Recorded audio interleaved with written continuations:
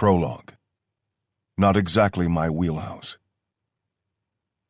Odell leaned against the cinder block wall and caught his breath, reloading first the pistol in his hands and then the rifle hanging from the sling. Drawing a secondary weapon was always faster than reloading, and that fact was one he lived by and had bet his life on more than once. But it had been some time since he'd been forced to use the deeply ingrained instinct. He didn't want to stay there long, even though their enemy had yet to fire a weapon at them, because another hard-learned lesson was screaming in his head. That cover from view was not cover from fire. The cinder blocks, more air than concrete, would do nothing to slow down a round of even medium caliber, and hiding behind it was inviting proof of Darwin's theory. He sank low, aiming to peer out over his rifle's barrel in a different spot from where his head would be expected to appear from, ducking back in a flash and pressing the radio transmit button on his rifle's foregrip.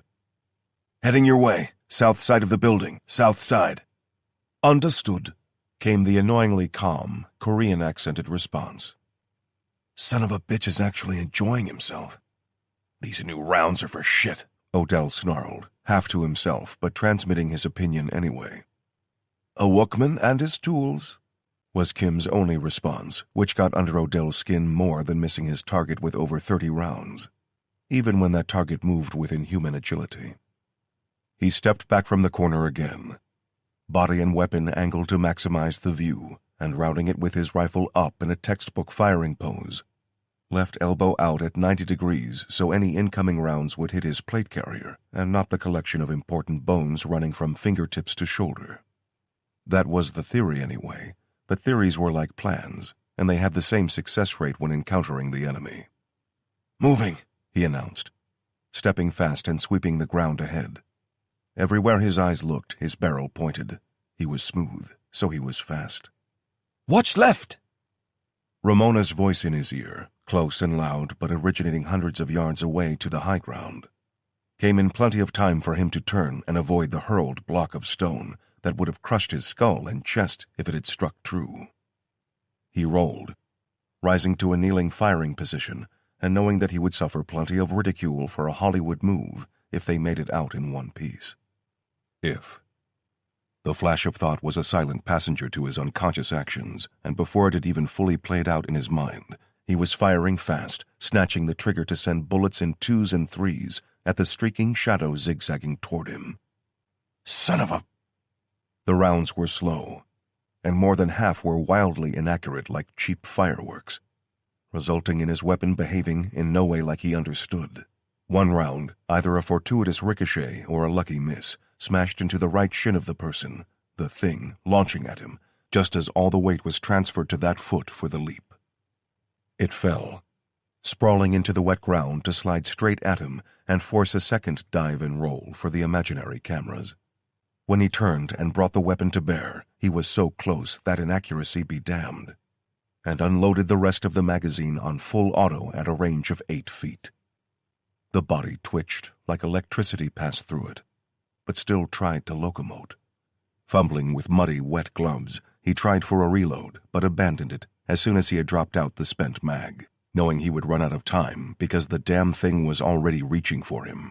Throwing himself backward to slide on his ass, feet outstretched ahead of him, he fired all 10 rounds from the Glock 21 into the creature.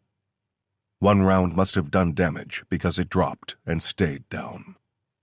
"Son of a bitch," Odell breathed, repeating the curse he hadn't been permitted the time to finish before.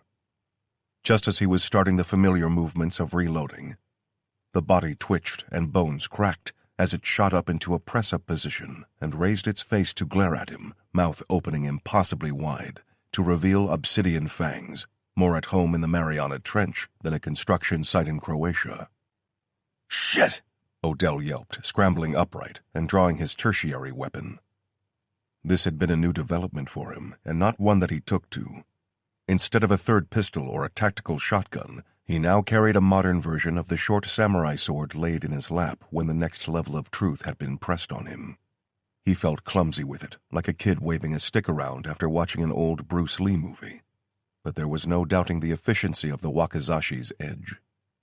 He swung it like a bat, slicing the air and drawing a smile from the creature advancing on him. He was backing away into a corner, like a drunk outside a bar brandishing a traffic cone, trying to ward off the cops, when the upright body in front of him jerked aside and hinged in the middle in the most unnatural way. A split second later, he heard the report, the sharp crack of a 290-grain round, moving at a little over 2,500 feet per second. Following that came the rolling boom of the muzzle report, high up and far away enough to make the shot an impressive one. "You're welcome," Ramona said in his ear.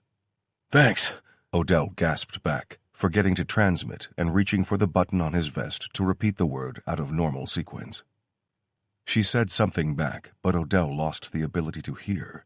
What his eyes saw occupied every available byte of processing power his brain had available, and then some, sending him into overclock mode as the shattered body started to fight back to an upright position again. "Oh, hell no," he snarled, taking his sword in both hands and swinging it like Happy Gilmore teeing off. The folded steel sang, barely slowing as it met the skin of the neck and passed through everything contained within before emerging from the far side to leave the body toppling one way and the head another. He stood, panting over the kill, fighting the urge to pat himself down for injuries when the sound of running boots slapping the wet mud grew loud fast. Carlo, looking like the human equivalent of a slope-back Hummer, skidded around the corner where Odell had previously taken cover and took in the scene without emotion. He crossed to Odell, looked him up and down without speaking, then turned to the two parts of the vampire and sketched the sign of the cross, muttering in Portuguese to himself, before raising his weapon and obliterating the chest cavity of the headless corpse. Gore splashed Odell's face, blessedly washed away fast by the driving rain, tearing another blasphemous curse from his lips. "A little warning next time?" Odell complained, when Carlo's left eyebrow raised as his only concession to an apology. "I have the other one cornered," Kim's voice announced calmly in their ears. As one, they both turned and ran in the direction of trouble as swishes of sword swings and grunts of effort filled their airways. By the time they arrived, joined by Clayton a second later, Kim was standing over a second headless body and drawing a curious dagger from the small of his back. He bent down and placed the tip against the center of the undead chest, pausing to mutter a few words, before pressing the polished wooden dagger through skin and muscle to puncture the heart. The detached head opened its eyes and released a hideous, silent scream, unable to make a sound for the lack of body attached to it, before the eyes slowly closed and the headless body went slack. Kim stood, youthful and energetic, to sheath his sword and bow his head momentarily.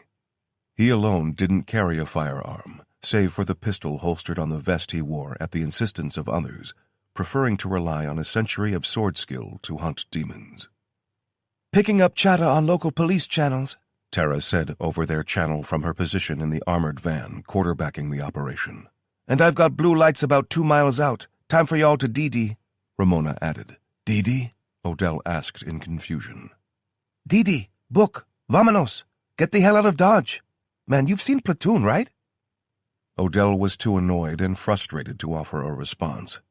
Instead, he shook his head and bent to pick up the ankles of the vampire Kim had dispatched, while Kim, almost reverently, stooped to retrieve the severed head. As per Ramona's instruction, they DD'd back to the van, where the two bodies in 4 parts were hastily stuffed into thick black bags and tossed in the rear. As a small convoy of blue lights arrived at the construction site on the far side, Tara was sliding the van smoothly out onto the road to head them away from the excitement. In the back, Odell sat opposite Ramona, who cradled her TAC-50 rifle with what Tamar would call serious BDE. He said nothing to their newest and least trustworthy team member, simply leaned forward and offered her a gloved fist that she bumped while pulling her best bro face. Odell turned to Carlo, who occupied what they all called the jump seat, as it was nearest to the sliding door. He held his weapon almost lovingly, touching it in a way that made Riker's behavior seem normal, or at least a lot less odd by comparison. "The 5.56 rounds are goddamn useless," Odell announced to the van. "You knew accuracy was off. Dr. Gellerman said they weren't ready for the field." Odell turned to Kim, who, now that he appeared a young man and not the wizened old Korean guy running the show from the background, had taken on a more hands-on and, in Odell's opinion, reckless approach to hunting. "Yeah, well, not that off. I couldn't hit a barn door from the inside," Odell retorted, ignoring the muffled sniggers, as more than half of the van's occupants bit back a joke that was too easy. "That damn thing didn't miss, though, did it?" Odell asked Carlo, seeing him stroke the brutal weapon and hold it up with a smile of startlingly white teeth in the gloomy interior. "Que borracho," he said, and it took Odell a second of buffering to realize he wasn't using a Portuguese word. Clayton filled in the blank for him. "South American hardwood tree, one of the 2 hardest ironwoods on the planet." Odell stared at her until she felt uncomfortable. "Wikipedia. I was bored on the flight over," she admitted with a shrug. Odell smiled at her honesty, almost let down that she didn't try to maintain the ruse of arcane ballistics knowledge for longer, but instead, he turned to Carlo and gestured for the gun. Carlo dutifully dropped the banana-shaped magazine and yanked back on the charging handle to eject the chambered shell before handing it over. It was an AK platform, recognizable by anyone who ever saw a movie or played a shoot-'em-up video game, but compact like the AK-74. Unlike that medium-caliber carbine, this one sported a folding skeleton stock, stubby vertical foregrip, and an overwhelming sense of rugged chunkiness. It fired 12-gauge shells that had been custom-made with a hardened, polished core like a slug round. Only these were constructed of the special wood. "You know, I asked Gellerman for a shotgun when we took on those werewolves. The man looked at me like I'd just shit in his biscuits." "He asked for ketchup at a Michelin-star restaurant," Tara added, making the joke only 2 of them would understand. "It works," Carlo said with a shrug, holding out a hand for the weapon like being separated from it was causing him pain. He lovingly restored the magazine and pointed it at the floor of the van to carefully chamber a shell and sit back to rest it across his chest. "Well, the shotgun works, but someone's sword skills are lacking," Clayton said, as always not caring if she annoyed anyone with what she saw as the harsh truth. "It's like taking a breacher and expecting them to be a sniper just because they were military," Odell complained. "Swords ain't exactly my wheelhouse." "No, but those slick moves were amazing. I'm impressed that anyone does their own stunts these days," Ramona said, earning a laugh from Clayton, who seemed to be the only person who liked her, except Riker, who seemed to turn full puppy dog around her despite their history. Odell leaned to one side and dug into his pants pocket before coming back up with a middle finger raised in Ramona's direction.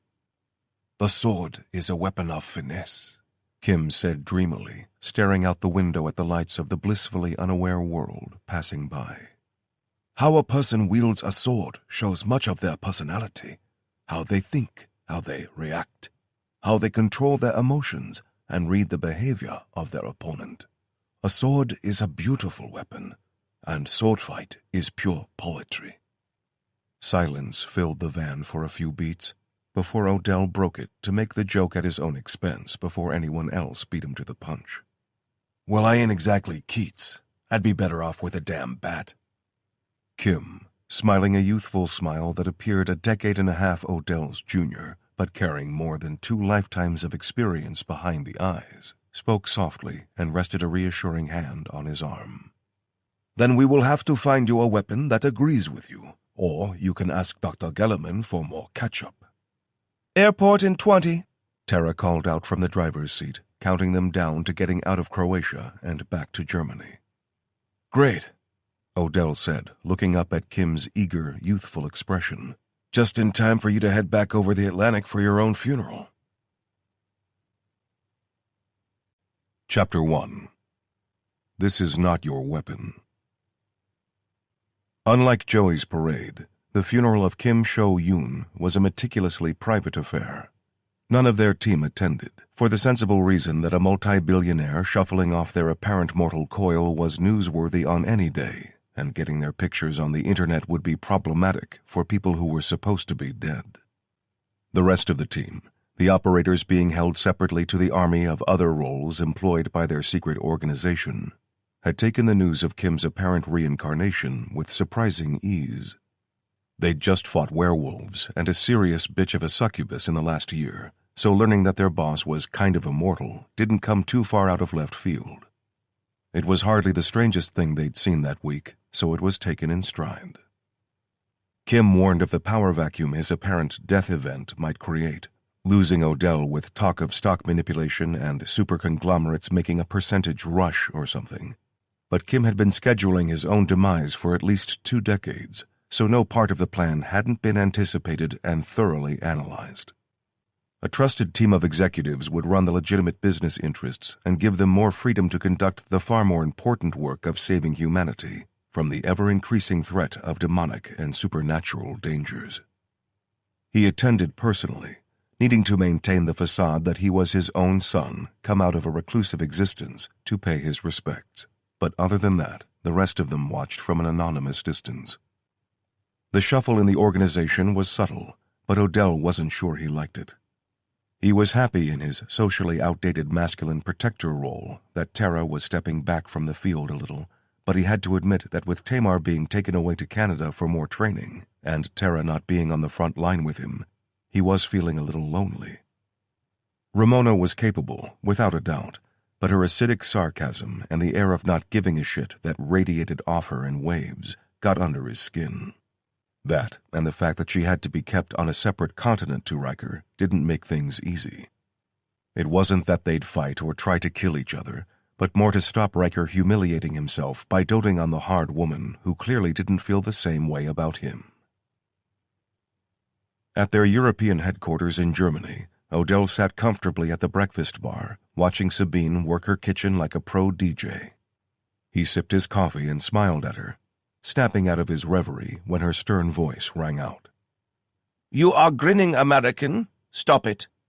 "How did you—" "I have, how you would say, eyes in my ass," Sabine retorted, reaching down to suggestively jiggle one ample buttock. "Nice," Odell answered, investing the word with just enough creepiness to be funny. "I told you if you were 20 years younger." "Then I would eat you alive and still be hungry. I have told you this also, many times," Sabine said, cutting him off. Even with her back to him, Odell knew she was mirroring his smile. The two enjoyed a comfortable relationship based on mutual jokes and suggestive comments, but all of it fell on the winning side of Sabine's far superior experience. As she liked to put it, she was hunting demons all over the world when Odell was making his socks stand up by themselves. He let the moment warm him for a while, before the silence stretched long enough to get her attention. Turning, she saw his blank expression lost in deep thought, and brought him back to the present with a spinning plate bearing mashed potatoes and dumplings, beside a tightly wrapped meat burrito of pickles, onion, and a few other ingredients he couldn't see but knew were in there. He loved the strong, mustardy taste of her traditional cooking, but not even that could snap him out of his dark thoughts. "What is it?" she asked. Odell wanted to tell her about Kyoto, about the secret he had been cursed with keeping. "Just feels like this is all coming to a head, you know?" Sabine was nodding as he spoke. "I understand. It hasn't been this busy since after the Second World War, or the Iran-Iraq War, actually. Lots of demons displaced by that one, even more than Afghanistan in the 80s. But yes, this feels different." Riker said they had maybe 3 or 4 hunts a year before I came on board. Now we're deploying every few weeks to something new. Feels like we're going to be outnumbered fast. "Trust that Kim knows what he is doing," she said with a serene smile. She knew the truth about his apparent immortality, but that was only the half of it. The fact that they were allied with one of the creatures they were supposed to be hunting blurred the lines confusingly. Odell forced a smile onto his face, acting like he was dropping the subject after feeling reassured by her words, and tucked into the plate of steaming roulade as Sabine gasped in horror before drizzling a red wine gravy carefully over the meat, potatoes, and cabbage on his plate. He made satisfied noises as he chewed the first bite, applying a passable Australian accent and speaking through half a mouthful to show his appreciation. "Oh, sweet nectar of heaven," he said, before tucking back in for another loaded fork to make its way into his mouth. As he chewed, twice being told to slow down by Sabine, who wanted to see her cooking enjoyed and not inhaled. The phone in his back pocket buzzed. He pulled it free and stopped chewing, just long enough for the facial recognition software to unlock the device, then dropped it down onto the worktop to open the new email. "Anything interesting?" Sabine asked, trying to hide her excitement of vicarious living. "Extended car warranty offer," Odell answered, shutting off the screen and pocketing the phone again. When Sabine said nothing more, he folded. "I gotta fly out tonight. Kim's arranged something for me to do." "Is it learning how to wield a sword, like you aren't trying to break open the piñata at a children's party?" "Touché," he said, fixing her with a fake look of coldness. "That is fencing. You do not need to learn fencing, but to kill with efficiency. You cannot do this while yelling Time and swinging like a blind man." Odell's mouth dropped open at the reference he didn't expect to come from her when his phone buzzed again. He opened the newest email to see details of a reservation in some part of England he vaguely associated with Shakespeare. Tara left no note with the details, but the email came as no surprise. They had discussed needing to get away for a couple of days while they could, and he knew she was in London already, so the details fit. Just so long as nothing came up before. "More car warranties?" Sabine asked. "Not this time. I think Tara's just invited me to a spa weekend." "Ah, wonderful. I recommend a sea salt scrub. Very good for the pores." "I was thinking more of a deep tissue massage and a bottle of something good." "More fool you, then. If you do not look after your skin, you will look old before your time. Trust me, I am almost 200 years old," she said without a hint of sarcasm as she turned to the fridge and produced 2 bottles of Flotzinger. "You're confusing yourself with Kim," Odell said with a smile, accepting the beer. "You gonna be all right with the wicked Latina witch by yourself?" "Odie, please," Sabine said as she poured her own beer into a tall glass. "I can handle Ramona in my sleep. It is her who should be worried about me." Odell's first set of travel plans saw him taking a ride to the airport from Ramona, who made a point of not making conversation after he'd been vague about where he was going. She was uncommonly capable and fiercely dedicated to killing monsters, but there was something in her psyche that made her incapable of playing nice with others. She was petty and petulant, and every interaction with her became a competition. Odell didn't mind. He liked a little car silence, and the drive to the airport was short. He got out with a muttered thanks and retrieved his bags from the trunk before walking right off the tarmac and onto a plane so large it looked like it didn't belong in the air. He didn't even know the destination, but after the last year spent in the surreal company of people who hopped from country to country with impunity, no matter how many weapons they carried, he had long since given up needing to know the full details before getting on a plane. He took a seat in the small private compartment that, although only built to carry 8 people, felt empty and lonely. Grabbing a can of Coke and 2 miniature Jack Daniels bottles from the fridge and tossing his bags onto the seats opposite him, he cocked one boot up on the upholstery and waited.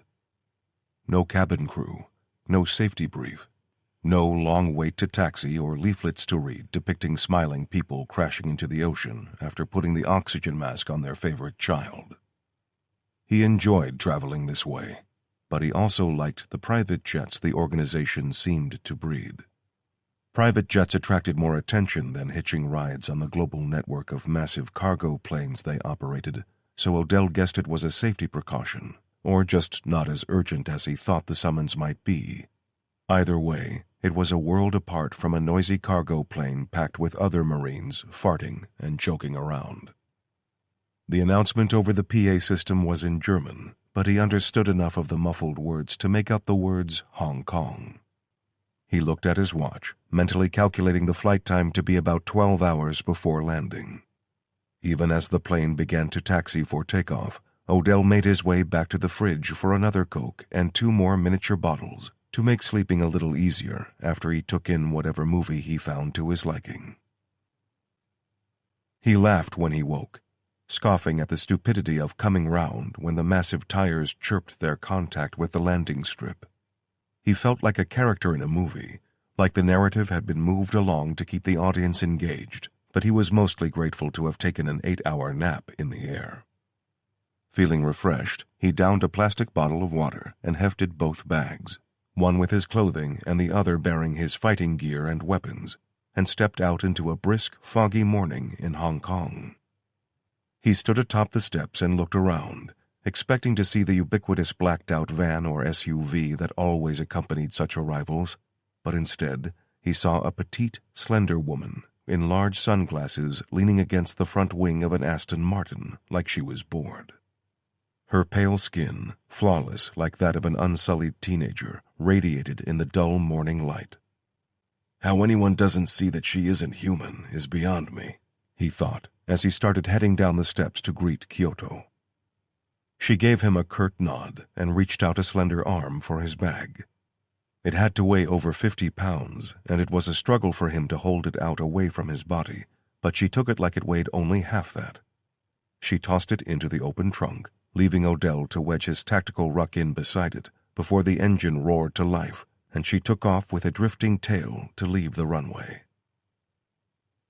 The place looked like where Morpheus took Neo to unlock his understanding of the Matrix. There was an old-school dojo in one room and almost no furniture or decoration anywhere else in the penthouse. Odell was impressed with the level of security, right down to the underground parking garage that would be impossible to breach even with a tank, to the biometrically operated private elevator that took them right to the top floor. He half expected it to open up into a double-height living space like some Bond villain's hideout, but was impressed to see a solid steel door ahead of them when the elevator doors slid open. Anyone gaining access to the penthouse via that route would find themselves in an airlock with no way out. A perfect kill box. I assume from our first meeting that you are okay dispensing with the small talk, she asked, her small voice somehow resonating inside his mind. Waste of time, usually, Odell answered, earning a nod of acceptance or appreciation from her. She was dressed in simple black clothing, like a ninja who only wore Prada, and she gestured toward the dojo area. Is this where you ask me if I think it's air I'm breathing? Odell asked, after dropping his bag and dumping his jacket atop it. No, there is no choice of pill to take here. You have to exist in both realities simultaneously, she said. Odell didn't know whether to be shocked that she understood the reference or afraid of what her words implied, before he shook himself mentally for being an idiot. If I'd been around as long as you, I'd probably watch every movie there is, he said. I read books before the invention of television, she said. Right, ancient being. Hey, exactly how old are you? Kyoto crossed to his pack and unzipped it, pulling out the wakizashi and tossing it to him. He caught it by the sheathed blade. So old that I do not actually know. I saw this city under British rule, and Chinese before that. I saw the Japanese here for a while. I saw it as a fishing village where people cured salt from the ocean. Odell blinked but said nothing. Having taken a leaf out of Clayton's book, he'd indulged in a little Google foo when the movie got boring, and placed her there about the time Europeans were starting to cross the Atlantic with purpose. Show me, she said, gesturing at the sword in his hands. Odell felt like a chump, but dutifully drew the blade and took a stance. Kyoto shook her head slowly. You look like you can't decide between chopping wood or hitting a baseball. Show me some strokes. Odell felt even more of an idiot, but advanced a few steps, swinging the blade at an imaginary vampire's neck. This time, Kyoto laughed. Hey, I'm trying here. I'm a shooter, not the last goddamn samurai. Kyoto stopped laughing, but kept a wide smile on her perfect face. Attack me. What? Attack me. Try to cut my head off. Are you nuts? This thing is like a razor. It'll kill. It cannot kill me if it doesn't touch me. That shut him up. He was offended on a professional level, even though he was so far out of his comfort zone with the sword. He swung, aiming to pass the blade under her chin and stop it before he did damage. She leaned back like a professional boxer and stepped to the side. slapping the wrist holding the sword's hilt to make the steel clatter onto the floor. "Again," she said, gesturing at the fallen weapon. Odell retrieved it, swinging wildly as he rose to cut into thin air where Kyoto had been. The back of his head was slapped painfully hard, far harder than someone so slight should be capable of delivering, and he pitched forward to swing behind him. "You're still holding back. I guarantee you won't hurt me," she said. Because you're immortal? Odell asked hopefully. "Because you're incapable." Oh, screw you. He allowed the rising anger, the humiliation and frustration building inside him to burst out. He used it to power a flurry of wild swings that Kyoto appeared to see coming a mile away and a week ago. He stopped swinging, the air in his lungs used up, to pant heavily. "You don't move your feet and you hold your breath. I could kill you with a heart attack." He sucked in another deep breath and stabbed out, adapting and trying a new tactic that she not only anticipated but had already dodged. 3 sharp strikes of her hands dropped him to his knees, gasping for breath and feeling numbness down his left side. He swung from his kneeling position, desperate and pathetic, but she blocked his arm and stabbed her fingers into the flesh of his forearm to make the sword clatter to the floor again. "You are still holding back," she snapped angrily. So, stop trying to hit you and hit you? "Is it my appearance?" she asked, pacing in front of him like a cat. "Would you feel more comfortable if I did this?" Her small frame morphed, growing a foot in height and thickening considerably beneath a thick beard. She became the blank canvas of a Taliban fighter, minus the ubiquitous AK. "Or this?" Her appearance shimmered again, and she became a toothy, dirty fighter straight from the Vietnamese jungles of the 70s. A little before my time, he said. "Or this?" She swelled, sprouting a thick coat of sable fur and a long snout filled with obsidian teeth. Her own version of the werewolf was a little over half the size of the real thing, but the fear the image in front of him sparked was real. He swung, attacking and trying to move his feet and breathe all at the same time, but the snarling wolf bobbed and weaved like Tyson. Odell thrust the blade out and received a thump across his head that drove him down before a kick disarmed him for the 3rd time. "Enough," she said, stepping in front of him back to her true form and lifting him under the armpits with ease until he stood over her. "The sword is not your weapon. You think? Habits are like the color of your hair. Changing them takes a long time," she said enigmatically. Or you could shortcut it with dye." She eyed him closely, inspecting his features for the true meaning behind his words for long enough that he felt uncomfortable. "Follow me," she said, spinning gracefully and sweeping from the room. He obeyed, walking behind her as he rubbed the sore parts of his skull and arms back to life. She stopped at a set of double doors and pulled them open, revealing a private collection most museum curators would kill to get their hands on. "Sweet Jesus," Odell muttered. "A hobby of mine," Kyoto said as she moved from rack to rack and ran her fingertips over the array of weaponry spanning thousands of years. "I have always been drawn to conflict. I do not know why. My earliest memories are of a place before the feudal wars of Japan, before samurai killed each other at the will of their lords, before Japan was united as one and infected by Western ideology. I have traveled the world, drawn to those countless conflicts for reasons I may never comprehend, and I have collected these things along the way." Odell started at the beginning, running through a history spanning close to 2,000 years and told by the development of weapons. A katana, simple in design but beautiful. A spear, another the same length but with a wide blade at the end. A small bow of dark wood and a quiver of arrows to complement it caught Odell's attention. "Hanish, I had never seen anyone so accurate with a bow on horseback as those men until I traveled to the Americas," she said. Odell's mind reeled from the implications of her words, but moved on, mesmerized by the weapons.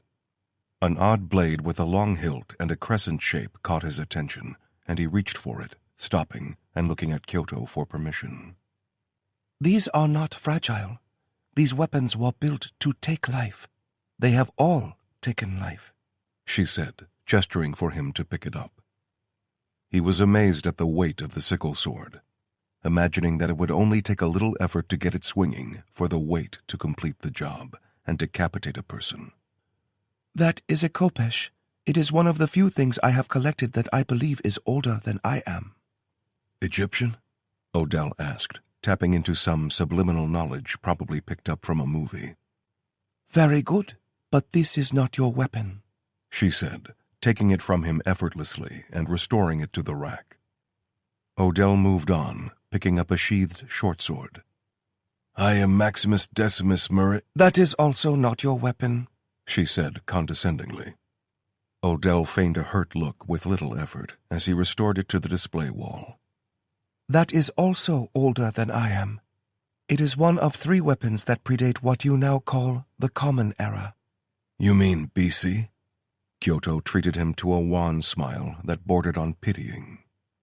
That is not a subject I will discuss, she said. Why not? Because humans constantly fight and die for their beliefs. I have seen it too many times to become the cause of it, she told him, walking past more elaborate blades until she stopped at one. Lifting a large curved knife, or a small sword depending on hand size of the wielder, she turned to present it to him. This requires skill, but more of a will and desire than a lifetime of disciplined practice. He took it, feeling the warm wood of the stout hilt and the reassuringly heavy forward weight of the thick downward curved blade. A dark line rang the full length just below the tang of the blade, polished to a high sheen, but made of something very different to the steel. That is a kukri.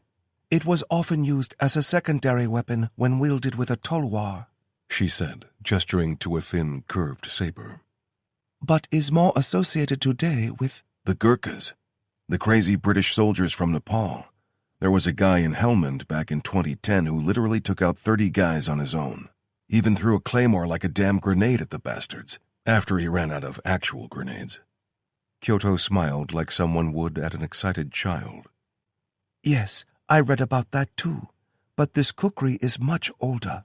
This one was even used against the British, more specifically the East India Company.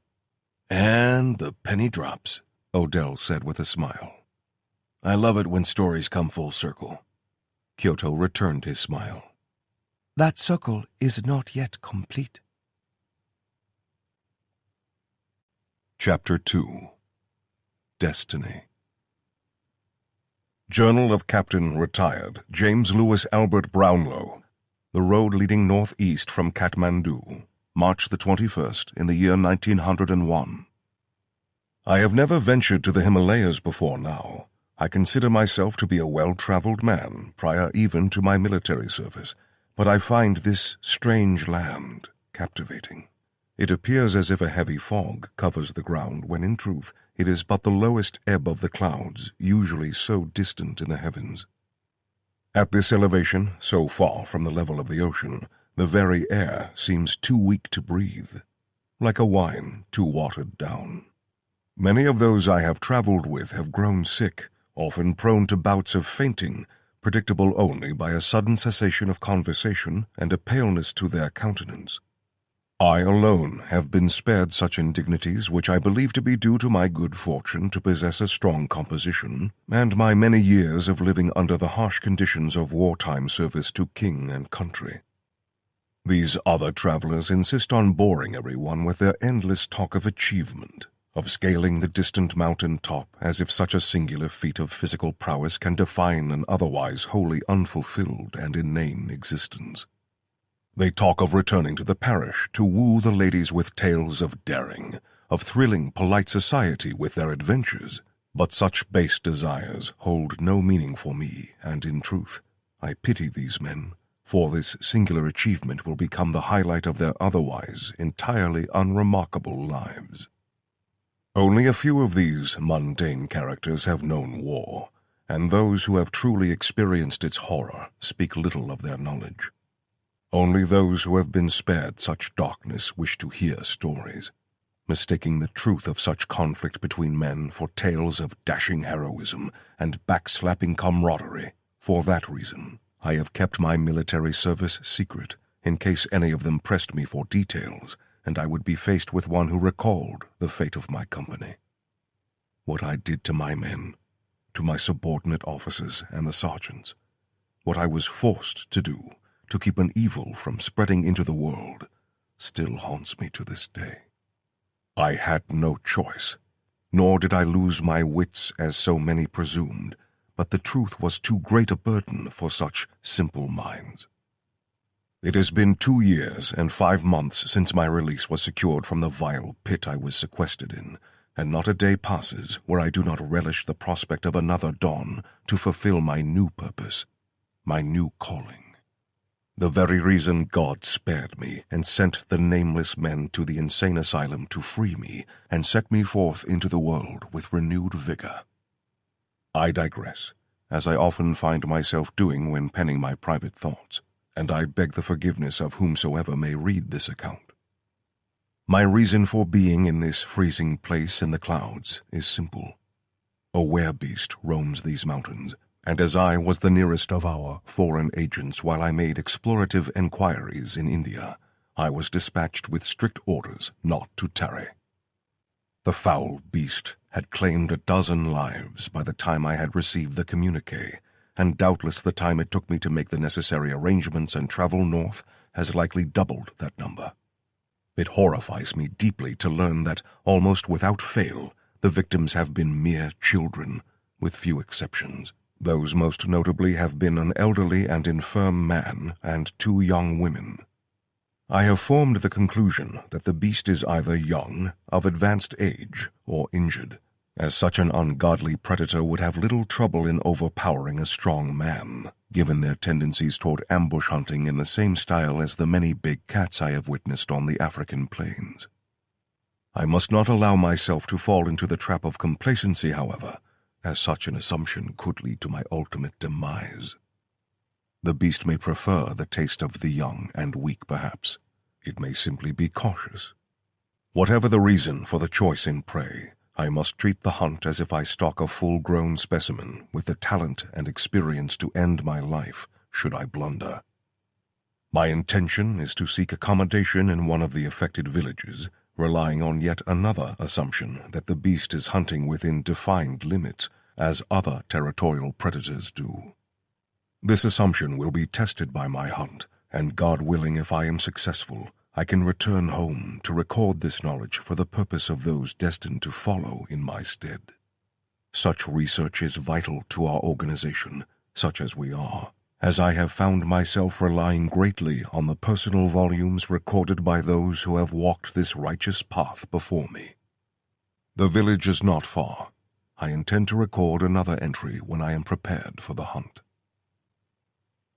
Village in the shadow of Mount Himalchuli, March the 13th in the year 1901. I engaged the driver to continue northeast after the adventurers were deposited with their paid guides until one of the affected villages came into sight.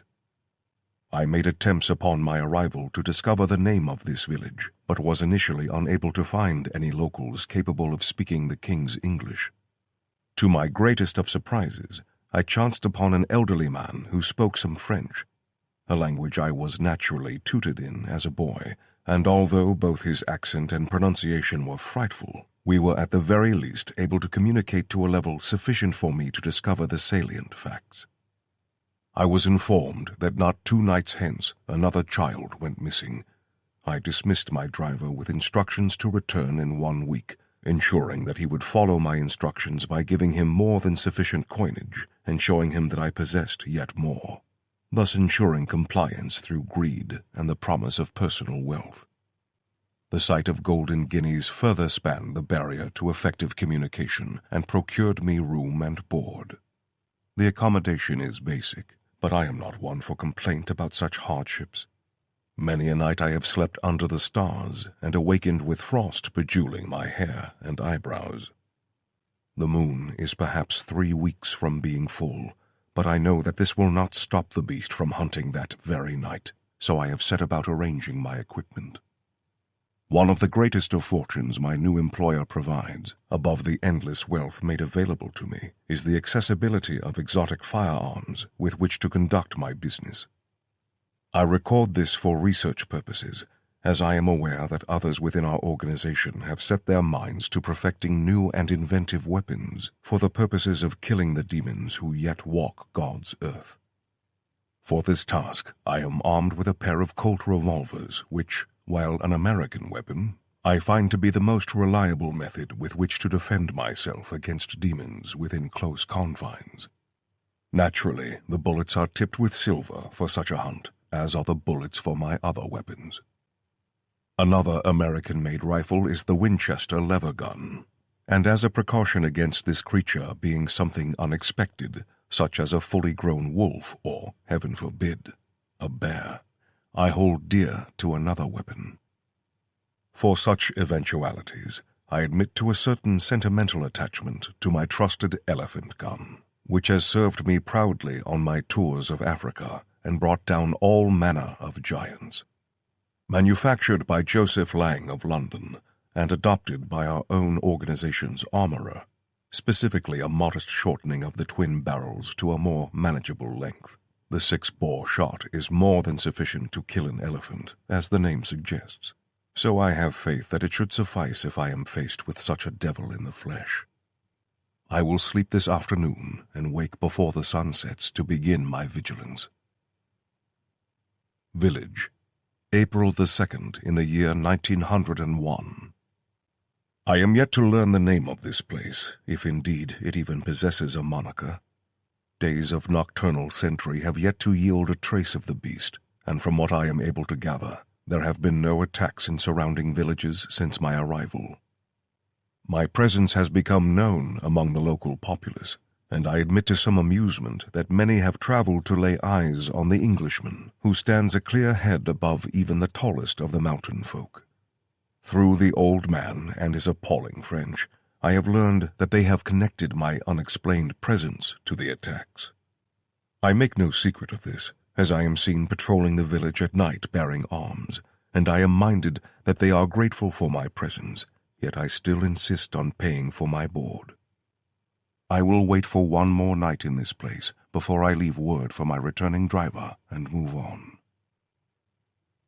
Kathmandu, April the 8th in the year 1901. The beast attacked in the night. I was at the western extremity of the village when I first heard the commotion, and by the time I reached the far-off huts, I had to force my way through a gathering crowd of villagers bearing flaming torches and brandishing crude and ineffectual weapons. My advantage in height permitted me sight of the creature, and I admit to a fleeting sensation of fear upon laying eyes on it. I might add that bravery, in my humble but learned opinion, is not the absence of fear, but a man's ability to overcome it. The beast appeared as a snow leopard, much as I had expected, but of a size and constitution I found most chilling and irregular. It had a curious physiology I was prepared to expect from my studies of such supernatural creatures, but seeing that foul beast in the flesh for the first time was far from forgettable. The body was too long for such a creature in nature, but the limbs were most curious. They seemed uncoordinated and even gangly, as if unnaturally stretched. But their odd length by comparison did not to slow the beast's ability to claw the flesh from the body of its victim. I intentionally looked not upon the body for fear of seeing a dead child that otherwise might blunt my wits, but kept my eyes firmly affixed upon the demon as I roared an order for the villagers to make way. While they spoke no English, I suspect that my angry countenance and sheer volume alone served to make my purpose clear to them. I aimed my Winchester rifle at the beast and fired as I advanced, hitting it with no less than 3 of the bullets I fired, for it writhed and let out a fearful scream that sounded more human than animal. It abandoned its kill in favor of escape, disappearing into the darkness with a speed that further served to warn me off any foolhardy pursuit. I overcame my trepidation of giving with sheer will, running into the night as if the horn blew loud for the day's fox. It was wounded by my shots and still howled pitifully, allowing me to track it by sound as much as by sight, which was fortunate, as I had neglected to consider the darkness and bring with me a lit torch.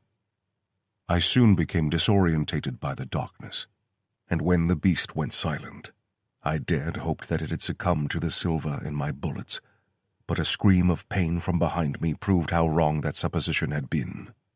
I ran back to the village to find that it had spitefully claimed another life, and when I faced it again, I sensed a change in the beast's intent. I no longer felt that it wished to flee and hunt when it had healed, but instead was responding to the challenge of my presence, and intended for only one of us to leave that village alive.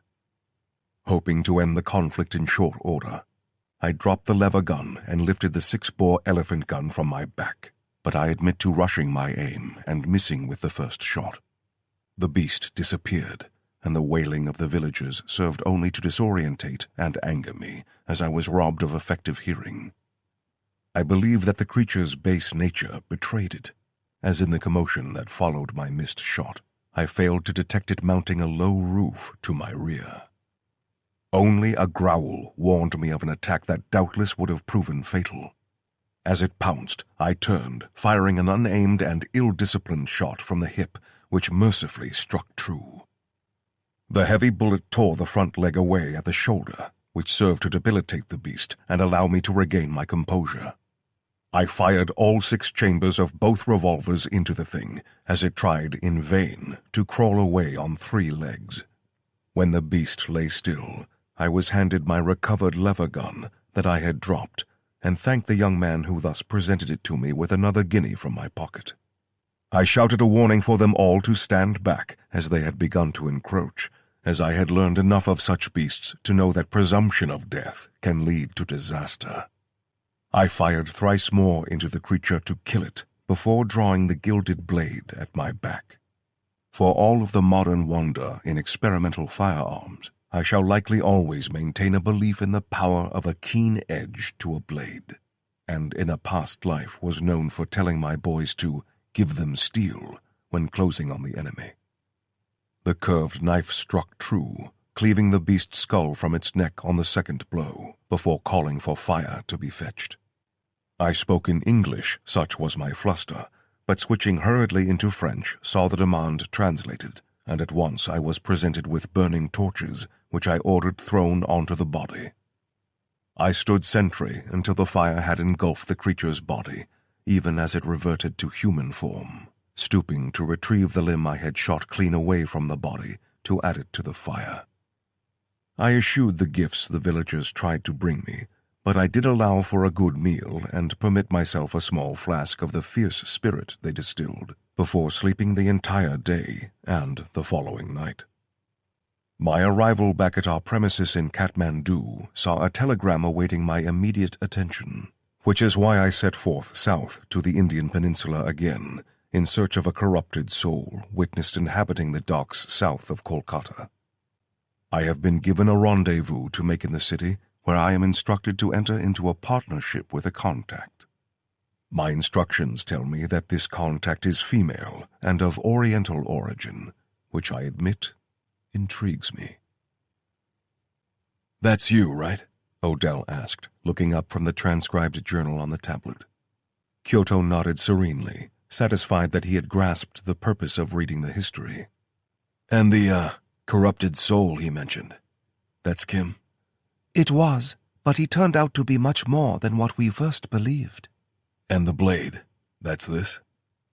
Odell pointed at the kukri beside him, sheathed in a simple scabbard of black leather, bearing none of the bejeweled gaudiness he had seen of other weapons. Kyoto nodded again. I witnessed the captain take the lives of a dozen or more demons with it.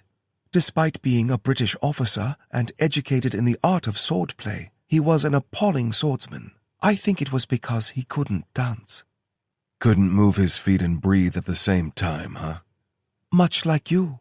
He was also a highly proficient marksman who handled his guns as if they were extensions of his body. Again, much like you. Thanks. So shooters make bad sword fighters? He asked. Kyoto pondered the question seriously, despite the question being intended as a joke. Of those I have known, yes. That probably doesn't qualify as a rule, but the evidence is there. Great. So I can chop something's head off. But that doesn't help a shooter like me if I can't hit a damn thing with the kind of ammo I need to use, does it? Kyoto smiled again, the way she did when she knew something he didn't, which was often. Not all the weapons I collect are old, she said with a glance at the ornate clock on the wall. So get ready. We fly in 2 hours. How did you get into all this? Odell asked.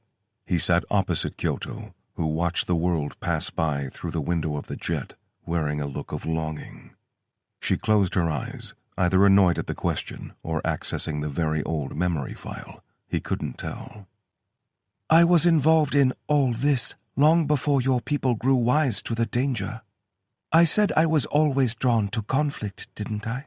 Well, that wasn't always the wars between humans. Often I found myself drawn to a place where strange things occurred, where strange creatures, not unlike me, killed in bloodlust or for reasons I didn't yet understand. She turned back from the window and looked at her hands resting in her lap, barely present in the moment. You remember the Kopesh? Odell nodded, recalling the insane weight of the blade. What do you know of ancient Egypt? Odell saw the endgame of the conversation and skipped the journey of discovery. That vampire, the master, that's where he was from. Kyoto nodded sadly, lost in distant memory. I killed many men he sent after me when he discovered what I was. I watched him presiding over a crowd, seeing how they fell under his rapture when he turned his gaze directly to me. He saw me among 100 others, and he knew what I was. And you knew what he was, right? Odell asked, but Kyoto was shaking her head slowly before she returned her gaze to the clouds, passing by below them. Not then, but I defended myself and made him my eternal enemy in the process. I kept that sword to remind myself that I am part of this world, not immune to it or above it. I exist in the world of men who would kill me for simply existing because they are incapable of understanding difference. But I also exist among the other world, among my own kind, and there I am no safer. I hold no malice toward people, and I never have, which is why the others see me as their enemy. She turned and glanced at the canvas bag sitting beside her, resting a hand on the top of it.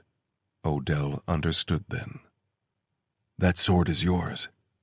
You're going to kill him with it. Or die in the attempt, she said without emotion. Either way, it will end. Odell was silent for a while before he spoke again. And you found a bunch of dudes running around in the 1800s looking to achieve the same thing? Kyoto smiled at the way he made light of it, but if there was a deeper story there, she kept it to herself. I did, and I chose to help them. Since the death of Captain Brownlow, I have done so from the shadows, not wanting to risk my death until the time was right. Kim once told me I was the best hope humanity had, to be saved from the devil himself, and I believe that is my destiny. Your destiny? Odell asked, not expecting the word to come from someone who had literally seen everything. Yes, my destiny, my fate, kismet, the will of God, the predetermined path of my existence, my doom, if you prefer. There isn't a religion, active or forgotten, I have encountered that doesn't formulate a belief system around the concept. Odell sat back in his chair, feeling like his already weird world had just hopped down a new level. He sat in silence for a while before he broke the one-sided tension with a question. So, where is our destiny taking us now? Chapter 3. Fire in the Hole. There was no SUV or executive van waiting for them. There was no Aston Martin either, much to Odell's disappointment, but instead, The slowly rotating blades of the waiting Bell helicopters said they weren't going to be on terra firma for long. Kyoto led the way, throwing up her packs like they weighed nothing, when Odell, a foot taller and wider with a good 100+ pounds on her, appeared to struggle like his held gold bars. "Hey, Jerry," she said when the headsets were in place. Odell frowned upon hearing her voice, which had taken on a decidedly Valley Girl edge. "Well, hello there, Miss Kay. How y'all doing?" came the smooth, almost grandfatherly response through the channel. "Good, thanks for asking. How's Mrs. Jerry?" "Oh, you know her, still talking up a storm in my ear whenever she gets the chance.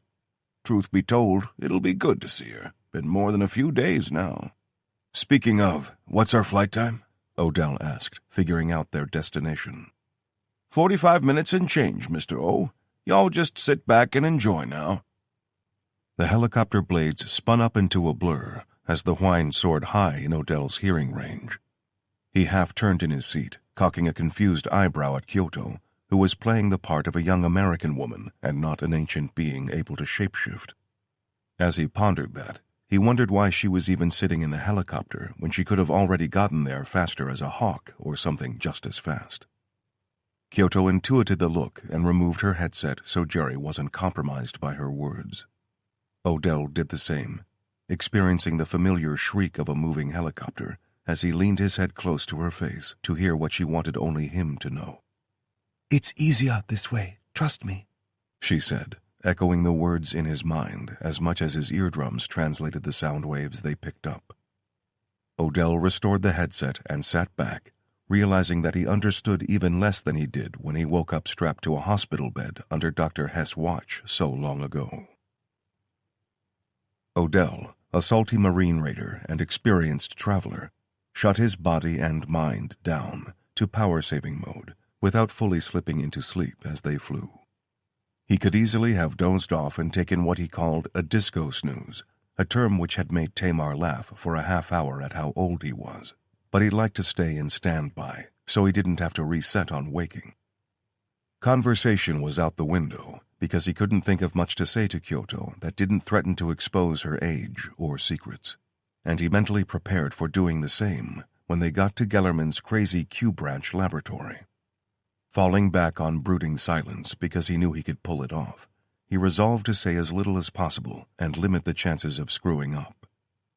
He was surprised to find a reception committee waiting for them when they landed, consisting of Tamar and Kim, who both looked a similar age. If anything, it was Kim, with his fresh features and smooth skin, who looked the junior despite having experienced more life than anyone but Kyoto. "Hey, I'm Tamar," she said, extending a hand to Kyoto.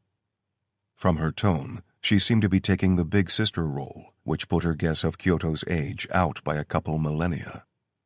"Kyoto." "Miss Kyoto is a highly valued associate of our organization," Kim said in a way that invited no exploration of that particular timeline.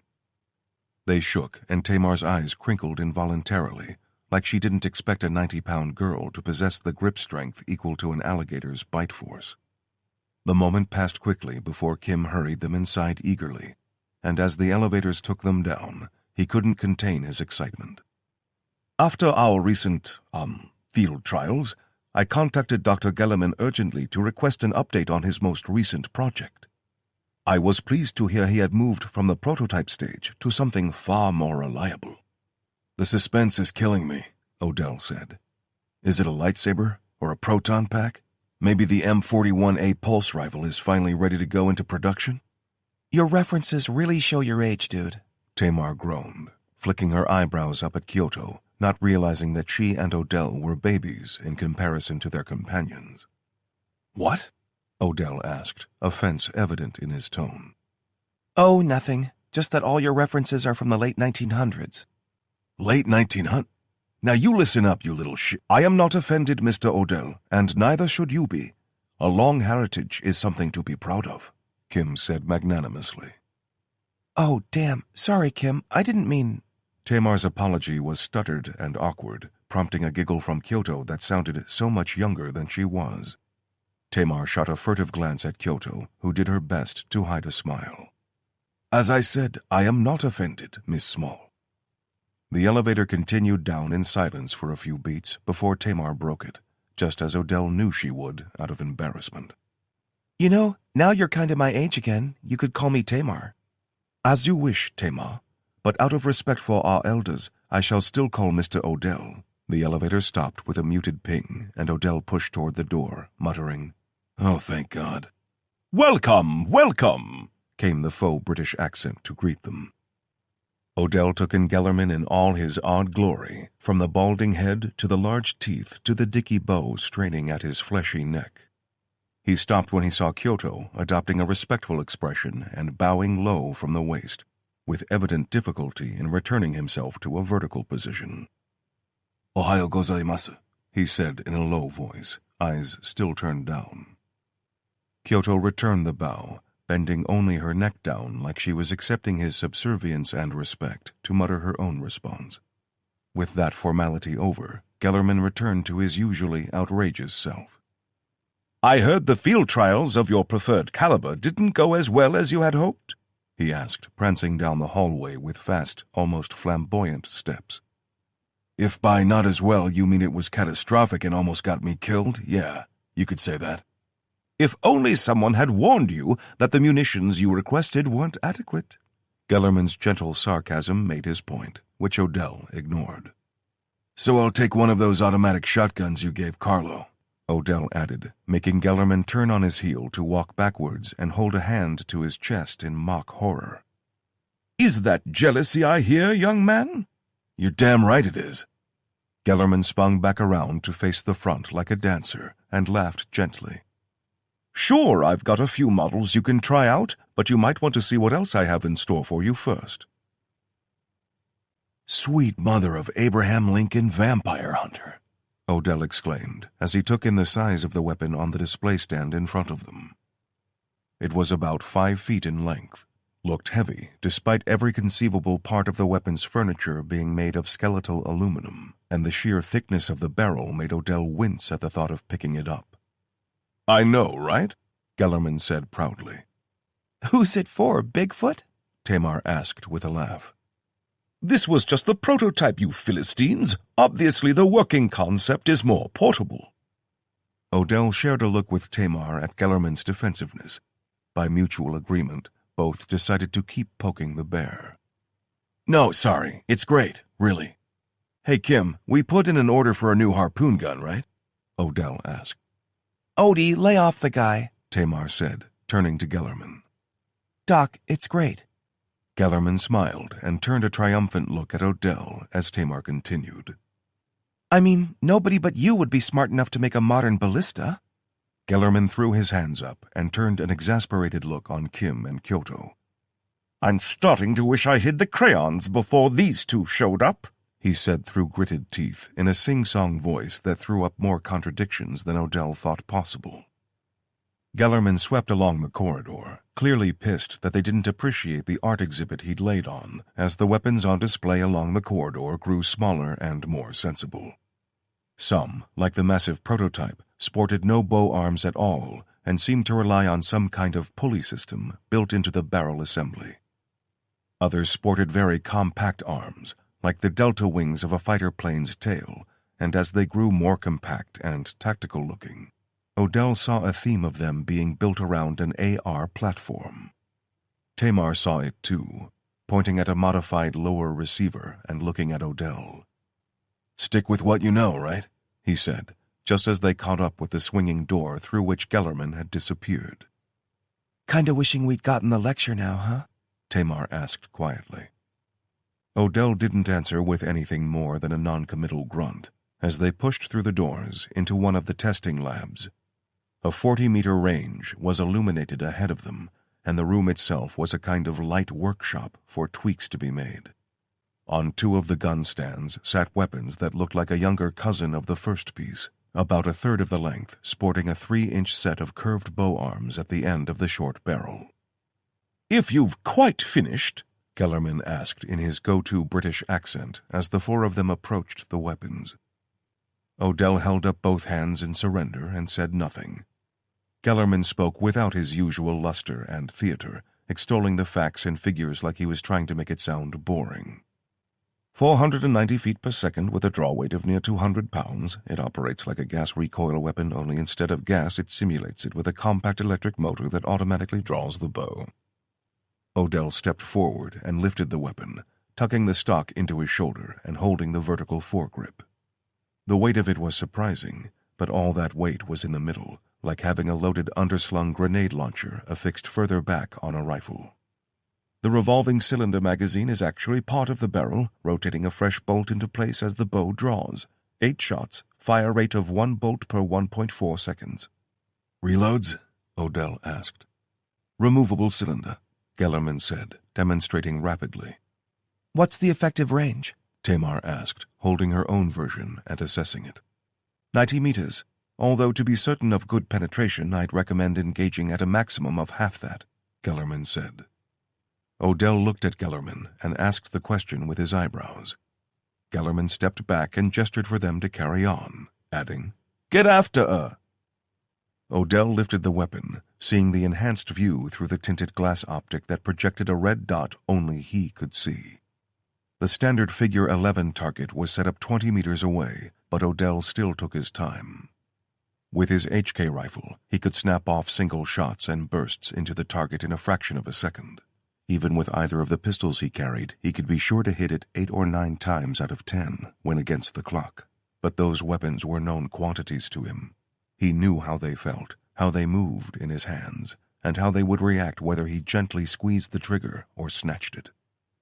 With a recoil far stronger than he expected, the foot-long bolt rocketed out of the weapon and splintered the target as well as the wooden board it was attached to. Odell focused again through the sight to see that his bolt had gone high and left of the dead center he was aiming at. So he tried again with a smooth caress of the trigger while holding it a little tighter into his shoulder. The bolt flew straight, hitting only a couple of inches off target when the telltale thunk from his right told him Tamar had struck her own target. Hers had broken right through the center of the forehead and out the other side, and just as Odell was about to stoke the fire of competition, he saw that her optic was a 4 times magnifier, whereas his did little more than focus his eye on the target. "Very good, Tamar," Kim said. "But hitting our quarry between the eyes will do little more than anger it." For real? Kinda doesn't seem fair, you know? Tamar answered, but instead of taking her gaze away from the target, she doubled down and sent 3 bolts as fast as the weapon could cycle through the middle of the target's chest. "Nice," Odell said, resisting the urge to bump her fist in company. "Indeed," Gellerman said, as he stepped up and took the weapon from Odell's hands. "Makes me wish we'd had the full tour now," Odell said to him, wearing a weak look of apology. "I think it may be wasted on you," Gellerman said coldly, but only for Odell's ears. "Hey, you were the one who started off with the Brown Bess musket circa 1750. 1722, actually. Gellerman corrected him with a smug smile of expertise before stepping back and raising his voice again. "But I don't think that's the weapon for you, Mr. Odell," he said. "Oh?" Odell asked, wondering what shit he had caused himself by making a couple of jokes. "I reviewed the footage of your last encounter, and I think I have just the thing for you." Gellerman led the way to the adjoining room, more a laboratory than a workshop, as Odell spoke up in his defense. "Okay, 1, it was dark. 2, it was raining pretty hard. And 3, not one single bullet went where I told it to go." "A bad workman always blames his tools," Gellerman muttered. "That's what I told him," Kim added from behind, earning a not-helping look cast over Odell's shoulder. "Which is why I think we should adopt a different tactic for this particular hunt," Gellerman said, channeling his inner Alan Quatermain in another poor accent attempt. Stepping aside, he gave a small gesture at something on a workbench, just as he had when he unveiled the silver-slinging rifle he took to Florida. Holy shit, that thing looks like it just got out of jail, Tamar said. Odell said nothing, simply reached out to pick up the most compact nugget of violence and destruction he'd encountered since he first laid his hands on a Milcor grenade launcher. "Damn thing looks mean enough to spit out a little .40 Mike," Odell thought as he lifted it. It was heavy, no more than the weight of the big battle rifle when loaded, but the whole thing had to be only 22 inches from butt to barrel. 12 gauge? He asked, looking at the cylindrical drum magazine built into the stock behind the trigger grip. 20, quantity over accuracy, as befits your marksmanship, but the 3-inch chamber still packs plenty of punch. Odell would have usually taken offense at the overt shot taken at his accuracy, but he was wrapped up in exploring the weapon. 36 shells in the drum, and you can choose what you need. Kellerman walked to a set of drum mags laid out on another bench, touching them in turn as he spoke. Red are solid slugs, green for heavy buckshot, yellow are my own recipe of dragon's breath, mostly magnesium, lithium, rubidium. They'll ignite in the air unless you're in Nevada, but they have the added bonus of penetrating your target's skin and basically setting them on fire from the inside. Nasty, Tamar said in awe. Blue are the real deal here, Gellerman went on, hesitating like he shouldn't be letting them out of his direct control. Mr. Odell, as a military man, I presume you know how armor-piercing heavy munitions work? Odell nodded, forcing the rising smile he felt creeping to stay hidden. These are individual discarding sabot-shot munitions. They are designed to penetrate and deposit an explosive charge inside the body of your target, much the same as anti-armor projectiles of a far larger caliber are designed to pierce the armor layers of tanks. Basically, they embed an explosive charge that will detonate on a very short time delay. How much charge? Odell asked. 18 grams, about 10% of your average grenade. And that detonates inside the target? Odell asked, looking a mix between horrified and excited. Gellerman nodded. Odell looked from Gellerman to the bullpup shotgun and to Tamar, proving that they operated on the same bandwidth. She nodded and spoke the words he was thinking. Mobility kill. Odell thought for a moment, nodding along with his internal monologue. Couple questions, he said pensively, his forehead wrinkled deeply.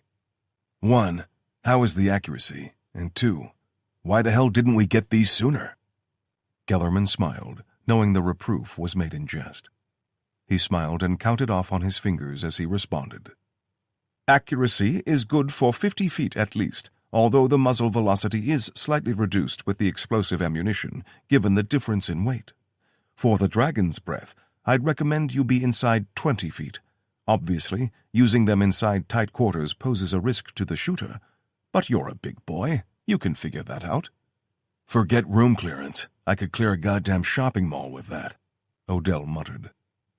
Kellerman chuckled to himself as he stepped up and loaded the drum marked with a red band. Handing it over to Odell and donning a set of ear defenders, he stepped back. Odell dug into a pocket as Tamar matched his actions, both squeezing foam buds into their ears. Odell turned to see Kim smiling at him in the proud, amused, and fatherly way he always did. Coming from Kim looking like he was 20 years old made it annoying. Tinnitus is no joke, Odell said, turning back to the firing range. He lifted the weapon, feeling the solid weight of the compact design sitting comfortably into his shoulder. He never understood the hate some bullpup weapons got, even though he personally preferred the standard AR configuration. Getting the extra barrel length for power and accuracy into a shorter package made close quarters work a lot easier. He tested the fire selector. Seeing only 3 options, he translated as none, 1, and let slip the dogs of war, and opted for a balls-out test drive. Leaning into the gun in anticipation of heavy recoil, he glanced over both shoulders quickly and aimed at the target's center mass before depressing the trigger. A burst of 5 rounds exploded from the barrel, lighting up a foot of air ahead of him in bright flame, but the recoil was less than he had anticipated. Smiling, he leaned in harder and held down the trigger, sweeping the barrel to the right to Tamar's target after his disappeared in a cloud of shredded paper and wood. With all 36 shells expended, he stood tall and hit the drum release catch. Holy hell on rye with cheese, he breathed, but Gellerman only handed him the drum marked with yellow bands and pressed buttons to bring up more substantial targets in the form of heavy human-shaped dummies layered in leather and Kevlar. Odell aimed as the target approached slowly, waiting until it reached about 25 feet before letting fly. Shit! Tamar exclaimed, seeing the flames cover more than half the distance between muzzle and target, which was already blazing in unnaturally bright flame after only a handful of rounds hit it. A fire suppression system jetted compressed carbon dioxide from the ground, which extinguished the fire, but the second the jets shut off, the target burst into flame once again. Gellerman worked the test range controls and sent the fiery target away to burn safely before another target appeared. "Aw, come on, man!" Tamar complained upon seeing the large cow carcass hanging on a hook and buzzing in their direction. I apologize for the crudity of the display, but there really are no other ways to demonstrate these, Gellerman said as he offered the drum marked with a blue band. Odell took it, but Gellerman didn't let go. Their eyes met, but neither man said anything. Odell had no idea what Gellerman was trying to convey to him, but when the drum was released, he loaded it and snapped the handle forward to chamber one of the blue shells. Glancing back over both shoulders again, he called out, "Fire in the hole!" and pulled the trigger. At 40 feet away, the impact of the 3 projectiles, launched rapidly on single fire mode, impacted the carcass in an upward ripple effect to swing what had to be probably 900 pounds of meat and bone. The ballistic impact alone would be enough to drop any human being, but the 2-second delay felt like an eternity to Odell, who stared with eager anticipation. Following the line of initial impacts, 3 small explosive charges detonated in an upward line, blowing chunks of body out and leaving holes the size of footballs. The carcass rocked on the hook and fell away, hitting the ground in 2 pieces, with a third portion clinging stubbornly to the hook. Odell looked stunned, gently making the weapon safe and placing it carefully on the counter. Turning to look at Gellerman, he blinked twice before flicking a chunk of meat from his vest. "Sold," he said quietly, and turned away in shock. Chapter 4. The Internet is Forever. Odell sat quietly in the conference room at the facility, nursing a cup of coffee in pensive silence as the others talked. He pondered what his old life would have looked like if he'd been granted access to the kind of cutting-edge weaponry they could field now. But any such imagination was marred by the very real concept of the red tape that went hand in hand with systemic change. There would have to be a committee. That committee would spend a whole month deciding on their quarterly food and expenses budget before even looking at the candidates for a new weapon. Then they'd automatically discount the top 30% on cost alone. Of what was left, and pretty much ignoring the reports of anyone likely to ever fire one of the damn things, they would spend another 2 or 8 years deciding on whether they could afford to roll out a mass change and put the right tools into the hands of the boys and girls out there. The people who needed that latest-gen weaponry right then, not in 5 years when they were home minus a few good buddies and trying to hold down a regular Joe job and not give in to the urges to drink at breakfast. "Hey, Dreamy McDreamerson," Tamar said, giving his chair leg a gentle kick. Odell looked up and shook his head, like he'd been in standby mode. "Huh?" "I asked if you were looking forward to your little romantic getaway," she said with a suggestive bounce of her eyebrows. "Oh, yeah, sure I am. That may have to wait, I'm afraid," Kim said as he took a seat at the same table. "Delaney is picking up chatter of a possible incident." "Bloodsucker related?" Tamar asked. "Very likely," Kim said, pulling out a phone and turning it sideways to see the display better. The ubiquitous laptop had gone, but he was still connected just as much as before. With the swipe of his finger, the large screen on the wall came to life and showed a grainy cell phone video with no audio. "The footage has been taken down and the IP address that uploaded it has been fried. The archivists gained remote access to the device and wiped it after they took this." Odell sipped his coffee as he watched the shaky footage follow 2 people. It looked like the person recording it was trying to be covert by holding it low down, but all that did was make him nauseous as the camera moved with each step. The setting seemed familiar. Dark streets with yellow lights illuminating the world in patches. American cars parked on a roadside with houses left and right, but the lighting was too poor to make out the plates. It said Northeastern States to Odell, so when a familiar bird logo with an emblazoned bee showed itself on a bumper sticker, He called it out. Ravens. Baltimore? Kim nodded. The two people on the footage stopped, one gesturing to cut through an alley, but the other shook their head. Both wore hats and thick coats, so making out details of them was difficult, but Odell reckoned the one insisting on the route was female based on her height and how she moved. The guy shook his head again, stepping to go around the woman, but she shoved him hard in the chest and followed it up by grabbing his jacket and running him back out of sight. The footage jostled even more then as the wannabe Insta-famous camera operator ran to catch up instead of ditching the recording and calling the cops. Tamar clearly had the same thoughts. Oh sure, don't help out, asshole. Go for the 1,000,000 views instead. Odell leaned in as the phone was held at an angle, peering around the edge of a building, showing the woman pinning her victim against the wall. His head moved like he was talking, and Odell guessed he was offering his wallet and phone or whatever, thinking that he was being mugged. Depending on the part of Baltimore, it might not even be the guy's first time getting held up in an alley at night, but the lack of weapons on display made Odell more suspicious about the intent. If it was a group of young guys and one was holding a pistol sideways, it would look far more normal. There, Kim said, pausing the footage and standing to point at a new shape emerging from the shadows. Kim resumed the playback, keeping his finger pointed at the new shape even as it became 2 and then 3. They moved like animals, low to the ground on all fours, and were the size of toddlers. Okay, that's creepy as shit, Odell said. The guy being held against the wall tried to fight harder now, even succeeding in breaking one arm free and delivering a solid jab to the jaw of his attacker. But she clamped a hand around the guy's throat, and all fight evaporated. The footage shook even more as the victim was lifted higher. Then he was brought down for what looked like a very passionate but very non-consensual make-out session. The footage went blurry, with snapshots of the Baltimore streets coming into view as the hand holding the phone pumped back and forth as the unlucky voyeur ran away. Just when Odell was wondering where it was going, the person recording made the most vain and stupid of errors. Kim turned up the volume as the camera was switched and an unflattering view of a white man's face was clearly displayed. Oh my God, you guys, did you guys see that? I mean, what the hell, right? Okay, so I'm gonna go ahead and call 911.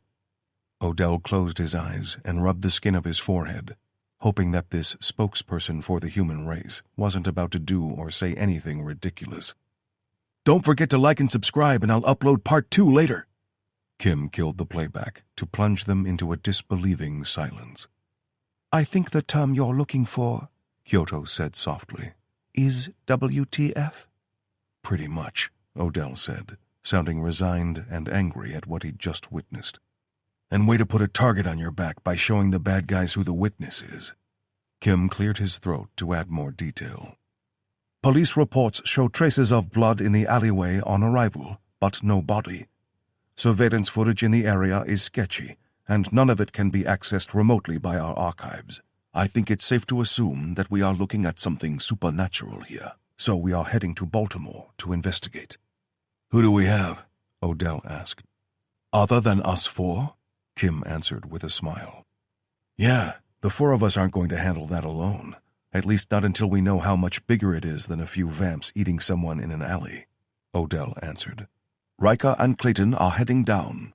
Tara is still in London, and our newer recruits are still in Germany, Kim said. Can we get Ilya over at least? Or Tara, so she isn't alone in the UK?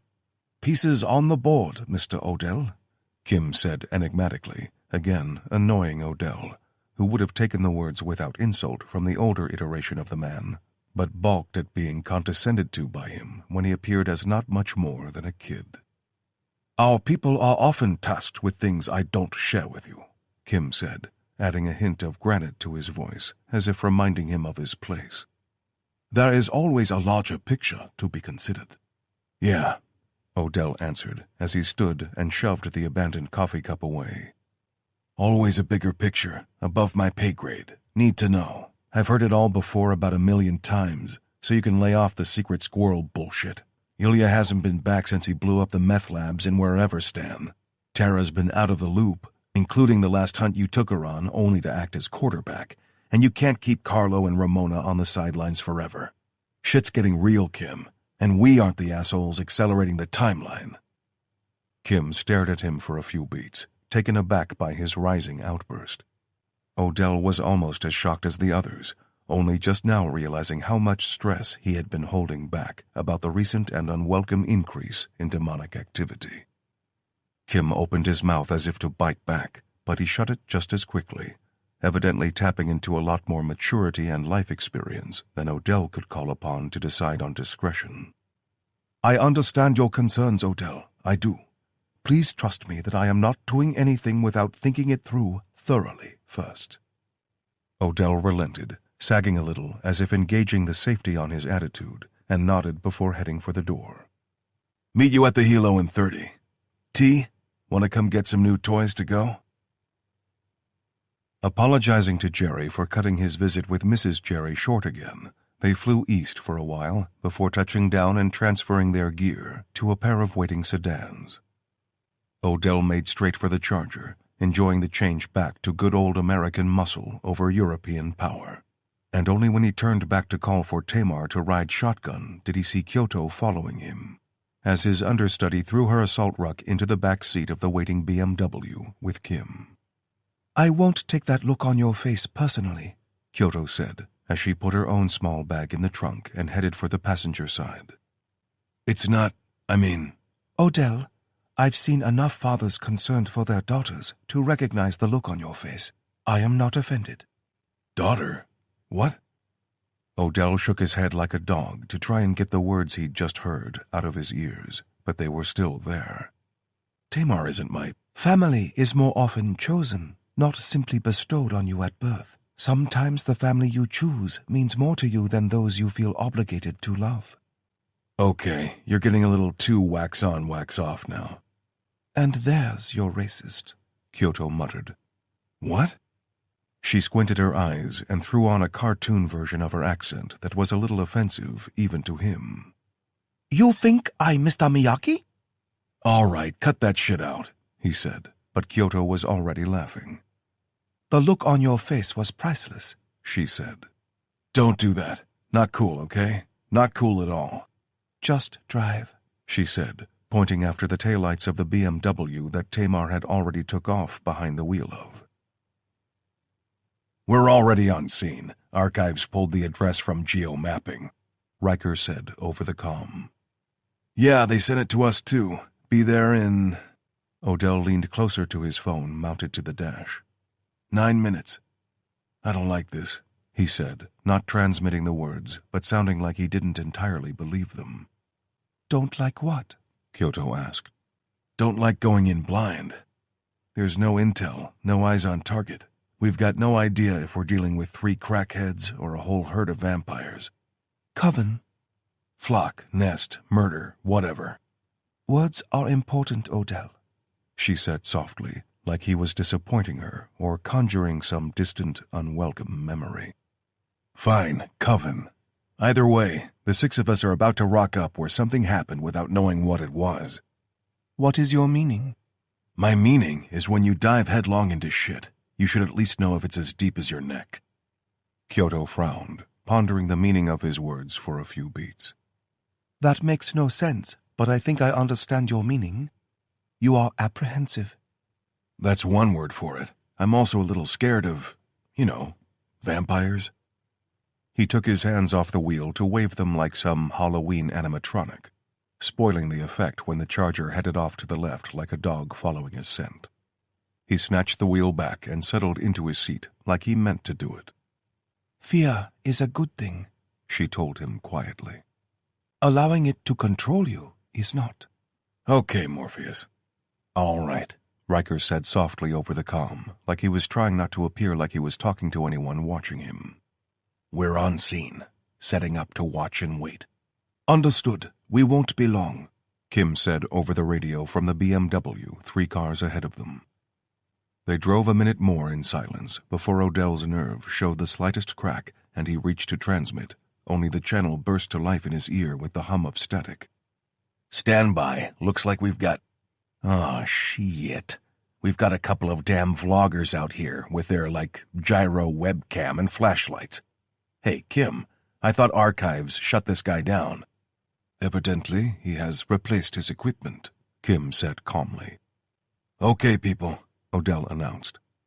"This changes things. We don't know if these morons are live streaming or whatever, and we can't afford to have our faces all over the internet." "Once it's on the internet, it's there forever," Tamar added helpfully. "I think they meant for you not to send titty pics in sophomore year," Odell answered before he could stop himself, but Clayton changed the subject for them all.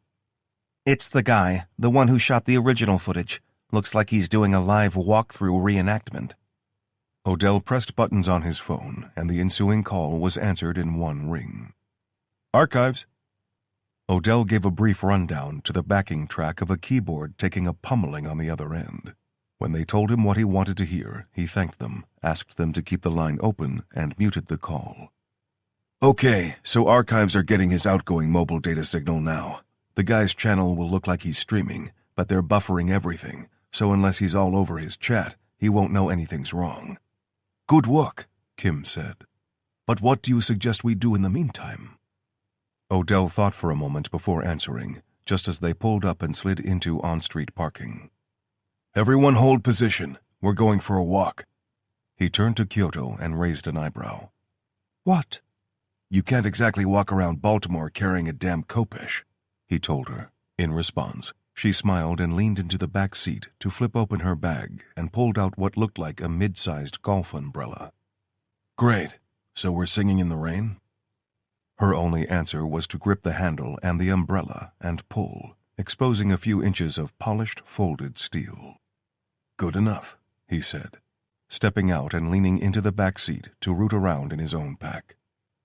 As much as he wanted to take the devastating shotgun, and as much as he still wanted to give it an appropriate name, he pulled out a lightweight jacket with a hood and put it on after losing the plate carrier. The heavy pistol went inside his waistband and the spare magazines into the jacket's left pocket, so that when they set off walking down the street toward the small crowd of eager online entrepreneurs, they looked like a regular couple heading somewhere and expecting rain. "Odie, what's the play here, brother?" Riker asked in his ear. "Little look-see, nothing more. I'd like to know what they're saying, for one thing," Odell answered. When they got closer, Odell saw the same features of the man on the original footage, bathed in the bright glow of a mobile LED ring light affixed atop an expensive-looking camera held by a shorter clone of the young man. Both had such ridiculously dyed blonde hair, cut into an awful mullet style, that Odell immediately allocated them call signs in his head. "Okay, so I was coming from here, and I was like, oh my God, this dude in front of me is totally wasted, so when I got to here, I saw them go into this alley right over there." The commentary stopped while the reenactment played out, full of suspense and the ridiculous notion that anyone gave a shit what this guy said. "And I swear to you, this guy was just lifted off his feet." The commentary paused again for the most insincere and faked sniffle of emotion ever. "And—" A sob broke through, and the guy fanned his face while blowing out like his food was hot. It took him a few seconds to calm himself, and after what looked like a quick prayer, he resumed with no trace of the tears he'd been faking. "And then they just tore him apart. I called the cops, but they said nothing happened there. Why would I lie, you know? Cops just don't care about us, right?" "Excuse me?" Odell said, interrupting Tiger King 1 and making him suddenly angry. "Hey!" the smaller clone snapped, rounding on Odell with all the fury of someone unaccustomed to getting punched in the face. "We're streaming here. Are you an idiot?" "Debatable," Odell answered affably. "Listen, so I couldn't help overhearing what you just said." Taller Tiger King gawped at him for a second, eyes blinking like his brain buffered at the data input. Then his online persona returned to him, and the online famous attitude resumed. "Are you a cop? You legally have to tell us if you're a cop, you know." "Yeah," Tiger King 2 chimed in. "We know the law. If we ask, you gotta say if you're a cop." "Right, so show us a badge. It's our First Amendment right to live stream," the main guy said again, focusing intently on his close-up in the camera's lens. Feds can try to shut us down again, just like last time, or the NSA or whoever, but this is the 21st century, people. They can't keep us oppressed with their lies anymore.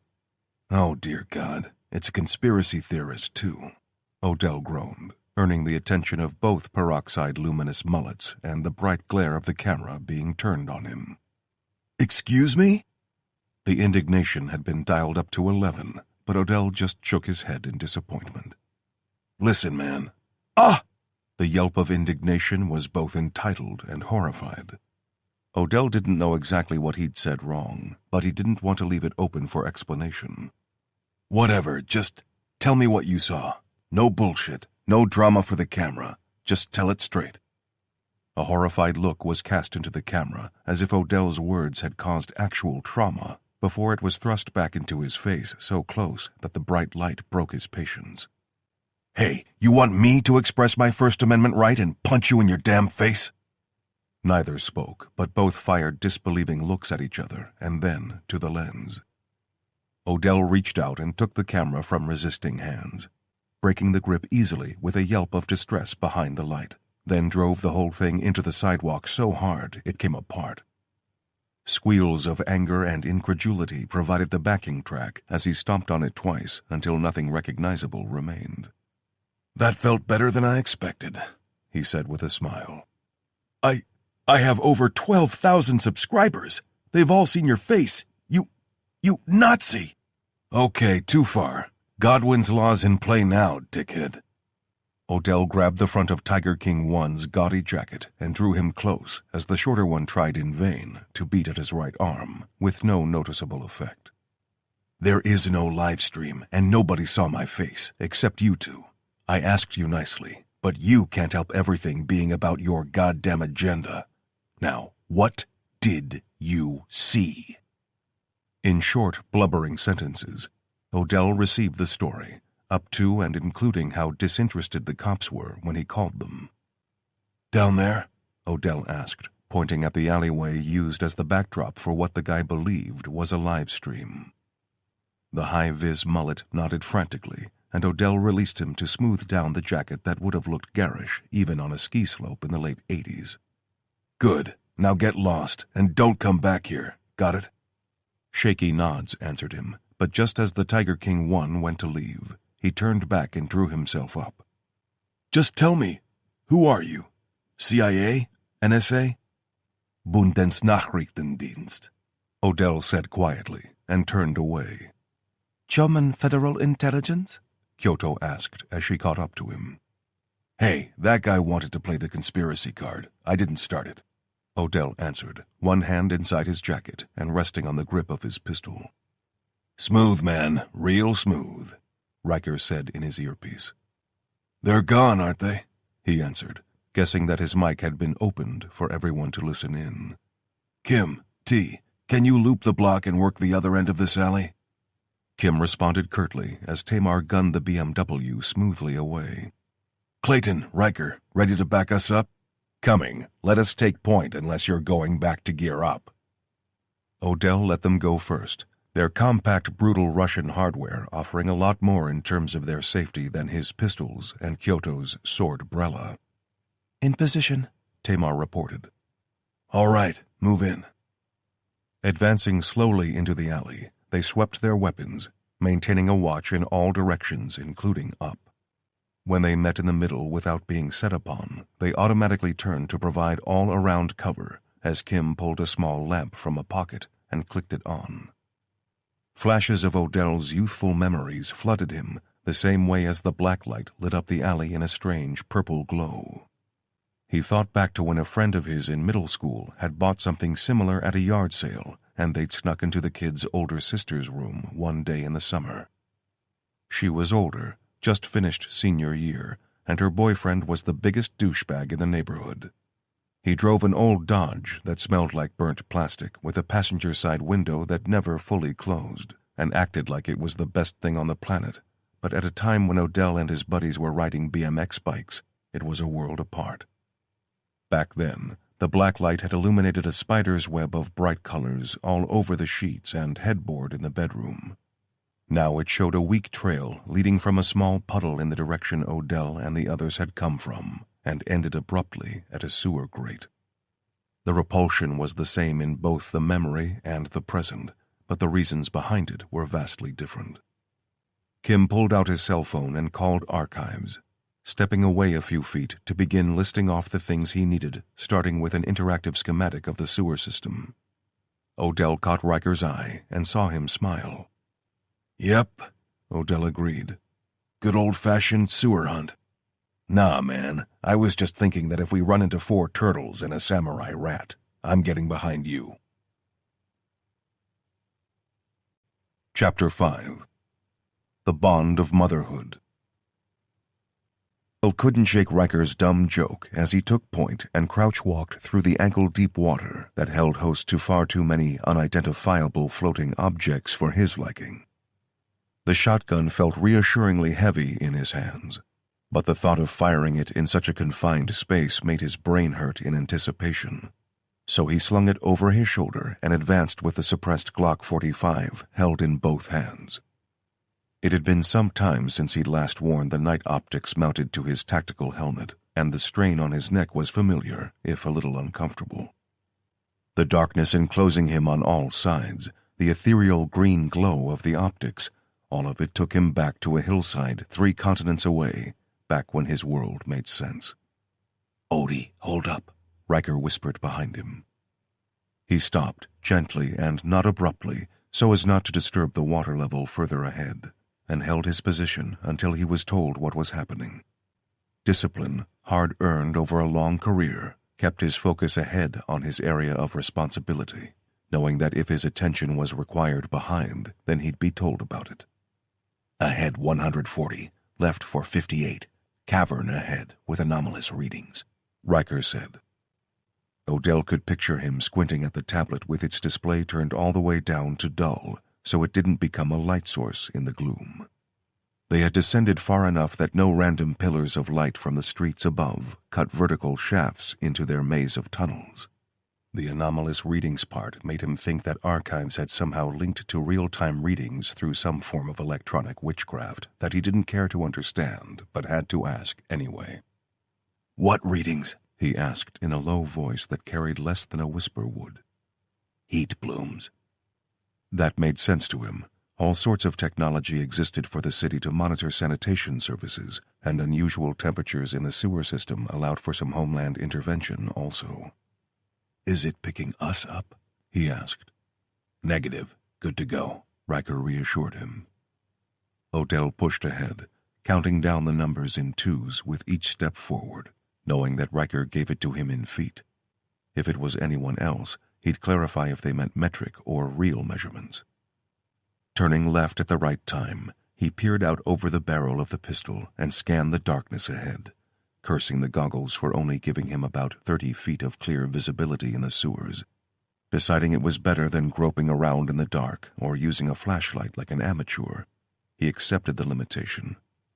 What's Godwin's law? Riker asked close behind him when they had started moving down the new tunnel. Something I read. When someone uses a Hitler analogy in an argument, it means the discussion's over, like they're trying to shut you down with the nuclear option. Odell murmured back. Jawohl, Riker whispered back in a passable accent, lapsing into silence as Odell stretched out his lead to keep a gap between them. He slowed as the air ahead of him changed beyond the extent of his view. He could feel a change in pressure, like the close air of the tunnels was subject to a flowing breeze up ahead. Then he smelled it. Sniffing and a soft noise of repulsion behind him said that the others were detecting it too. Tamar huffed through her nose and spoke softly. Is that? Rotting meat, Odell answered. Knowing it couldn't be anything good, doubting even that it could be anything he even wanted to see, he pressed on stealthily as the smell and the hum of a breeze grew. The cavern came into view, appearing in his vision first as a dark circle in the green gloom, before he could make out details on the cavern's far side. Is this supposed to be here? He asked. Overflow chamber, Riker said. Flash floods and stuff. Odell didn't know what other stuff it could be for, but that wasn't his primary concern right then. What bothered him more was the rising stench of decay and the noises that tickled the edges of his hearing. Wet crunches, a slurping rip, animal chirps. He held position and gave hand signals, telling the others to wait where they were so he could look ahead. A tap on his shoulder from Riker acknowledged the signals, and Odell bit the bullet to lie down on the damp grating to inch forward so he could poke his head over the ledge and peer into the cavern below. As his mouth and nose moved out over open air, he had to clamp his lips shut and try to force the urge to vomit away. The foul stink creeping upward hit him like a brick to the face and robbed him of his senses for a moment until he could get over it, and when he did, the eerie green images 20 feet below him threatened to turn his stomach again. People, at least human-shaped creatures with 2 arms, 2 legs, a body, and a head. There were 2 of them crouched over something that they both tore into hungrily, as Odell forced himself to look around and not stay focused on the main event. He saw bones, all of them varying in size, and some clearly belonging to the bodies of animals, of people's pets, but the length of a few thigh bones on display were unmistakably human. Odell swallowed carefully, mindful to keep the passage from his throat to his nose sealed as he did so, and reached back a hand slowly. He held it flat, palm up like he was going to ask Riker for a high five. Then he carefully, deliberately folded his thumb into his palm and closed the extended fingers over it before opening them back up again. He repeated the gesture until he felt a cold, hard cylinder touch his skin. He grasped it, slowly bringing it to his front before locating the pin and pulling it out with the smallest grunt of effort. That sound, as minuscule as it was, earned the full attention of the 2 busy creatures who snapped their heads up to zero his position with horrifying speed and accuracy. Their wide, lipless mouths sat below 2 ragged vertical slits that flapped open and closed more like gills than nostrils, but their lack of eyes disturbed him the most.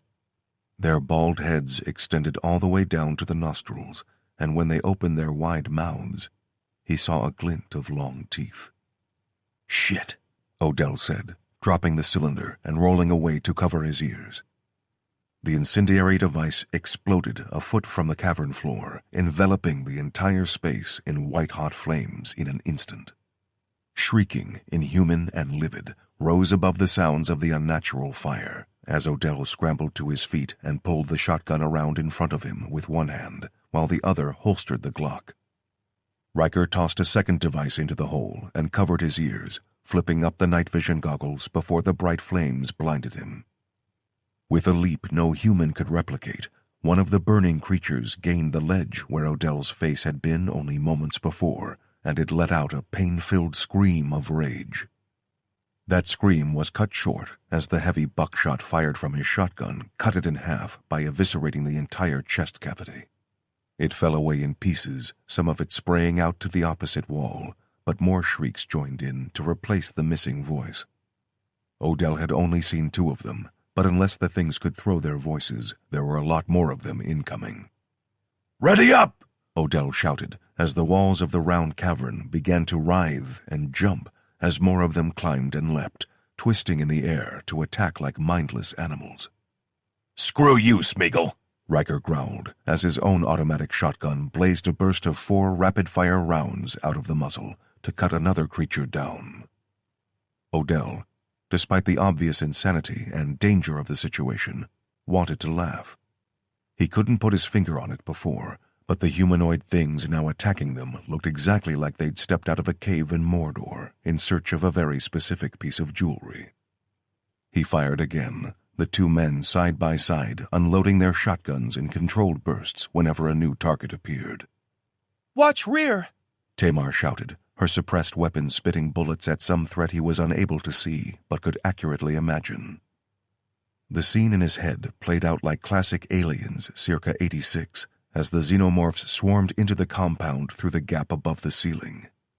Like the movie, he imagined the tide of enemy was too strong and moved too fast for the defenders, but the controlled rate of fire told him it was all under control. If she and Clayton were blazing away on full auto, he'd be deeply concerned. But they weren't. They had time to pick their targets, as he and Riker did. Then a thought hit him. Kyoto, Kim, what the boom hell are these things? They, boom, look like Alps, but not. Imps, Kim yelled back over the sound of gunfire. Demon mongrels! Don't let them bite you! Wasn't planning on it, Clayton snapped. The hate and derision in Kim's words checked Odell for a second. Kim had said the Alps in Germany were like vermin, so these things had to be even worse. He didn't feel like figuring out why, while any of them still drew fetid breath, so he kept firing until nothing else tried to scale the cavern to their position. Reloading! He yelled, dropping to a knee and swapping out the cylinder before yanking back the charge handle to snap a fresh round into the chamber. When he stood, Riker stepped further away, having moved close to cover him. There has to be a brood mother here, Kyoto said urgently, speaking to Kim. Has anyone seen anything that looks more human than these things? Kim called out loudly over the sound of our gunfire. A chorus of words, all a variation on the negative, came back from 4 voices. Ahead in the cavern, flames still flickered a bright yellow light to cast dancing shadows, but the majority of the fire had been extinguished by the wet surfaces. Patches of chemical still burned where it had pooled, but darkness was returning to them. Then a sound, an ungodly wail that tore through their souls, fired through the tunnels ahead and up through the cavern. Kyoto stepped up beside Odell, and a glance to his side showed that she was smiling. She wore no helmet and goggles because her abilities rendered them pointless, so when she handed him the non-lethal part of her umbrella and smiled wider, he took it. My turn, she breathed, then stepped off the ledge and swung her legs up to perform a backflip and land in the center of the cavern's floor. Superhero landing, Riker breathed in awe, just as the source of the pained screaming burst through a tunnel opening and fell on Kyoto. Watch out! Odell's words cut themselves off as he saw Kyoto lean away, fall back, and roll effortlessly to her feet. She set her stance, lowered her body weight, and swung a backward slice with the sword in one fluid movement that she held at its climax. The creature, its pained and maternal scream fading rapidly like a Walkman with dying batteries, continued past Kyoto with the momentum of the attack to slide apart almost gracefully. Kyoto stood, flicking the dark gore from the blade before looking down into the rapidly blinking eyes and stabbing the sword down into the eye socket. Time to go! Riker called from above her. Okay. Imps? Odell asked as they waited in a bare office at Martin State Airport. And what did you call the other thing? A brood mother, Kim said. Although neither name quite does the creatures justice. Odell watched as he and Kyoto exchanged a knowing look which pissed him off no end. Anything you two need to share with the class? He asked sarcastically, expecting hesitation or another refusal to explain. The last had been in the cars on their way out of the area, and he let that go as they needed to concentrate on other things, but all they had right then was time. We encountered these things only once before. The terms given to them then have stuck, as no other nests have been discovered. That's great, but what in the good name of Steve Irwin are they? Odell demanded. Kim pondered the question like he was trying his best to figure out how to best explain it. A brood mother is it's like a birth defect, only for vampires. When someone is turned, there have to be certain factors in favor of a successful conversion, if that's the right word. So the stars have to align for a bloodsucker to make another one, Odell summarized. That's good. Otherwise we'd be up to our balls in them, right? Precisely. Their numbers have always been low for that reason, and as with other demons, the stronger and older the originating vampire is, the higher the likelihood of a successful change. But the brood mothers, they are a very rare anomaly. He trailed off and looked at Kyoto for help. She closed her eyes, accessed the right portion of memory from hundreds of lifetimes' worth, and spoke softly. I haven't heard of any for over 100 years, and back then they were just as twisted and incapable of thought. Wait, hold up. Riker was confused, looking from face to face. Yes, I am old. Older than Kim, even. But that isn't what's important right now, Kyoto said. What is important is the fact that a vampire tried to change a young woman in the late stages of pregnancy, and the result was what we saw in the sewers. A pregnant woman? Tamar asked. That's sick. Do lions not target the young or the vulnerable when they hunt? Kyoto asked her. Odell heard the slight challenge and saw Tamar's face color up, ready to bite back. So instead of turning her into a vampire, it... what? He asked, to move the subject along. I don't know, but the woman would have changed, not becoming a full vampire, but something in between. She would give birth to multiple imps, and we believe they share a link of their minds, like a collective consciousness. Got it. Half vampire spitting out devil spawn and they're all telepathic, Odell said. So why aren't we back down there wiping out everything in the sewers? Without the brood mother, the imps will die quickly, Kyoto explained. Convenient, Odell said. Head of the snake and all that jazz. We don't fully comprehend their nature, but we do know that the other demons despise them, Kim said. Interesting, Clayton chimed in. So there's prejudice in monster society too? I believe it may be more about their survival than simple prejudice, Kim answered, missing the fact that everyone else took it as a joke to try and lighten the mood. It is, and again I am merely hypothesizing, more to do with the fact that these anomalies reproduce far faster than any other kind of demon is able. They see them as an affront to their existence, a threat, and from their rate of reproduction, I can see why. Odell nodded in thought. Before they'd used the rest of their incendiaries on the nest, the dead brood mother's fingerprints had been scanned on Riker's phone, and the archives had come back with a missing persons report that was a little under 2 weeks old. How many do you reckon there were down there? Odell asked. Of the imps, I mean. Riker, Tamar, and Clayton gave their personal tallies, and he added the initial 2 and the best guesstimate of his own kills to the number. So 22-ish, not counting any others that might be lurking to die off like a cat hit by a car. 22 in 13 days? He asked, seeing Kim nod gravely.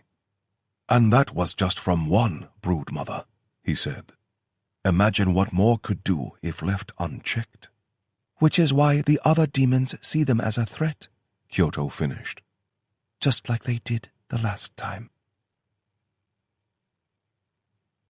Chapter 6. A New Threat. Journal of Captain, retired, James Lewis Albert Brownlow, Grand Basso Region, Liberian Colony, Western Africa. The 4th of August, in the year 1905. I must admit to an unkind loathing of this place. It began to rain a damnable amount on the day of our arrival, and has hence refused to desist. There are puddles large enough to swim in along what is laughably called a road in this uncivilized backwater, and I must further admit to a detestation of the snakes here. My time in the Indian territories, and the Afghan mountains especially, produced enough hardship by way of inclement conditions and dangers of the local fauna. But it seems that I am scarce permitted to take 3 steps in this god-forsaken country without risk of placing a boot heel on some form of venomous beast. We have been ordered here on what I originally perceived to be a wild goose chase, yet I am now beginning to believe that discovery of an unholy outbreak of demons may yet be in our immediate future. Kim Sho-yoon shows great promise, although I find his nature to be all at once too eager, and he is prone to irregular bouts of honesty that border on impertinence. While his skill with weapons has grown to a level of competence that impresses, I find myself increasingly concerned over his attachment to my hunting companion. I have stated at length in these journals my fears of taking such a creature into the employ of our organization. Indeed, my protests have been well documented among senior members of our organization, but I am fast taking to the concept that she, for indeed if she even is a she, has an uncanny ability to detect the unholy creatures which curse our world. Their attachment is, I believe, at least in part, due to their supernatural affinity. I suspect it forms something of a brotherhood among them, as both are apparently cursed with unnaturally long lives, and the reasons for them both being bestowed upon me as companions and students has become clear, although the commanders of the organization have yet to plainly state their wishes for them to be groomed for future leadership, as makes sense in a way, as their ability to lead through the ages will doubtless be both a blessing to the organization itself and a curse to them. I am satisfied with my lot, and have endeavored to pass on my knowledge and teachings at any opportunity, which I suspect this excursion is yet to offer. What am I looking for here? Odell asked as the plane hummed through the air heading east over the Atlantic. He looked up from the tablet bearing the digitized account of a man who was very influential to their organization, but his anxiety and impatience, as always, made him want to skip the journey and arrive at the conclusion. It documents the first account of a brood mother, Kyoto answered, nodding at the tablet for him to read on. Huh. Weird how he talks about you and Kim like your kids. This was early on during our acquaintance.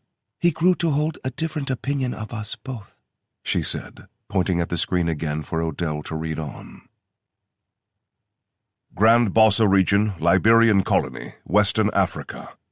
The 11th of August in the year 1905. Our investigations have led us to more remote areas of the colony, which I am often reminded is no longer such, but old habits die hard, as they say. I am pleased to record that the rain has eventually ceased, but left in its wake an amalgam of floods that would be a simple enough thing to traverse, were it not for the unwelcome presence of Crocodilus niloticus, the infamous Nile crocodile, which have been responsible for not one, but 2 recent deaths along the very road we now travel. I may yet entreat the organization for leave to pursue these foul vestiges of prehistory into extinction when our mission here is at an end, along with all the vipers on this blasted continent. I digress, as often I do, but I still intend to mount the head of a good-sized beast on my study wall when we eventually return to England. I may even take to wearing a necklace bearing the creature's teeth, but I fear that may lead to additional trophies being sought from the beasts I am destined to hunt that would not allow for permissible discussion in polite company. Nonetheless, the tales of woe afflicting this region have led us to a small settlement overlooking the Atlantic Ocean on 2 sides, and a nearby abandoned complex of mining tunnels that have yielded all the diamonds they held hidden from the world.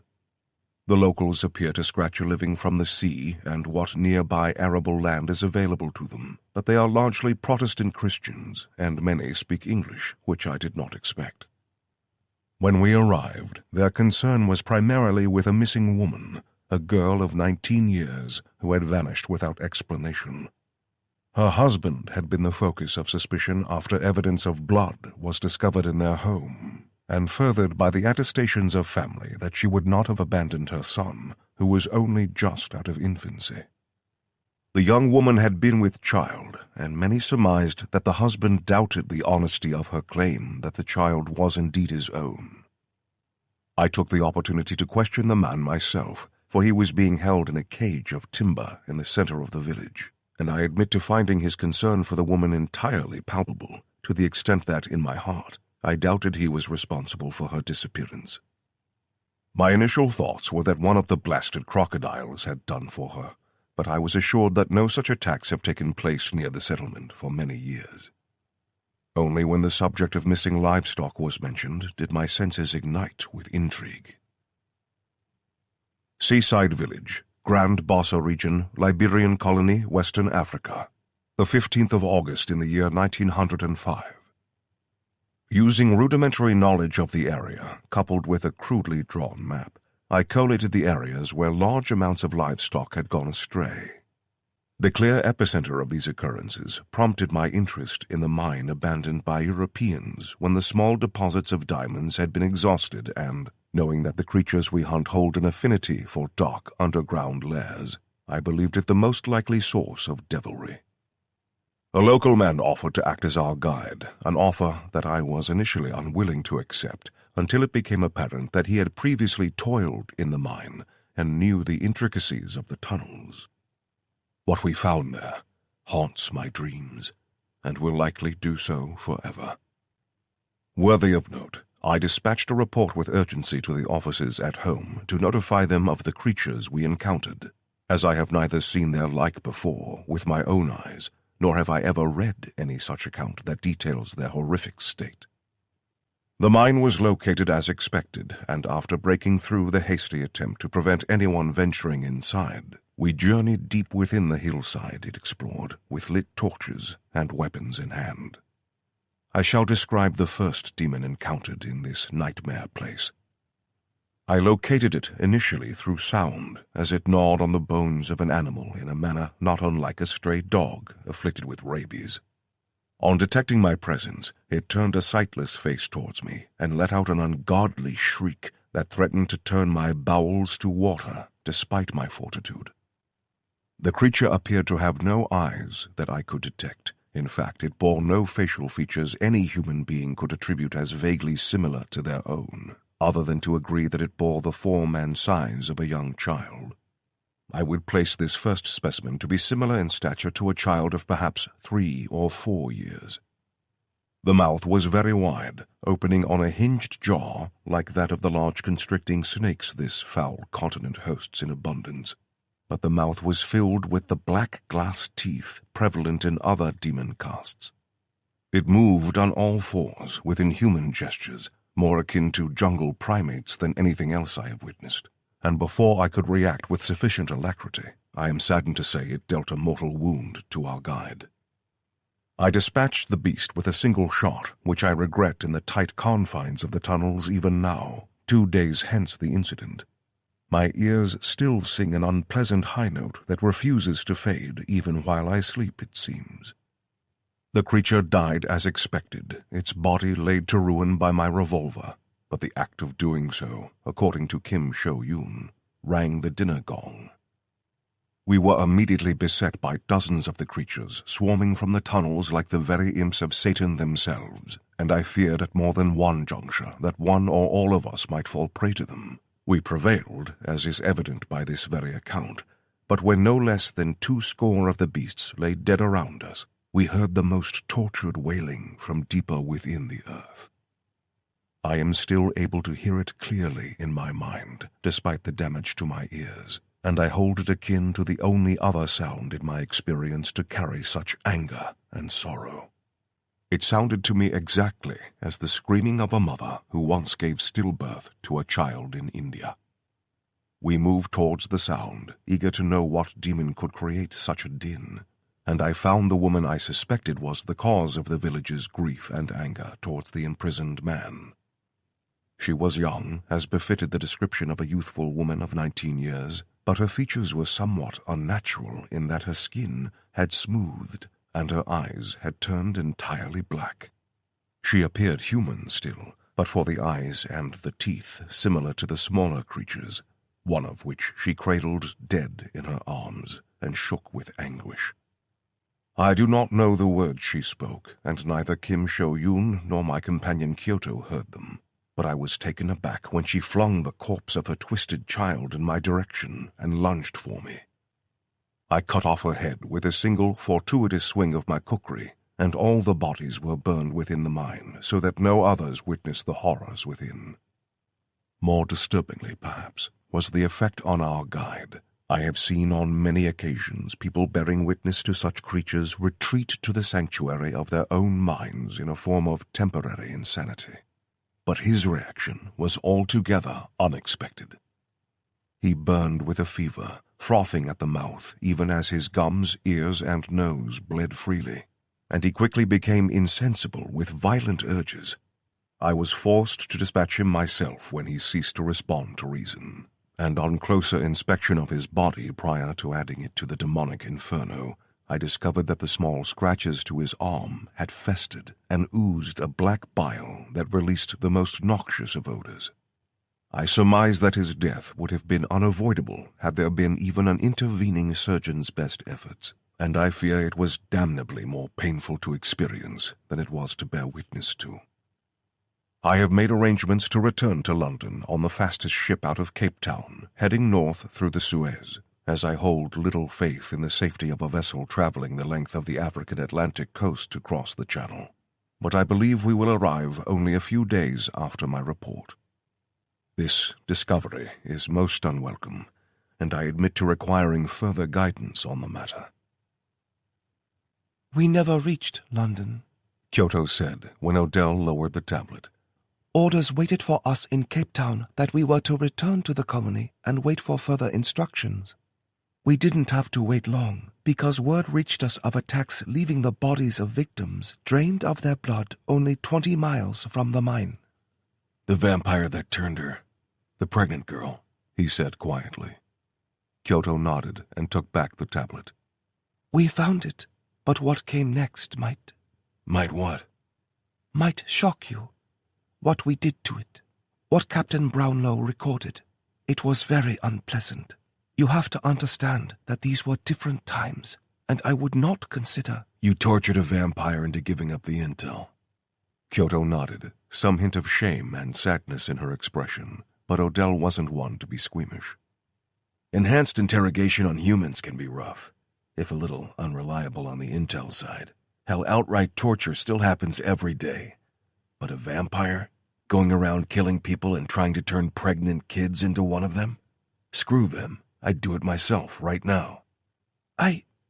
As much as I fear and loathe these beings, I could not help but imagine myself in its place," she said. "Had those I shared my secret with been of a different mind, I may well have faced someone like the captain while tied to a chair."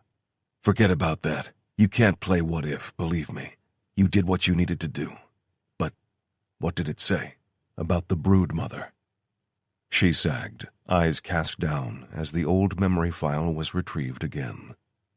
"She terrified the vampire. He wanted a companion, a mate like he had when he still lived. It is a rare trait to long for their old life, known only among those recently turned by one still too weak to curse their victim completely. But what she became—" Her head shook at the sadness and horror of it all.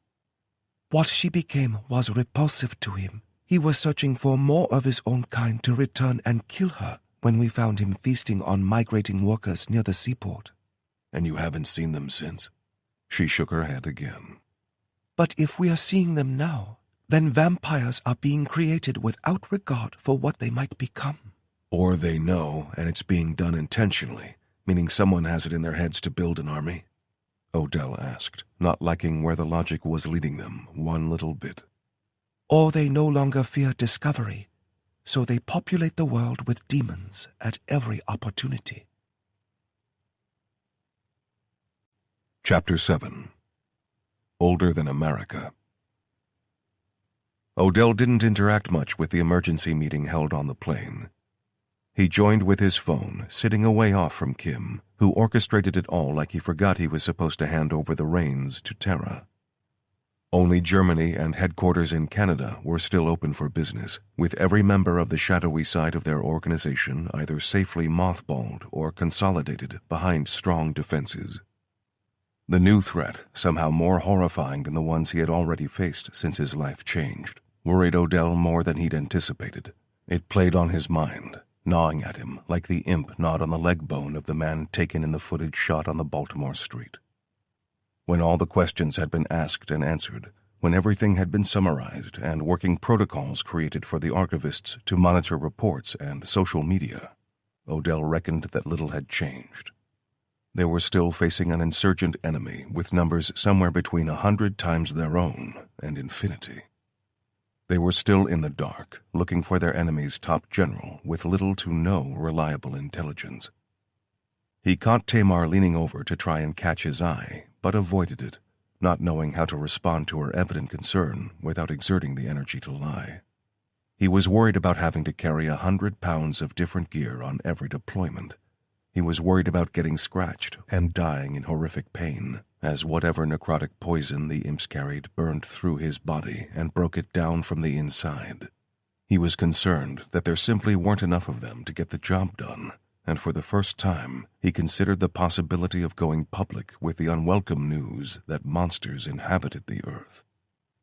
He dismissed that thought soon after it came to him, imagining what the average person would do when they found out they weren't safe, that the driver of their kid's school bus might be Ghoul, or that the homeless guy sitting outside the gas station each night was probably a vampire.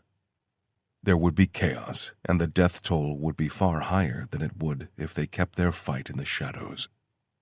He was pulled from his reverie by a vibration in his pocket, pulling out the phone to see the word "red" flashing on the screen. He hit the green icon and lifted it to his ear, speaking as he walked toward the small galley for some privacy. Hey. Hey yourself, you okay? You didn't say much in the meeting.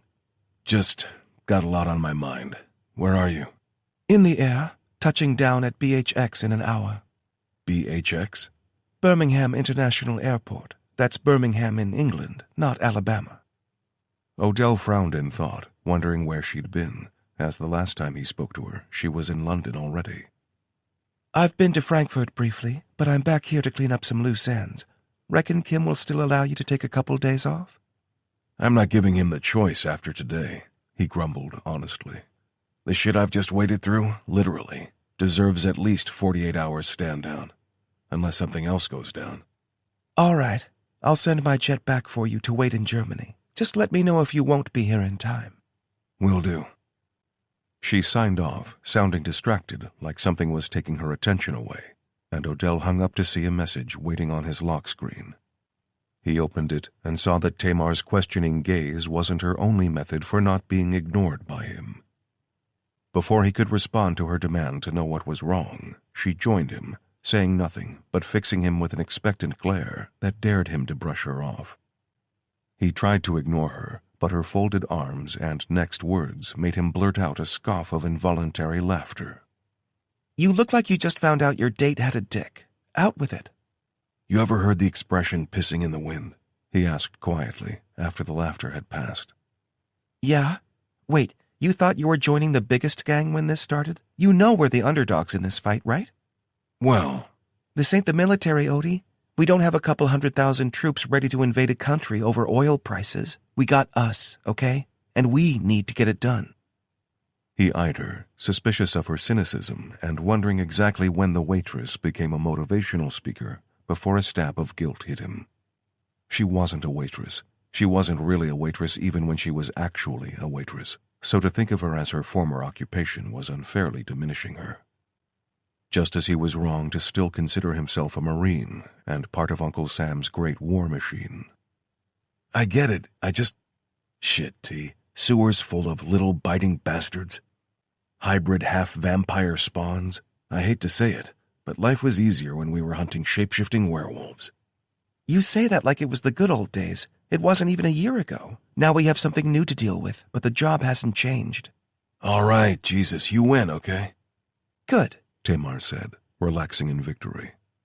Now suck in that bottom lip before it gets caught in a tripwire. She walked away, leaving a stinging sensation in his upper arm where she slapped him a little too hard, along with the confusion of being insulted with a Forrest Gump reference. Sabine waited behind the wheel of one vehicle with a squat character driving the other. Odell gave a distracted wave to Sabine and walked to the rear vehicle, seeing Ilya's face half hidden by a thick beard trimmed neatly to the lines of his cheekbones. Thought you'd gone rogue on us, he said as he leaned down and smiled through the open driver's window. What? Can't the man enjoy himself blowing up meth labs? Ilya answered, teeth glowing white against the hairy background. Hey, to each their own, if that's your idea of a vacation, he said, shaking his head and gesturing for Ilya to pop the trunk. He tossed his bags inside with Tamar, who had joined him and settled into the front passenger seat with a groan before slapping the dash twice after Riker had thrown his gear in with them. The car surged forward, catching up distance when Sabine gunned her own engine and created space, and the two seemed to dance a vehicular competition as they both pushed hard away from the airport. Odell filled Ilya in on the imps and brood mother threat, seeing the squat man's features screw up in distaste. Disgusting, he said when the state of the lair was described. Like animals. They pretty much are, and apparently if they scratch or bite you, then you die an excruciating death of flesh-eating bacteria or something, Odell added, earning a questioning noise from the back seat. It's in a journal from the first time we encountered them, Odell said, half over his shoulder. From the guy who trained Kim when he was first recruited. Still can't get my head around that, Riker said. He looks younger than Tamar, but he's how old? Like 140 or something? Tamar said. You said he fought them before? Odell explained for Ilya's benefit. West Africa, early 1900s. From what I understand, it happens when a weak vampire tries to turn a pregnant woman. They need to be at, I don't know, like a certain power level to be able to turn people, right? So when one that isn't ready tries to turn another one, it can go wrong. When it goes wrong and the victim is pregnant, hey, goddamn presto, imps and broodmothers. Broodmother, yeesh, Tamar said with a shudder. But where does that leave us? What are we going to do now? Ilya asked. Same thing we do every night, Pinky, Riker said. Wait for the archives to get us an intel hit and plan an op. Yeah, and they better not get a hit for a few days, Odell said, looking at his watch to perform the mental calculations. The jet Terra had flown on was being sent back for him, and it would land in roughly 3 hours. I need a shower and a change of clothes, he said, sniffing himself and still detecting a whiff of sewer. Maybe 2 showers. Then I'm going to Hogwarts for a bubble bath and hot stones. Back at the Modern Art Museum that was their European headquarters, everyone filed in behind Sabine, who loudly declared a spread had been laid out for people to help themselves to, and that rooms were all made up and ready. She declined to hug anyone, declaring loudly that she didn't want her house smelling like a drain, but she suddenly caught Kim's eye and gestured with her hand that they should talk. She was being discreet about it, but Odell saw her lift her chin slightly at Kyoto, too. He wanted to know, but he was on a tight time frame. Taking the stairs 2 at a time, he headed for the room he used when there, as Tamar shouted up after him. Want me to clean your gear while you get ready? No thanks. It'll give me something to do on the flight. Stripping off as soon as he got inside his room, he silently apologized to Sabine because he fully intended to leave everything where it fell to get out of the door on time. Lathering himself from hair to feet 3 times, he turned up the heat as hot as he could bear, like the temperature could steam the stink of decay from his skin. Drying off by rubbing the towel rapidly over armpits and performing what he called the rodeo floss, he dropped the towel atop the abandoned clothing and threw on jeans and a shirt. Tossing underwear and more clothing into a bag, he grabbed the right false credentials, his blue diplomatin pass, and tore back down the stairs to find Tamar dressed in clean clothing with wet hair standing beside his assault ruck. Good to go? She asked, seeing the confusion on his face. What were you planning on doing, calling a cab? His lack of answer was enough to make her smile. She shoved a toe into his bag of weapons and gear before spinning for the large garage and walking right past the Audi and the Mercedes to the latest addition to the German fleet. Odell sat in the front passenger seat again as the lack of engine sound felt mildly disconcerting. When the garage door rolled up and Tamar rolled them forward, he shifted in his seat and gripped the door handle, but even that didn't prepare him for the raw power the electric Porsche laid down when she opened it up on the main road. Holy shit! He cried with a widening grin as they rocketed toward the airport and his long-awaited alone time with Tara. Odell arrived at Birmingham International Airport during darkness. The yellow lights cast long, looping shadows between their little spheres of influence. He flashed his diplomatic passport to a customs official at a small security booth, who scanned it and nodded a second later. He didn't look at either of Odell's bags like the hungry, eager counterparts inside the main terminals might. And to Odell, the guy looked about ready to retire, but only had a decade and a half to wait it out. He returned the nod and slipped the credentials into a pocket, slipping out into an unpleasantly cold and damp breeze that whipped around the main buildings. He scanned the line of cars, seeing the internal light come on in a big Audi sedan briefly to bathe Tara's rich copper hair in light like a beacon. Odell walked over, tossing both bags in the trunk that opened on command from inside. He reached to close it, but it lowered by itself, making him feel a little like he'd offended the car by trying to help. Sitting in the front passenger seat that still felt odd not to have a steering wheel there, he smiled at Tara. Hi. Hi. She said, smiling back and brushing an errant strand of red hair behind her ear. She looked younger to him somehow, and it took him a few beats to figure out that it was the comfortable clothing and a far reduced amount of makeup that gave her the off-duty look. He had grown accustomed to her power suits and tactical gear almost as much as he had with her naked body, but seeing her so dressed down showed another side to her that he liked even more. It's about an hour away, she said. I arranged a late check-in, so we should be fine. Arrange for a late table, too? He asked, just realizing that he was hungry. She smirked from the corner of her mouth closest to him. I arranged for dinner in the room. The journey took just under an hour, with Tara blasting the powerful diesel engine to propel them at over 3 figures down 2 motorways, which were like freeways, only packed with little cars and way too many speed cameras, flashing her headlights to push other drivers to the left. I don't get the obsession with it, he said, as he watched another irate female driver gesticulating with her little pinky when Tara surged past her on the outside. With what? With... He waved his hand at the shrinking reflection of the car they had just passed. Those things. I mean, is it a car, or did it come free with a Happy Meal? Did she get that thing out of a cracker? It's a Fiat 500. It's what every British girl gets if she can't afford a Mini and doesn't have any imagination. Bonus points for a pastel color, I think. I reckon it fit in the bed of an F-150. Probably easy enough to lift into it, too. Tara's smile at his words faded slightly when she worked out where it came from. He was missing home, missing normal life in the States, and it was starting to show through the cracks. Their arrival at the spa drew an involuntary noise of awe from Odell. Tara told him that the original building, the parts that hadn't been added on to make it a luxury getaway, dated back to the 1600s. They both sat and stared as she killed the Audi's engine. Damn place is older than America, he breathed, looking up at the ornate Gothic detail of the upper windows. A lot of places are older than America, honey. I thought you'd been around and seen the world. Recruiter lied to me, said I'd be getting a tan and chewing on a steak with a cold beer.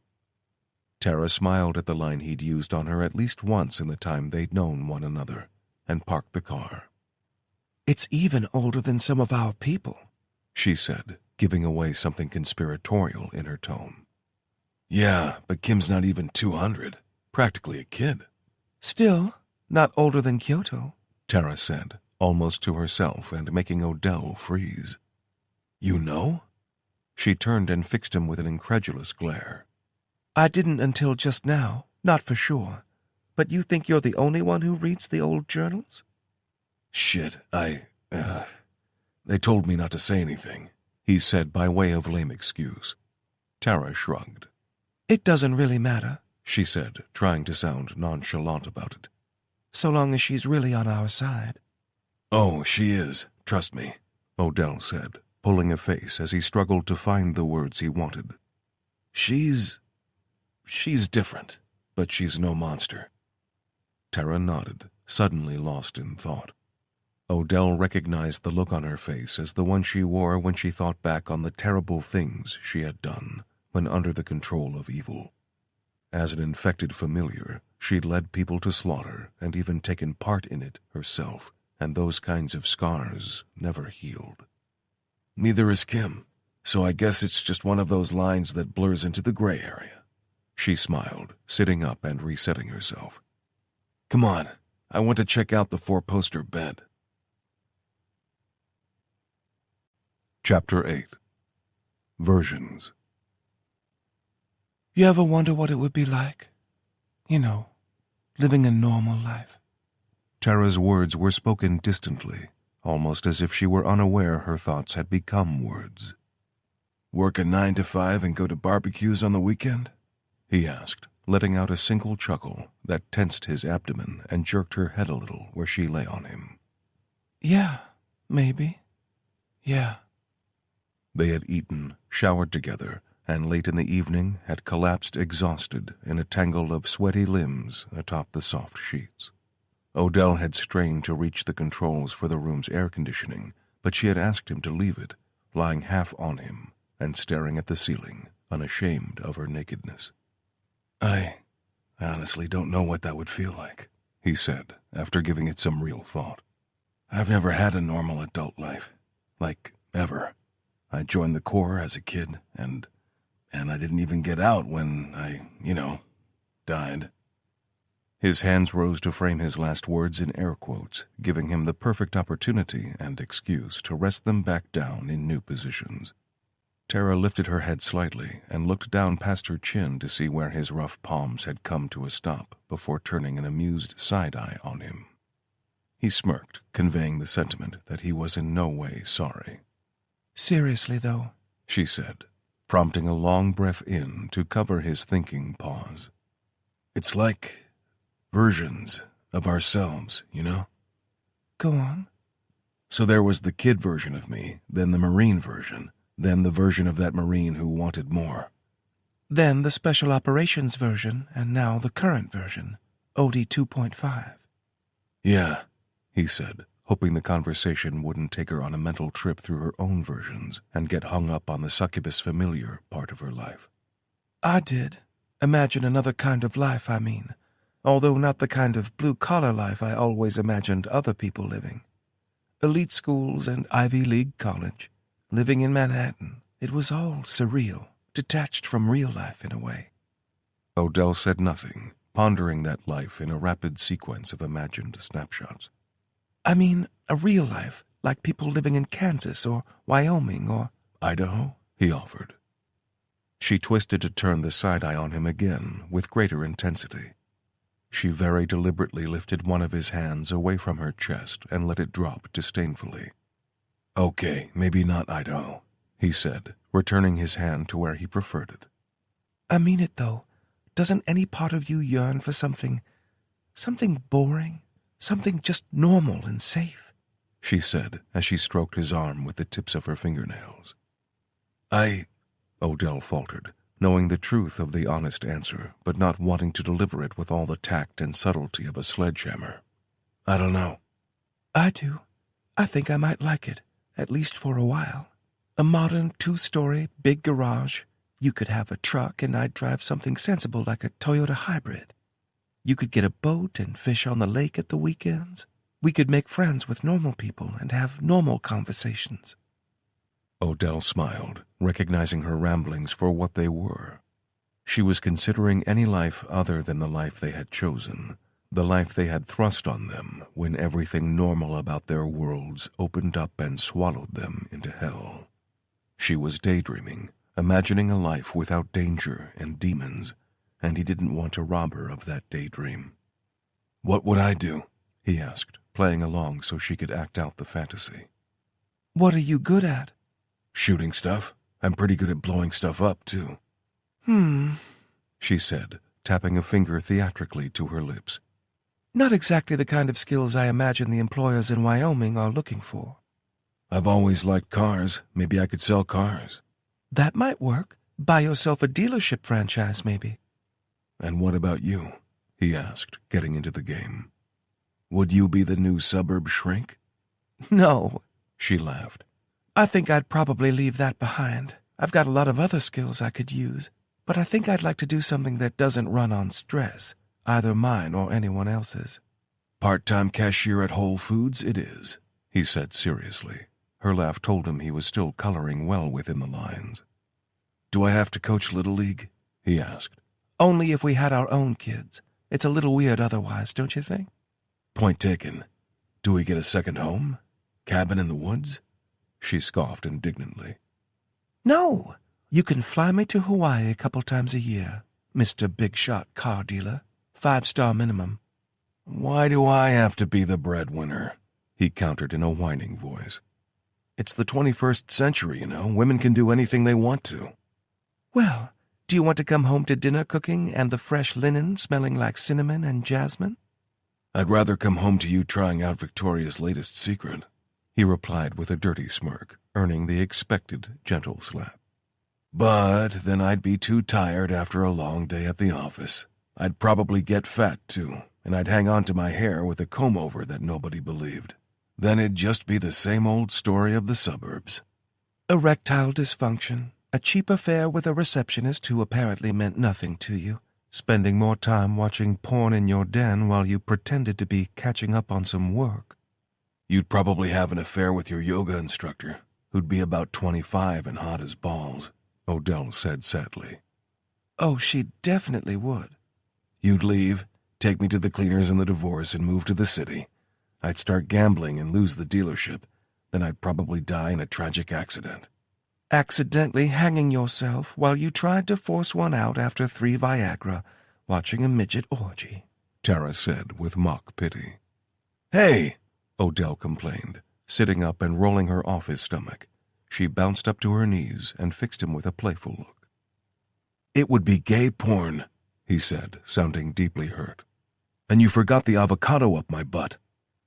Tara adopted a somber expression and held a hand flat to her chest, ramping up her native Kentucky accent in imitation of a preacher. Troy will always be remembered for his charity work. Jesus keep and protect his soul. I think people might remember the part about the avocado more. They both laughed, falling back to the bed, intertwined to kiss each other and lapse back into another state of absence from the real world, with the passion and intensity that only people who knew it was temporary could manage. Come on, massage is booked for an hour. I ordered breakfast to the room. Odell slowly lifted the damp towel away from his face and sucked in a long breath through his nose that he held for the entire duration of his full body stretch, even through the involuntary spasm stage. Letting it out with a hiss as his muscles flopped back into normality, he sat up and slapped his cheeks. God damn, I had no idea how tired I was. You were comatose, she said. I could have dragged you into the shower with me and I'd put money on you staying asleep. I wish you had dragged me into the shower with you, he answered with another wicked smirk. No time for that now. Get in the shower before the food gets here, because I've been looking forward to this massage for about a month. Yeah, he said, swinging his legs from the bed and standing tall to lean back until something cracked. Got a knot in my back the size of a golf ball. Me too. My H&K's easier to carry than the weight of a damn laptop. Kim's job ain't so easy? He asked. It's easy enough, just... She shrugged, unable to locate the words she needed. She shook her head and changed the subject. Shower. Go on now, get. I'm a-gittin', he drawled back at her, tossing the towel at her back as she sat to apply something to her eyes and earning an angry growl when it slapped into her. Odell showered, peering down his nose at the various potions supplied at the hotel that likely cost the GDP of a small country to buy at the front desk. He settled on something that smelled more lavender than actual lavender did, regretting it instantly and using the bar of soap that only added the stink of coconut to the fray. Attempting to wash that smell away with another bottle, he made the mistake of streaking lotion on his wet skin that refused to come off without scrubbing. When he stepped out of the bathroom, rubbing at himself with a towel, he sniffed himself and pulled a face. Let me guess. Something about a stripper's purse? She asked, catching his eye in the mirror. That was the polite version, he answered, but his attention was drawn to the little wheeled cart that his nose told him bore coffee and other things that smelled a lot better than he did. Breakfast eaten, shorts and robe adorning his frame, Odell declared he was ready only for Tara to look at him and burst out laughing. What? He asked in a hurt voice, looking down at himself where the robe barely met in the middle and the arms only reached his elbows. Tara, still laughing, picked up the phone and dialed the front desk. Yeah, hi, we're in the Tudor suite? Yeah, so I need someone to bring up a robe in a size other than medium? Yeah, sure, I'd say XXL to be sure. Okay, thanks. She hung up the phone and looked at him again, prompting more laughter. Hey, it's only slightly too small, he insisted. Uh-huh, sure, and lose the shorts, she said, seeing his raised eyebrows. Trust me, with the oils and everything, it'll be easier. She slipped the shoulder of her own robe down to reveal she wore the same as he did.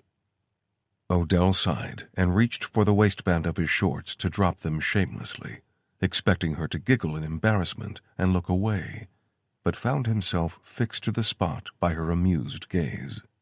He stayed where he was, his bluff called, and not knowing what to do next, when the door was knocked politely. Tara moved for it, releasing Odell from the spot he was stuck on until she pointed at him. "Don't move," she insisted, answering the door and thanking them sweetly before returning to toss a much larger robe at him. "Get dressed. I don't want to be late because of you." Odell grumbled but did as he was told before they left, shuffling down the corridor that was floor-to-ceiling glass on one side, overlooking rolling fields of green with woodland in the middle distance. He felt odd walking, with the provided slippers barely being big enough for his feet and forcing him to hold on to them with his toes. The end result was that it looked like Tara was taking her pet orangutan for a spa treat. The massage room smelled like eucalyptus had been freshly steamed in there, and the relaxing whale song coming through the speakers combined with the black ceiling dotted with little random LEDs was too much of a cliché for him not to say anything. "Oh, shut up and enjoy it. Stop cracking jokes for an hour at least," Tara said before the first comment escaped his lips. Her admonishing words wiped the smile off his face because she had known exactly what was in his head, and it was about to be a joke worthy of dad status. He shut up and lay down on the padded bench beside her to put his face through the hole. "They could at least put a TV down here," he complained quietly, being ignored as he expected. Two people came in. Oils were pumped from little bottles, and warm hands began to silently play over his tired muscles. He fought it at first, feeling weirded out that a stranger was rubbing him in a way he considered to be intimate. But that resistance lasted all of 30 seconds before his tension was forced out and all thoughts of TV evaporated. He let out a noise when something on his right shoulder popped, sounding like a baby goat had reached an exquisite and unexpected climax, which made Tara laugh. That made him laugh until they both giggled like a pair of children hearing a fart in class.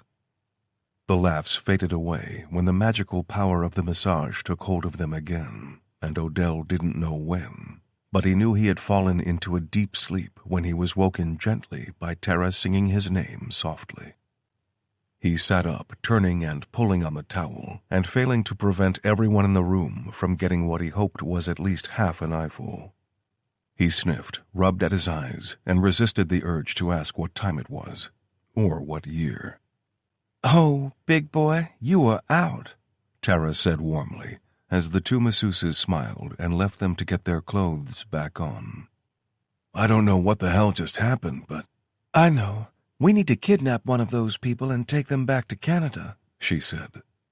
"They might have them in Canada already," he told her sarcastically. "Might not even need to commit a felony to get them there." "No, I need my one. You distract the others and I'll roofie her." Their intermittent laughter sustained them all the way through dressing and walking down the hall to where a hot tub sat bubbling and steaming, ready for their arrival. Champagne was brought, and Odell suffered the judgmental looks that called him a barbarian when he sent his glass away and asked for a beer instead. "If I was Australian, they wouldn't think twice," he complained to Tara as he sat back and sipped the beer triumphantly. The look he gave her was instantly ruined by a rogue bubble splashing up into his eye and landing in the froth of his beer, leaving him looking like a pampered pirate. "Well, you can't. So you'll just have to pretend to be the uncultured American who doesn't appreciate the finer things in life. Oh, wait, you are." Yeah, we can't all be born with silver spoons in our asses." "It's mouths, honey, and I wasn't," she said firmly, making Odell feign a silent surrender. Lunch followed, after which they both felt the overwhelming urge to take a siesta, and a lazy walk in the afternoon saw them heading back to the room to get ready for dinner just as the sun was beginning to sink. Odell walked in first, sensing something wrong instantly. His assault ruck had been stashed under the foot of the bed to be close to hand, only he could see empty carpet right where the bag should be. He reached forward, grabbing Tara by the back of her robe and yanking hard enough to stagger her backward. "Hey, what the hell?" she snapped, but Odell was already moving past her just as the bat flew into sight and smashed hard against the interior wall where her head had been. Odell grabbed it as it bounced back, yanking hard to stagger a uniformed hotel employee from the bathroom doorway, where he bent over with the force of the pull, only to receive the grip of it driven back into his gut. Odell kicked him hard once, no technique or skill, just a single brutal application of force that lifted the younger man off his feet and folded him over Odell's lower leg like a wet cardboard box. A yelp from behind him made him spin. Tara was in the doorway, face red and eyes bulging as another man gripped her tightly around the throat with a hairy forearm. She twisted and bucked, giving off the same energy as a cat at the vet, forcing enough distance between throat and arm to turn and deploy the savage option. She gripped his genitals with both hands and lifted her feet off the ground, toppling the suddenly breathless man over her rolling body and toward Odell, who timed it perfectly to bring a knee up into his unprotected face as he fell. The crunch of knee on nose sounded dulled, but the result was still bloody unconsciousness. Tara gasped for air, looking up with one exposed shoulder showing the bare skin underneath, when Odell read her eyes perfectly. He turned, stepping back as he moved to close the distance between his body and the attack from behind she'd wordlessly warned him of. His shoulder thumped low into the chest of the man he'd kicked, sending him sprawling back on the bed, but he wasn't done. Legs kicked out like a toddler in a tantrum, one shoe heel catching him hard on the temple to score a line through skin and hair as his vision exploded in stars and his hearing screamed on the affected side. His back hit the doorframe to the bathroom just as the younger man sat bolt upright, hinging at the waist like a Halloween animatronic wearing a demonic blank expression to complete the look. 2 knives appeared in his hands, simple cooking implements but sharp and lethal all the same, and Odell tore off his robe to ball it around his left hand fast. He punched out the bundled robe at the first 2 stabs, waiting and looking for an opportunity to counter with his right fist, when Tara ran to the far side of the bed and whipped the belt of her own robe over the guy's neck like a skipping rope. She yanked hard, making the man reach up involuntarily with both hands, forgetting he still held the knives. He made no sound when one sliced deeply into his cheek, but a pained grunt and an elongated growl tore from his mouth as he fought to free himself from the choking robe belt. He gave up trying to pull it free and lashed out with the knives behind his head, Tara crying out in pain as one blade found the flesh of her left arm, but she was leaning back as far as she could go, retreating as his body came toward her until she thought fast and wrapped it around one post of the big bed. Pinned with his back against the carved wooden pillar, the man tried to saw through the belt before he lost consciousness. Odell wasn't in the mood to wait for things to take their course, so he scrambled for the discarded bat and stood, sizing up the physics involved before swinging hard and hitting the man high in the gut. He went rigid before he slumped, knives falling from hands that had forgotten what they were doing, until he went totally limp as the oxygen supply to his brain dropped low. Tara released him, letting him topple slowly to the soft carpet with a thud, as Odell, naked and oily, returned to the first man who still moaned on the floor, barely conscious. He hauled him upright, slamming him against the wall twice because the first time didn't feel satisfying enough. "Who are you?" he snarled, slamming the man back once more in sheer adrenalized energy. "Look," Tara said, reaching up to pull down his collar where a red mark was obscured by the stiff material. Odell forced his thumb into the flesh of his neck to lift the chin, exposing what looked like a fresh bite mark. "Shit!" Tara was already rummaging in the room for her phone, but whoever had cleared out their equipment had been thorough. "Phones are gone," she reported. Odell said nothing, knowing that if the phones were gone, then without a doubt, so were their guns. He pulled the guy away from the wall and smashed his head back hard, not wanting to be viewed by whatever monstrosity had so recently turned this person into a familiar. Using people as weapons and conduits sickened him, like it took away a person's sense of self and the ability to enjoy free will. Still, he hit the man 3 times until his eyes rolled back to effectively cut the link. A grunt of effort warned him of another danger, instinctively ducking down as the blade of his short samurai sword hissed through the air to hit nothing. He threw out an elbow, connecting lower than he expected, to numb his arm off the impact of a hip bone as he stood and gripped the slender wrist holding the blade. His own hand dwarfed his attacker's, but the lack of pain response unnerved him. Stepping back and yanking the seized wrist hard, he sprawled out the woman wearing the tunic uniform of a spa therapist onto the thick carpet. Turning the hand so that biology dictated the grip was released, he retrieved the short sword and automatically prepared to chop down on his prone opponent when Tara shouted, No, don't! He came to his senses, muscle memory overridden by sense, and stooped to change the blow from a killing one to a heavy thump of the hilt so the woman under the spell of evil didn't get up and attack him again. He was only able to deliver a satisfactory knockout blow on the second attempt because the stupid slippers caught on the carpet and flapped annoyingly. Tara was wrapping a cut section of her robe's belt around the bleeding gash on her arm, her upper body exposed by necessity, as Odell snatched open the closet to find it empty except for a few thick wooden hangers and an ironing board. Oh, man, that's low, he said. What? They took our goddamn clothes, too. Assholes. Come on, Tara said, retrieving the remains of her robe belt and throwing it around her waist to cinch it hard into place before picking up a discarded kitchen knife and heading for the door.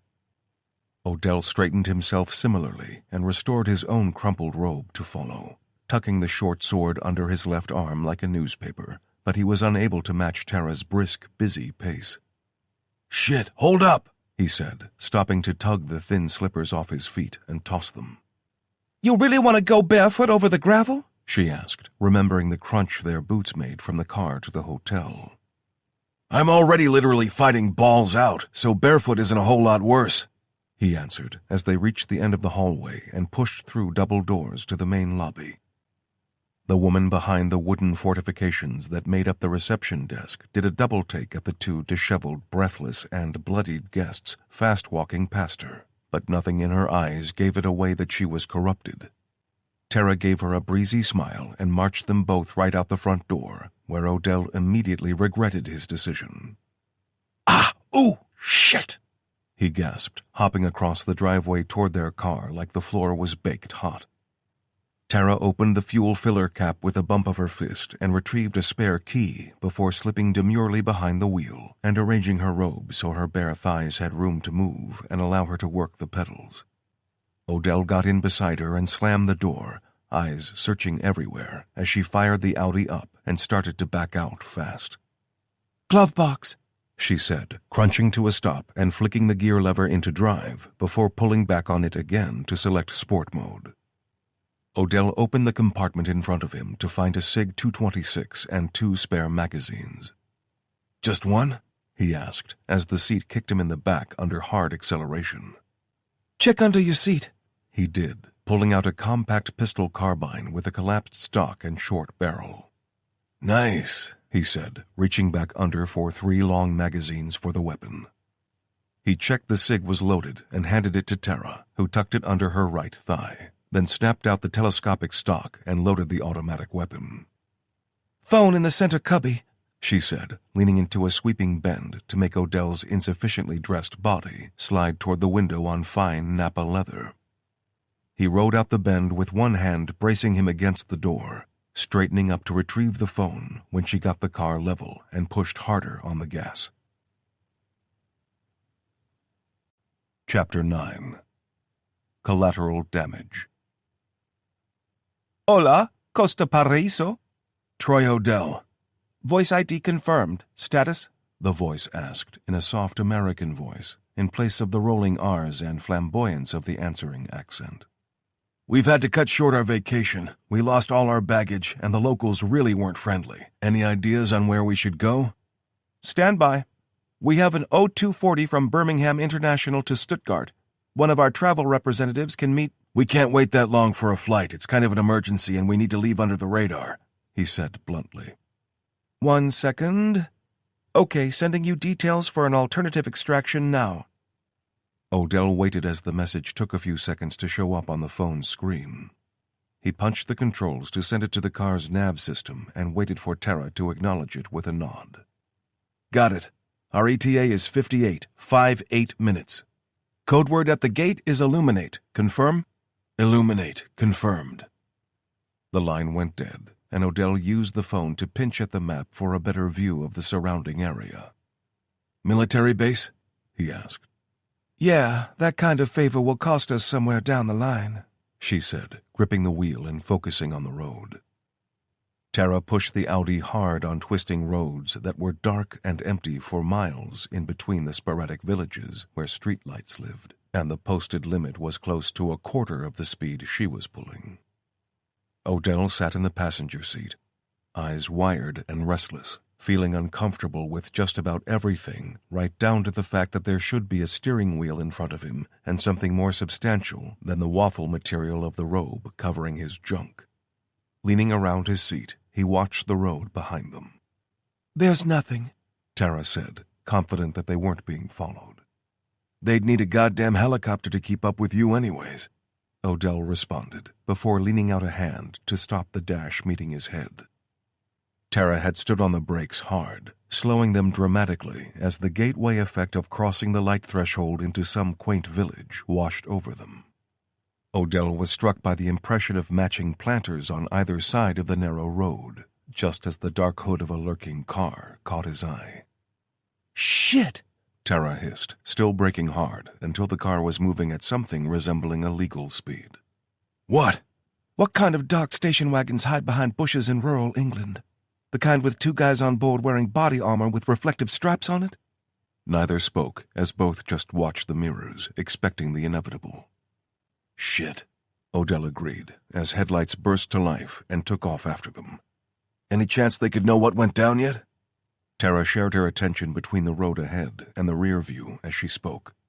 I doubt it, and even over here, I doubt they just send a couple guys in a Volvo after violent suspects. They've got pretty effective armed guys on the job, but lucky for us, there aren't that many of them. So how do we play it? Odell asked, leaning forward and peering up through the window in case he could see the lights of a police helicopter overhead. I don't think we can run. We're too far away from the exfil, and we'd be caught at the gates anyway. I'm not sure military cops would override the civilian guys here. So we stop when they... Blue lights bloomed in seizure-inducing brightness the second they reached the darkness at the far end of the village, cutting off their remaining time to decide on a plan. Aren't the plates marked? He asked. No, it's a rental, not a diplomatic car, she said. Shit. Yeah, just play it cool, Tara said, indicating left and letting the car roll to a stop. Can they search the car without a warrant? What's the law here? Depends, but if they find weapons on us, she said, tucking the SIG pistol under her seat.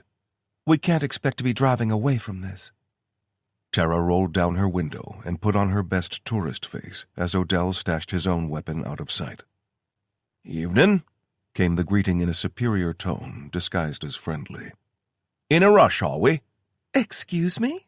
Tara asked sweetly, her voice filled with feigned confusion. There any reason for the speed back there? I'm sorry, officer. Was I going too fast? Odell hid the smirk at the disarming smile he knew she had just deployed on the unsuspecting cop. Coupled with the two-time Miss Kentucky accent, he knew she was going for the Oscar. A bit, yeah. Got your pilot's license on you? Tara gave the exact amount of laugh that told the cop he was both funny and intimidating to her, as always intuiting exactly what people wanted to hear. Odell shifted and watched the side mirror, seeing half a face illuminated by the dull glow of a radio screen flashing up with a transmission. Probably running the plates, he thought, knowing that the car would come back as a legit rental, but not taking his eyes off the unknown threat sitting behind them. Tara had the driver in hand, he knew that, but the feeling that he was going to have to get ugly with two cops just doing their job was starting to form a sour knot in his gut. What's the speed limit back there? The cop asked, leaning down to light up their interior with the reflection from his dumb yellow jacket.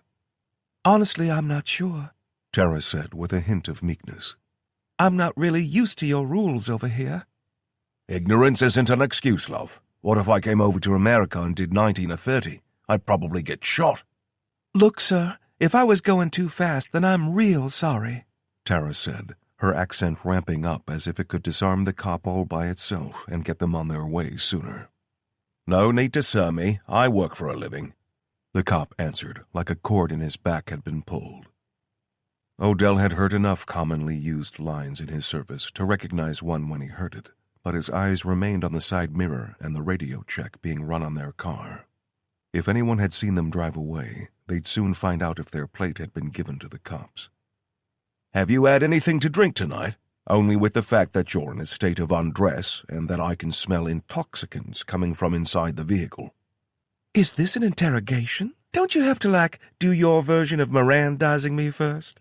Tara asked, her voice playful and mischievous. The answering silence told her the tactic wasn't going to work, so she filled it fast. I don't drink, officer, but my friend has had a couple. That's why I'm driving. We got an early flight and he gets nervous about it. More silence told Odell that he was being scrutinized through the open window, but the opening of a car door behind him was his priority. He saw the driver of the Volvo get out and put his own dumb yellow jacket on. The goddamn Brits and their goddamn health and safety. "Comes back to a rental company," was all the driver said, eliciting a sigh from the one at Tara's window. "Here's the problem. If I report you for speeding, you'll already be out the country and won't attend court. Technically, I should be arresting you." Okay, can I see the video evidence? Tara asked. More silence, and while maintaining a watch in the mirror, Odell detected the change in atmosphere beside him. Or at least the body cam footage, to check if what you're saying is accurate? "You admitted to speeding," the cop said, tapping a finger on the box clipped to his vest with a blinking red light on it, confirming for Tara that they'd been caught on video. Actually, I asked you if I was going too fast. You said I was and didn't caution me after pointing out the offense. "Right," the cop said coldly, all false joviality gone, as he produced a little LED flashlight and began looking through the rear windows. Odell stiffened slightly, imagining the light playing over the short barrel of the SIG MPX protruding from under the seat. "You said you're catching a flight?" the cop asked, but neither of them answered. Odell's phone vibrated in his pocket, showing the familiar no-caller ID on his screen. He swiped the call open and held it to his ear. "Yeah?" Call just went out from the hotel. Cops will be alerted any minute. Odell sighed. "That's gonna be a problem." "Are you already in custody?" "Not yet, but I'm anticipating collateral damage." "What do you need?" "Hey, fella, just hang up the phone until we're finished here, all right?" the cop said, just as the driver started walking up the passenger side. "It's an important call," Odell answered flatly, just as another LED flashlight blasted his retinas through his window that was being tapped on by the second cop. He cracked it an inch and squinted through the gap. "Mind pointing that somewhere else?" "Open the window all the way for me, mate." "It's fine where it is," Odell said flatly. "Mind if we have a look in the car?" the cop responded. Actually, yes, Tara said. We don't consent to any voluntary search of the car. You've got no probable cause and— "We don't need probable cause in this country, love. We can stop any car we like," Cop 2 said arrogantly. You need to get out of there right now. Local police are getting details, and they've just described your make and model with a partial plate fleeing the scene. In fact, Cop 1 paused to sniff for dramatic effect. "Can you smell weed?" "I think I can," Cop 2 said, delivering his lines perfectly for the camera. "You're both detained for the purpose of a search under the Misuse of Drugs Act 1970. Odell kicked his door open fast, hitting the cop with the edge and connecting with bone somewhere. A scuffle beside him said Tara had taken his lead and was acting, but his focus remained solely on the guy staggering backward and reaching for something. Odell expected it to be a gun before he remembered where he was, but instead of it being some other backup weapon, he saw the guy was going for his radio. The headlights of the police car showed him not reaching with a thumb to transmit, but for an orange button atop the device. He reached out and grabbed it, snapping plastic as he tore it away and threw a left hook that connected low on the jaw. He dropped like a stone, and Odell whipped around to see Tara pressing the other cop over the hood of the Audi with his arm yanked straight behind his back. Get his radio, Tara grunted as she fought to maintain the arm lock. And the body cam. Odell pulled the radio free and yanked him up by the vest to take the little box off his vest. Tara slammed him back down on the hood to maintain control, and Odell leaned down to talk to the cop. Believe it or not, we're the good guys. You don't ever want to meet the bad guys. "Fuck you!" the cop snarled, spitting froth onto the warm metal, as impotent rage was all he had left. Odell returned to the unconscious cop and flipped him over to retrieve the body cam from his vest, but found he didn't have one. He flipped him back and used a boot to lift his knee, so he was in something resembling the recovery position before he cuffed the guy with his own bracelets. "What about this one?" Tara asked. Odell thought for a second and bent again to search the cop at his feet until he came back with an iPhone. He searched the one still pinned to the car and found another smartphone before walking back to the Volvo and leaning inside. There's another radio in here. "Is there a dash cam?" No. "Deal with the radio," Tara told him. Grunting followed as the lights of the police car jerked around under the onslaught until Odell returned and tossed the set he had torn from the dash onto the road. He took the cop's other arm and walked him back to the car, where he used the guy's own handcuffs to secure him to the spokes of the back wheel. Listen, we're sorry about this, but... "Sorry? Fucking dickhead! You'll be sorry when I catch up to you!" Tara sighed, retied the belt of her robe that had come dangerously close to opening during the brief fight, and apologized again before cracking the cop over the head with the butt of her cig. You get any of that? Odell asked into the phone. "I remotely activated your phone's camera. We saw it. You need to extract ASAP."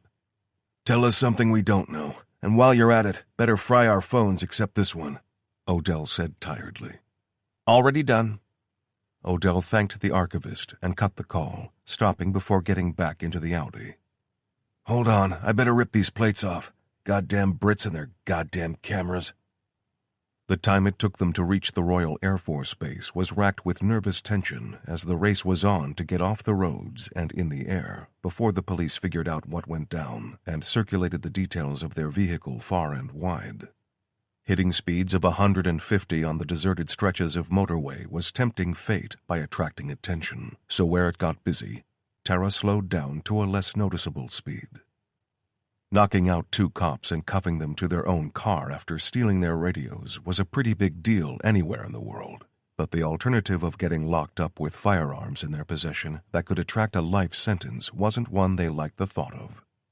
Doing anything to alert the police to their presence was foolish, but so was hanging around for too long. The gate was protected by 2 uniformed RAF police personnel carrying rifles and sidearms, and another with a German shepherd eyeing their car suspiciously. Pulling up to the barrier slowly, Tara wound down her window and leaned over to smile at the approaching officer. "Hi, we're here for an extraction. Illuminate," she said. The guy nodded and stepped backward to the little guard shack there to place a call. 15 seconds later, the barrier began to rise, and the guy walked back to them looking more relaxed than the first time. Go down here, go left, left again before the first big hangar, he said, standing up and pointing with the flat of his hand held vertically to describe the way. "Thanks," Tara said, rolling into the base at a more sedate pace than she had managed for over an hour. "Did they give a destination?" Tara asked. Nope, just the details to get here. There, Odell said, pointing out the large aircraft hangar as if Tara could miss a building large enough to host a tennis stadium. "Well, it'll be Canada or Cyprus," she said. "I forget where their other base is." Gibraltar, Odell said. But I don't think we're hitching a ride with British forces. He pointed ahead again unnecessarily, because Tara was looking that way already, seeing the bright red fuselage of a helicopter with the rotors slowly spinning.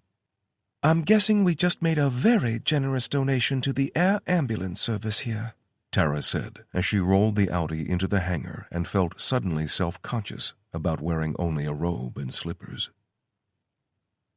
11 hours later, wearing ill-fitting flight suits intended for visitors to the charity, and after a transfer at another airfield onto a company jet, Tara and Odell touched down in Frankfurt. Tamar and Ramona were waiting with their large passenger van, and the looks on their faces spoke to an uncomfortable level of alertness. To Odell's surprise, Tamar ducked her head onto his chest for a brief but hard squeeze before she hugged Tara too. No more vacations for you two, okay? Tamar said sharply. I take a couple days off and... It's not that. Well, not just that, Tamar said as she led the way to the exit doors. Shit started to pop off the second you left. Reports have been cropping up all over the place about stuff happening. What kind of stuff? Tara asked her, but Ramona answered. The kind of stuff that needs people to bring their A game and not rubbing each other's feet and getting in touch with their feelings and shit. Screw you too, Ramona. Good to see you, Odell said with heavy sarcasm that she returned with a sickly grin and a raised middle finger. Like what? Tara asked Tamar again, ignoring the other two. Let me see, Tamar said, climbing into the back of the van with them as Ramona climbed behind the wheel. A couple werewolf sightings in Russia, a vampire sighting in Guatemala, and reports of 12 missing people in one city. Something about her fixed gaze made Tara feel distinctly uncomfortable. Only 12 missing people? That's not exactly. All of them pregnant, Tamar interrupted. Odell groaned and leaned forward to rub his face with both hands roughly. Where? He asked, already sounding tired. Constanza. Odell, usually a geography whiz, turned a confused look on Tara. Romania, she said. You're kidding. Drax going back to his old stomping ground? He asked. Home field advantage, Tamar said, but her tone didn't share the joke at all. Chapter 10. Monster WhatsApp Group. Good, you're there. Kim's disembodied voice was joined by the image of him sitting down at the screen, wearing a look of stressed purpose. We're here, Tara said, looking over the other faces displayed on the screen with Odell beside her. 4 others had joined from the house in Germany, all of them using different places in the big space to avoid confusion, and they saw others located in Canada. I'm sorry your trip was cut short, Kim said. Before we recap recent events, could you explain what happened? Our gear was cleared out from the hotel room while we were out. Everything. We were attacked by familiars, recently turned by the look of the wounds. We fought our way out, left by car and got pulled over by a couple cops for speeding. Archives told us we were about to be picked up for the ruckus at the hotel, so we had to deal with them. Any injuries? Delaney asked, concern for the Brotherhood still evident. Nothing they won't sleep off and get over in a few days, Odell said. Lucky for everyone, they weren't armed. What about forensics? Tamar asked. You knock out a couple cops, you can be sure your fingerprints are on file. That will all be taken care of, Kim said. Regardless, you still extracted safely. Well done. But I think any further excursions will need to be put on hold indefinitely until this matter is resolved. How much did the stunt with the air ambulance cost us? Tara asked. A healthy donation and a yearly pledge for support, Kim said, inclining his head a little. And by healthy, I mean enough to buy another helicopter and fuel it for a decade.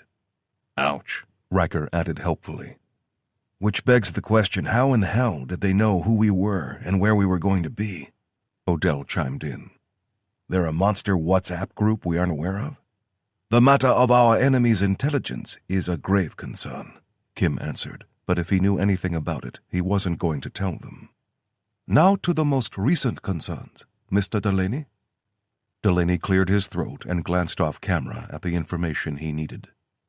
Constanza, Romania. In the past 36 hours, 14 pregnant women were reported missing, but no reports of abduction and no witnesses.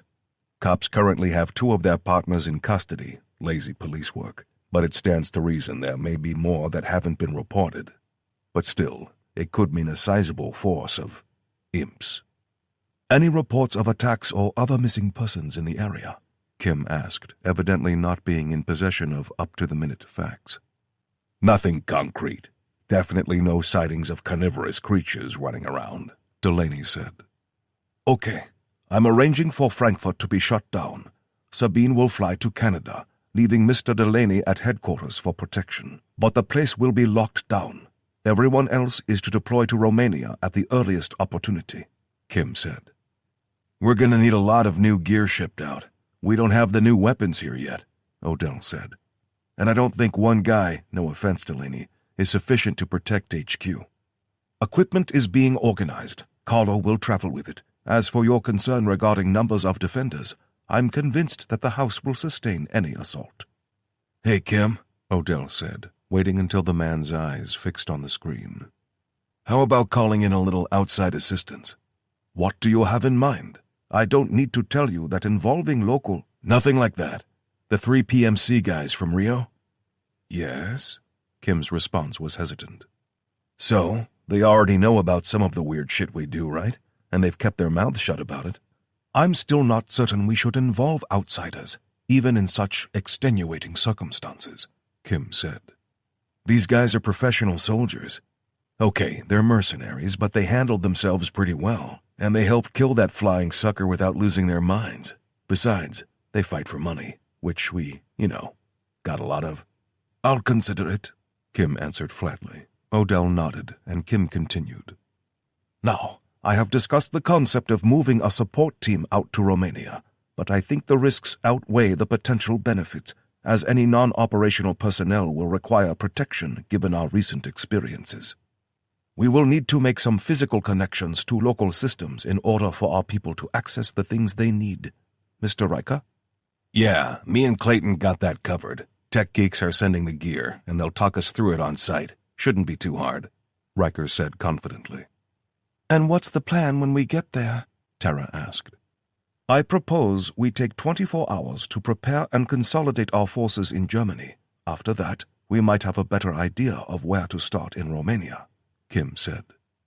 "What do we know about the place?" Clayton asked, her eyes cast down and her face lit by the phone screen she was researching on. Ilya cleared his throat before speaking, doing so in a low and subdued manner. "This is more my area of expertise. Like a lot of former Soviet countries, it has the usual problems: drugs and human trafficking, organized crime with high-level political connections, corrupt officials at all levels of police and government. Big problem with homelessness right now, although not as bad as you said it was in Seattle. Is more overcrowding in bad houses than like that." "Local authority capabilities?" Odell asked. "Romanian National Police and Border Police have strong presence there. Your, run-of-the-mill beat cops aren't too much trouble, but there are special units who will make us think twice. Basically, if they are driving a Dacia, then don't be worried, but if they are in BMWs or unmarked vans, then you should take them seriously. Is same for gendarmerie." "Federal cops?" Riker asked. "More like national military police. Don't mess with these guys," Ilya warned ominously. "Firepower?" Odell asked. "Expect them to bring good toys to any party you start." "What kind of toys?" Riker asked. "Like APC with heavy machine gun," Ilya said, like it wasn't a seriously big deal. Silence hung for a few seconds after Ilya's concerning words, broken eventually by Tara. "What about underground systems, subway, sewers, that kind of thing?" "No to trains, not like London or American cities. Sewers, yes. They are doing construction on it all the time, but there are many caves near to see," Ilya said. "Great, caves." Tara nudged a pessimistic Odell with an elbow, but he carried on. "Just tell me there aren't any mines." "No, that is mostly in north of country." Odell visibly relaxed, deflating as the news seemed very welcome to him. Looking back up, he saw more than one confused or concerned look peering into their screens. "I really don't like mines," he admitted, "or deep underground stuff at all, really, but it's fine." Another silence hung on for a few seconds until Kim wrapped it up, telling everyone to stay safe and watch each other's backs. Odell took the stairs to the basement where he'd spent so many hours drilling Tamar in weapon tactics until she was competent. The place smelled unused, like the air had settled along with the dust down there in lonely protest at being forgotten. He walked to the weapon lockers, not requiring a key or code to unlock it, as the house was a subtle fortress. He pulled out 2 replacement pistols, the full-sized Glock 21 and the compact 30, both chambered in his preferred .45 ACP, and sat at the workbench. His hands moved slowly, deliberately, like he crafted the weapon instead of simply adding the attachments he wanted. Trichicon red dot sight, custom serrated barrel, flared magwell extension, mounted flashlight. All of these went on to the full-sized pistol with painstaking care, while he left the compact version totally stock. More attachments meant a greater chance of a fumbled draw from the small of his back, and if he was pulling that weapon, he was neck-deep in it already. He replaced all his missing magazines, loaded them with jacketed hollow points along with others devoted entirely to silver-tipped rounds, and arranged the holsters just the way he liked. It wasn't for aesthetics, but muscle memory. He had grown accustomed to the guns being precisely where he wanted them to be, and changing that so soon before heading into a live deployment could invite disaster. The rifle came next, receiving just as much care and attention as he stripped down the stock weapon and rebuilt it just how he needed it to be. He cursed himself for the loss of the shotgun, but he was assured another would be coming from their very own Q branch on the next flight out. When his wandering mind stumbled on the newest addition to his personal armaments, he froze. "Shit," he whispered before taking off for the stairs. In the rush to get out of the door and meet Tara in England, he had clean forgot about the very old and very valuable knife given to him by Kyoto. Abandoning the half-built rifle, he jogged for the stairs to get back to his room. Ignoring Tamar, who tried to stop him on the way, annoying her by holding up his index finger like he would forget his thought if she interrupted, he burst through his door to startle Tara. "Sorry," he muttered, pulling open the closet and laying his eyes on a pair of .45 pistols resting on a shelf like a display. It was a display, a shrine to the loss of his friend and his greatest failure. His and Harper's pistols rested side by side in front of the wickedly sharp, curved blade sitting snugly inside the soft leather sheath. "Oh, thank God," he said with relief. "What's up?" Tara asked, closing her laptop and setting it aside to give him her full attention. I couldn't remember if I took this out of my ruck before flying over. I thought I'd lost it," he said, lifting the smooth hilt of the weapon, polished smooth by many hands over the years. "You didn't," Tamar said from the doorway, having caught him up to fix him with an unimpressed glare.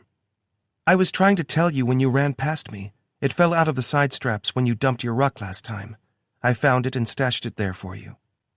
Odell grinned widely and walked to her, gripping her head between both flat palms and delivering a forceful kiss to her forehead. "Thanks," he said, releasing her and walking out before spinning on his heel and turning back to face Tara over Tamar's head. "You want I should fix you up a new HK?" he asked her. "Sure, but I'm taking one of the new crossbow rifles, too," she said. "Gotcha," Odell answered, heading back for the basement to play with guns some more and lower his blood pressure. Back underneath the house, he found Ilya staring at the workbench where Odell's rifle still lay half-constructed. He didn't respond to Odell's approach, so he cleared his throat so as not to startle him, but Ilya still didn't react. "You okay, man?" he asked. Ilya turned around slowly, eyes vacant and face expressionless, before he seemed to wake up like power had been restored to his face. "Hello! You finally going to give up the AK platform?" he asked, making conversation by reigniting the one subject that could always be relied upon for a little good-humored back and forth. "Perhaps," Ilya said absently, still smiling at Odell in a way that was starting to make him feel uneasy. "Ilya, you okay?" Odell asked, his voice heavy with concern. "Groovy, like drive-in movie." Before Odell could respond, Ilya walked out, stepping stiffly for the stairs with a straight back and not another word spoken. "Okay, that was weird," Odell muttered to himself before sitting down and returning his attention to the weapon. Kim sat in his office, feeling so attuned to the relics he had collected and connected to their histories that his reflection made him feel like a fraud. He had felt this way the last time, as if returning to a younger body somehow invalidated him and took away a personal history he had accrued. It was all there, buried inside him and infused to his very being, but he had come to learn that it was the way the world perceived him that had changed. He was no longer granted the automatic respect of age, no longer listened to so intently, because no matter how hard a person tried, their true nature was impossible to overcome. They weren't even aware of it, not even the almost supernaturally perceptive Tara Mason, who possessed an uncanny ability to see truths buried deep within the human condition. But Kim found himself fighting to be heard by the same people who had accepted his wisdom unquestioningly only weeks before. He was still the same person, but of everyone he had ever met, only one person could truly understand the adjustments he was having to make. A flutter of wings at the open window turned his attention in time to see Kyoto appear, her flying form slowing as she morphed from bird to human as effortlessly as a person turned a door handle. She maintained her momentum, going from flying to walking in a heartbeat, and stood before Kim, her eyes going to the glass in his hand as her eyebrows raised. He smiled and stood, walking across the room to pour her one and invite her to sit with him. "Shouldn't we be leaving?" she asked. "Soon," Kim said quietly. "Soon." They drank in companionable silence for a time, until her soft voice broached the subject on his mind. "You are worried." Normally, such a statement would end in a rising inflection, a question presented to ratify a guess, but Kyoto's confidence and experience required no such verbal support. "I am." "This is the end, one way or another," she told him. "It is," he said, slowly nodding his head as his eyes fixed on a patch of nothing on the far wall of the room. "You've done all you can. You must accept that some things are beyond even your ability to orchestrate." Kim scoffed, not at her words, but at himself. She had understood him from the moment they first met, and she had never been afraid to speak her mind. He was a meticulous man who experienced stress whenever things were perceived to be out of his control. More modern terms labeled him a control freak, and he couldn't argue against the negative connotations of the terminology. I wonder if we shouldn't tell the others," he said quietly, still staring blankly at the patch of nothing. "For what purpose? The task remains the same. It must die, or humans will cease to be the dominant species on Earth." "But if they knew the stakes, knew what was truly at risk?" "Then it will heighten their fears, and they will act irrationally. They will make mistakes," she told him, knowing that he already knew this, but sensing that he needed the reassurance. "Did we choose correctly? Is Odell the one we need to win?" Kyoto sighed and sipped her drink, looking off at her own patch of wall before she answered. "The timeline accelerated itself when he stumbled into this world. I don't know if he is the one, but he is our best shot, and we are out of time because that thing is making its move. You know I gave him the captain's kukri?" Kim broke his gaze away from the wall and eyed her questioningly. "Why?" he asked. Kyoto shrugged, somehow conveying the irrelevance and inexorability of the choice she had made.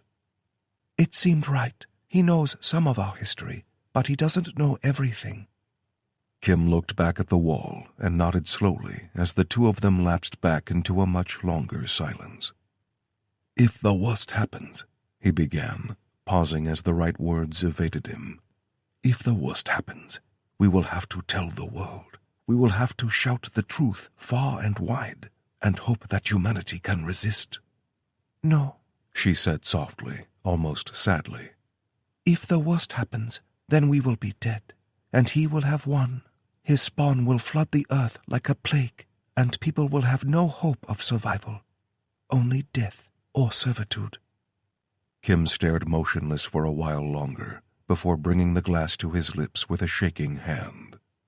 He drained the last of the drink and stood, staring down into the empty glass in his hand. "Then we can't afford to lose," he said. "Odell should know what is at stake." Chapter 11. Ovum Demonium. Odell opened his phone to the subtle ping and the split second of vibration that told him of an incoming message. He opened the text from Kim, seeing a compressed file, just begging to be tapped on, when a message came through after. In true Kim style, it read, We believe you need to know this information. Kind regards, Kim Shi-yoon. I know it's from you, Kim. That's how these things work, he muttered to himself, earning Tamar's attention. What's that? She asked, filled with the inquisitive nature of youth. Kim just sent me a meme, he said, knowing she wouldn't fall for it, but walking away from the gun bench where she was looking over her new hybrid crossbow rifle. To try and add flavor to the lie, he pulled a serious face and pinched the thumb and forefinger of his right hand together. One does not simply walk into Romania. Without waiting for her response, he turned away to the bathroom to read the zip file while he multitasked. Original entry digitized in 1982. Archive entry of the Reverend R.J.C. Hamilton, the 18th of March, in the year of our Lord, 1777, the Church of St. Dominus in the city of Split, Croatia. After many months of petitioning to His Holiness, I have been granted permission from Rome to access the ancient texts held within the church. I must admit to significant excitement on seeing the grand church, if only my discovery had not robbed me of the desire to explore and feel closer to the Almighty. While such earthly concerns hold no personal interest to me, I am grateful to my brother for whatever monetary gifts he bestowed upon the Vatican to permit me such freedoms.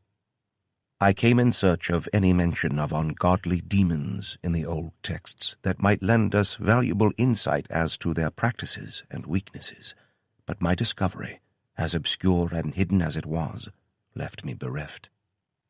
I record this as I await an expert from His Holiness' personal entourage to travel from Rome, having sent word by the swiftest means as soon as the information was unearthed. I received a letter in return informing me of the assistance dispatched to me without delay. I am pleased that no request came to remove the tome from these hallowed grounds, for I fear that such action could bring about unholy retribution. But I am most concerned about who the Pope named as the men traveling to meet me here. While I am not of their order, the bishop here has been kind enough to assist me, and he is very aware of the men ordered from Rome. Indeed, so much that he drew the sign of the cross over himself upon hearing the news.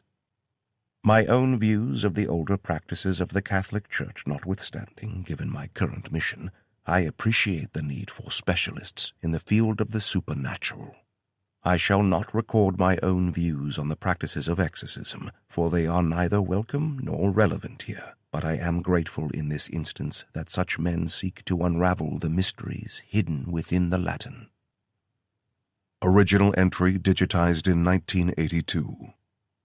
Archive entry of the Reverend R.J.C. Hamilton, the 23rd of March, in the year of our Lord, 1777, the Church of St. Dominus, in the city of Split, Croatia. No less than 5 priests arrived by coach late last evening. They were unattended by juniors or servants, and all seemed more akin to warriors than men of the cloth. The bishop met them in his nightclothes, offering sustenance and beds, but the priest leading the exorcists declined most gruffly, demanding instead to see the ancient records at once. Candles were lit, and despite their refusals, the bishop roused servants to prepare wine and food to be brought down. I joined them, making my introductions and receiving only the most minimal manners in response, but I forgive such men for being so wholly focused on their task. I showed them the text, apologizing for my poor Latin translation, and patiently stepped aside for them to study the remainder.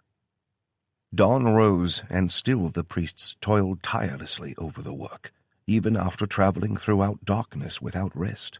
The bishop ordered breakfast to be brought down and for the candles to be replaced, for the room still saw little daylight. My patience was tested when they became animated, arguing seemingly among themselves over a translation, but the words I knew were there, featured heavily. Ovum demonium, the egg of the devil, being my literal translation, was a source of great discomfort between them until the oldest of the group spoke in a deep, commanding tone that silenced their arguments. I have yet to be furnished with a complete translation, as I have requested, but I record briefly here what that priest told me. He spoke simply, telling me that the texts I uncovered relate to the end times. The last 4 things, as he told me, began with death. The devil's egg was indeed to be taken literally. He used a gloved finger to point out other words in the text from which he evidently pieced together the clues. Immortui, sanguis, malum, exertus, undead, blood, evil, host. He pieced those words together for me, mindful of my ignorance, and chilled my soul with his interpretation.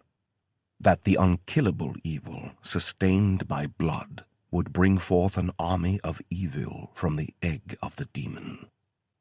I admit to feeling felled by this most unwelcome and foreboding prediction. I apologized to the priest, explaining that my older brother was the military man, with the fortitude to match. But he was not unkind to me for my weakness. He smiled at me, and I shall never forget that smile. It spoke of a great and confident hope, of an unshakable faith, and he imparted the knowledge on me. That text also spoke of how such an evil could be vanquished. Odell scrolled down, but the document had ended. Thinking that another would continue the story and provide them with the magic bullet, he checked for another text, but there was nothing. He tapped at the screen, texting Kim to ask where the next entry was, and was dismayed to see the screen light up an incoming call from the man. Just text like a normal person, Odell grumbled as he swiped the screen to answer. I'm afraid that is all there was, he said, foregoing the usual formal greeting. The organization suffered a flood at their headquarters in England during heavy rainfall in the late 1960s, and it is possible that the rest of the pages were lost in that event. Some other fragments were digitized and dated to the same time, but they aren't complete or conclusive. What aren't you saying? Odell asked, attuned to Kim's manner as he was to recognize when the man held something back. Other documents reference an uprising of demonic mothers birthing creatures that feast on the flesh of men. Right, imps and broody mamas. So, you're telling me... Kim, what the hell are you telling me? I'm afraid, Mr. Odell, that we are seeing the beginnings of an event so terrible that the Catholic Church recorded it as the end of days. We believe that the vampire is sowing chaos into the world to distract from his true purpose.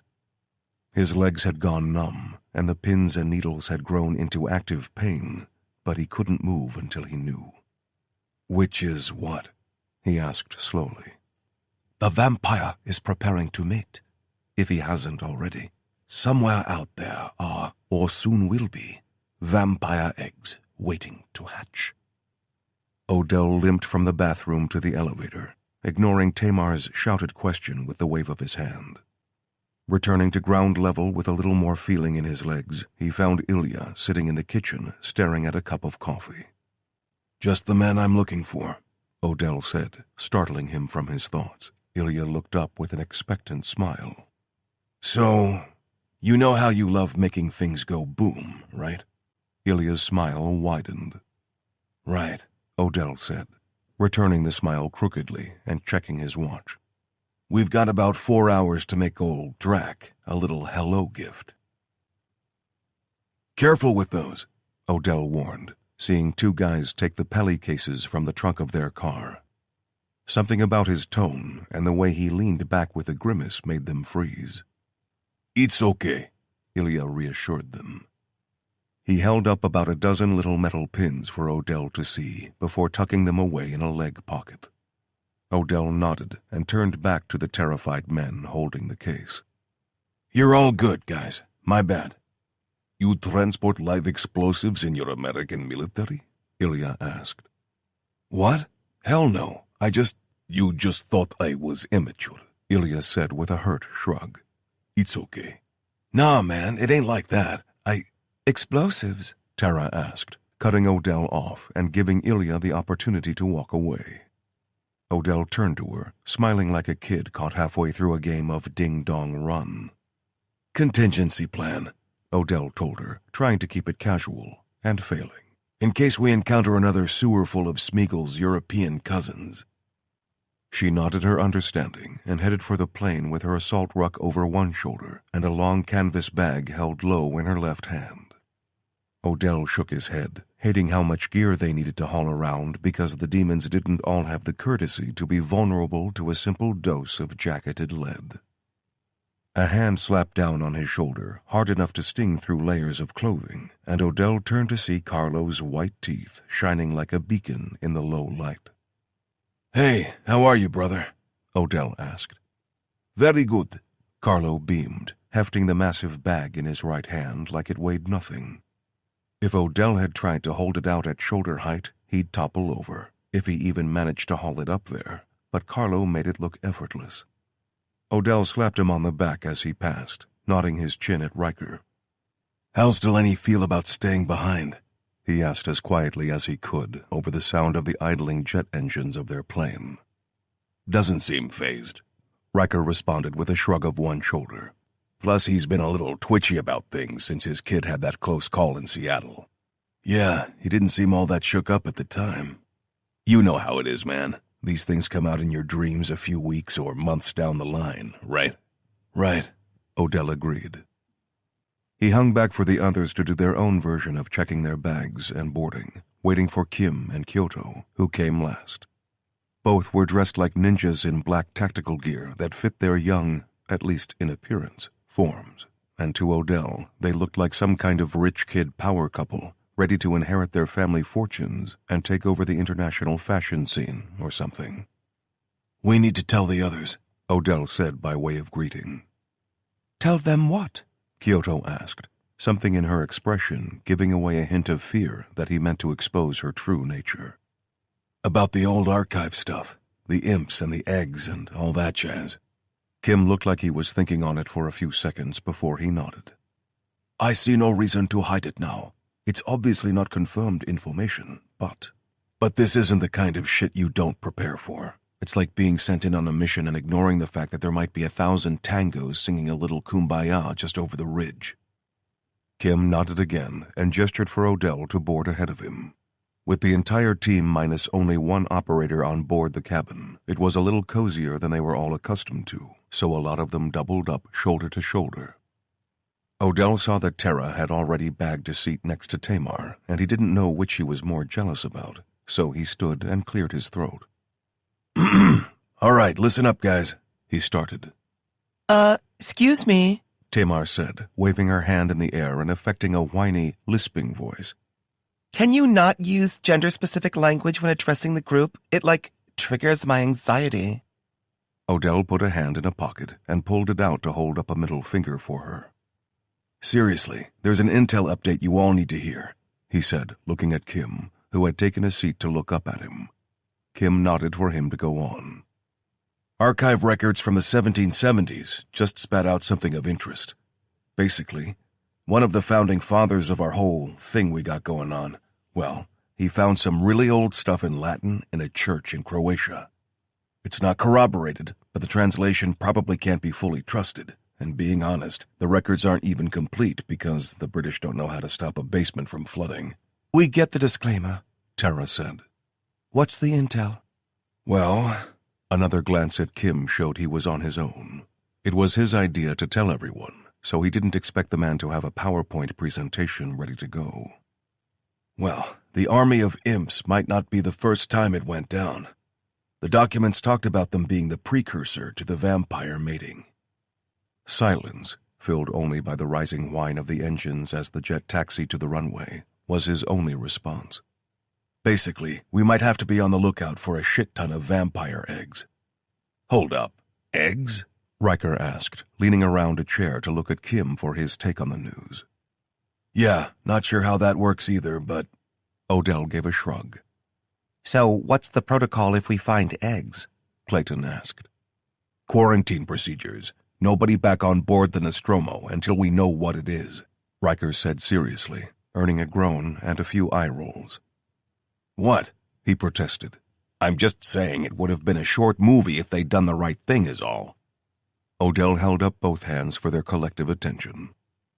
Riker's opinions on one of the best movie franchises of all time aside, the protocol has to be maximum destruction, scorched earth kind of approach. I'm not saying we're going to find anything like that. I'm just saying that if we do, then we burn the whole goddamn thing to the ground. Stand by for takeoff. Flight time estimated at 5 hours.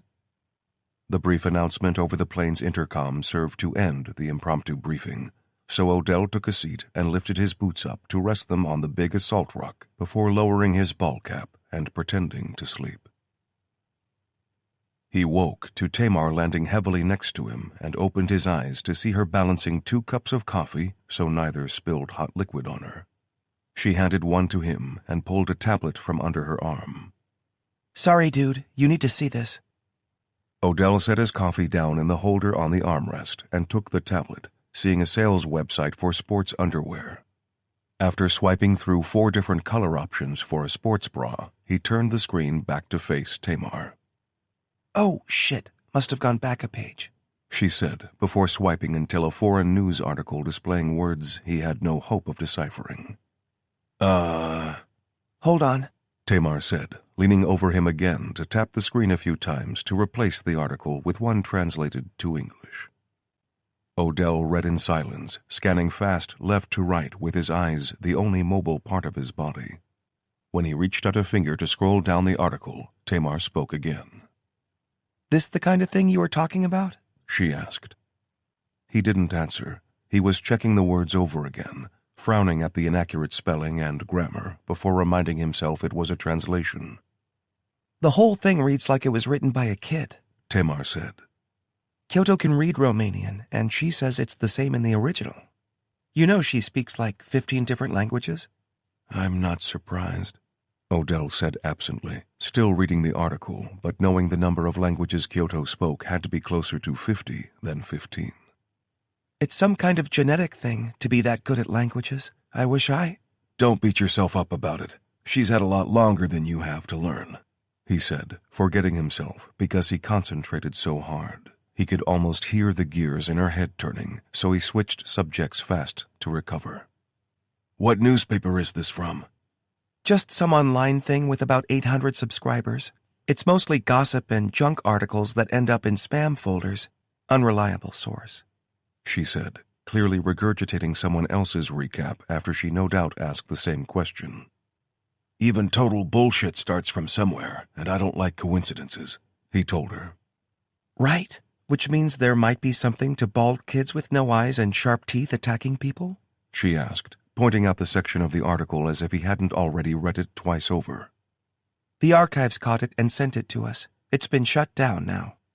They'll just upload it somewhere else, Odell warned. Oh, no, not like shut down. The people who put it up still think it's out there, but the guys back in the archives are blocking it and pretending to interact like real people, so their metadata will still show online activity. I thought I wasn't allowed to call people guys, he asked, earning a dad joke-level eye-roll response.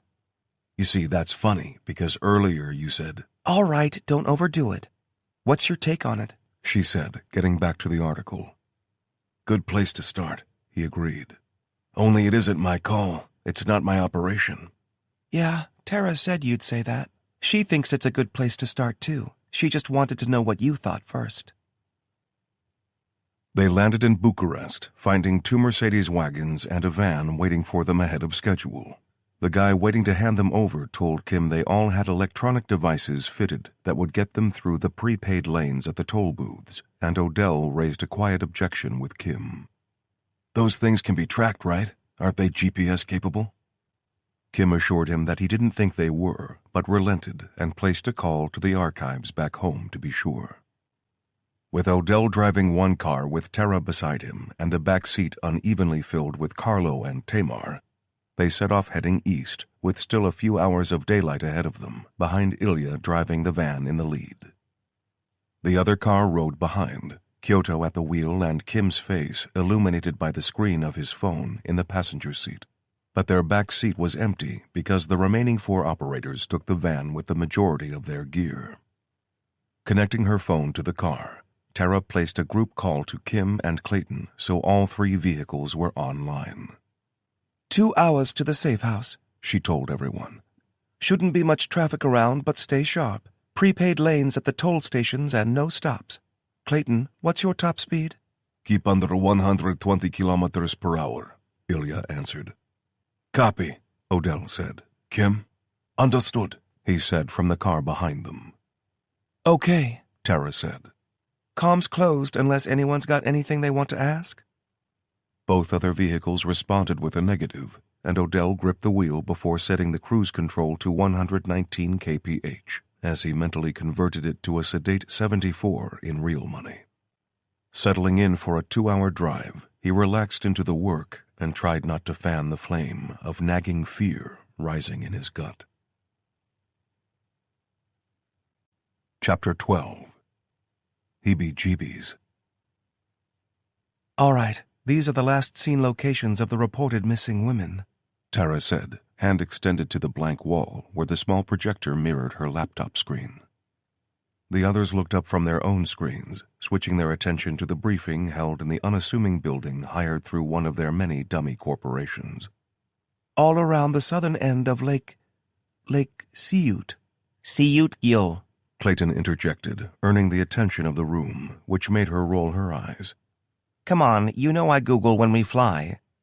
So, all around the southern end of this lake. Illy, anything on the topographical? Tara asked. Nothing subterranean except large cave system far to the south, Ilya said. which leaves us with the sewers being the likely option, Odell said. Again. The collective groan from those who had already been underground facing the imps was catching, as none of them relished the prospect of descending into the filth beneath the city. Isn't there a homeless thing here? Tamar asked. She received a few blank looks until Riker spoke up. We're here on a mission, kid, not a crusade to solve homelessness. No, sort of, old man. I mean, aren't there people living in the sewers here? Tamar said sarcastically. That's Bucharest, Clayton said. But maybe we could get the archives to do a deep dive on local police reports? Give us a better idea before we head down? On it, Tamar said, already dancing her thumbs over her phone screen to send the request to Canada. Any recent intelligence? Kim asked, making Tara hide the micro-expression of annoyance Odell picked up on. Kim had handed over the reins to her, but he couldn't help himself from trying to be helpful and asking the question in case she'd forgotten what she needed to say. No more reports of abductions or attacks, but cell phone chatter keyword analysis has corroborated some elements of the news article. Given what we know that they don't, I'd say there's a high probability that a brood mother and her little cherubs got sloppy, and someone saw them make a kill here, she said, tracing her cursor over the projected map and landing on a suburb backing onto undeveloped land. So that is where we start? Carlo asked, already eager to be out on the ground, doing something more useful than recapping information. Eager beaver, huh? Ramona said mockingly from the back of the room.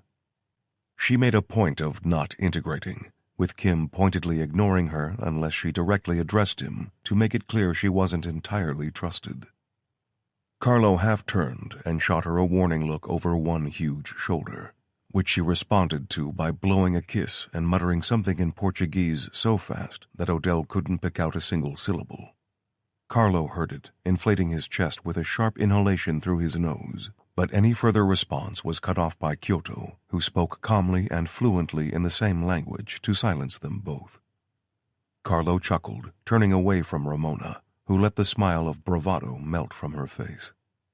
Got that out of your system? Tara asked from the front of the room, one eyebrow raised like an unimpressed schoolteacher. Ramona, to be clear, if you want everyone's trust, you need to earn it. You're here because you asked to be. Nobody kidnapped you. So either get on board or crawl back under whichever rock you bought with the money you stole from us. Ramona's eyes stayed fixed on Tara, but any rebellion inside her stayed firmly locked down. Tara held it a few seconds past uncomfortable and carried on with her briefing. So, I'm splitting us up into 2 teams with support and command elements. Ilya, you're with me in the van running security and transport. Odie and Tamar with Carlo and Ramona. Kim and Kyoto with Riker and Mel. I suggest we work from both ends of this sewer system. She tapped a key on her laptop, and the projected image changed to an overlaid map that seemed to hold far less detail than they needed. And work east and west until you RV somewhere in the middle. We'll be central, able to back anyone up if they need it, and to run comms. They nodded, understanding their individual tasks easily enough. Odell caught Ilya's expression, seeing none of the disappointment he expected at the man being left out of the dirty work. Picking the only native to the larger region of Eastern Europe as her driver was a sensible move for Tara to make in case they had to deal with any locals. But the prospect of driving and not shooting or blowing something up should have at least prompted a small pout. Hey, Ilya, Odell said, making the man turn to face him without expression. You think we should take your new toys down there? No, make sure to find the nest first, he answered, finally letting a smile creep onto his face. Too good to waste. Toys? Kim asked, smirking like he already knew the answer. Yeah, a little cleanse-by-fire approach we cooked up. Cheaper than bullets, Odell said. Okay, just not yet, Tara said with finality. Like Ilya said, don't waste it unless you know you're wiping out a nest. Otherwise, you'll just barbecue some drifters. What's the step-off time? Riker asked. It was fully light by then, and traveling had exhausted them all, especially as half their team had taken 2 consecutive flights to reach Romania. We all need some sleep before tonight to be effective, so I don't see the benefit in going too early, Tara said. Go too late and they'll scatter to hunt, Ramona groused from the back of the room. Which is why I want us on the ground at 1700, giving us a little over 3 hours until sundown. If they're down there, we should catch them napping.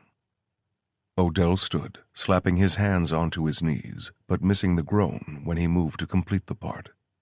I'm up for a little light area recon if anyone's interested, he said.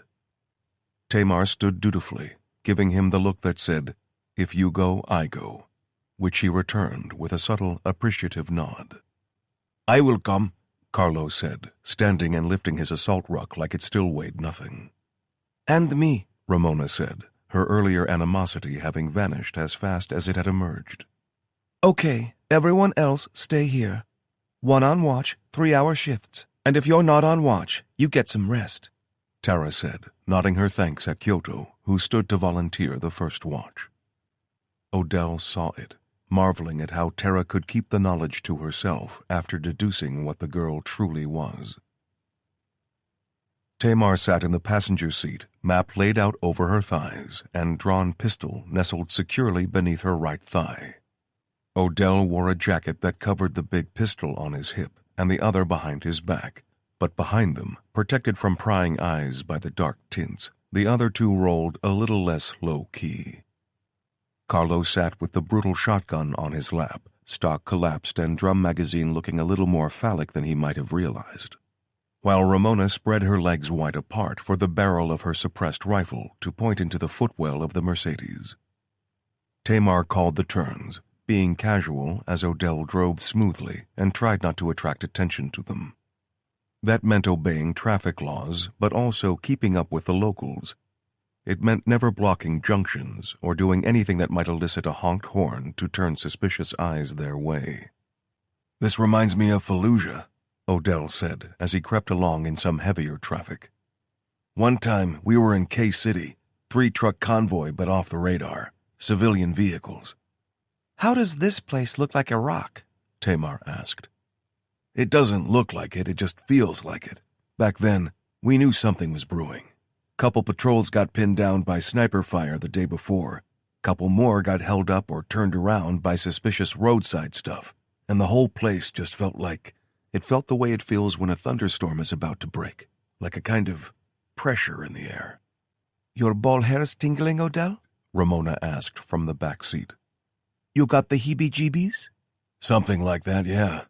Just feels like we're about to get rained on. Odell's ominous words made the car silent for a long while, interrupted only by Tamar's terse directions until they reached the area they intended to find. Anyone recognize the place from the article? Tamar asked, looking around in the hope that something would jump out at her. No, but I see good cover, Odell said, pointing ahead at the bright colors denoting roadworks further ahead. Stick on a hard hat and a yellow vest and see how many people ask what you're doing there. Add a clipboard and people will actively avoid you, Tamar added. Exactly, but there's too many people around for that right now. How about a little walk instead? Carlo and Ramona slid their weapons into the trunk via the ski hatch, joining Odell and Tamar with a big interval between them as the two couples walked the street. Odell acted like the tourist, pointing things out to Tamar, stopping to stare a while, just as Carlo and Ramona put their heads down and walked like they knew where they were going, but all the while keeping watch on the others. Lapping a few blocks before reaching the car again, they saw little to indicate there was anything wrong in the city. Nobody acted scared. The streets weren't devoid of anyone too afraid to go out after what had apparently gone down there, and all of it pointed to the article being bogus. Locals usually give the feel for it, but I'm not picking up a damn thing, Odell said. Neither am I, Carlo agreed. It's like nothing happened here. which means either nothing happened here or nobody knows it happened, Tamar said. or the third option, Ramona put in from behind her. Which is? Odell asked when she didn't offer anything more. that they know and they don't care. Odell sucked in a breath through his nose as he considered that uncomfortable option. All right, RTB unless anyone has any other ideas. Odell caught 4 hours sleep, waking up in the afternoon to find the sky outside gloomy and the smell of coffee coming from downstairs.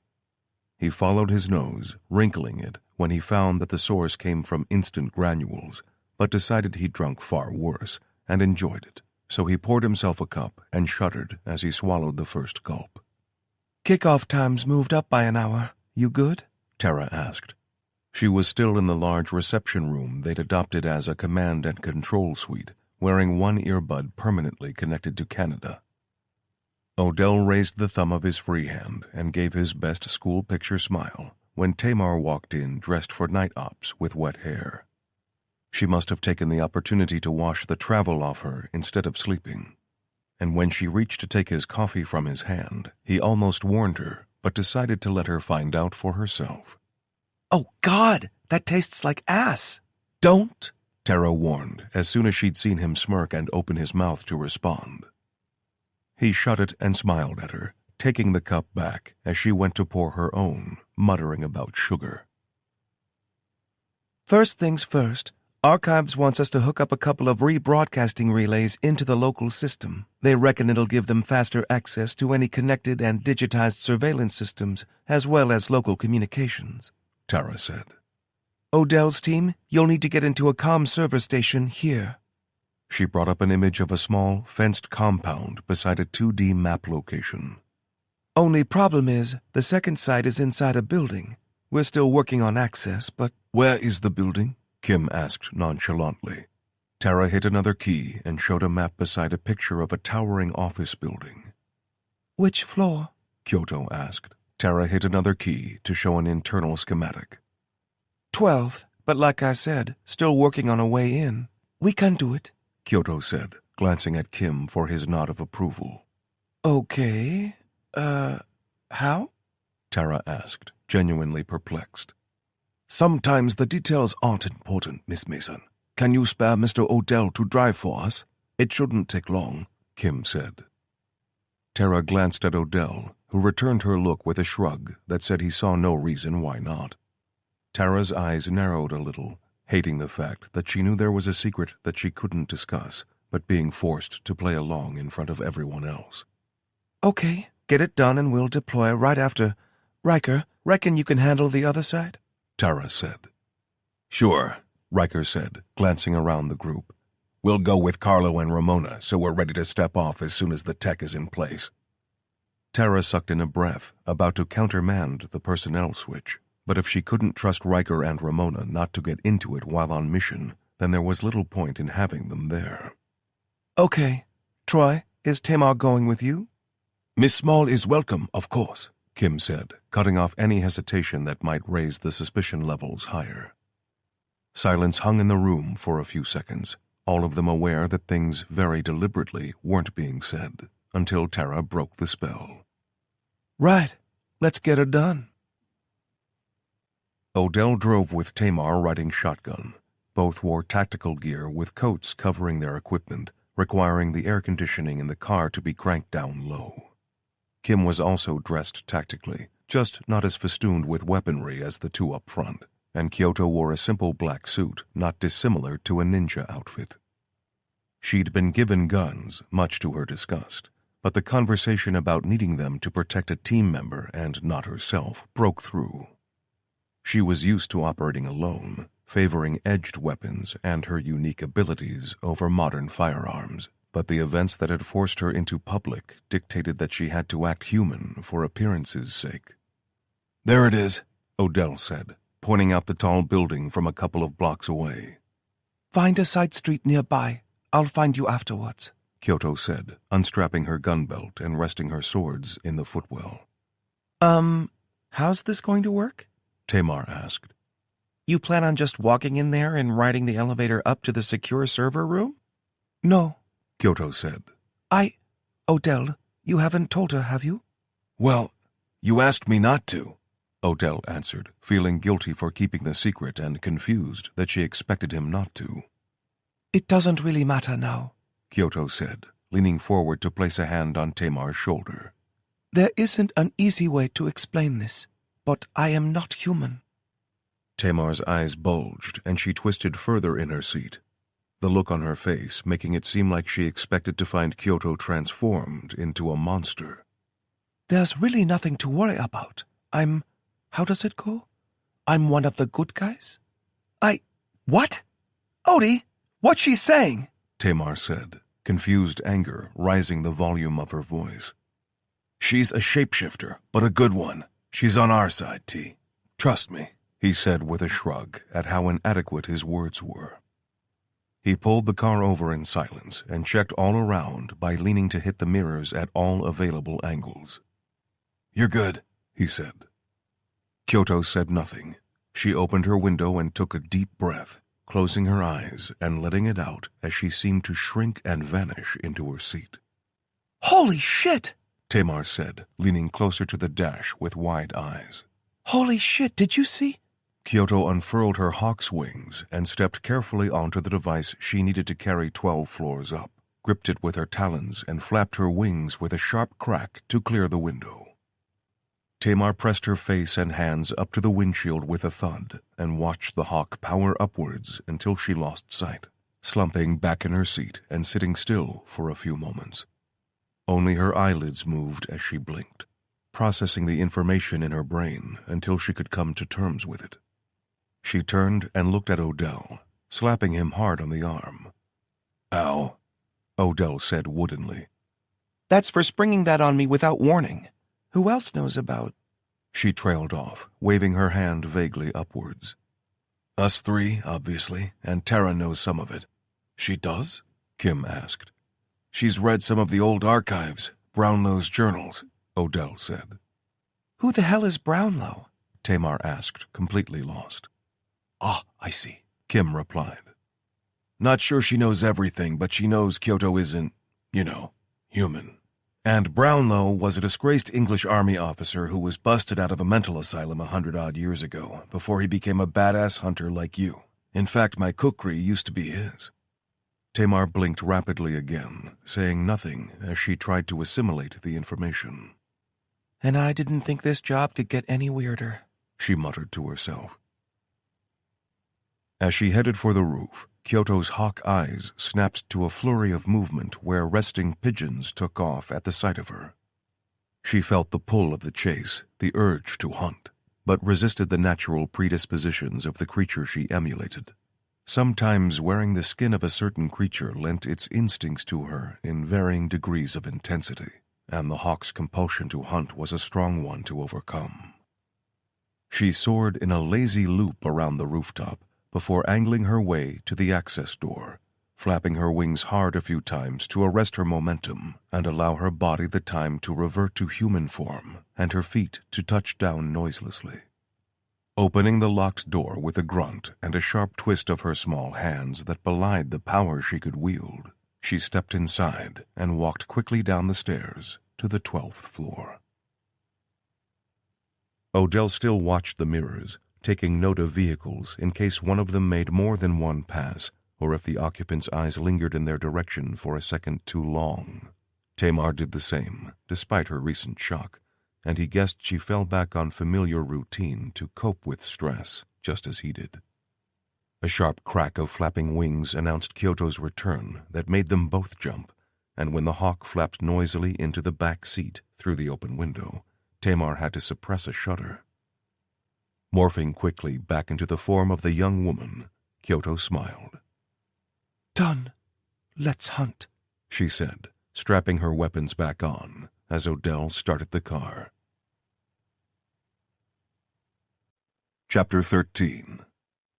Throw in hands. At the same time the three vehicles spread out over the city in western Romania, Sabine landed in Toronto. She had insisted that commercial flight was no more dangerous than taking one of their cargo planes, and asked if any of them wanted to argue with an old woman who didn't get out much and wanted to fly in luxury. With the house locked down, there was little reason to suspect she was a target of any intended attack. So she took the Audi from the garage and left it in long-term parking before checking in for her flight a full 4 hours early. Enjoying the first-class lounge was one of the perks of flying expensively, and she fully intended to get her money's worth out of it. A champagne lunch consisting of 3 courses had made her ready to take a short nap before the flight, and she was gently woken by the exquisitely uniformed young man who treated her like royalty. She thanked him, gathered her few belongings, and boarded the flight ready for another nap. Forgoing the usual task of sifting through the latest movies on offer, Sabine closed her eyes and let the champagne soothe her. When that didn't work, she sat up and pulled off her eye mask to catch the eye of another professional model in airline livery. "Can I offer you anything, madame?" the woman asked in accented but flawless English. "Kann ich etwas trinken?" Sabine asked sweetly, doing the woman the courtesy of speaking their native tongue. "Natürlich. Was meinten Sie gerne?" "Haben Sie Johnny Walker Black?" "Ja, mit Eis?" "Nein, danke." The woman smiled and glided away, leaving Sabine to wait for the whiskey to be brought to her on a small tray. The flight attendant hadn't even asked what measure she wanted, and Sabine knew that usually meant the cost of such drinks were factored into ticket prices, hence portion control meant very little. With 2 large glasses of Johnny Walker warming her insides, Sabine restored the eye mask and drifted off until the plane was nearing the far side of the Atlantic. Her bags were retrieved for her, and a young man waited among the private car drivers with her name written on a sign.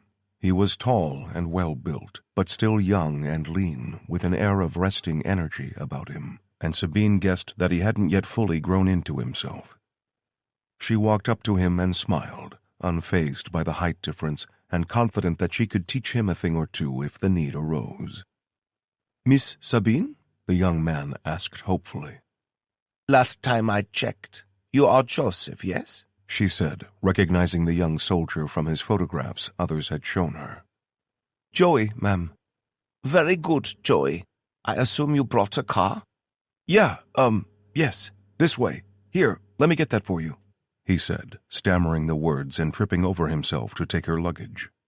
"So, did you have a nice flight?" Joey asked. I drank half a bottle of whiskey, ate a lamb shanks that tasted much better than airline food had any right to, and watched Vin Diesel growl confusing references to family instead of employing a proper tactical plan. "Right. They go to space in that one?" Sabine stopped and turned an incredulous look on the boy. Space? What was wrong with simple street racing and elaborate theft? Must every franchise try to outdo itself? Where is the story? Joey chuckled as they resumed walking. "Guess the next place is time travel, right? Maybe get a CGI Paul Walker back in the gang?" Sabine crossed herself, but offered no answer as they reached the doors outside and the waiting SUV. Delaney was behind the wheel, eyes flickering to all angles, but he spared her a brief smile as she climbed in with a sigh while Joey put the bags in the trunk. "Good to see you, Mama Sabine," Delaney said warmly, pulling out into traffic fast. You make me sound so old, Richard. I am not old. Age is relative. Delaney answered, glancing sideways at his young teammate. In that case, I may have to put you both over my knee if we hit traffic. I cannot abide traffic. I'll do my best, Delaney said, gunning the big engine to surge past other cars observing the speed limit. Sabine looked out of the window as they approached the large gates securely closed to bar entry to unauthorized vehicles. They looked similar to other such barriers protecting large estates in that area. Only Sabine knew that these were reinforced and hid the titanium pillars that would rise out of the ground at the push of a button somewhere safe inside the distant house. Much like her own home, the defense of which was mapped out in 100 differing scenarios in her mind, the Toronto headquarters was a gilded mansion hiding a Kevlar skin beneath that protected the very heart of their organization. Hundreds of years' worth of history, hidden and secret history, history that could change the world if it got out, was protected there. Digitizing the old records had gone some way to preserving those secrets, but something in her wanted to keep the original copies safe. Have you heard from the others yet? She asked as the heavy gates slid into reinforced runners either side of the gateway. They're all set up, ready to begin hunting tonight, Delaney told her. Gott schütze, Sabine whispered. What's that, ma'am? Joey asked eagerly. Oh, nothing. Tell me, when were the guns last checked? We did them 2 days ago, remote and physical checks, Delaney said. Pretty cool how they're buried underground, right? Joey said with evident enthusiasm. I'm qualified on the saw now, but I gotta tell you, those M134 miniguns are something else. Force of frickin' nature. It is pretty cool, Sabine agreed, with sarcasm that sailed clear over Joey's head. I wonder who came up with that idea. I don't know, but wow. I mean, I knew they were there and everything, but seeing them for real, for the first time, it was awesome. I'm sure you're right, Joey, Sabine agreed again. Can you tell me more about them? Oh, for sure. So they're all remotely operated from inside. They got FLIR, that's forward-looking IR, and they're spitting around 1,000 rounds a minute. Joey hesitated when Sabine began chuckling lightly to herself, glancing at Delaney in his rear view to see he was smiling broadly.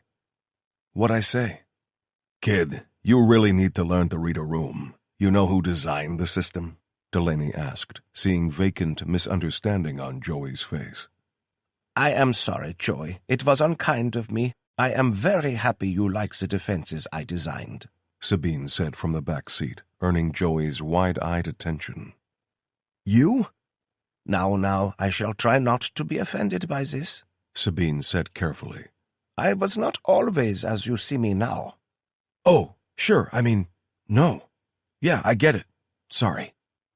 His embarrassment saw them around the side of the big house to the garaging at the rear, where the shutter door slid up to permit them entry. Delaney turned a half-circle and backed the SUV inside, ever the cop knowing that he might need to drive to an emergency in a hurry, or in their case, away from one. Joey may not have seen the significance in the gesture, but Sabine certainly did. She allowed Joey to carry her bags for her, feigning an infirmity of age, and smiled widely at the first face she saw when she walked in the house. Makes sense, don't it? Mrs. Bodinsky said haughtily. I thought I smelled sauerkraut. Ah, I see you still have no new material, Sabine said warmly, stepping up to the woman and craning her neck so that the two stood locked in a glaring contest. Joey put down the bag slowly and edged his way to their side, warily. Y'all ain't gonna start throwing hands, are ya? He asked, putting some unnatural bravado into the words. Both women turned to look at him, making him wonder if he'd just combined their focus in the worst way possible. Throwing hands? Sabine asked, turning her confused gaze back up to Mrs. Bodinsky. Do you know what the little one is trying to say to us?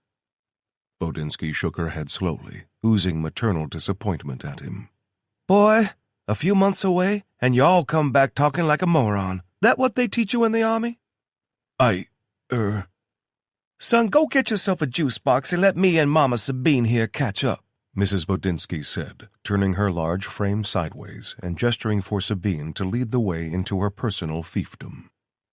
Sabine dipped her head respectfully, knowing what honor was being bestowed on her, and gave Joey a sad smile as she left, leaving him watching the two old women disappear from the large atrium. Mr. Delaney? What just happened? Delaney's chuckle sounded from the bottom of the large, winding staircase where he was already ascending with one large suitcase. Joey, what just happened was you saw two bona fide legends lock horns. Joey grabbed the two other cases and hurried to catch up. Legends? I don't get it, he said, before jogging up the staircase carrying close to twice his body weight, with all the jealousy-inducing ease of youth and none of the back pain that came with experience. Mrs. Bodinsky, a woman who had gone by many names in her life, gestured at a chair on one side of her huge kitchen table. The thing was at least 5 inches thick and built like an oversized butcher's block, so Sabine naturally ran her hands over it in appreciation as she sat with a quiet grunt of effort. So, your boy up to the task? Mrs. Bodinsky asked, as she leaned up on tiptoes to reach out of sight in a cupboard which yielded a bottle bearing no label other than a strip of masking tape bearing a numerical date. Odell? Sabine pondered the question with a shrug and a tilt of her head. Without a doubt, he is a capable man, but you know how these military types are. Mrs. Bodinsky gave her trademark, Mm-hmm, and found 2 thick glasses in another cupboard before sitting opposite her counterpart. Confidence ain't no guarantee of success now, is it? She said, as if speaking to herself, as the 2 glasses received healthy doses of a pale purple liquid. She held up her own to the light and regarded it with the keen eye of an aficionado. The secret isn't the measurements, not like people think. It ain't about how much sugar or which gin you use, neither. She lowered the glass and inhaled through her nose, pondering the scent with her eyes closed, as Sabine lifted her own glass to her nose. Is it about the time you leave it to sit before bottling? She asked. Ain't about that neither. At least, it's about that if you leave it way too long or way too short. It's about the fruit.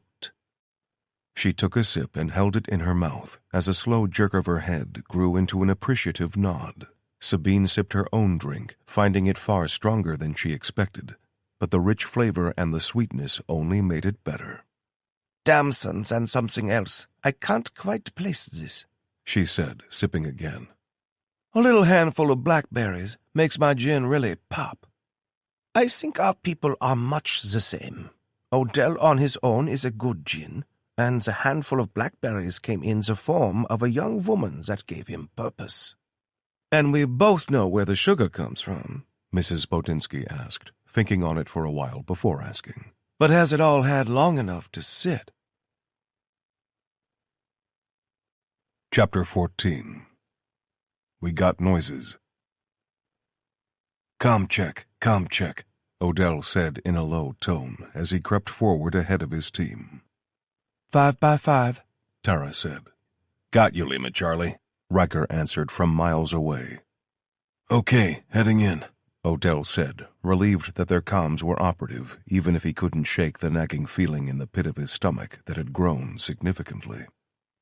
Sewers the world over held the same stale, stagnant odor which made him feel simultaneously reassured and painfully mindful of his last trip underground in Baltimore.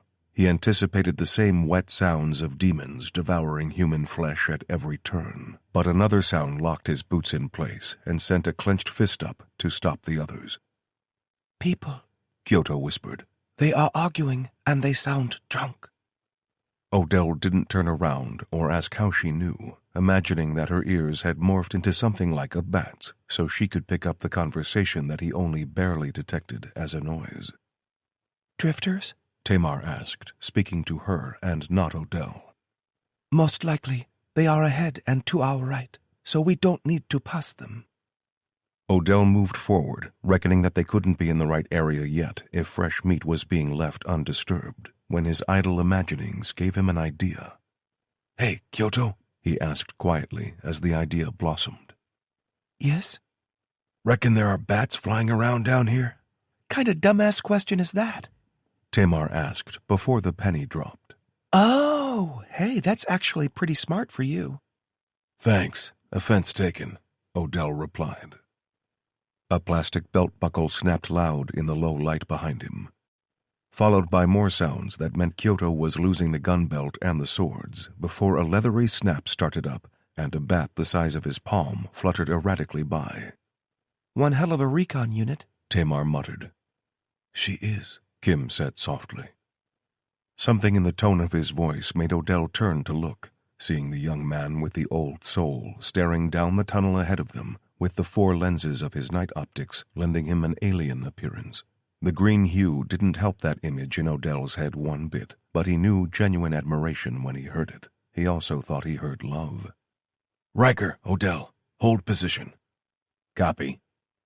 Riker didn't ask why, because he was trained not to. If someone gave an order, then it meant they knew something he didn't, and to waste time questioning it was to put lives in jeopardy. Ramona, in contrast, was no soldier, nor did she play well with others. "What's the damn holdup? Place smells like Carlo's ass down here." "Cut the crap and hold position," Tara's voice snapped. "Odell, sit rep." "Recon, just give us some time," he responded, transmitting with the button high on his vest, as he hadn't yet fitted a press-to-talk extension to his replacement shotgun. They waited. 5 minutes became 6, 6 became 8, and at 10, Odell could feel Kim fidgeting behind him. At 11 minutes, he was about to call for both teams to push ahead when the leathery fluttering sounds returned. "Stand by," he said, transmitting the words on instinct as Kyoto flew into sight. The transformation was silent, but her gasp of effort was unmistakable. "What did you see?" Kim demanded before Odell could ask. "I saw imps sleeping in a huddle, can't tell how many, and no mothers, far ahead." She ignored the offer of her weapons back and instead gestured at Tamar for the tablet in her pack. Taking it, she swiped open the screen, causing a hiss from Tamar, who hadn't anticipated the blue light and still had her goggles down, while Odell, the use of NVG's second nature to him, already had his tilted up. Kyoto's finger moved fast, manipulating the schematic of the sewers as if retracing her bat equivalent of steps until she found the right place and held the tablet up to Odell. "Shit, that's near where the other team infilled. Riker, respond." "Go." "Pull back to infill point and wait out. We're coming to you, but we got a lot of ground to cover first. Recon shows a nest about 50 meters to your west. Copy?" "Shit, copy," Riker whispered, pulling back. "Tara, you copy?" "Copy, Odie. Relocating to their position now." They moved fast, confident in Kyoto's reconnaissance skills, but deeply concerned about the other team's proximity to a nest, perhaps twice as large as the one they'd encountered stateside. His boots splashed through the filth as occasional shouts mocked their early progress, but anything past 100 paces from the entrance yielded worryingly little in the way of life. "Odell, ETA, we got noises." Something about the urgency in his whisper sent a burst of adrenaline into Odell's already hyped-up system to push him faster through the underground maze as Kyoto called the turns from just behind his right shoulder. He got the distinct impression she could move a lot faster than he could, especially when he was weighed down by 50 pounds of gear and weaponry. But she clearly understood the need to stay cohesive and not run into danger alone. "We're not far," Kyoto said, having heard the transmission through her own restored earpiece. "Almost there," he answered, hating not being able to give a time frame. "Fall back topside if you need to." Gunfire returned via the channel, echoed a split second later by the sound thumping down the concrete walls to reach them muted by distance. Contact! Multiple imps at our position coming from all directions, falling back to surface." Riker's calm professionalism over the comm did little to soothe Odell's nerves. If he had the time or the clarity of thought to analyze that, he'd recognize it as a new development, one that had manifested since he'd first been thrown headlong into the world he lived in since his brush with the ancient vampire. "Tara?" He could only transmit the one word before the movement of using the radio staggered him and forced a hand out to scrape along the rough, grime-ridden wall. He hoped his tone conveyed enough urgency, and her response told him it had. "Riker, cover! A muted crump and a flash of light ahead, followed again by 3 more as Tara and Ilya must be lifting grates and tossing grenades into the tunnels surrounding their besieged extraction point. "I'm out," Ramona said, making Odell think she was reloading before a grunt came through the comm and the report that Clayton was safely above ground also. "Carlo, go!" Riker's voice, strained and full of bravery, punctuated by pairs of rounds being snapped off from his rifle. Carlo's response was a brutal barrage of full-auto 12-gauge shells exploding outward to provide cover. "Tara, more grenades!" Riker yelled. Odell knew what he was doing, hoping that the distraction of the explosions would cover his own withdrawal after staying behind to make sure his team got out. Odell knew he'd do the exact same thing, even if he wanted to chew Riker out for being a hero. More grenades cracked off, sending gusts of hot air littered with dust in their direction, when a shape ahead of them made Odell's legs lock up and his boots slide in the muck. Arms held out as if conducting an orchestra, a woman smaller than Tamar blocked their path before she turned, sensing the new threat, and drew in a breath dramatically to let out a soul-piercing shriek at them. Fsh! Thunk! The creature, bent forward at the waist with claws extended either side, stopped making a sound before the scream could take hold. Instead, her body went rigid, head looking up to the low ceiling at first, before the momentum of the arrow's impact toppled her onto her back for the ankle-deep water to lap at her body. Odell fired a glance over his right shoulder, hearing the electric whine of the motors resetting the crossbow rifle held firmly in Tamar's grip. She'd fired the arrow in a heartbeat, with just as much time to aim, sending it between Odell's and Kyoto's heads. "Another in the heart or decapitate it," Kim ordered, no longer playing the role of the young man as he strode forward.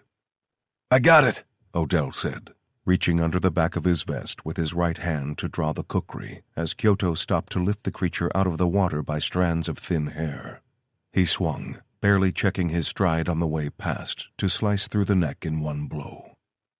He flicked the knife down to rid the blade of the gore, as Kyoto stepped ahead and drew the khopesh from her back with her right hand as her left tossed the head derisively down. "No," Kim said, earning the attention of all three. In silent response, he pointed upwards at a pale ring of light surrounding a manhole cover above them. Odell wanted to argue, wanted to unleash an ungodly rage on the creatures, but good sense prevailed. "He's right. If there were too many for the other team, then there are too many for us."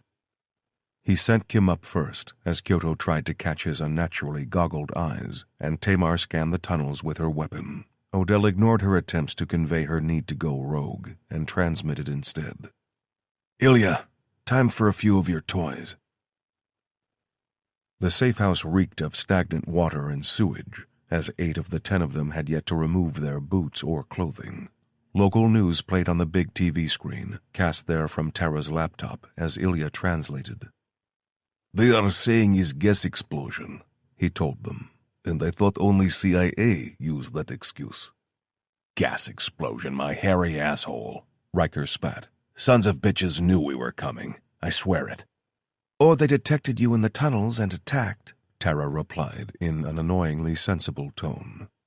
"And you figure that how?" Ramona demanded, but Odell answered. "You know how they train dogs to find firearms?"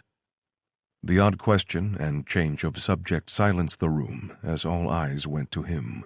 Sitting in a corner, front legs of the cheap chair off the floor as he reclined it against 2 walls, Odell explained. "Saw them do it in Iraq and Afghanistan. Train a dog to find the smell of gun oil and give it a treat. Make it harder and harder each time, and make the treats bigger and better. Hey, presto, you got a dog that can find guns," which was helpful in those places. Man, this one dog, Gator, they called her. She stuck her nose under this one rug and went batshit crazy. I swear to God I'd never seen that many rifles outside of a damn armory. "Meaning?" Ramona asked, no longer spitting venom at her frustration, but still not happy being led to the point via story time. Odell held up his right hand and counted off fingers. People, gun oil, explosives, cash. Specifically the ink they use to dye the bills, the 4 easiest things to train a dog to sniff out. "And your point is?" Odell turned an unamused look on Ramona while Tamar picked up the thread. Meaning if a damn dog can smell people and gun oil, then how hard you think it is for a demon with no damn eyes and big vagina nostrils to smell 4 people carrying guns and explosives? Odell snapped his fingers, the gesture ending in a point at Tamar, but his eyes never wandered from Ramona. Plus, I still got a couple $100 in my pocket, Riker added with a shrug to complete the list. If they knew we were coming, at least a few of us would be dead, Odell said. Or currently dying from some nasty flesh-eating disease while we lost our minds. But the point is we weren't prepared. We went into their territory and we got run out of town. Great. So what's next? Ramona asked, again with a little less snark in her tone. Riker, how many imps you reckon there were? That we took out? Maybe a dozen. Kyoto, how many you reckon you saw? Odell asked. Hard to say. Maybe 12, maybe 30. Uh-huh. And how many brood mamas did we see or hear? Odell asked the group. 1. Tamar answered, looking like she was resisting the urge to pat a loving hand on the crossbow rifle that she'd recently decided to name Old Betsy. Right. So logically, unless they're all nesting in different places and not grouping together, chances are what we just saw was a single nest, which means that there's either another 11 nests or, Tara said, trailing off. Go on, Miss Mason. Finish the thought, Kim said quietly. Or there's one massive nest, and we don't know where it is. The question of where the nest might be presented itself as an answer later that night. Washed up and wearing fresh clothes, Odell padded around the safe house in his socks with a coffee in one hand to check if his boots had dried yet. Leaning close to where they rested atop a heater, he recoiled at the smell. Still ripe? Tara asked softly from the shadows, her words making Odell jump and let out a noise. Gah! Hell you doing, hiding in the dark back there? Tara chuckled before switching on a table lamp to bathe them in yellow light like she was starring in a Bond movie. Just thinking, she said wistfully. Just thinking. Odell took a seat and leaned back to hold the cup of awful coffee under his nose.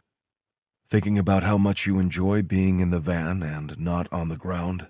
He asked, prompting another chuckle from her.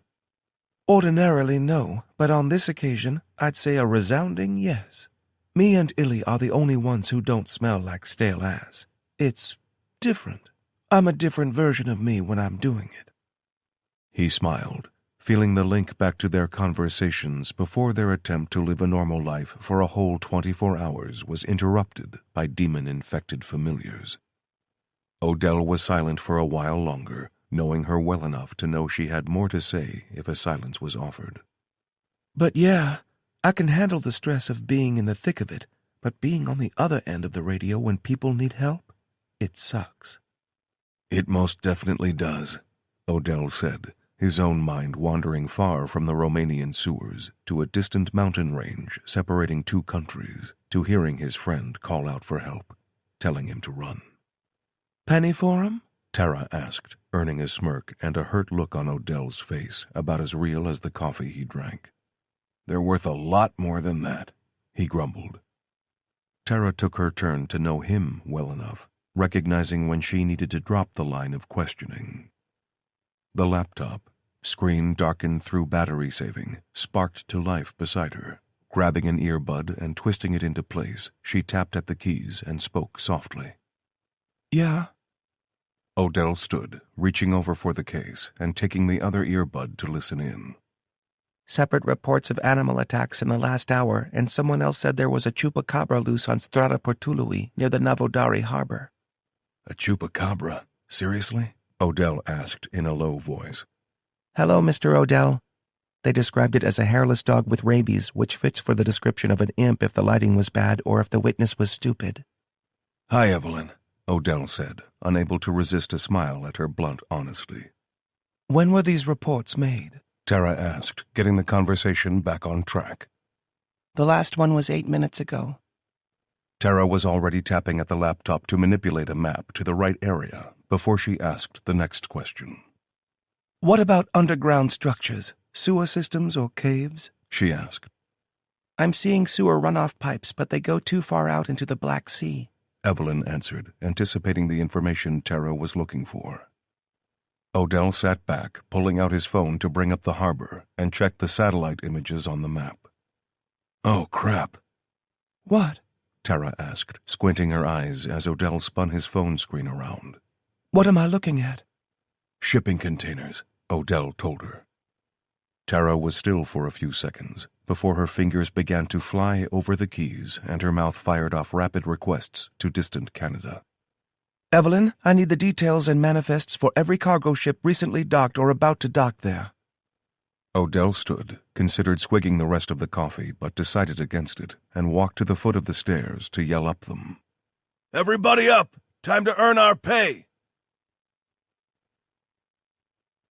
Chapter 15. Unsupervised Children.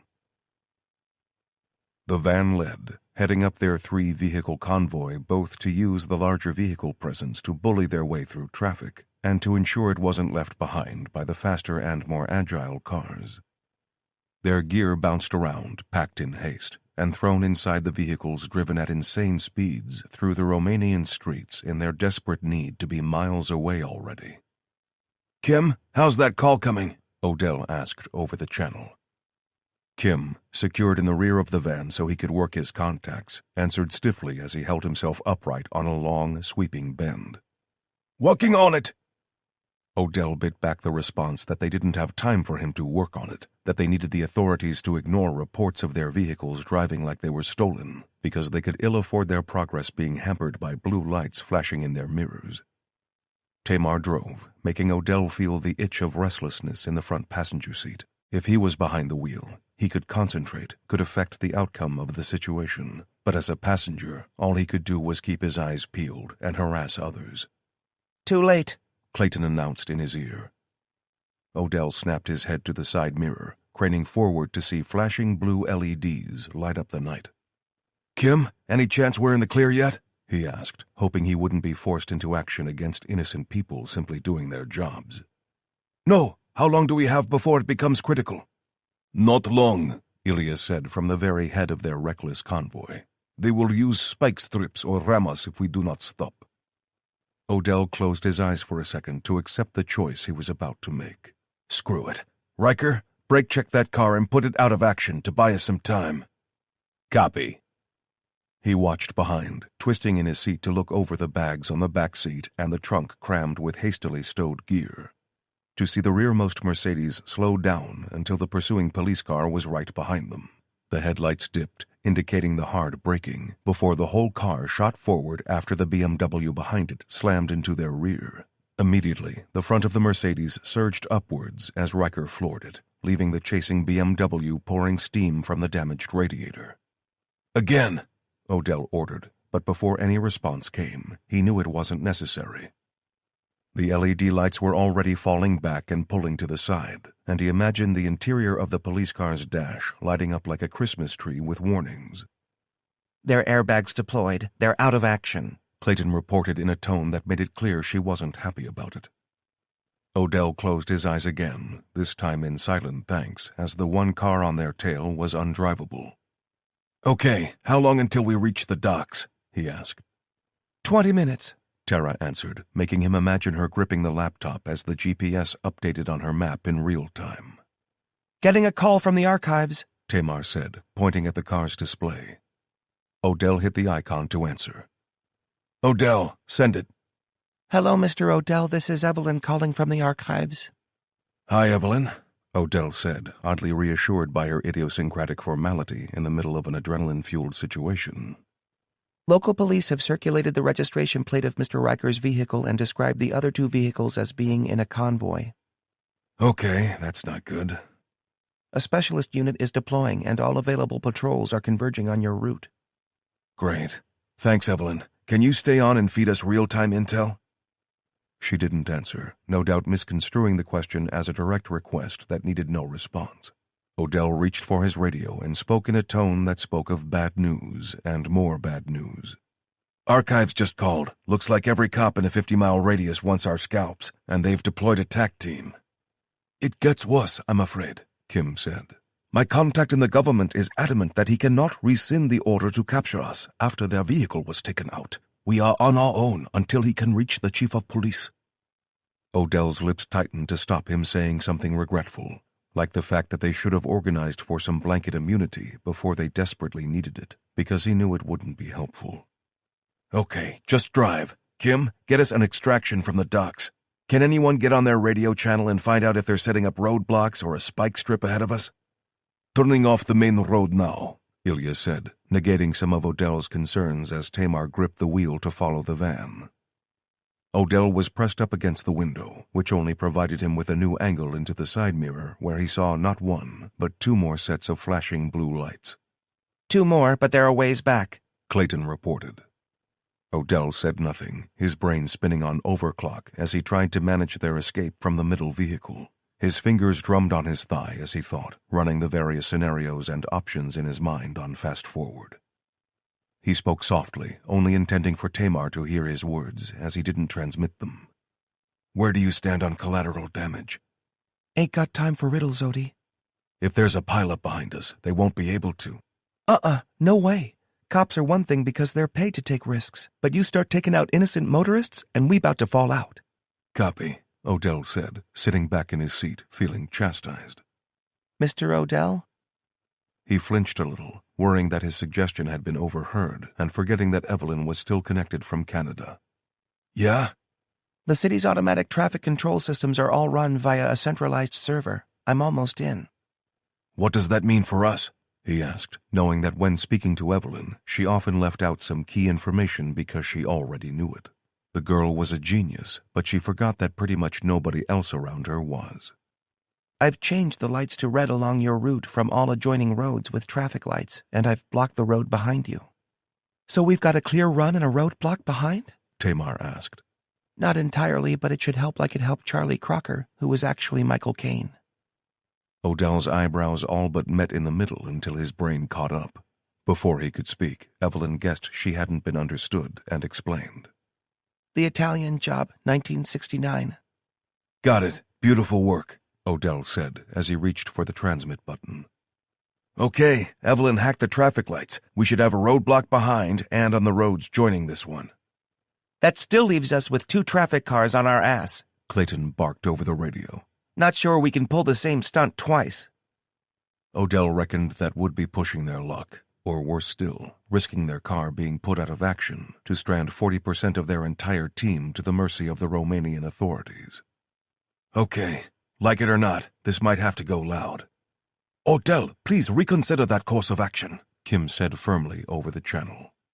We can either try to lose them now or arrive at the docks and find ourselves in a gunfight with 4 cops. The risk to them is lower if we crash their cars, Odell answered, explaining his logic well, but knowing both choices were tough calls to make. Riker, try the brake check again. He already did. They're not getting close enough. They keep trying to get level with our rear quarter to try a PIT. Of all their shooters, Clayton was the best one to recognize an attempt at the ubiquitous parallel immobilization technique, having been trained to employ it as a deputy sheriff. Drop back, Odell told Tamar, still with his eyes glued to the side mirror. He unbuckled and spun in his seat to prompt a yelp of annoyance as half his gear impeded Tamar's ability to drive in a straight line. Sorry, he grunted, snaking his way onto the bags on the back seat and settling himself into as stable a kneeling position as he could manage.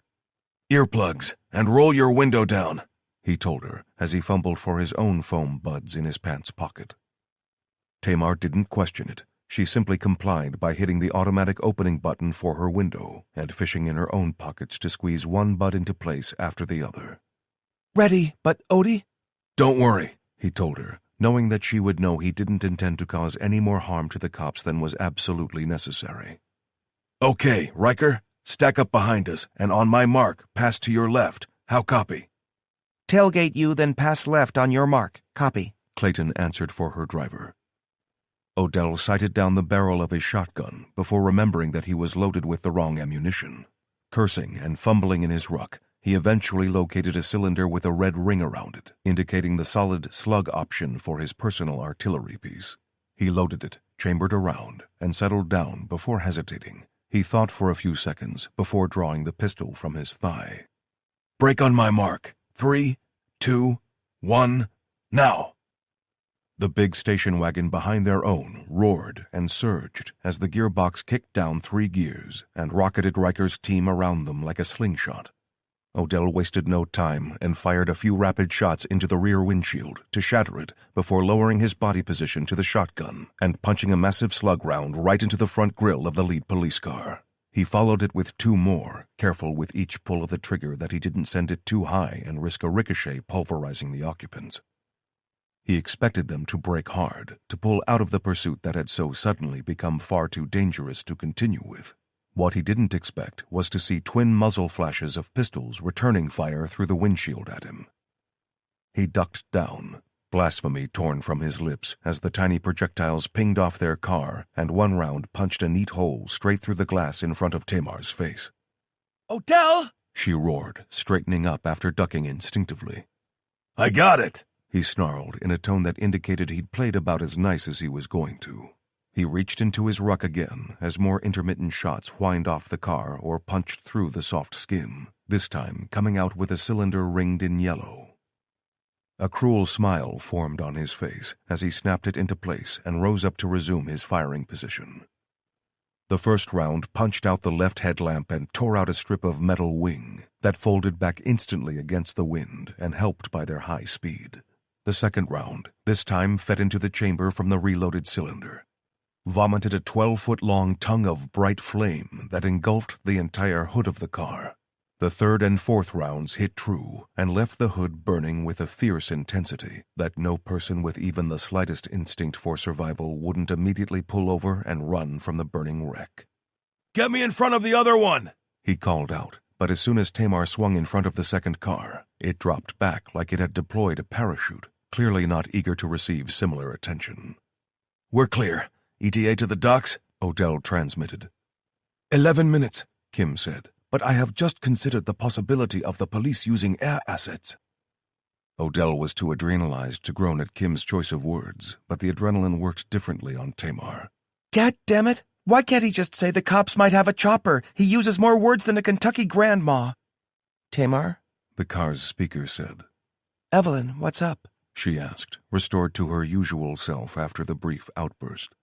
I had someone report a bomb threat to the airfield where the police helicopter is based.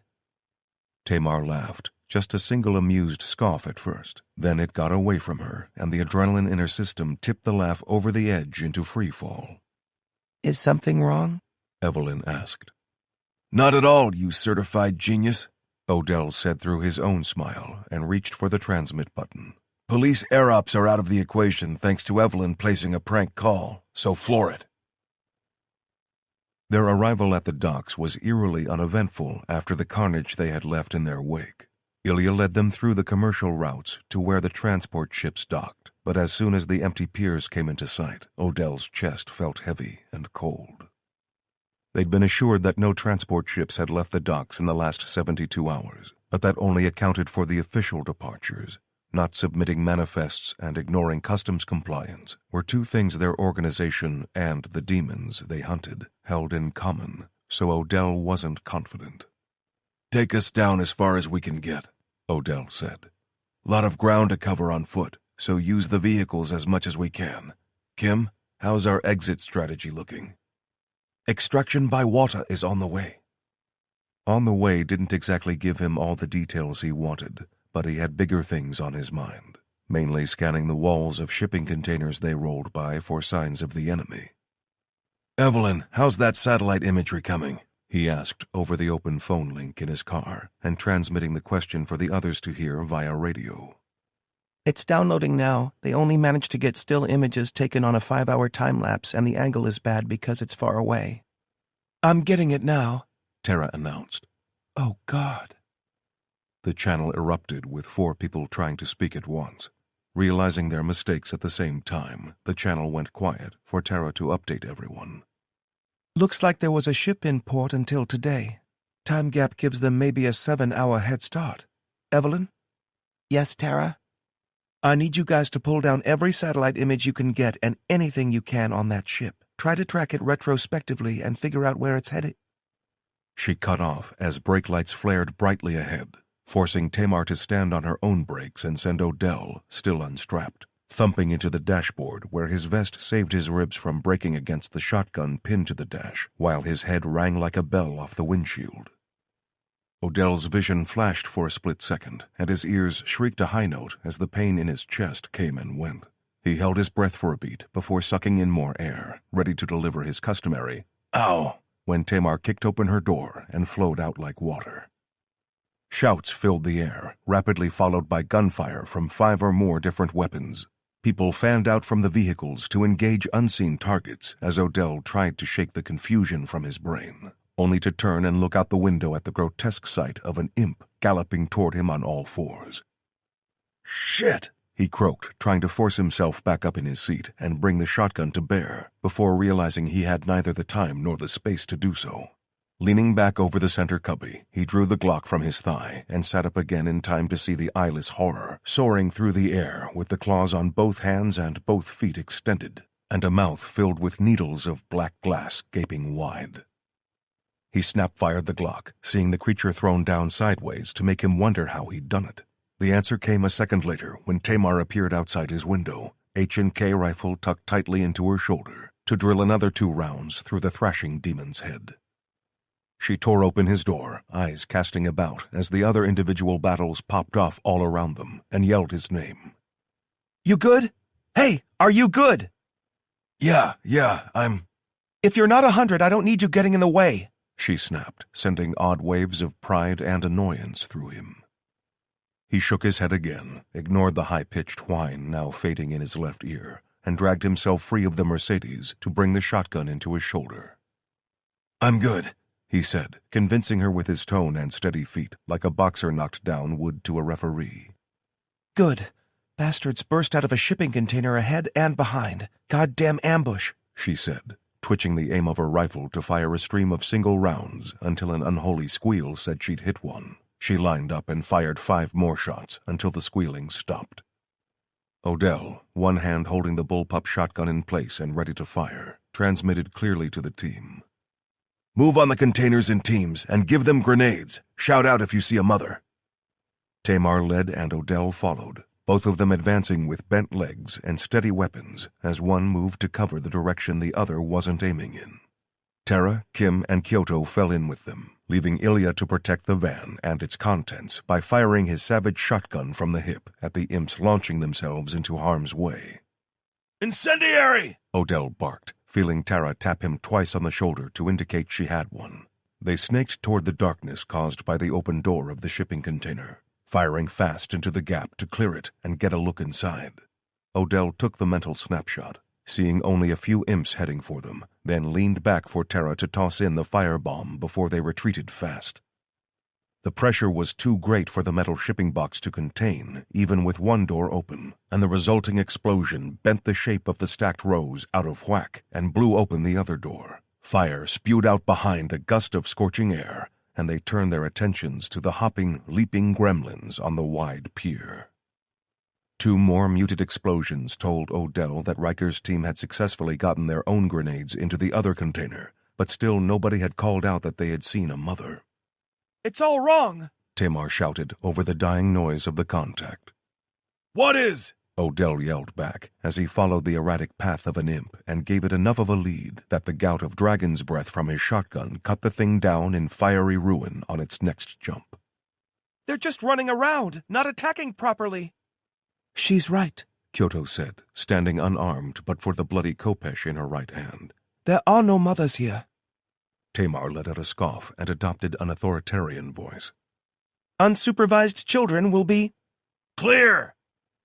Riker's yell snapped Odell's attention back to the others, seeing a small battleground littered with the grotesque, twisted bodies of the infant demons. "We must destroy the bodies," Kim said, looking at Odell before both of them turned their eyes to the inferno raging from the container they had torched. "Make sure they're dead and toss them in the fire," Odell called out, seeing that Kyoto had already begun jogging between the shot corpses and used the curved blade to hideous effect. Kim's phone rang, and he answered, relief evident in his body language and tone as he greeted the caller and began an intense conversation. The others moved fast, trying to clear the evidence of what the world in general would consider to be a new form of life, when Odell stooped to grip the bony ankle of the one shot by the car and fought the shudder of disgust.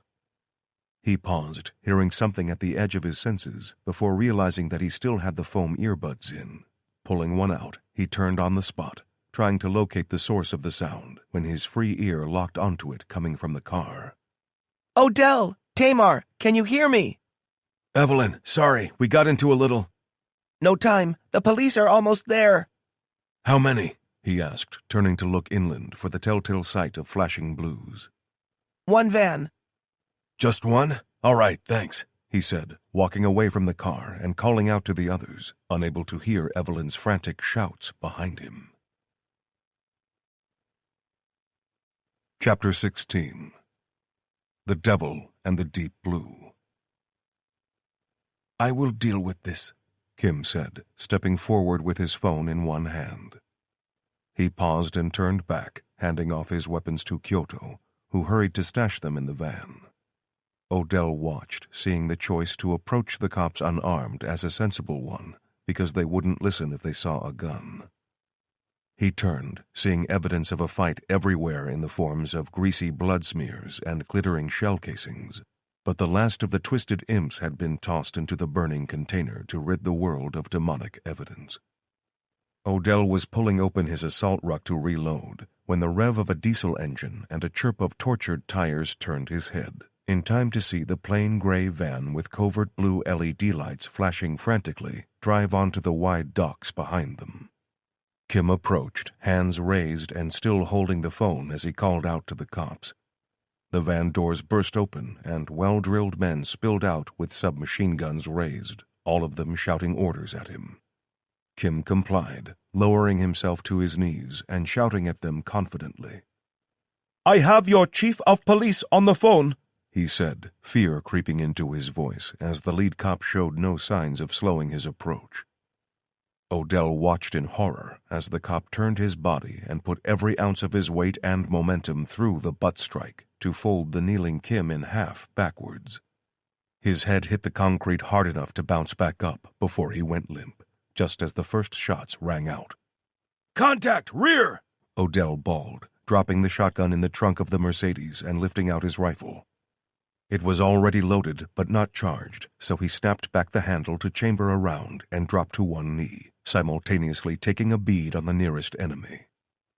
3 rounds hit center mass and twitched him back, but the heavy vest absorbed the rounds. Odell's flash of thought moved faster than his rifle rounds did, as he considered that, even if the heavy plate carrier and Kevlar weave had prevented the bullets from passing through, then the 3 savage close-range impacts should have at least knocked the guy senseless on his ass. The next spark of knowledge came faster than the return fire, as the cop he shot launched back to his feet and roared an incoherent challenge. "Familiars!" he yelled, switching his aim to fire bursts at the man's legs and drop him a second time. More gunfire filled the air, turning the eerily quiet dockyard into a maelstrom of cracks, booms, flashes, and ricochets. Carlo appeared on the flank of the attack, letting fly with a brutal barrage from his 12-gauge slug launcher.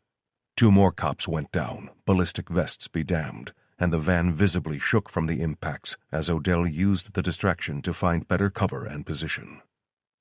Advancing through a shadowed stretch beside the water, he moved fast and low, popping up behind the engine block of the other station wagon to fire disciplined rounds at targets who weren't seeking cover as he did.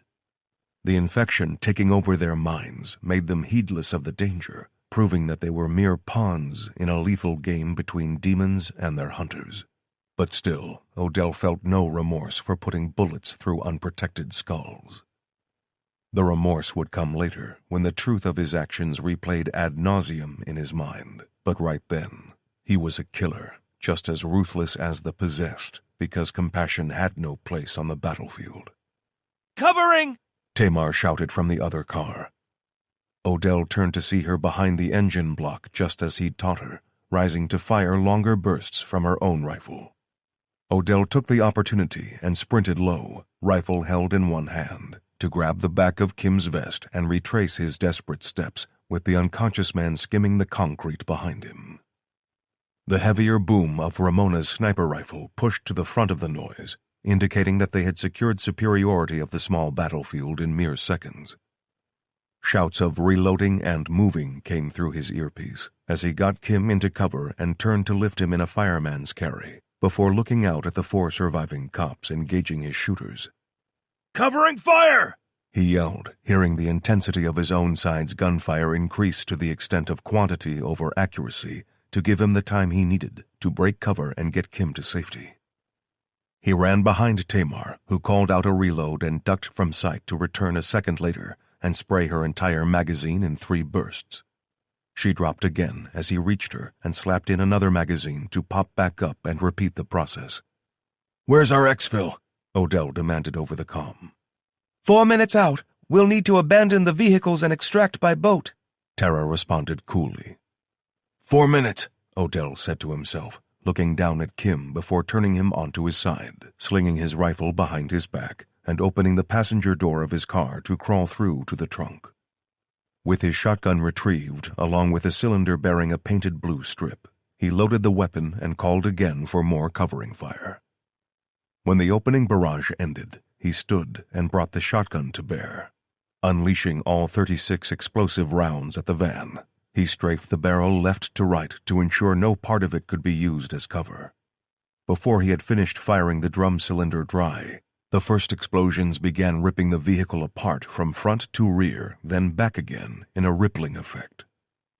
The result was as impressive as it was catastrophic, and 2 of the cop familiars fell away from their cover with their black coveralls ablaze.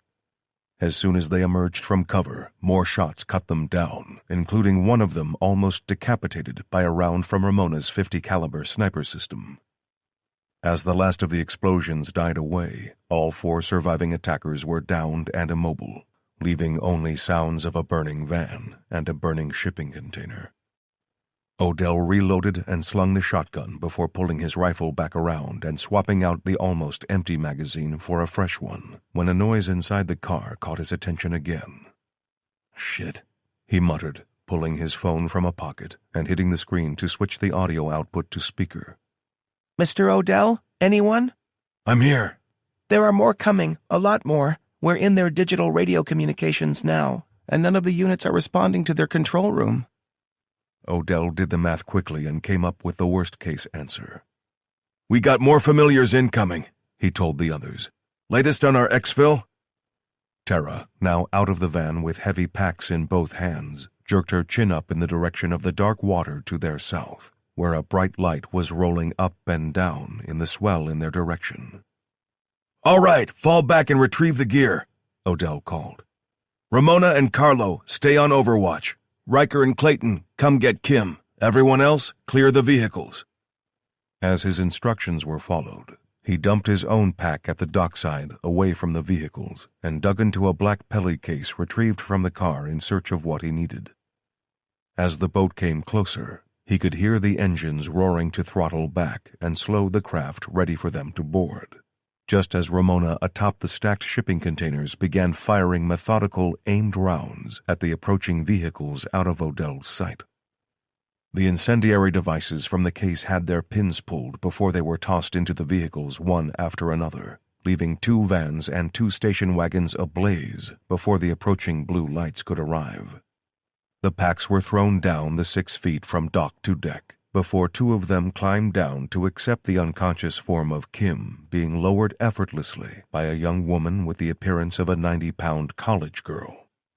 "Fall back!" Odell called to Ramona and Carlo as he stood alone with his rifle up and scanning the approach.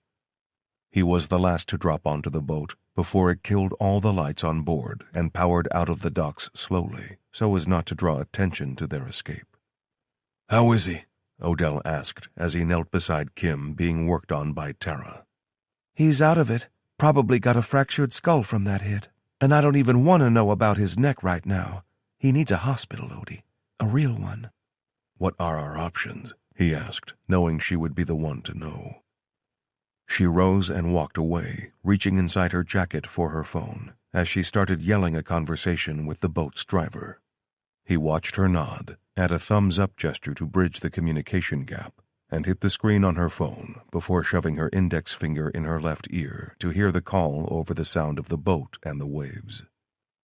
Riker was wrapping a dressing around Kim's skull, where the impact had instantly brought up a lump like a tennis ball over his right eye, and when Odell caught his gaze, the soldier gave a shrug as if to say he had no clue how it would all pan out.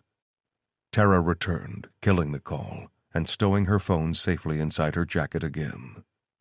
South along the coast, we'll catch a ride from Euphoria to Tuzla Airport. It'll take 3 hours to get one of our planes there, but we've got a secure facility available to us and a doctor en route there now. And where do we go from there? Odell asked. That depends on a lot of things, Tara answered, shooting a fearful look at Kim's slumped form before turning away. The access to insane sums of cash had long ceased to amaze Odell.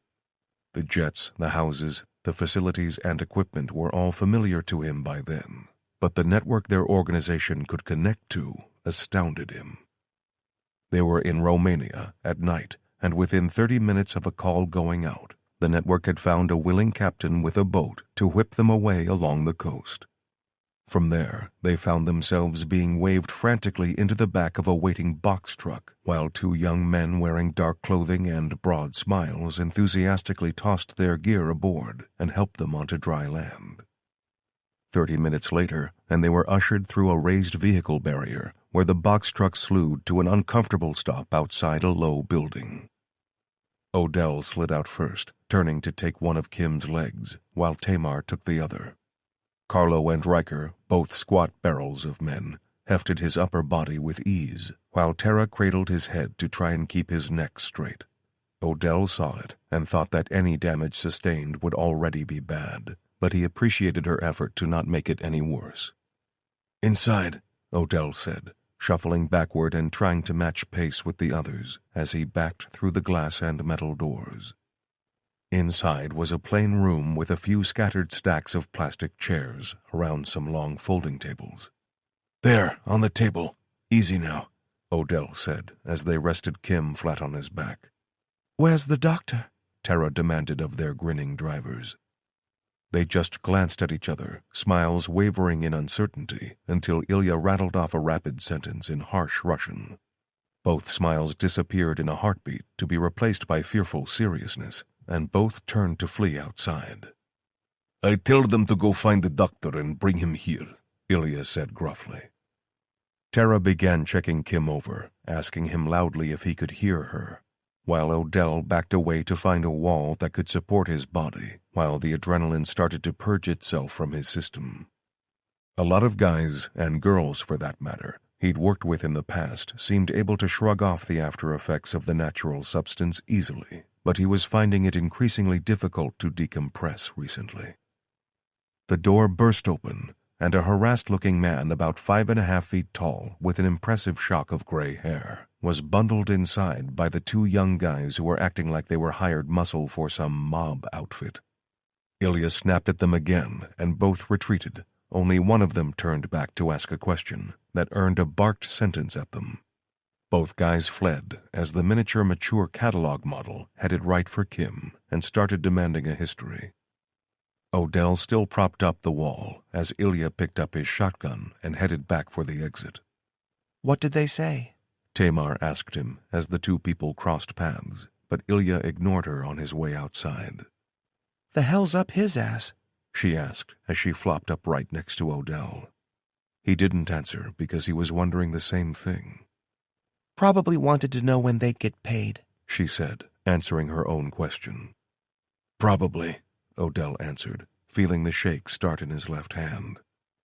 Deciding that pointless action was better than inaction, and seeing as neither of them could affect the outcome of Kim's predicament, he pushed off the wall and hefted his rifle. ETA on the aircraft? He asked Tara, who glanced at her watch before answering. 2 hours and change. All right, Ramona, take your rifle and go find some top cover. Tamar can spot for you, he said, ignoring the daggers the young woman shot at him for saddling her with the angry outsider. Everyone except Kyoto and Tara on external security. Until we're in the air, we're still in a red zone. Pilot just checked in, Tara said over the radio a little over 2 hours later. Plane will be on the ground in 15 minutes. Copy, Odell said, scanning the deserted cargo section of the airport that seemed to be shut down at night. Sniper check? Clear, Tamar said, adding just enough disappointment into the single syllable to let Odell know she felt screwed over by the detail. It was close to 1 in the morning then, and with the rush of everything they'd experienced in the last week, fatigue was a danger to all of them. Complacency at the exfil could still spell disaster, but he was beginning to think they'd make it out without getting into another gunfight. Why do you think they did it? Carlo asked from a few paces to Odell's right. He was leaning against a stack of small shipping crates and relaxing, but his eyes never stopped scanning the approach road. You'll have to narrow that down for me, big dog. It's been a week, you know. Carlo hesitated for a while in the way that non-native English speakers do when hit by a line full of slang. They had Kim in their sights, so why they not shoot him? They tried to kill all of us, but hit him in the head? Is why, I ask why. That, my friend, is the million-dollar question, Odell said wistfully, but in truth, he had spent half the time keeping watch pondering the same thing. Look at it from your perspective, he told Carlo. If you did a raid on a bunch of bad guys and the objective was to take them out, why wouldn't you take the shot on just one of them? Easy. That one is Ratto. Rat? Like an informant? Yes. We arrest them to make it look good for a Sentinella, for the Watchers, but we release them after a while. Right. Not sure that helps us. Why else would they want us dead and Kim alive? Also easy. They want him for information. So they wanted the security codes and whatnot. Makes sense. But how would they know it was Kim they needed? Carlo shrugged. Any other person making that gesture at that distance in poor light might be missed, but when Carlo's shoulder moved, it probably changed the air pressure around him. Yeah, Odell said quietly to himself. That's what I thought. They heard the plane before they saw it, watching as distant twinkling lights grew into tiny specks on a massive craft, so big that it barely seemed to be moving as it thundered in to touch down. Odell wasn't sure what strings got pulled for a massive cargo jet to touch down at a closed airfield in the middle of the night, but he knew it would cost them somewhere, either in favors or cold, hard cash. He watched as it bounced twice before settling to the tarmac, then took an age to slow down before turning ponderously at the other end of the strip to taxi back toward them. Tara, we good to move? He's still unconscious, but we've got him on a truck ready to move along with the gear. All right, start moving, he said as he gestured for his arrayed team of shooters to converge before reaching for the radio. Ramona and Tamar, stay in position until Kim's loaded up, then double time it to the plane. Copy? Copy, Tamar responded, sounding happier now that her perceived purgatory was coming to an end. Carlo, with me to secure the plane. Riker and Clayton, pull protection for the others. They answered curtly to acknowledge their prearranged orders. All right, let's get the hell out of Dodge, Odell said, and started jogging toward the plane. Chapter 17. Calling in a favor. You want to go where? Odell asked, speaking up over the drone of the aircraft. Germany.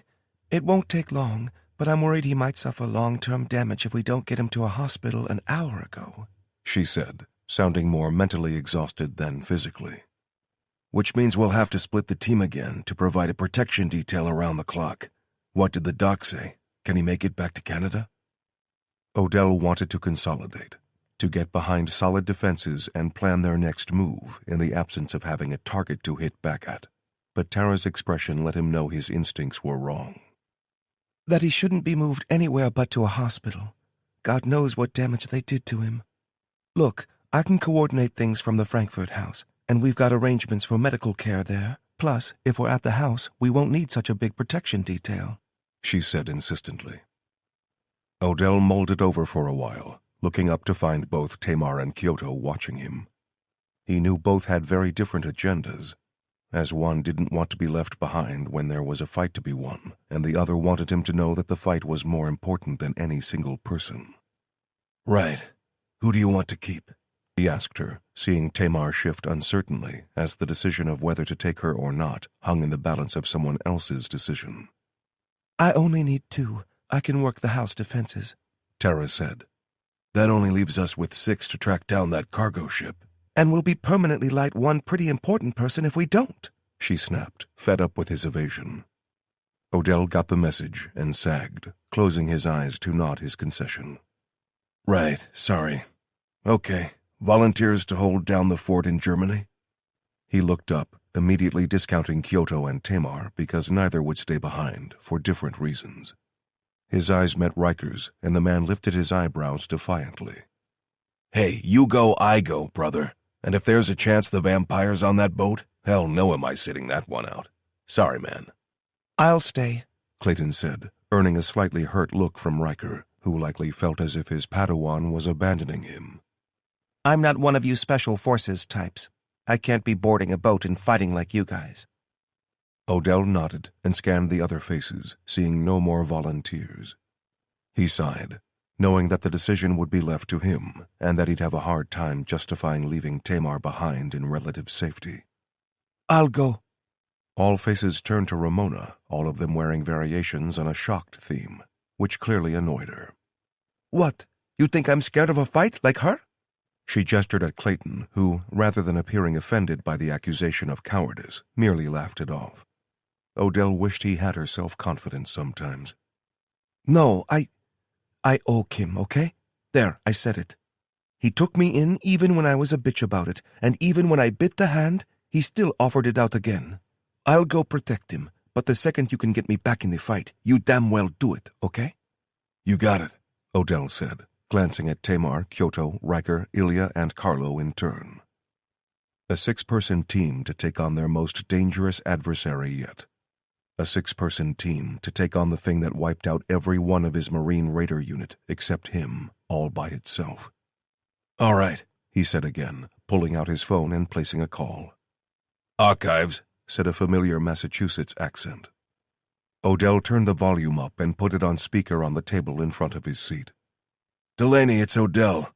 Listen, change of plans. We're gonna need to divert this aircraft to Frankfurt and get Kim and 3 others to the house. We need medical for Kim there. How is he? Still out. Tara's made the call to stop off on the way. Can you arrange all that? I'll get someone onto the redirect right now. I'll have an ambulance with a doctor on board waiting at the airport. Great. Listen, that ship. Any luck? Satellite intel is sketchy, but we got it heading out of the Black Sea via Istanbul. Still waiting on intel to come through, but it'll be out and into the Greek islands before long, and there's a good chance we'll lose it without getting some GPS. Shit. Suggestions, anybody? If it's cutting through Istanbul, it'll need to go through another canal thing, right?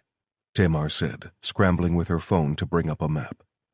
Yeah, right past right past Kankel. Kanakale, Clayton said, maintaining her crown of holding useless information about foreign places in her head. Right, and it'll take about a day to reach there, if it's going through at all, Delaney added. So we get there ahead of it and board it? Riker asked. Doubt that's possible. Plus, Turkey ain't the kind of place you want to find yourself caught with automatic weapons, right, Delaney? We got any support in play over there? Absolutely not. And as for support, we've got zip in that whole region. So whatever we need to do it ourselves. I'm thinking you guys can get ahead of it at Çanakkale and get some tech on board so we can track it and hopefully patch into their comm. It's an international ship, right? It has to have its own, transponder or something, right? Can't we hack into it and track it that way? Tamar asked. Tried that, Delaney answered. No dice. How long do we have? Odell asked. You're due to land in a little over an hour. Reckon I can get you out to Turkey not too long after that, but that ain't the problem. What is? Odell asked. You ain't got the gear with you for this, not even at the house in Germany. I'll need to find it, get it set up and shipped out to you. Sounds a lot like we're gonna lose the window here. Any other options? Not really. I can maybe get the gear in the air inside an hour, which means it should be on the ground with you in Germany in, say, 9 hours, maybe 8. I might be able to cut that down a little if we have a G700 nearby or something." "That's cutting it close, Delaney," Odell said, almost defeated by the logistics. "Dumb question. Do we know anybody high up enough to authorize a transatlantic supersonic flight?" Delaney scoffed at the prospect, but Tara cleared her throat. "Let me make a call," she said, rising from her seat to place the call near the little galley. "All right, Delaney. You work on getting the gear and getting on whatever plane can cross the Atlantic and link with Tara." Odell paused, scanning his brain for anything else they might need that couldn't be found at the house in Frankfurt. "You got it. Need anything else?" "Just the gear and the ambulance crew waiting on the ground." "Got it. Out." The line clicked dead, and Tara returned, lifting her head long enough to give it a brief shake before looking back down at her phone and trying again.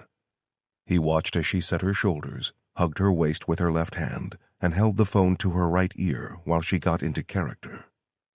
When whoever on the other end picked up, he saw her face act out the part to match the Upper East Side tone to her much softened native Kentucky. "Hi, Tom," she said, oozing insincere apology with her accent dialed up.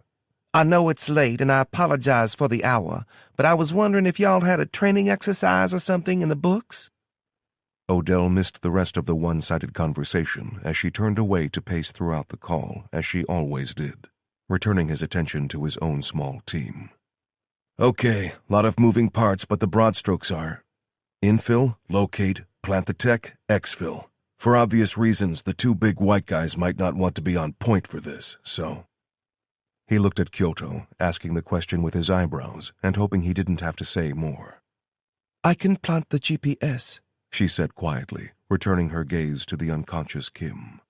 "Right. T, start checking the map of that canal out of the Black Sea and give me some options. Riker, do the same but look for infill-exfil options." They nodded to accept their jobs, and both dug out tablets from their gear as Tara walked back in, shaking her head. "Sorry, Odie. I tried everyone." She seemed dejected and upset, like the small part of the plan she could effect had failed. Hey, it's all right." Tara's face cracked, letting out a single tear to run down her left cheek as she blew out a breath to try and steady her emotions. "I don't know what I'll do without him, Troy," she said in a whisper, her eyes fixed on Kim.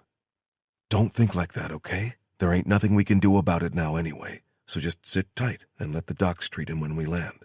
No sense in worrying about something out of your hands, all right? Now tell me what you tried." She knew he was forcing her to change the subject, to focus her mind again on fixing problems instead of worrying about them.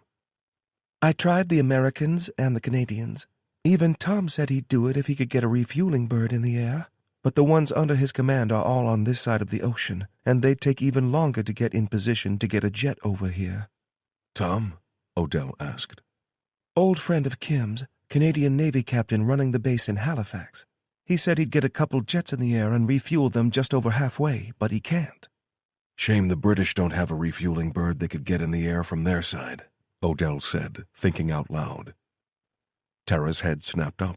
Her glistening eyes sparkled at the prospect of a workaround, and she tapped at her phone again to place another call, sniffing and settling herself before the smile returned. "Tom, it's me again, sorry. Listen, how about we try—" "Odie!" The call from behind turned his head away from Tara working her magic and back to Riker. "I've got Delaney on the horn. He thinks he can purchase a little drone assistance from a Bulgarian fisherman to get a fix on the ship so we got a better idea of how fast it's moving. Reckons it might be good to stage out of... Hold on." He lifted his phone back to his ear again. "Delaney, where'd you say to stage from?" "Uh-huh." He lowered the phone and shrugged. "Reckons we can stage out of somewhere called... Lesbos? I don't know." "Lesbos, Greek island. Tell him to do it," Odell instructed. "And get us a good boat. Tell him Tara's working on the transatlantic issue and calling in favors." He turned away from Riker's nodding form to see Tara placing another call. "Hi, Sir Paul. It's Tara Mason. Yeah, hi. You got Tom's message? Oh, that's great. Did he tell you what it was regarding? Excellent. Listen, can I put you in contact with our logistics man back in Toronto?" Odell smiled at her, enjoying the show of magic being worked no matter how desperate their situation might be. Tara looked to him like the epitome of the duck on water, under the calm surface, she was flat out and firing on all 8. Joey was pumped. He knew he was the first choice in a list of a single candidate for the job, but that didn't detract one iota from the excitement he felt as the helicopter surged off the ground from the front lawn of the Toronto house. His instructions had been simple.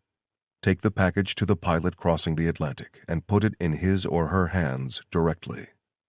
Odell and the others needed the gear, with Delaney reckoning it mission critical, but what else he'd overheard took the fun out of it a little. Kim was hurt bad, according to the information he'd heard Delaney give one of the archive geeks, and they started ordering up a whole damn medical team ready for when they landed in Germany. That meant their team was light, and with them splitting off to both protect their injured boss and achieve the mission, Joey knew things were likely to come down to the wire if they weren't already there. When the helicopter landed amid the harsh lights and buzzing activity of the military base, his mind had been spinning for so long that his mood was in the dirt. He stepped down, the small Pelly case gripped firmly in his left hand, and walked low to avoid the rotor wash to where a uniformed man waited for him. "You my precious cargo?" the man asked with a hand offered out to Joey. Sir, yes, sir. The answer came as naturally as his next breath. The disobedience to Delaney wasn't so terrifying, but the thought of what Odell and the others might say worried him deeply. He pumped the offered hand twice and released it. "All right, son, let's get you geared up and ready to fly." No, wait, "Son, we got the clear impression there wasn't a minute to lose here. Now come on." Joey, unable to find the words he needed, followed the man who led an entourage of 3 others, all bearing a lot of ribbon for working dress code. Being young and an American soldier, Joey wasn't able to recognize the insignia of their neighboring country's Air Force in the brightly lit airfield. But from the man's age and way he carried himself, he had to be pretty senior. "Gotta say, son, your boss has got a lot of weight behind them." Sir? "Pulling off a stunt like this, at short notice, too?" The Canadian shook his head slowly, more in awe than disbelief. "Well, I'm impressed," was all he said. Joey was led away and sized up by eye before being handed a drab green flight suit. He tried to keep his face neutral as the misunderstanding he had fallen on became a very real outcome. As he was led through to a safety briefing that ran over his mind like the way people describe water meeting ducks' backs, and then outside again, still clutching the case, he wasn't prepared for just how big a fighter jet looked when it sat on the tarmac 50 paces away. Chapter 18. 9 days to party. True to Delaney's word, there was a medical team with a neurosurgical consultant along for the ride. Kim was taken away, strapped to a stretcher with blocks either side of his head, keeping his spine aligned, and Tara only had time to offer him a fleeting smile of reassurance before she, Ramona, and Clayton were whipped away into the night. "You think that's enough?" Ilya asked beside Odell, giving voice to the exact concern at the forefront of his thoughts. "No, not if they need more, but ain't that always the way?" Ilya bobbed his head from side to side in the curious way he did when he was allowing someone had a valid point. "Still, would one more make difference?" Odell made a similar gesture with his own head, only adding a facial expression that looked more Robert De Niro than anything else. "Not if it doesn't," he breathed tiredly. "Screw it. Either way you look at it, we don't have enough shooters, so we make do with what we got." He turned away from the darkness where the flashing lights of the ambulance had faded far into the distance with a slap on Ilya's shoulder that failed to move the man an inch. "Got Delaney on," Riker called out, waving Odell back to where the plane had come to a stop and unloaded them and their gear before taxiing further away to fulfill its real purpose of pretending to unload a faked cargo manifest. "Patching into comm," Riker said before Odell's earpiece came to life. "In the air as of about 40 minutes ago. I don't know the exact details, but they'll get refueled in the air by the Brits a few hundred miles west of Ireland, then turn southeast after that before they land at USAG Wiesbaden." Wies what? Tamar asked. "Wiesbaden," Riker told her. "United States Army garrison, and probably the weirdest Italian restaurant I ever ate at. You been there?" It took Odell a second to realize the question was aimed at him. He shook his head to respond and to clear the fog. Nah, man. Rammstein a few times, but I don't think I've been through there. Little Italy, not exactly inventive. Last time I tried to go there, it was closed, on a Saturday of all things. You believe that? ETA to refuel is about an hour and 10, so I'd expect them to be in Germany in 2 to 2.5. Thanks, Delaney. Do we go to them to collect, or are they bringing it to us? Odell asked. I'm told they've got a chopper on standby to bring it right to your location. I'm not sure who called in what favor here, but pretty much all of NATO pulled out the stops to get that gear to you. Yeah, probably easier to find it over here, right? I mean, if they can spare a mid-air refuel, they could probably find the gear we needed, Riker said, unable to keep a grin of amusement off his bearded face. Odell recognized the effects of stress and exhaustion in his friend's behavior, and he placed a reassuring hand on his back. Yeah, probably, Odell said. He and Tara were so focused on achieving the goal that neither of them considered an alternative plan. That was where Kim would usually come in to point out they were moving the mountain for no reason. All right, thanks, Delaney. Hit us back if you get any updates, okay? You got it. The line clicked as Delaney's connection from Canada was cut, leaving their much-diminished ground team still listening in. Tamar and Riker, get some wheels and head back to the house for a resupply run. Bring everything you think we might need, and don't worry if we don't need it after all. Kyoto and Ilya, get some rest, ready to take over from me and Carlo soon. Kyoto, standing nearby but remaining silent until her name had been called, moved into the light to stare directly at Odell. I don't need to Just an hour, Odell insisted. Everyone's pretty beat, so we need rest to stay sharp. The intense eye contact he gave her said more than his words did, and she understood in that instant that her true identity was being protected by the order. She nodded once and melted away into the tiny terminal office. Tamar moved to head off, but Odell caught her arm and pulled her close. You good? He asked. He'd seen her sleeping on the plane, but wasn't entirely certain she hadn't been trying so hard. It just looked like she was out. Yeah, grabbed a half hour on the flight and drank 3 Red Bulls. Good shit. Listen, Riker's pretty wired.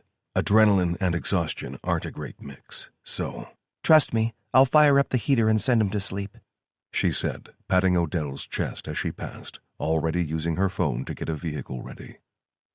It arrived in minutes, being brought from long-stay parking by an eager, if confused, car park attendant, and Tamar wasted no time in throwing gear bags in the trunk of the Mercedes before telling Riker that she was driving. Shotgun, he replied pointlessly, as only 2 of them were going. Backing it up to get a better angle on the cargo compound's gates, Tamar tipped an imaginary hat at him before opening up the throttle of the V8 engine in pursuit of the ambulance. And then, how you say, there are 3? Ilya asked from behind him. Odell watched the automatic gates close behind the rapidly shrinking Mercedes and let out a sigh. Yep. Odd number is bad for operation, Ilya went on, unaware that he wasn't helping Odell's mood. Yep, Odell agreed again, this time with enough tiredness in the single syllable that Ilya noticed. You rest. I do not need it. Odell turned to look him up and down, seeing that the tough Ukrainian did indeed look pretty fresh. Thanks, he said, heading into the office to find a ruck soft enough to cushion his head while he closed his eyes for 30 minutes. He woke to the chirping of his phone and sat up with a sharp intake of breath through his nose. Instead of his phone, his right hand went automatically to the pistol on his leg, as if waking up to danger was normal. It's Delaney, Kyoto said, leaning over and twisting her head to read the text on the screen. Odell wiped a hand down his face to reset his features before picking up the phone and swiping open the call. Yeah. They landed 8 minutes ago. Choppa inbound. Thanks, Odell said as he cut the call and stretched before jumping up like a 30-minute power nap was enough to keep him functional. He reached for the transmit button on his radio and called out to what remained of his team. Gear inbound by helicopter. Eyes open, he said before calling Tamar on his phone. What's your ETA back to the airport? Give us another 10 minutes, she said, and Odell acknowledged her before cutting the call, as the air began to thrum with the low whop-whop-whop of rotary wings. He walked out the tarmac and watched the landing lights approach, squinting to protect his eyes as the shape of a UH-60 swooped low and hovered before touching down. The rotors kept turning, and only one person stepped down to crouch and wave thanks back up into the aircraft before shuffling bent over at the waist to escape the dust cloud torn up by the helicopter taking off again only seconds after touching down. As the noise and the artificially generated wind died away, the image of a familiar young face trying to hide the biggest smile on Earth came to rest in front of him. Odell said nothing, keeping his face and body language impossible to read, and stared Joey down. He bore the painful scrutiny with bravery, but his fear began to show when Odell still said nothing, even when the noise of the helicopter had long since disappeared. "You're not my GPS tracking package," he finally said in an impassive, almost bored tone. "Oh, shit," Joey said, remembering the Pelly case and offering it to Odell as if it could save him from the consequences. Odell looked down at the offered case and stared for long seconds before returning his cold stare to Joey. Making no move to accept the case, he produced his phone and placed a call, lifting it to his ear while maintaining the uncomfortable eye contact. "Archives, this is Delaney." "Richard, my friend," Odell said, feigning a British accent and rolling the R's theatrically, like Gellerman did. He dropped the accent along with his neutral expression and glared malevolent death at Joey as he spoke. "Did you lose something?" "Like what? Did the package arrive?" "You could say that. The thing I'm talking about is about 5'9", weighs a little more than a wet fart, and should be on the other side of the goddamn Atlantic." "What? How in the hell did he—" "Oh, that little shit. God damn it, Joey!" Odell still said nothing, merely glared at the young man, while Delaney lost his shit 4,000 miles to their west and north. "Tell me he at least brought the damn surveillance gear. Tell me that, please. If he didn't, you have my permission to nail that little son of a bitch to the hull and make him call out the coordinates."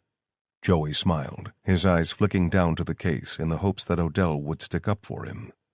"He did. But you know you can train monkeys to play instruments, so him not losing one bag ain't so impressive," Odell said, still firing all kinds of stink eye at Joey. "God damn it," Delaney cursed again, having burned out the steam he was letting off at Joey's failure to follow one simple instruction. I'll get another airplane there to bring the little shit home." "Copy that," Odell said, and killed the call, still without taking his eyes off Joey. "Explain to me, dumbass, how the hell you got here," he said in a tone filled with warning. Odie, listen, "It's Master Sergeant, Private." Odell barked the words ripping from his mouth like a punch. He knew it wasn't, not technically, seeing as how his identity bearing the rank was officially KIA, but he needed to get through to the kid in as fast a time as possible and tapping into his recent military indoctrination. He went right for the psychological jugular. Joey snapped to, his back straightening as the muscle memory kicked in to preserve his chances of survival.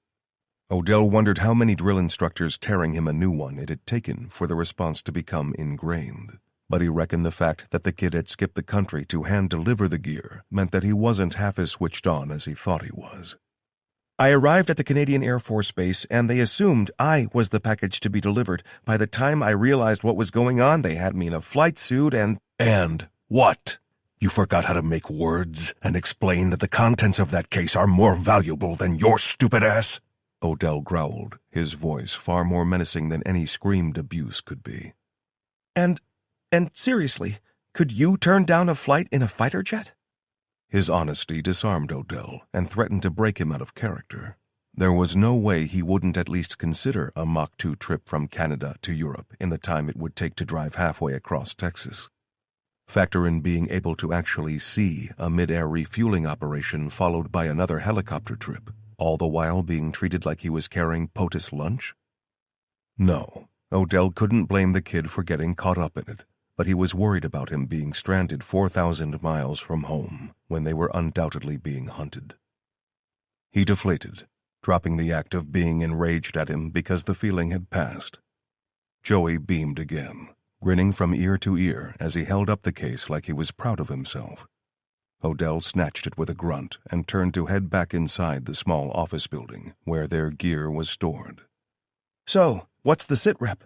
Joey asked, bouncing along beside Odell. Sit rep? Odell asked, half annoyed and half amused at him trying to sound grown up.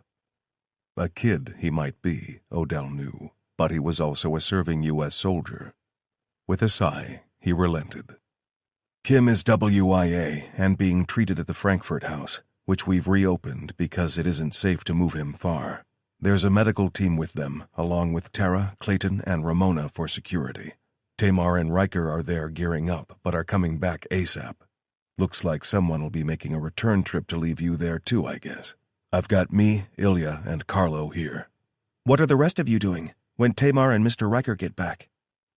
Odell pushed through the door to the building, but rounded on Joey as soon as he was inside, making the boy almost bounce off his plate carrier. We're staging out of a Greek island to get an electronic surveillance device on a container ship that we believe is carrying a few hundred nasties and possibly our ace of spades to ports unknown. "I can help," Joey said flatly.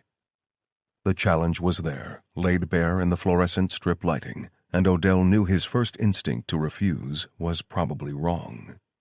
They were woefully short on shooters, and while the kid was no experienced hunter, he was, Odell admitted privately, slicker than your average when it came to cycling a weapon. "Aren't you due back off leave?" Odell asked quietly. "I got another 9 days. The ghost of a smirk that threatened to curl his mouth up was what did it for Odell.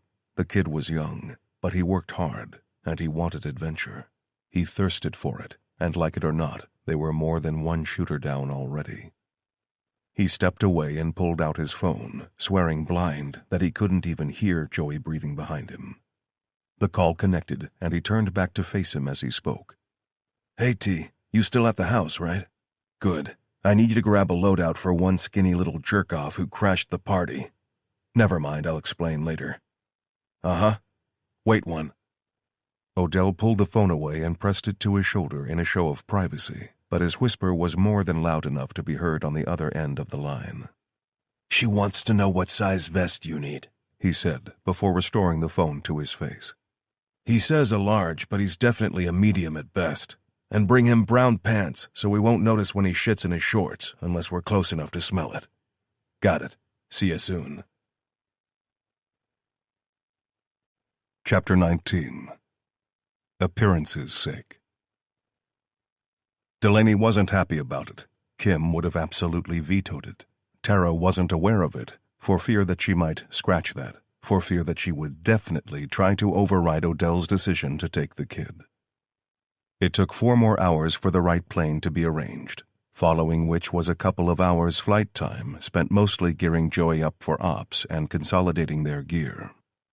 Odell, trying not to be distracted by Riker and Tamar teasing Joey as they outfitted him, opened the surveillance equipment and started running through the instruction manual sent to him as a PDF. Checking each piece of it before referring back to his phone, he looked up to find Kyoto watching him. She sat motionless, with all the patience of a predator who knew survival depended on a successful kill, and the sight of her pale eyes boring into him turned his blood cold. For a second, he worried that she wasn't with them, wasn't one of them, but instead would take down almost their entire team in the confines of the slim Gulfstream jet. Those fears abated in a split second when she became aware of his scrutiny, and her eyes flashed back to a dark brown when she blinked. She smiled, rose, and lithely walked the short distance to him where she sat opposite. "Sorry if I startled you. It takes effort to maintain the appearance of a human for long periods of time," she said softly, so only he could hear. "I usually revert to another form when I rest." Odell wanted to ask what, but it wasn't the time or place, so he fell back on bad humor. "I get it. Just resting your eyes?" The joke was lame at best, but Kyoto still smiled at the attempt to lighten the mood. That smile wavered when she glanced over her shoulder to where Ilya slept reclined in a plush seat. "What is it?" Odell asked, recognizing the body language instantly. I am not sure. There is something." "Something wrong with Ilya?" Other than him being a grumpy-ass pyromaniac? Odell asked, keeping his own voice low and conspiratorial. It is hard to explain, but he does not. He doesn't smell right. Odell hid his repulsion and shock well, but Kyoto noticed how her words had affected him. I know this must seem strange to you, and worrying to know I can smell your blood, but... Wait, hold up. You can... He looked up, seeing the 3 conscious passengers looking in their direction at his small outburst. He smiled at them and lowered his voice to whisper at Kyoto. You can smell my blood? What the hell? I can smell many things I don't want to smell, believe me. But just in the same way I can tell if a person has an illness like cancer, I can tell that Ilya is not himself. Odell stared at her for a few seconds before a series of rapid blinks seemed to restart his brain. We'll circle back to you being able to smell cancer, all right? Maybe Ilya's getting sick and hasn't shown any symptoms yet. Maybe it was what happened to him in Florida last year. Could that cause whatever it is you're smelling? It doesn't smell like werebeast, but I admit it has been over half a century since I last encountered one. For some reason, they don't like to venture further east than Europe. Anyway, I suppose it might be possible, but like I said, it is hard to explain. Okay, Odell said, not knowing where to go with the conversation until Kyoto changed the subject for him. Now, what is this, and what do I need to do with it? Odell was glad for the switch and gestured at the irregular cube-shaped object about the size of a small shoebox before launching right into regurgitating the information he didn't even know 15 minutes prior. Glad you asked. This is the NGF-880 covert GPS tracker system. It relies on satellite only, so it can't be detected by any kind of direction-finding radio wave transmitter device. But the beauty of this thing is that it has a smart wireless interface and doesn't make any direct satellite link on its own. Kyoto stared at him like his sales pitch wasn't getting the job done. What's that smart wireless interface all about, you say? Great question. It uses a sophisticated AI program to connect to systems, ship systems in this case, and piggyback its own digital footprint to send out encrypted location pulses. Unless you have the digital key to that encryption, no way to know it's there at all. Kinda like the cuckoo of GPS trackers. So it's an expensive AirTag only we can see? She asked, making Odell sag his shoulders. Yeah, it's an expensive AirTag only we can see, he admitted. Reckon you can get it on the ship? Where does it need to go? She asked, picking up the boxy device and turning it in her hands. Odell referred back to the digital manual and squinted at the screen while scrolling for that part. Within 30 meters of the main signals controls, or 50 meters with clear LOS. LOS? Line of sight, he said. Okay, I can do that. I just need to be close enough to carry it on board. How much does it weigh? Odell recalled the technical information without needing to look back on the manual. Just shy of 4 kilos. Most of that is batteries and magnets, and stuff to shield the batteries from the magnets or something. I don't know. Not a magnet or a battery expert.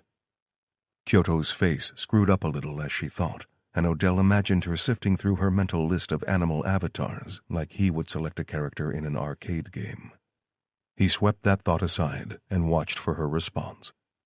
I need darkness to do it, she explained as she restored the device to the foam cutouts in the case. I'll have to be something big enough to handle the weight and the wind, and that will make me vulnerable in the daylight. Not a problem.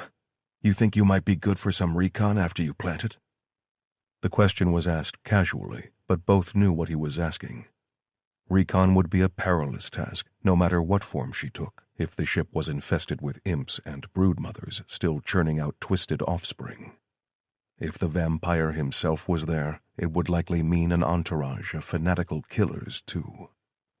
Kyoto smiled and nodded, hiding her fear at the prospect of going alone and unarmed into the belly of the beast. Odell's view looked a lot like a scene from a James Bond movie. He let the wind whip his dark hair and tug at his beard, the aviator sunglasses protecting his eyes from the buffeting that, to the outsider, might seem enjoyable or even thrilling. Odell thought it was about as comfortable as free fall, that is to say, not at all comfortable, and wished he could be below decks with the others. Tamar claimed that she had the worst job of everyone, being forced to lounge about all day holding a champagne flute and wearing a bikini as she sunned herself on the foredeck of the craft that was somewhere between a small yacht and a large boat. It was the subject of some debate as they sailed northwest from the mooring where they'd picked up the hastily sourced ride, and Odell reckoned it fit the cover story just right. He, the late 30-something divorcee with enough money to hire a boat but not enough money for a crude yacht, was taking Tamar, the early 20s younger model character, on a few days' vacation where he can show off his prowess as captain. The fiction even went as far as Tamar describing him trying to be sexy wearing just trunks and a captain's hat, but he shut that down immediately. Below decks sat Kyoto and Joey, neither of which seemed affected by the mild seasickness that upset Odell enough to sour his mood. Riker, Carlo, and Ilya were back on dry land, secure in a tiny office overlooking the jetty where the boat had been found fueled and ready for them, leaving Odell with a kid, an older kid, and someone he didn't quite know what she was, only that she'd first been on a boat some time before the Ark. Joey, hidden from view as he crouched on the steps down to the galley, kept progress on the real-time drone reports coming via Canada and plotted their relative locations on the live satellite map on the rugged laptop cradled in his hands. Odell talked him through it, having to do the thinking and the driving, as Joey wasn't experienced in such matters just yet, as he tried to navigate a course through the beautiful Greek waters of the Aegean Sea. The trick wasn't just to get near their target, but to make it look like nothing to raise an eyebrow. "Someone tell me how much longer this is going to take?" Tamar said, frustration and boredom evident in her shouted words. She got up off the towel laid on the foredeck and adjusted the bikini, hating how little fabric she had with which to cover the parts of her that weren't supposed to see too much sunlight, and stomped aft with her empty glass to flop over the railing like a bored teenager. "Why don't you strip off and sunbathe, huh? I can get a tan opening my phone at night, so this shit is unbearable." You're the one sunbathing because that fits the cover story. I'm supposed to be trying to impress you by showing you how cool I am to be able to afford this hunk of useless fiberglass, and you're supposed to be impressed. Ugh, such a 1900s attitude, she said, earning a sharp turn of Odell's head. He saw the smirk, knew that she was alleviating her discomfort and boredom by pulling on his strings, and he bit back any response so she didn't get what she wanted. "Why can't a young woman try and impress her older man?" she asked, starting an argument to have anything other to do than sunbathe. Because it'll turn heads. If it turns heads, people will remember you. If they remember you, that's a bad thing, Odell said sarcastically. Covert Ops 101, T. Never give anyone a reason to remember you. She looked down at the scant material covering her chest and back up to him. "Point made, but people expect that. Same as they expect some desperate dude staring down the barrel of 40 to make bad decisions and get himself a girlfriend almost half his age to make him feel like he had a chance of keeping up. Which you wouldn't," she offered. Whatever. People see me parading you, and I'm just another asshole with enough money to think I'm cool. They see you parading me, they'll wonder what the hell's gone wrong with the world. They'll wonder what went wrong in their own lives, which means they'll remember us. Me being the asshole they expect to hate just fits the mold. "Appearances, asshole, copy that." She went below, stepping over Joey, who made a very deliberate point of keeping his eyes down as Tamar's ass damn near brushed his head on the way. When he was sure she had gone, Joey looked up at Odell and smiled sheepishly. "I reckon we'll see it in about another hour if we don't slow down." Odell nodded, eyes still on the horizon and the boat pointed in the bearing given to intercept their target. Horizon in another hour, should be 4 or 5 hours to catch it. Means we can get the device on board during the night and be out of sight before the sun comes up. "Odie, how are you going to get the device on the ship?" "That's Kyoto's job, kid. I let her worry about that, and she lets me worry about piloting a damn boat and pretending I got a successful real estate empire back in L.A., one that means I can afford enough Viagra to keep a girl half my age satisfied." "I heard that. Gross!" Tamar called from down in the galley. "Oh, right. Is she like a scuba specialist or something?" Joey asked, ignoring the Viagra reference and not letting the question about Kyoto go out of sheer curiosity. Odell stifled a sigh at his eagerness. He remembered what it was like when he was that age, when he was new to the Corps and military life, when all he wanted to do was gain some kind of specialist status other than their standard 0311 rifleman designation. Joey wasn't being overly nosy, nor was he pushing his luck when he'd been told to let something go, but he was still pushing on a subject he wasn't exactly cleared to know about. Then Odell asked himself why. Kyoto had revealed her true self to Tamar after assuming that he'd already outed her as a shapeshifter. She wasn't concerned that Tara knew, and she didn't seem bothered by the prospect of turning into a flying creature that very night to get it done. Kyoto is... Odell started to say, searching for the right words. Kyoto has skills that nobody else on our team does. Put it like that. Oh, so like special forces then? Got it. No, kid. She's not any kind of operator like that. She's... Oh, wait. Is she really old like Mr. Kim? Is she immortal? The excitement didn't give Odell a second to respond before Joey was sucking in a breath to fire another salvo of questions. Hey, Jesus, kid. 2 ears and 1 mouth. You heard that before? Joey shrank a little and said nothing. Kyoto's been around a while, but she has skills. Not unlike Kim in a way, but her catalog of appearances is... How can I put it? She can turn into animals, Tamar said, stepping back over Joey, who made the mistake of reacting and looking up as a thigh passed danger close over his head. Hurriedly looking anywhere but right where he was staring with wide eyes, Joey stuttered a response. Wait, like a shapeshifter? What? How? Yeah, she's a shapeshifter. Other than that, I got 0 answers for you, Odell told him to end the conversation. Tamar came to sit near him and lounged decoratively over the rear rail of the top deck. The champagne flute had been refilled, but from the color of the liquid and the bubbles in the glass, Odell reckoned it wasn't champagne. Did you just get a beer in a champagne glass? Odell asked. Yeah, and I ain't sorry, she said, taking an aloof sip from the glass as she got deep into character. Well, I guess you can take the girl out of the trailer. You didn't think to get your sugar daddy a drink? He asked playfully, feigning a sickening voice that pretended to feel hurt by her actions. Tamar turned her full attention to him slowly and swallowed the mouthful of beer like it had turned. Ew, dude. What? Odell asked, but his laugh gave it away, and she knew she was being wound up. First off, that terminology makes me literally want to put my finger down my throat and puke. Second, do people even say that anymore? Third, just no, okay? No. I'll get you a damn beer, and I don't mind you acting like we're a couple, but you refer to yourself as my sugar daddy again, and I swear to God, I will blow chunks. The final words of her disgusted monologue were punctuated by her index finger jabbing Odell's meaty chest. To anyone watching with a high-powered lens, it would seem like flirting, but to anyone who knew them both, it would seem very much like a promise. Odell didn't respond. Instead, he stared ahead, and the crinkling skin around the aviators told her he was squinting. Tamar looked around and picked up the binoculars, turning to scan the horizon without asking for a direction to start in. Got it. It's hull down, so maybe 5 miles out? Odell took the binoculars and took a few seconds to locate the far-off ship before agreeing. Maybe 6, he added thoughtfully, always erring on the side of caution. Hull down? Joey asked from his hiding spot in the narrow stairwell.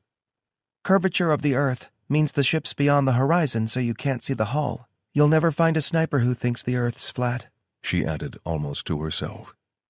Okay, Joey, call Delaney on the sat phone and make sure this is our target. If it is, he can go ahead and pull back the drone he's probably paying $500,000 a day to use. Tamar went to go below, but Odell called her back. Hey, you going to get my beer now, baby? Tamar's response was to mime sticking 2 fingers down her throat and make noises that could turn a weak stomach. From further below, Odell heard one of the 2 seasick members of his team respond with his own call into the porcelain phone. And tell Kyoto it's game time soon, Odell added, watching the tiny smudge on the horizon ahead before glancing half to his left to gauge how far the sun had to drop before they had to go back to work and the cover story stopped being fun to act out. Chapter 20. The old sneakin' peek. Kyoto nodded at the points when she knew Odell was waiting for some kind of affirmation from her. She made a show of listening, tilting her head and nodding along as if she hung on to every word, but the truth was she was more distracted than she had felt in over 2 centuries. At least more than she could recall feeling, but she had been on the earth so long that entire decades were easily lost to her from even recent memory. Even though the rapidly gathering darkness all around them posed little concern to her, something about the change unnerved her. The darkness chasing away the light felt more ominous than the unalterable movement of celestial bodies, and the tension rising in her body made her impatient to take to the skies in any form other than human, so she could disappear into obscurity. Her eyes had changed to something resembling oversized feline orbs, sucking in the ambient light from the panorama of flat sea to give her a clearer view of the hulking cargo vessel looming ahead of them. The sight of it, the dark silhouette against a lighter dark sky and sea, brought back the feelings of unknowable concern like a flood of emotion. "You okay?" Odell asked, his voice low and the worry obvious. Yes. "You sure? Only you look like—" Just psyching myself up for it, she said, using words she hoped would cut through to him and end the line of questioning. You need comms? Joey asked, a digital covert set held in his hands and an expectant look on his face. Kyoto shook her head, temporarily unable to find the words to explain how it would hamper her ability to morph, but Odell gave a better reason. "Joey, you heard the part about not giving away any SIGINT?" Joey nodded, looking borderline ashamed of himself for not considering the risk of Signal's intelligence. SIGINT, which was the very reason they hadn't just tagged the boat with any simple tracking device and opted for the riskier plan to plant the covert unit. Odell cut the boat's engines after forcing the throttle wide open and taking them to their modest top speed, letting the weak momentum carry them forward until the current and the motion of the waves left them rolling sickeningly up and down in the darkening sea. She had close to 1.5 miles of open water to cross as the crow flew, but she was no crow. Miles of flight over open water, all the while carrying 3 kilos held in a handy watertight case, handy in case she dropped it and had to retrieve it from the sea, and find somewhere to land where hard plastic hitting wet metal wouldn't be noticed. Wait another 30, Tamar suggested, with one side of her face angled up and west, where the lightest part of the sky still showed. She said nothing, but Odell knew what she was thinking, mostly because he was thinking it too, and he taught her most of what she knew. What she knew about the underworld they inhabited, at least. There is no need. I'll fly east first and come from that way, she said, recognizing their concerns that she would be skylined by the setting sun and have her silhouette on display to the enemy. "Good call," Odell said, a set of night vision binoculars pressed to his face. The satellite phone rang, foiling the empty air on deck with a muted chirping sound until Joey answered it. Yeah, all right. "Check if the drone saw anything weird going on," Odell said in a pronounced whisper to Joey, who was clearly struggling trying to listen to 2 different people on 2 continents talking to him at once.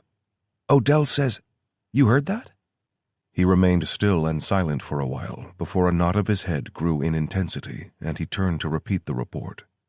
Nothing at all, not even anyone on deck. They haven't stopped since they got through the canal place from the Black Sea. "No crew doing crew stuff?" Odell asked, clear in his tone that something had triggered his suspicions. Joey listened for Delaney's response and shook his head at Odell before passing on the final message. They've been out of range for hours now. We're on our own.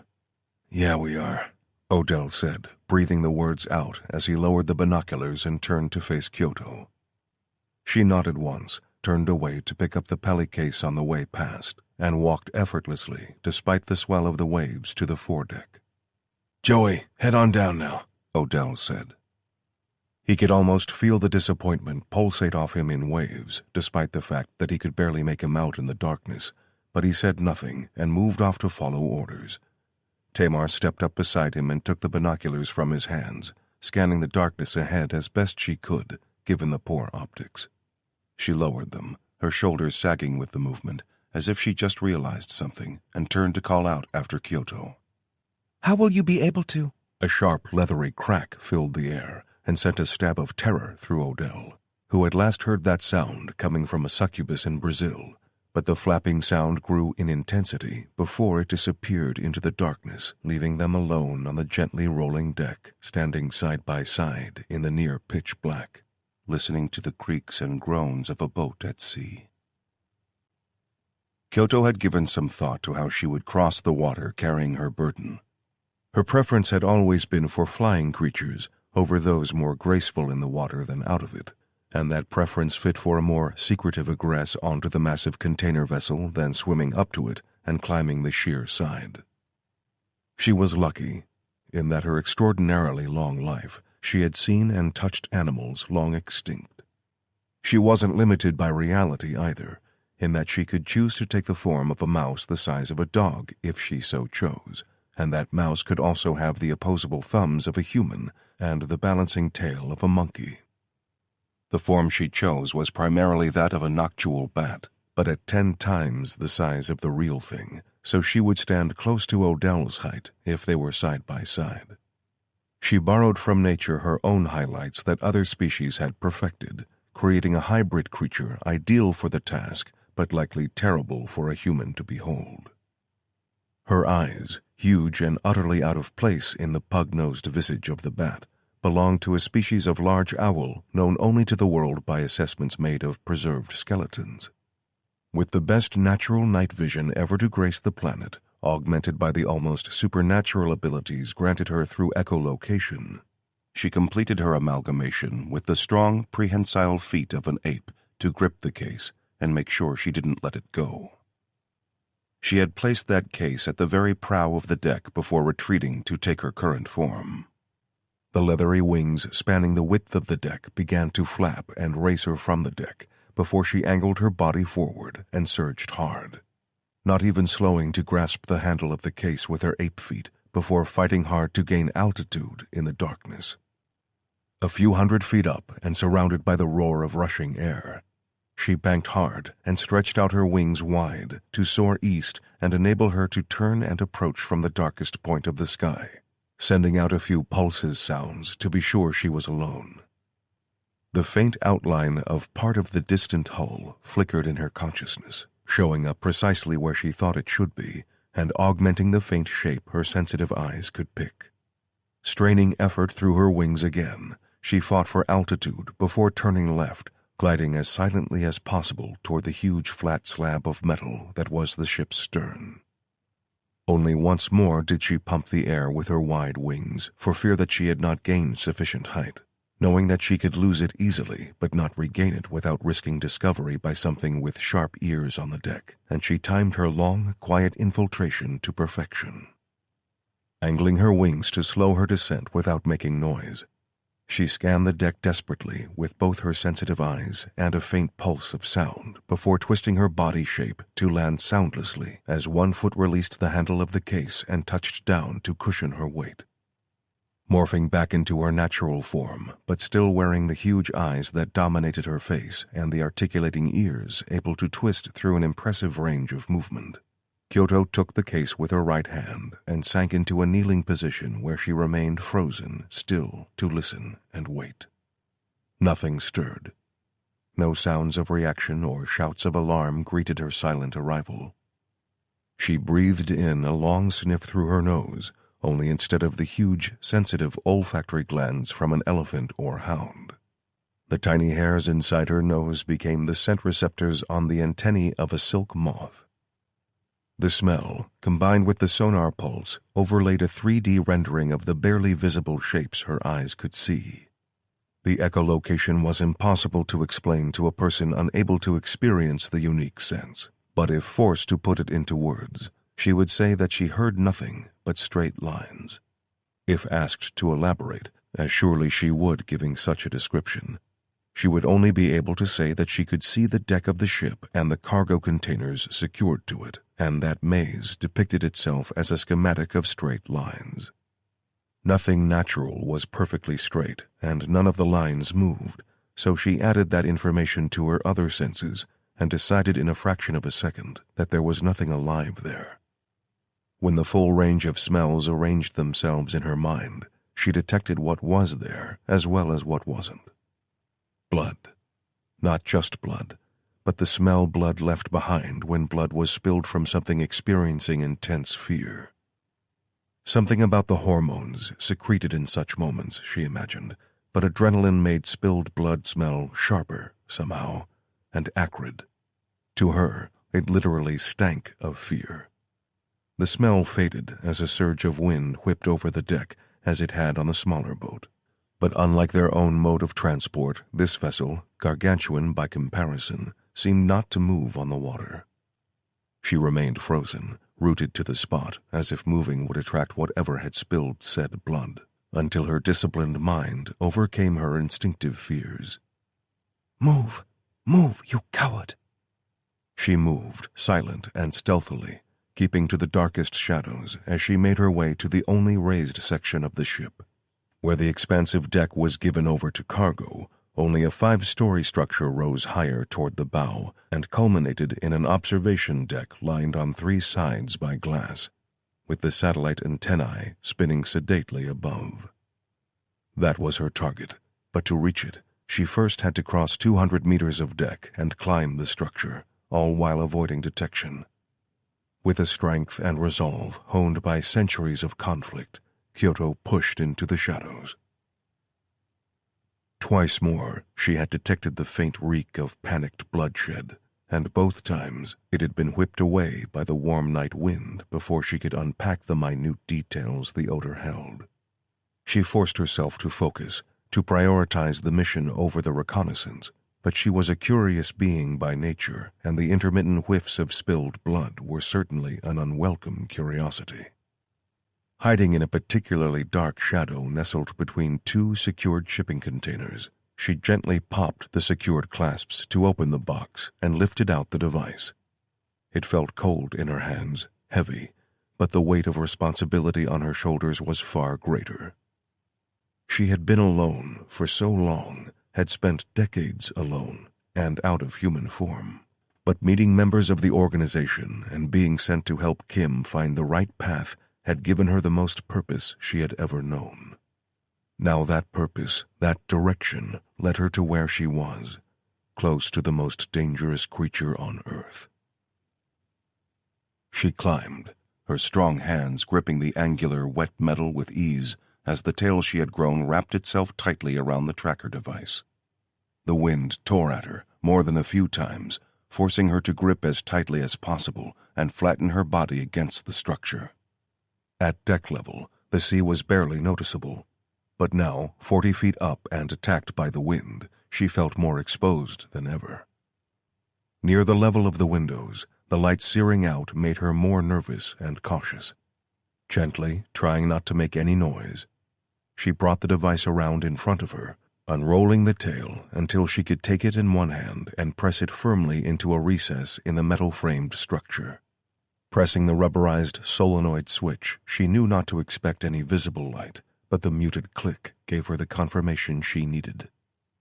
She let out a small sigh of relief, fighting the urge to fall away from the climb and turn into a bird, a fast bird like a small harrier, to be far away from the ship, but the memory of the blood in her senses forced her to focus. Climbing down just as carefully as she had gone up, Kyoto set her mind to seeking out the source of the blood, the source of the death. Chapter 21. Infestation. Odell held onto the boat's wheel and stared out into the dark night. With the engine cut, he'd been unable to keep it steady in the rising swell, so he'd been forced to apply a small amount of throttle and steer into the current to save them from being buffeted dangerously. Tamar stood beside him, one hand gripping the rail as the other held the night vision optics to her face, scanning the skyline ahead for any sign of Kyoto. Odell said nothing because there was nothing to say. Waiting for him was something that came easily, a heroic level of patience learned through hard experience, coupled with a stoicism few had achieved.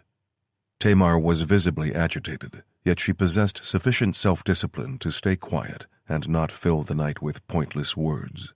But Joey's youth and inexperience showed through. "Shouldn't she be back by now?" he asked, not from any calculation of flight time or the time it would take her to complete the mission, but from pure anxiety. Both ignored him, recognizing the question to be little more than verbalized stress. After an hour, even Odell was beginning to feel the strain. He began to wonder when calling it off might become a valid question, and told himself that he valued Kyoto too much to give up easily. He had little doubt she could handle herself against most things on the planet, and her abilities made escape easy. But he didn't know what he didn't know, and he hated that, even if it never showed on his face. He considered the problem and decided, if she didn't make it back by daybreak, that they'd keep the big ship in visual contact and wait until the following dawn, giving her the opportunity to slip away under cover of darkness. He imagined her hiding somewhere, waiting for an opportunity to escape. He idly thought of her taking the form of something small and capable of finding the best hiding spots, reckoning there had to be rats or other pests on board something that large. Then his imagination assailed him, and his thoughts turned darker, imagining her injured or captured by whatever might be on that ship. He imagined her surrounded by imps, unarmed, and forced to fight animal on animal. Imagined her taking the form of a tiger and tearing the twisted little things apart with powerful claws. Imagined dozens of them overwhelming her and driving her down as they tore her apart piece by piece. "Shit!" Joey cursed, ducking instinctively as leathery wings cracked and a percussive wave of air buffeted Odell like a new gust of wind. Kyoto landed hard, rolling and changing form under the light seeping from below decks, returning to human form flat on her back and gasping for air. "Go!" she said through heaving breaths. "Go!" Odell didn't wait for a reason. He just pushed the chrome throttle lever forward and spun the wheel hard to the left to turn them around as fast as he could. When the glowing compass points read due southeast, he opened the throttle the rest of the way to lift the front of their boat up and force everyone to hold tight. "What is it? What happened?" Tamar said as she bent to Kyoto. She gasped and stood, holding her hands up to the light for them all to see her skin stained red. "Where are you hit?" Odell barked, one eye on the darkness ahead and the other on the instruments in case anything unexpected lay in their path. When Kyoto didn't respond, he asked her again, louder. "Where are you hit? Joey, trauma kit. Tamar, get the—" "It's not my blood," Kyoto said, almost too softly for him to fully register. "What?" he snapped, his eyes darting between the wall of darkness ahead, the instruments, and Kyoto, who was starting to stand. "It is not my blood, but if I don't get it off me soon, I'm going to be sick." "Did you plant the tracker?" Odell asked. Kyoto half turned to him and nodded weakly before staggering below, leaving smears of dark red on the white walls leading down. "Joey, find some gloves and bleach and clean that up, and don't lick any of it," Odell ordered. With a muttered, "Yes, sir," Joey followed, leaving Odell and Tamar silent on the wind-blown deck. Neither spoke for close to a minute before Tamar's stressed expulsion of air announced that she could no longer handle the tension. "What the hell, Odie?" He stared ahead resolutely. "I have no goddamn idea," he said broodingly. "ETA 4 hours 19, copy?" Odell said into the sat phone. "Copy. Wheels up as soon as you make land?" Riker answered from the distant shore of the Greek island. "Affirmative. You got the tracker?" "Affirmative. Still steaming west. What happened?" "Not sure yet. Be there soon. Out." He handed the phone back to Tamar, who clipped it to her belt now that she wore tactical clothing after retiring her Bond girl bikini. "She's still in the shower," she said. "That bad, huh?" "Your guess is as good as mine." Noises from below announced Kyoto's return to the deck. She wore the appearance of her customary black outfit, and her wet hair shone from the lights behind her as she climbed to the deck. Nobody spoke, waiting for her to tell them what went down. "Is it working?" Kyoto asked, meaning the tracking device. "Riker's got it on screen. They're still heading west out to sea," Odell said. "No deviation." Kyoto nodded, recognizing that he'd anticipated her fears that whatever had happened on board, which left her crash-landing back on the boat covered in blood, hadn't caused a reaction in their course. "I smelled it as soon as I landed," she said absently. "Smelled what?" Tamar asked. "Death. I smelled death." Dropping down to the deck after placing the device, Kyoto turned all her senses onto locating the source of the evil she could detect. Certain that something had died horribly, at least two things, judging by where she had smelled the blood, there was zero hesitation in her mind that evil lurked aboard. She moved through the shadows, going from container to container to listen and smell each stack, until a tingling sensation prickled the back of her head. Knowing after centuries of conflict to trust such instincts, she ducked around another container and ran fast to double back on the other side, where she crept forward effectively to ambush her own trail. Bootsteps sounded, accompanied by a rhythmic squeak from some kind of wheeled truck. The steps grew louder but seemingly unhurried, as she might expect from a chase, and when they passed by to move further to her left, she breathed out a tiny sigh of relief.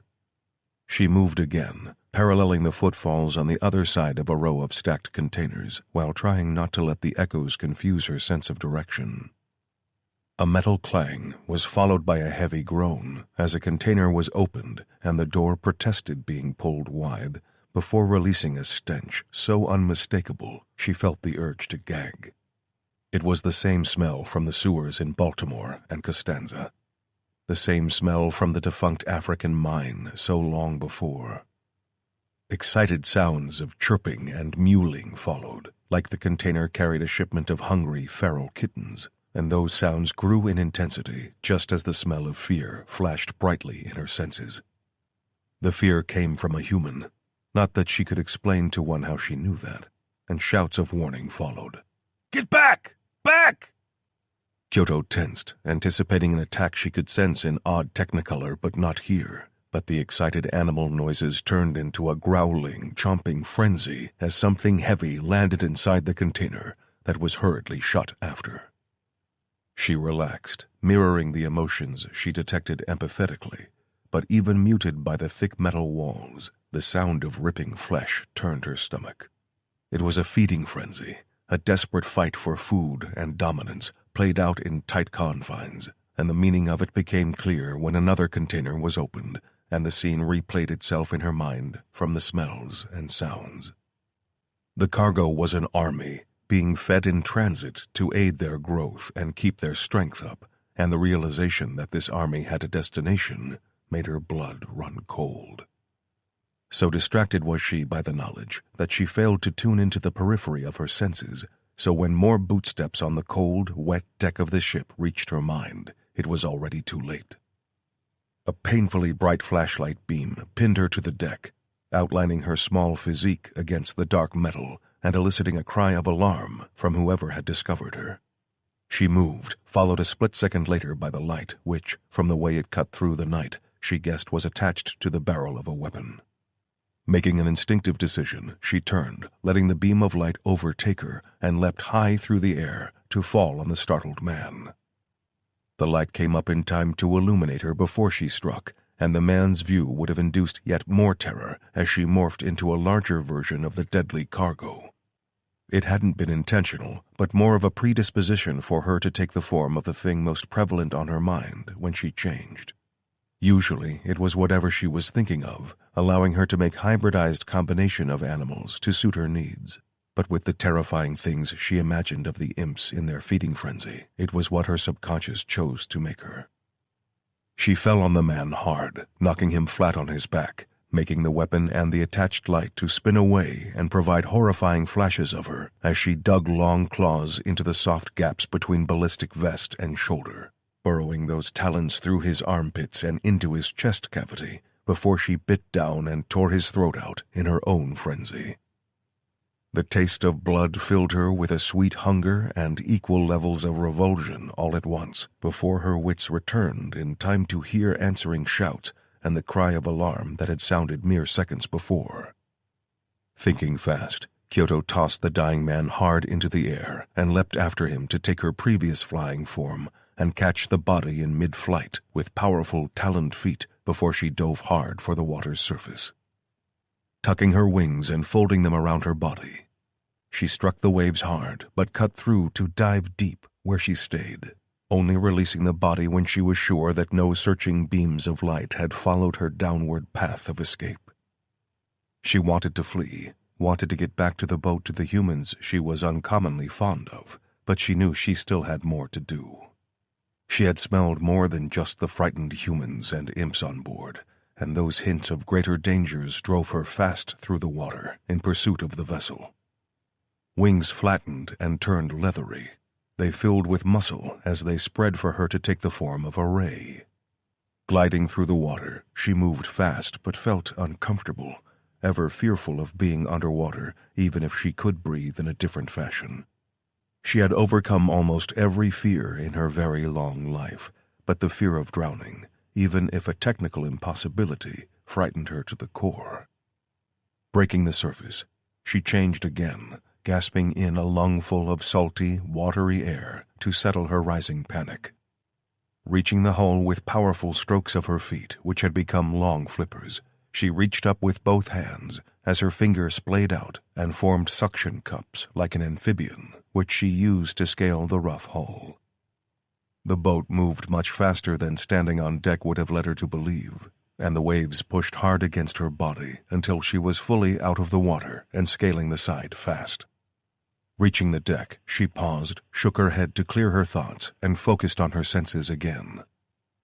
She detected 10 containers ferrying similarly lethal cargo, and in some of those, she could also sense the crooning, motherly sounds of the brood mothers soothing their frantic young. None of the other containers caused her concern, but a trail left on the deck gave her pause. She smelled dog, but the trail was left by rubber-soled boots, and the connection her mind made was unpleasant. She hated werewolves, and had counted herself lucky that she hadn't come into contact with many over the course of her life. Not until the New World opened up did they really begin to spread, and those inhabiting the dark mountain of Central and Eastern Europe had been reclusive until the inhabitants of that continent spread west. She could make out at least 2 different smells, and to her alarm, she detected the difference between them as one of gender. She hoped they weren't mature enough to mate, for a fresh litter of violently uncontrollable werebeasts was an equal threat to the army of imps and their twisted maternal leaders. As a sense of impending discovery threatened to raise her heartbeat and make it loud enough for a werewolf to detect, she decided to cut her losses and leave the death ship. Turning for the aft section where she planned to slip over the railings and fly away, skimming the surface of the sea until she felt safe once more, a low growl nailed her to the spot. Turning slowly, she saw an approaching shadow just as she heard the heavy footsteps change tone. The soft thud of boots turned into the heavier pounding of massive paws until the shadow took form in her enhanced vision and grew impossibly tall. The arms and legs elongated and twisted grotesquely, sprouting claws the length of carving knives, which could no doubt cut through flesh just as effectively, and with a crunch of bone and sinew, the head turned to one side as a long snout protruded. Low light glinted off obsidian fangs as the creature reached its full transformation. Kyoto attacked, throwing herself at the beast's belly fast to avoid being within optimal striking distance of the slashing claws and too close for the massive teeth to find her flesh. She drove the pointed fingers of her right hand into the muscled underbelly, piercing the flesh and sparking a yowl of shocked agony as the rest of her body flowed through the gap her strike had created. Legs turned into tentacles, and her mouth shrank and hardened into a sharp beak capable of cutting steel. Pouring herself inside the abdomen of the creature even as it clawed at its own flesh, she concentrated hard and thought of the largest animal she could become.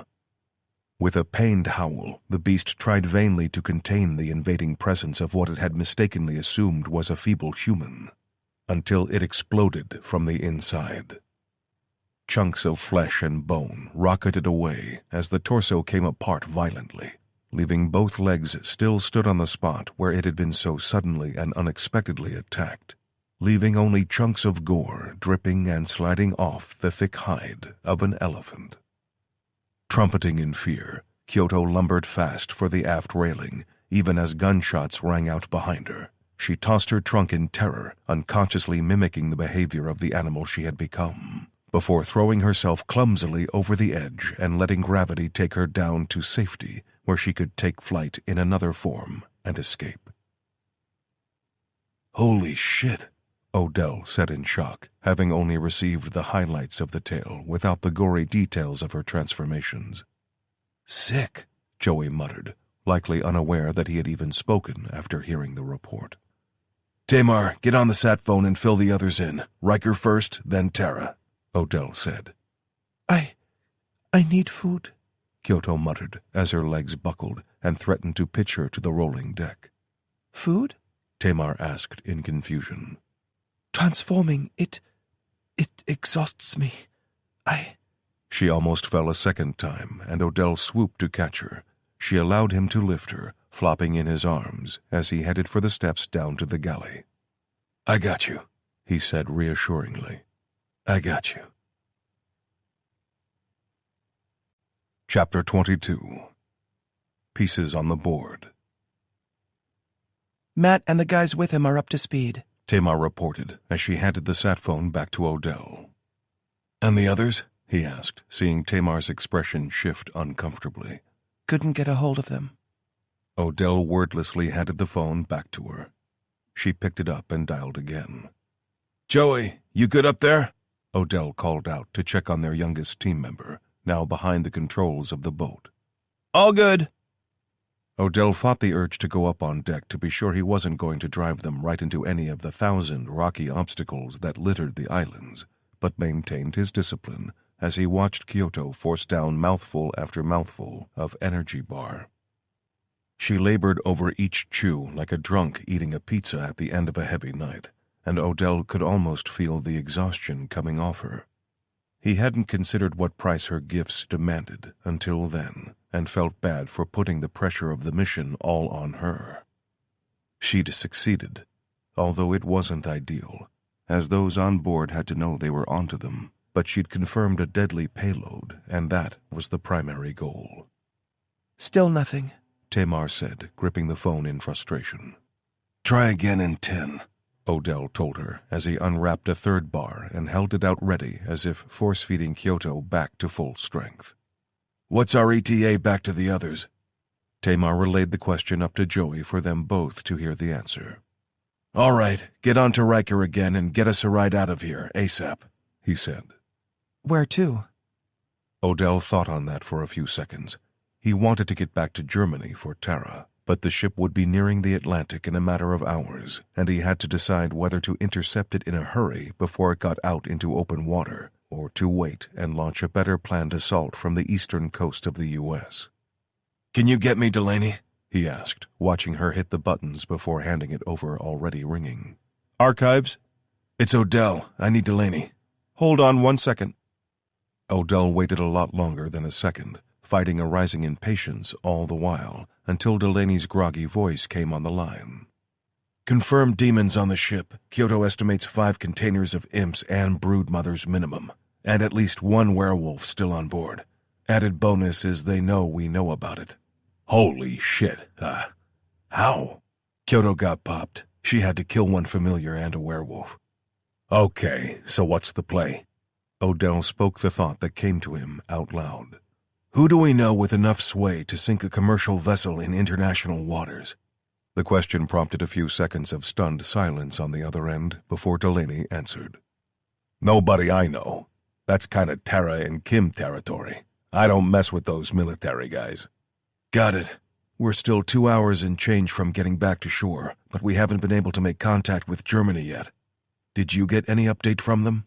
Last contact was 4 hours ago, reporting Kim was stable but still out of it. All right. Can you try them for me? Ask Tara the question. But if it's not an option, we need to get back stateside and figure out how to take this boat down before it reaches home. Sure thing. I'll call Riker first and arrange the flight. Odell signed off and handed the phone back to Tamar as Kyoto dropped the third empty wrapper on the table and leaned back with one cheek bulging. "How long until we get back?" she asked, her eyes half closed through tiredness. "Couple hours. Go get some rack time before we hit land," he told her, watching her rise shakily and stumble as far as the narrow couch in the lounge area, where she flopped out like a teenager. Odell shot a glance at Tamar, not sure what he meant to convey, but seeing concern again on the younger woman's features. He went topside and took over the controls from a reluctant Joey, who'd evidently been pleased to be given a big boy job instead of cleaning demon blood off white walls. Odell looked to his 8 o'clock, where the horizon was already showing a light gray as the sun rushed to catch up to them. A glance at his watch and another check of the digital readouts told him the sun would be up by the time they got back to Lesbos, hoping that a plane would be waiting for them. They didn't have the time to wait around for charters to be organized or freight aircraft to take them as part of a set schedule, and he fought the micromanager inside him to trust others to know their jobs. It was obvious they couldn't hang around on a Greek island waiting for a ride, and he knew Delaney well enough to know the man would move mountains to get them in the air. All he had to do was trust, but trust wasn't something he came by easily since he was ripped from the world of Special Operations Marines and found himself fighting a war in the shadows. He trusted them all individually, even trusted their cohesion as a unit, and their dedication could not be questioned. But he was missing the trust in the big machine. He was missing the reliability of military operations and the hundreds of thousands of servicemen and women that made the big machine turn. He felt isolated, he felt responsible, and he felt like their already too small force was spread thin enough to break. "Hey, Joey, come take the wheel again. I need to make a couple calls," he said, seeing a broad smile wearing Joey's body, bounce back up on deck. He went below, first placing a call to the archives for the information he needed, before hanging up and dialing again. "Whoever this is, it better be good," came the croaked response on the other end of the phone. "Depends on your definition of good," Odell said. "Good is either a booty call or telling me I'm the state lottery winner. Sorry on both counts," Odell said. "We met a while back in Brazil where you helped us out with a pest problem." "Uh-huh. Can't say I'm surprised to get a call from you. Am I talking to the Raider dude or the short ass?" "I'm the Marine," Odell said, aware that the call wasn't secure on the other end and careful not to use any names through ingrained habit. "Well, I'd ask how you got my personal cell, but I don't much care. You need something?" "I just might, yeah. You home right now?" "Right now? That a joke? I've been home since Brazil, man. The company let us all go after, you know." Odell didn't know, and he didn't want to ask on an open line. "Well, I might have a job for you. Reckon you can get your 2 friends?" "I can get one. The other took a job down in Hollywood." "You on the East Coast?" "Near as makes no odds." "When?" "Soon, maybe." "I'll call when I know more." "Yeah, problem is we don't have much in the way of, pest control equipment, if you catch my drift." "Not a problem. We can provide all the tools, and we got plenty of cash for materials. So you interested?" "I'm interested." "Great. I'll have someone call you. Oh, one more thing. This job might be hard to get to. We might have to drop in on it at short notice." "We're fine dropping in," he said. "Good. Wait out." Odell hung up and turned to see Tamar eyeing him suspiciously. "Ewing, the PMC from Brazil with the succubus," he explained. The look on her face told him that every word after describing the person he called as a private military contractor was a waste of breath. "Right," he said apologetically as he punched in the numbers for the archives again. Tamar took the controls as Odell told Delaney who he had to contact and what he needed, ending with a question about contacting Germany. "Negative landmines or cell," Delaney told him. "Still? Delaney, I have serious concern." "So I accessed the surveillance cameras remotely. All seems fine up until about 90 minutes ago when everything went offline." Odell thought for a second before he answered. "Power issue? The data link or whatever?" Delaney knew what he was trying to say. Power is a possibility, but as for data, it's hardwired underground to an off-site remote server.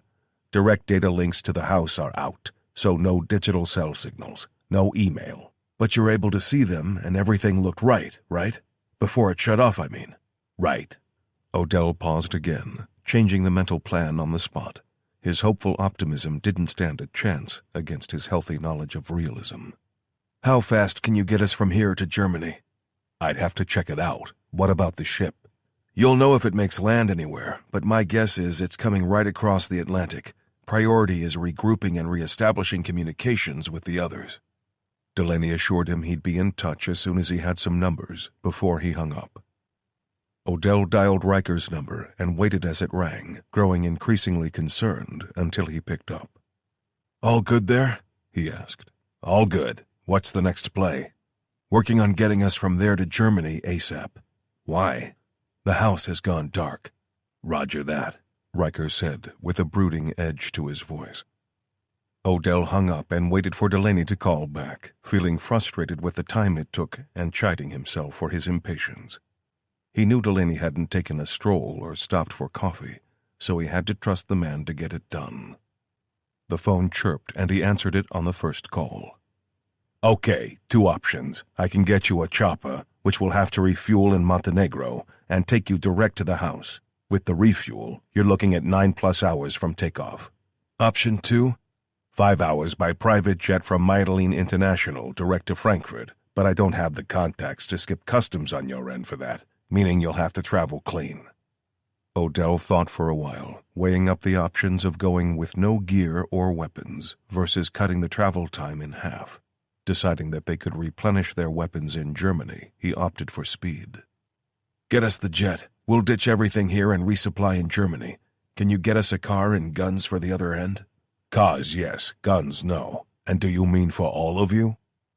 Odell pondered the question before the logic kicked in. Delaney was asking why he wasn't sending any of their team home if a potential attack was steaming west. But more importantly, he was asking why Joey wasn't being sent home with a smack upside the ear. No, 2 to fly home. Can you arrange it for Ilya and Joey? Can do. I got nothing doing for guns, though, and the U.S. military base won't pick up for anyone but Tara or Kim. And why Illy? You got any better ideas for defensive stuff that goes boom? Fair point. Odell thought about the gun problem for a while before he spoke. Delaney. Yeah? It's kinda a tall order / short notice idea, but we got any criminal contacts in Frankfurt that can hook us up with some firepower? Might take me some time, but leave it with me. Oh, and your buddy? He's got some expensive items on his shopping list, if you know what I mean. He's been a good boy, Santa. Get him everything he wants. Leave it with me, Delaney said again. Odell cut the call, happier now that a plan was in place and he was moving his pieces around the board with purpose. He still wasn't happy that he couldn't talk to Tara, and that frustration tore a curse from his mouth. Shit. What? Tamar asked. The guys in Germany went dark. Don't know what's up, but I don't like it. We're on a direct flight out to Frankfurt. Then you, me, Riker, Carlo, and Kyoto are going to the house. The others? Are heading home, and we'll hopefully have another 2 gunfighters geared up ready by the time they get there. Leaving us how long before that ship arrives, assuming it's even headed that way? If it doesn't, we'll know thanks to the tracker, and we can reevaluate. Priority is getting everyone back together. You mean consolidate? You expecting some kind of last stand, Odie? The fear in Tamar's voice was poorly hidden behind the levity, but he still heard it. Maybe, maybe not. My gut says we've been manipulated from the beginning, pulling us in different directions to get us away from home. I still can't figure out what the goddamn play is. Huh? Kim, back on the docks. Why didn't they just shoot him? Kill him right there. The answer seemed obvious to Tamar. Because they wanted him alive. Right, which means there's stuff the vampire doesn't know that Kim does, and he wants him to talk, or... Odell shrugged when his brain failed to provide him with the details of said or. Or infect him so he can access his memories or something? Tamar asked. Odell turned to face southeast, able to make out the shape of the rocky island and their last destination before taking flight again, and he still couldn't shake the notion that he was missing something big. Riker called when they were in view of the jetty to finalize the plans, pulling alongside long enough for both men to jump aboard. Odell gunned the throttle again to take them out into deeper water, where all their weapons went overboard, barring the few unreplaceable items that could be explained as tourist purchases. With their vacation cover stories barely able to meet any kind of scrutiny, they docked the boat and ducked low with their hurriedly purchased suitcases, walking under the rotor wash of a commercial Sikorsky S-76 waiting to take them to the airport in style. At the airport, a corruptible official waved them through to the private lounge, where they waited 15 minutes before boarding a Lear jet and preparing for a 5-hour flight to Frankfurt, leaving behind the Greek islands for good. "I'll come with you." The words were spoken flatly, and Odell knew the speaker instantly by his heavy Slavic accent. "I need you back at the ranch, Ilya," Odell said. "I'll come with you," he said again, sounding even less open to negotiation than before. "Listen, I said I need you back in Canada, and I meant it. I don't know for sure yet, but it looks like we'll need to hit that boat before it makes land, and that means some shady work and things that go boom. That's where you come in. Simple shaped charges fitted below waterline. Done," Ilya argued. "And I need you to make some with a lot of boom and a long delay fuse, okay?" Ilya stared at him for a while longer, but Odell ended the conversation by tipping his head back and getting a head start on sleeping while he had the chance. Odell slept through most of the flight, not having accepted the fact that he was exhausted from 2 days and a night spent awake, and woke feeling groggy shortly before the tires chirped on German tarmac. "We're here," Tamar said, either speaking to cover her own nervousness or thinking he was too confused to know they'd landed. More tension followed as they said their goodbyes to the others and passed through customs for their false passports to be checked and the backdated entry into Greece scrutinized with German efficiency. Walking out into a cold midday, the waiting car felt way off their style. It was an airport shuttle, effectively a van with seats, and the driver's attempts at making conversation fell short when Kyoto gave terse responses. When he tried again, Kyoto snapped at him in German to mind his business, while Odell handed him a scrap of paper with an address on it.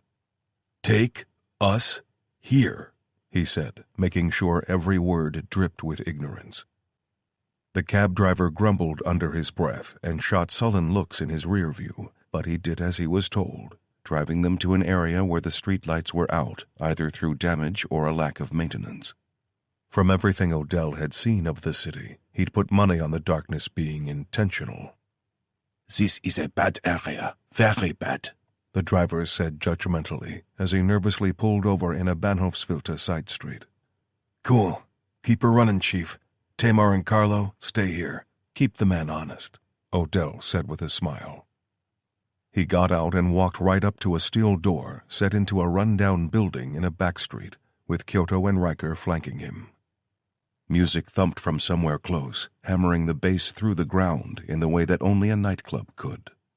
Shouts and laughter mixed with the revving of a car's engine just the other side of the buildings to their right, but Odell ignored it, letting it become ambience as he focused. The door opened a few inches, and Odell automatically leaned his head back until his eyes met the small, suspicious orbs of a monster on the other side.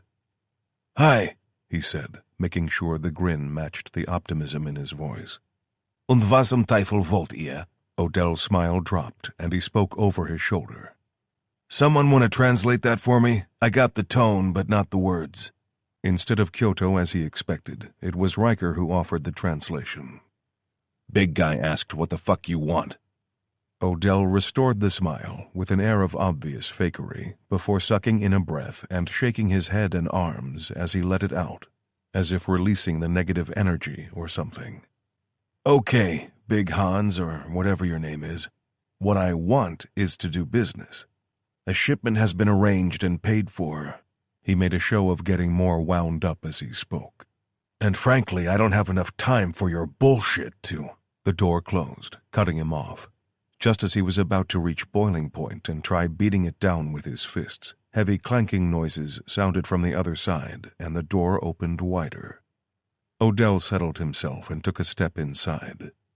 "Just you," the Goliath minding the door said in heavily accented English. Odell turned to face him, seeing a clear foot in height the guy had over him, but his eyes ran down the man and he held up a hand to Kyoto and Riker. "It's all good," he said, and when the others backed off without a word, he knew two things. He knew that both had seen the obvious height difference, but both had looked beyond that.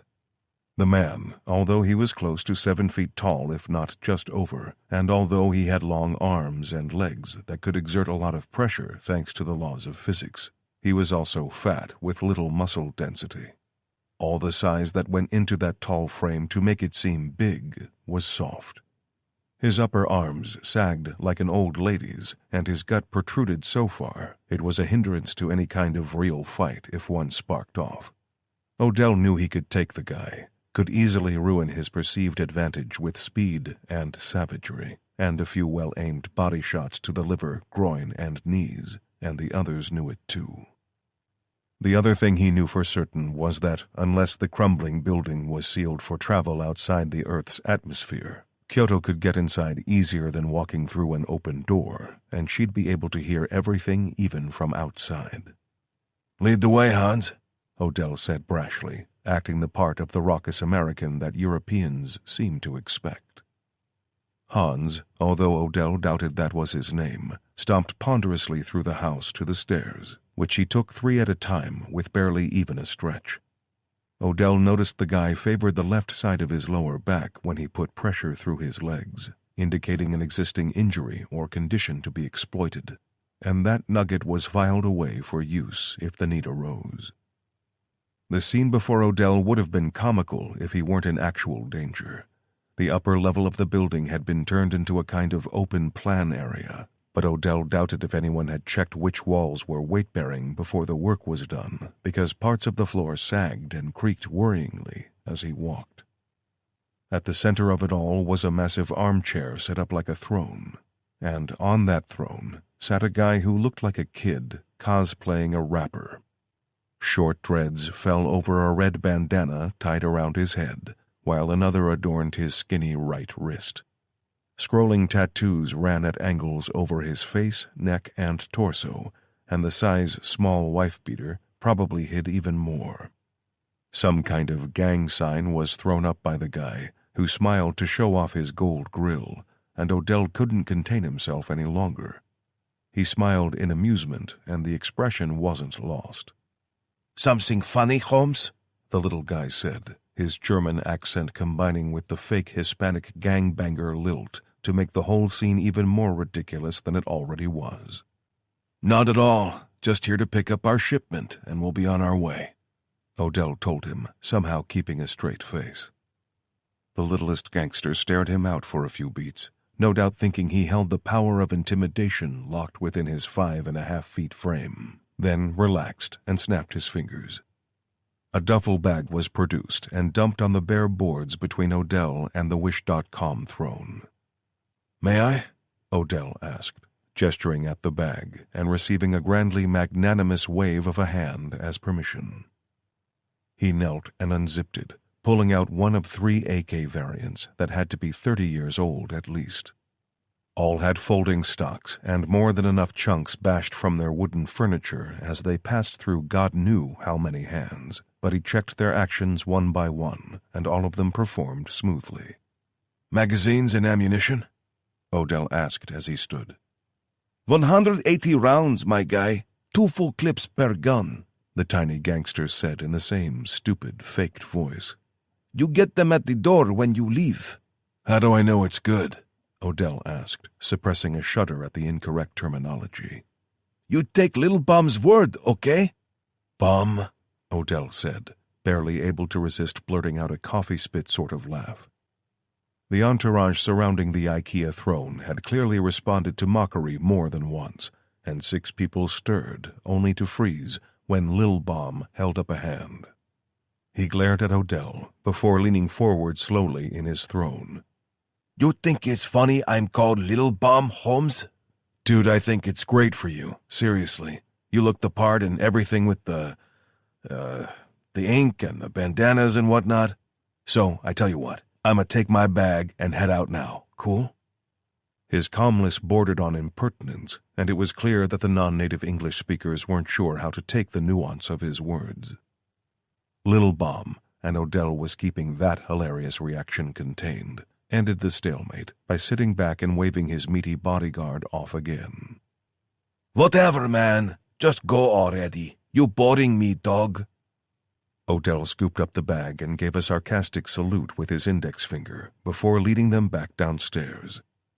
Another bag was thrust at them, and Odell checked the magazines by pressing a thumb down on each to see if they'd only been loaded with a few rounds, like putting real cash atop stacks of cut magazines. They hadn't been duped, so he took the bag and walked back outside to get back to the taxi as fast as possible without running. The 30-minute journey felt much longer, as they were accustomed to driving it in high-powered cars. So when the van reached the tight switchback entrance, Odell jumped out first and started walking to burn off the tension. Gern geschehen, Arschleicher, the driver grumbled before speeding off. I got assholes, but not the rest, Tamar said. I think it was a sarcastic thank you, Kyoto answered, but Odell cut them off. Quiet, he snapped, sinking low out of sight of the house and unzipping the duffel bag. The others ditched the luggage as Odell handed out AKs to Tamar, Riker, and Carlo, carrying the cookery knife taken from his luggage as his only weapon. Kyoto followed suit, drawing her unique bladed weapon, while the others, having ditched their generic melee weapons, loaded their rifles. Kyoto, can you do us some recon? Odell asked, holding out a hand to take her heavy, curved sword. She passed it to him and stepped back, vanishing so fast Odell expected to hear a popping sound as her small body was replaced by a bird that fluttered up and away toward the house. Chapter 23. Todos vamos a morir. Frankfurt, 2 days earlier. Clear that table, Tara said, pointing to the few decorative items left on the long white dining table that could comfortably seat 10 people. Clayton and Ramona worked from one end each, removing the minimalist decorations ready for Kim's gurney to be offloaded onto the flat surface. Okay, Doc, what do you need? Tara demanded of the white-coated man, peering over Kim's face. I need quiet, he said unapologetically. Everyone not on my team is to leave the room immediately.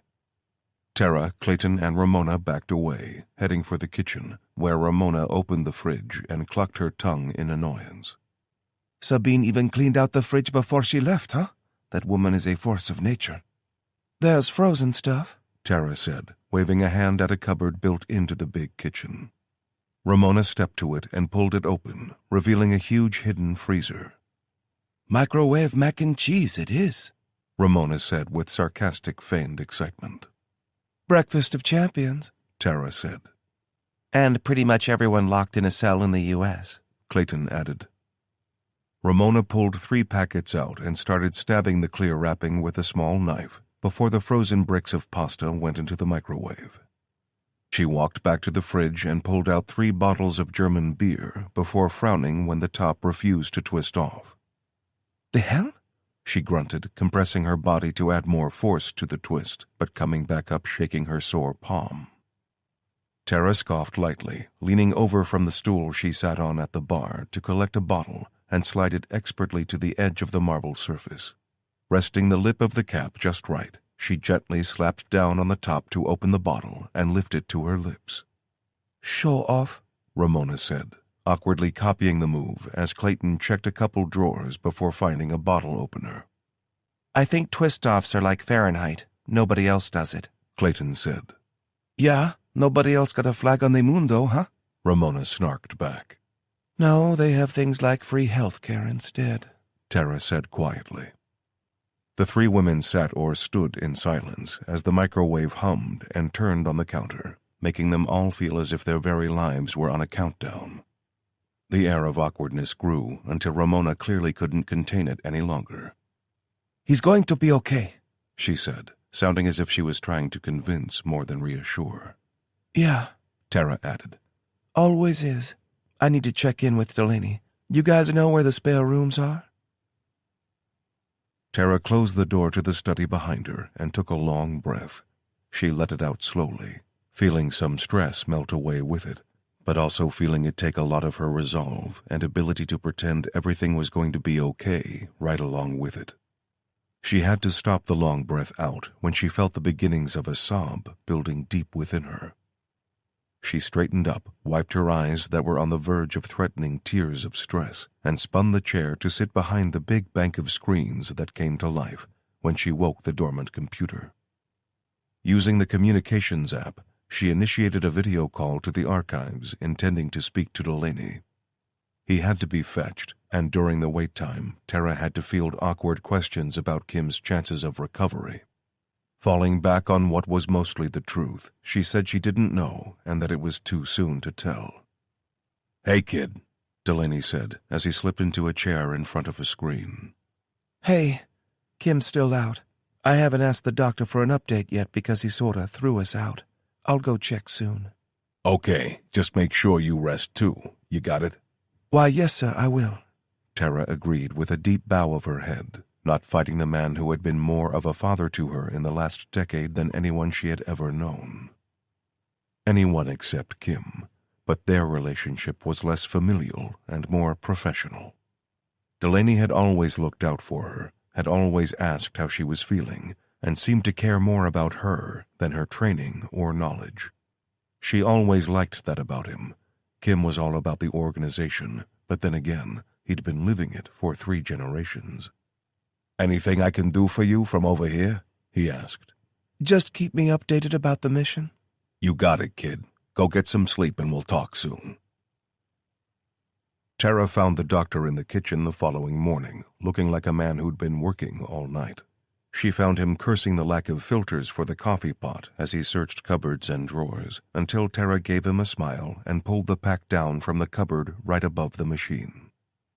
The doctor returned the smile, slumping into a seat as she set the machine going. She didn't ask any questions, just waited patiently until the doctor could give a coherent report. As the machine began to hiss and gurgle, he managed to form the words.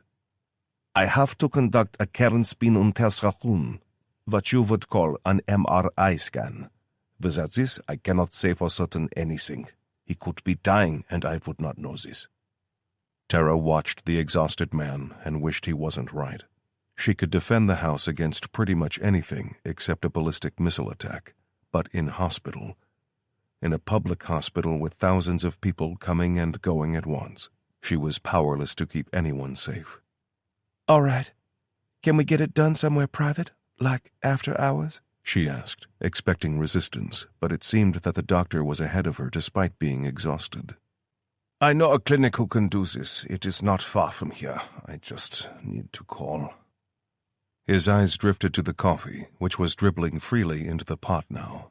Tara picked up a white cup and switched it out fast enough that barely a drop spilled. They waited in silence as the cup filled, and she handed it over. He sipped carefully, closing his eyes as the fresh brew revived him, before Tara slid a cell phone over the counter. The trip to the clinic was smooth. Tara rode in the ambulance with Kim and his medical team, while Clayton and Ramona followed in the electric Porsche, carrying enough firepower to ignite another continental war. Feeling naked in the room, where she could carry nothing metal, was uncomfortable for a long time. But the results showing that Kim wasn't brain-dead or similarly broken on a permanent basis made it all worth it. The doctor said it was just a matter of allowing the body to recover and made plans to get him back to the house for that reason. With a drip to keep him hydrated and fueled, and other tubes inserted elsewhere to deal with the body's response to that, Kim was set up on a bed in the main living area downstairs and watched by one of the 2 nurses, while the other one and the doctor took a well-earned shower and slept. They switched every 6 hours, and now that she knew Kim was safe, Tara's mind turned to the wider world. She fired off an update to Delaney, telling him that Kim was still unconscious but safe, then tried to call Odell on his satellite phone, only to receive a dead tone. She tried again, frustrated once more by the fallibility of technology, then tried to contact Delaney to get an update on their Greek adventures. When the message to Delaney showed undelivered, she called, getting the same dead tone of a failed outgoing call. She breezed through the house calling for the others, and their own cell phones told the same story. What's it mean? Clayton asked with a hint of fear in her voice. It means our communications have failed, Tara said tersely. Failed or been screwed with? Ramona asked pointedly, sending the conversation spiraling into silence. That silence broke at once as they wheeled away with different aspects of the same goal in mind. I'll start up the bunker, Tara said, heading back toward the study to bring the defenses online. Armory, Ramona called out. No time, there's weapons in the bunker, Tara said. I'll get them to move Kim, Clayton said. Within minutes, they were crowded into the study, where Tara activated a series of protocols. The light dimmed as heavy, blast-proof shutters slid down to cover the windows. One wall of the study split open, and the two halves retreated inside the walls to reveal a living and sleeping area, stocked with long-life food and drink. The door swung shut and locked with a sound far heavier than any internal door had a right to, and the screen came alive with every angle of the house and grounds covered by cameras. Game time, Tara said, sounding far more excited about the prospect of being attacked than she felt. One of you keep trying to get a call out, she said, prompting Clayton to drop the big AR rifle on the sling and work her cell phone again. I got nothing, she reported. Tara didn't respond. Her eyes were glued to the screen and flicked from one to the next in anticipation of the jump she knew was coming. It was like watching a scary movie or playing a video game. She knew it was coming, but the not knowing when part was far more terror-inducing than the scare itself. A minute became 5, 5 became 15, but still nothing showed on the screens. What are we gonna do? Ramona asked in a low voice so as not to spook the medical trio caring for Kim. They'll realize they can't get a hold of us soon, Tara explained. They'll check the camera feeds remotely and see we're holed up in the safe room. Then they'll send help. What help? Clayton asked bluntly. Everyone's in Greece hunting down that ship. We wait it out, Tara said firmly. Just wait? Ramona asked, confused that there was nothing she could do. Just wait, Tara confirmed. So get comfortable. Comfort turned into boredom fast. The stress of anticipation frayed nerves, and the hushed muttering in German of the two nurses arguing with the doctor made Ramona snap first. Juro por Dios, she groaned theatrically, before turning to the three people watching over Kim and berating them in Spanish so fluid that nobody could make out the words. Shh, what was that? Clayton said. Ramona didn't hear her, resorting to gestures that accentuated her diatribe, until Tara hefted an elbow into her ribs to bring sudden, unnerving silence. What? Ramona asked. Noise, Tara said, and all three women went still and silent to listen to the piped feeds from the external cameras. I don't hear, Ramona started to say when her patience evaporated, but a harsh shh from Tara silenced her. At the edges of her hearing, almost as much a vibration as it was a sound, she could make out something that had no right to be there. It was like being on a subway and feeling a train pass on an adjacent line, like the ringing of a glass struck in just the right way to make it sing. Tara turned back to the monitors and punched buttons on the camera control box in sequence to bring up different images. Main entrance, garage external view, south aspect, west aspect, north as. There! Clayton explained, stabbing her finger into the LCD display hard enough to make the image blur in Technicolor. What is that? What the hell is that? Tara watched the shape move off out of shot and hit more buttons to locate it again, but it had gone. The snapshot her mind had registered listed off the identifying items. Tall, thin, and stooped over like it had a crippled back. Arms so long they hung almost to the ground, and elongated fingers tipped with obsidian daggers. Sinewy, muscled legs that spoke of instantly accessible power. A face so gaunt that leathery skin seemed stretched over a skull, with the dark eye sockets host to a dull red glow. As if all those facts didn't amount to a terrifying summation, the irregular, jagged antlers left her in no doubt as to what it was. Wendigo. Todos vamos a morir. Ramona said quietly. No, Ramona, we're not going to die.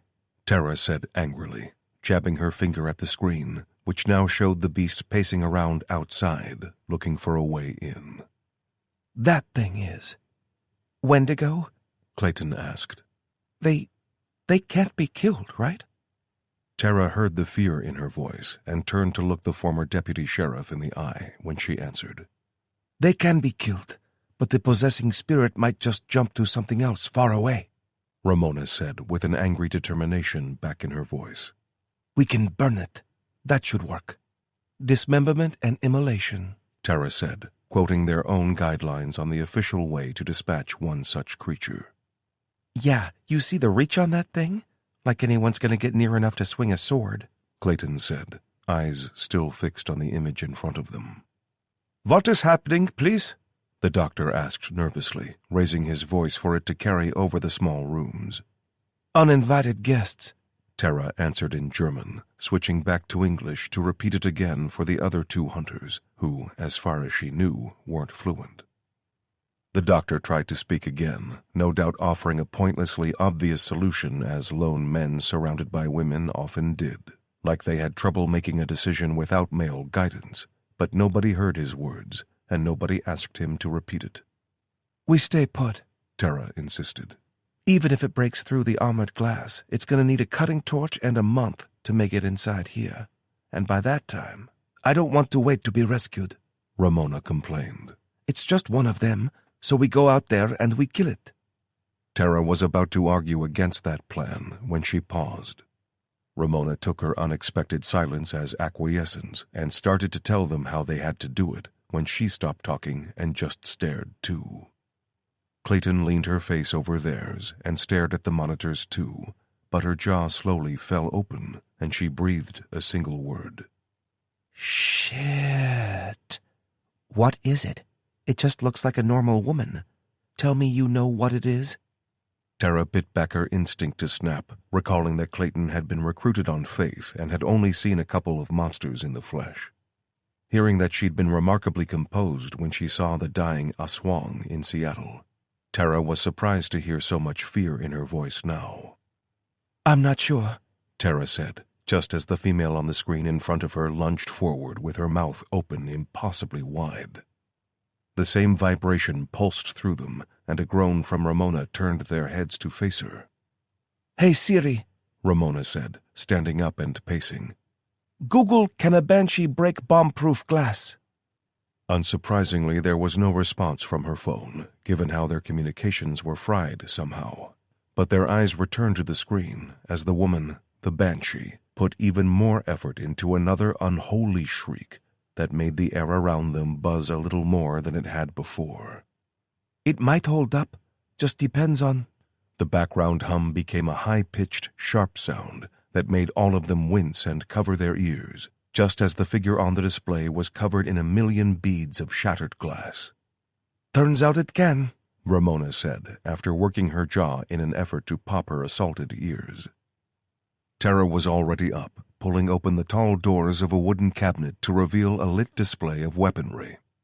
Despite having seen it and numerous versions of the same setup before, and despite the fact that they were under attack, Tara smiled as the lights blinked on to reflect off matte black barrels and polished steel.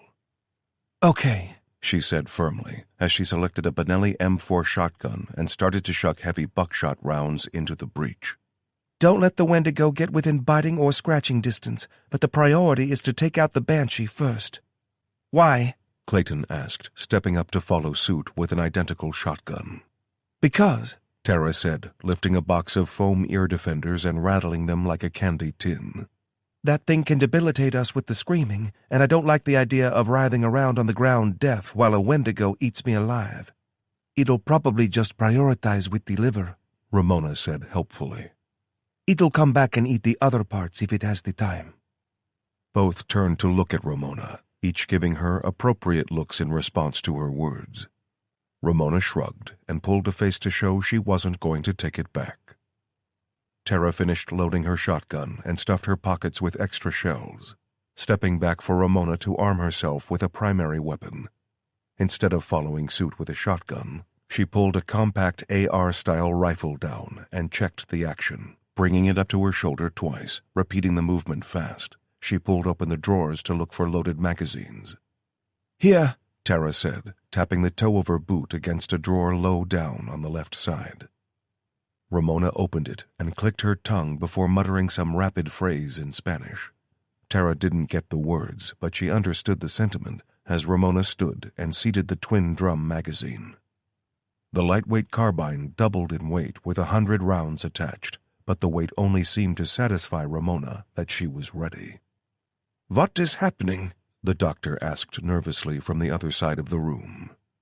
What's happening is you're staying here with him, Tara said firmly with a finger outstretched at Kim's sleeping form. and you don't open that door for anything. Got it? She didn't wait for a response, but turned for the door, only to stop when Clayton gripped her arm tightly. You sure this is the play? Can't we hold out in here? The words may have sounded nervous, but Tara looked into her eyes as she spoke. She knew the woman was fighting smart by suggesting they stay put and not panicking.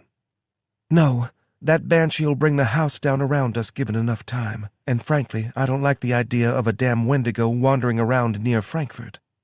We gotta take these things out and— Oh, Dios, this just keeps getting better, Ramona said sarcastically. They turned to see her pointing at the monitors, showing half a dozen more shapes running around their perimeter. Great. Minions. Clayton said, before taking position on the door. And I don't mean the funny yellow kind. We can't take on that many, Tara said coldly, her eyes turned to the swarming shapes displayed on the monitors. So we sit in here like the 3 little pigs, Ramona snarled. waiting for the big bad wolf to scream the house down? No, Tara said. I don't think we'll make it if we do that. So we bust out and kill as many as we can, bien? Vamos! Chapter 24. Sonic the Bitch Hog and Her Pet Cannibal. Odell made a show of checking his blade's edge with a thumb, but Tamar knew a nervous distraction when she saw it. Usually he brass-checked his rifle or drew a sidearm to drop the magazine and reseat it. But as he carried no firearms, he did the edged weapons version of a brass check. She wanted to reassure him, wanted to tell him everything was going to be okay, but she neither believed it, nor did she think he'd believe her, even if she made the lie convincing. All 4 flinched when a sound like a dog whistle threatened to crush their brains for a whole 2 seconds. Sounds from above announced Kyoto's return, but far from the stealthy reunion Odell expected. His heart rate shot high when she threw herself into their group in panic. Familiars! She gasped, shaking her head as if to clear her brain. And a banshee! Crap, Riker growled as both he and Carlo spread out further and swept their AK barrels all around, and Carlo barked something in Portuguese. English, dude, English! Riker snapped, annoyed that Carlo had again forgotten none of them knew any Portuguese. I said watch the sky! Banshee will fly at us! Great, Odell said to himself, with a forlorn look down at the big, curved knife in his hand, and handing the wickedly curved sword back to a recovered Kyoto. The familiars are armed, Kyoto said. They are police. You hear that, guys? Familiars are armed cops, Odell said. There's something else, something very old. Odell turned to look at Kyoto as if her expression could fill in the gaps. Is it him? He asked when she said nothing more. No, it's an animal, only it isn't. I'm trying to remember when I smelled it before. It's more than just one thing. It's many things. What's the play, Odie? Riker asked, interrupting Kyoto's train of thought. Have they breached the house? Odell asked her. Yes, north side. The glass is shattered. The glass? Did they bring a damn tank? Riker asked. Banshee scream, Carlo said, as if the explanation was simple. Great, so Sonic the Bitch Hog can break glass in case of emergency. Perfect, Riker groused.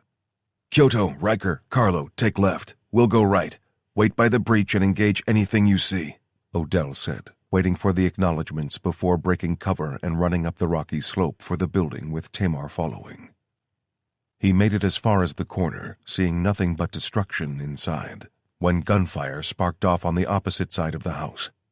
He put that contact out of his mind, knowing that he had no way to positively affect the outcome and trusting his 3 people to get the job done. He did, and he'd also made sure to send the single most lethal ally he knew to be certain they'd be on the winning side of any conflict. He stopped at the corner and ducked to peek around before Tamar slapped a hand on his shoulder and hauled him behind her. She settled the unfamiliar AK into her shoulder and took a steadying breath before she made her own visual check and paused for half a second before breaking cover. She stepped out fast, clearing the building line as her feet crossed over fast and the rifle spat huge bullets at an unsuspecting enemy.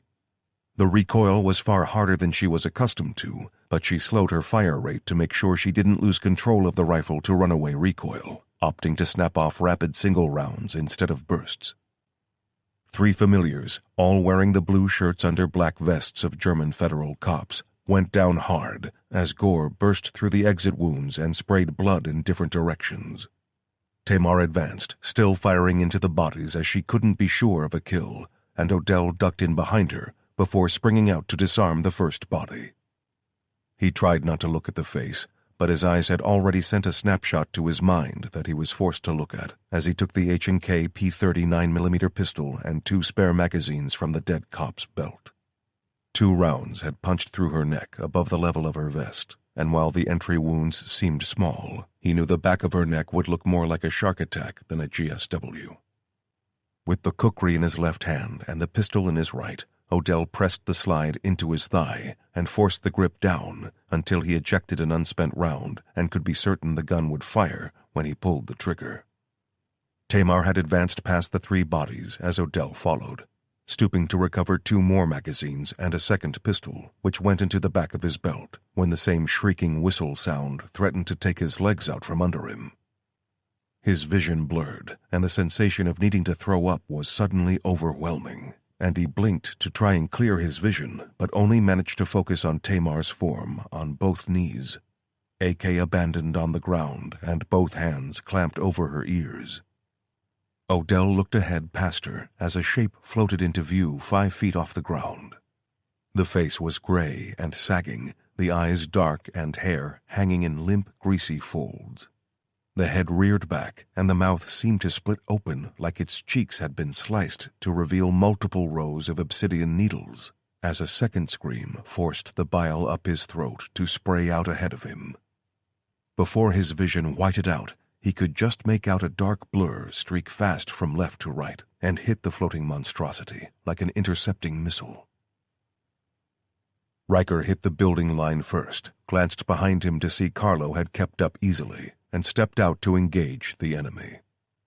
Sharp pops responded to the harsh cracks his rifle made, and as more familiars joined the gunfight with Carlo's AK bringing its own noise to the fray, it sounded as if their weapons argued to resolve their differences.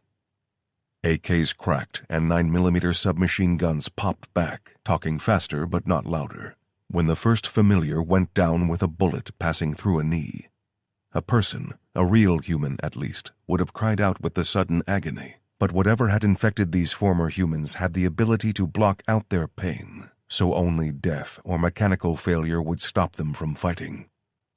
One leg almost severed by the massive round destroying the knee joint, the familiar twisted to bring a weapon to bear before a round from Carlo's rifle traveled down through the skull and out of the neck, where the ballistic vest absorbed the round from the inside.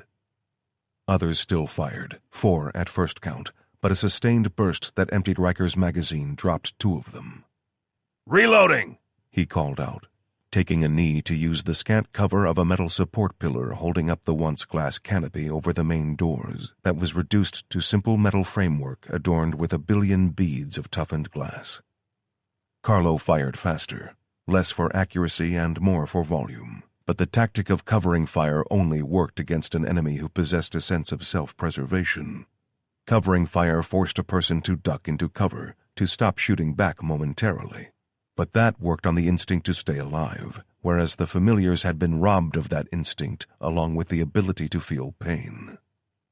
Riker, second magazine slapping home, reached under the rifle with his left hand to snap the bolt forward and leaned out to resume firing.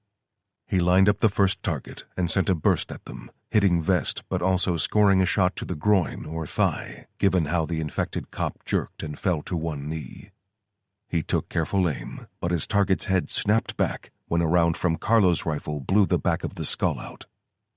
Movement above him made him jerk the barrel up, but his trigger finger jerked away when he recognized Kyoto running from metal beam to metal beam in long bounds over his head. "Hold fire!" he yelled, keeping the last enemy in sight at the end of his barrel. Carlo stopped firing, and Riker heard the scrapes and clicks of a magazine change, just as Kyoto dropped back to ground level behind the familiar and spun to swing the curved sword in a vicious slice at head height. Caralho, Carlo muttered in disgust as the head and body fell in different directions. Kyoto felt some of the fear of impotence fall away as her sword cut cleanly through the neck of the man in front of her. She felt no remorse, at least no more remorse than a person might feel if they hit some unliked creature with a car or ate meat knowing that the animal had died. It was a familiar, and it ceased to be a living thing when whatever demon pulling the puppet strings had bitten it. Severing the head had severed the link, and in her opinion, had set that person free from what they had done when their body was an extension of evil will. She had known freed familiars before, and almost all of them suffered so much from the memories of things they had done that they had no life at all.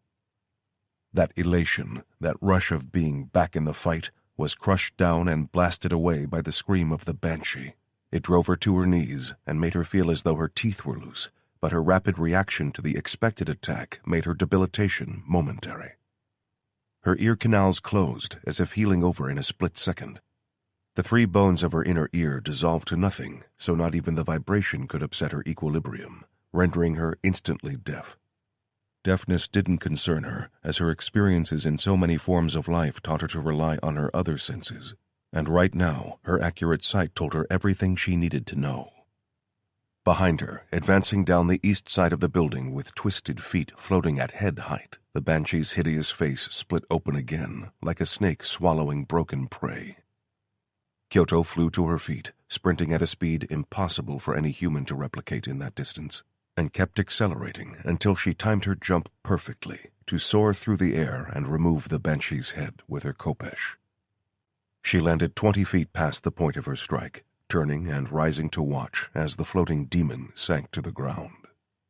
The feet folded under the body as it lowered, and brittle bones cracked as the rest of the headless corpse followed to the stone slabs. Kyoto walked back toward it, modifying the internal makeup of her hearing as she moved, hearing Odell's words come to her mid-sentence. "Worst goddamn thing I've ever heard. Thanks, Kyoto. We owe you." Kyoto rolled the head of the banshee over with her foot, seeing a shriveled husk of a face she was glad was dead. My pleasure, she said honestly, just as more gunfire erupted inside the house. Odell shook his head to clear the last of the sonic damage from his brain.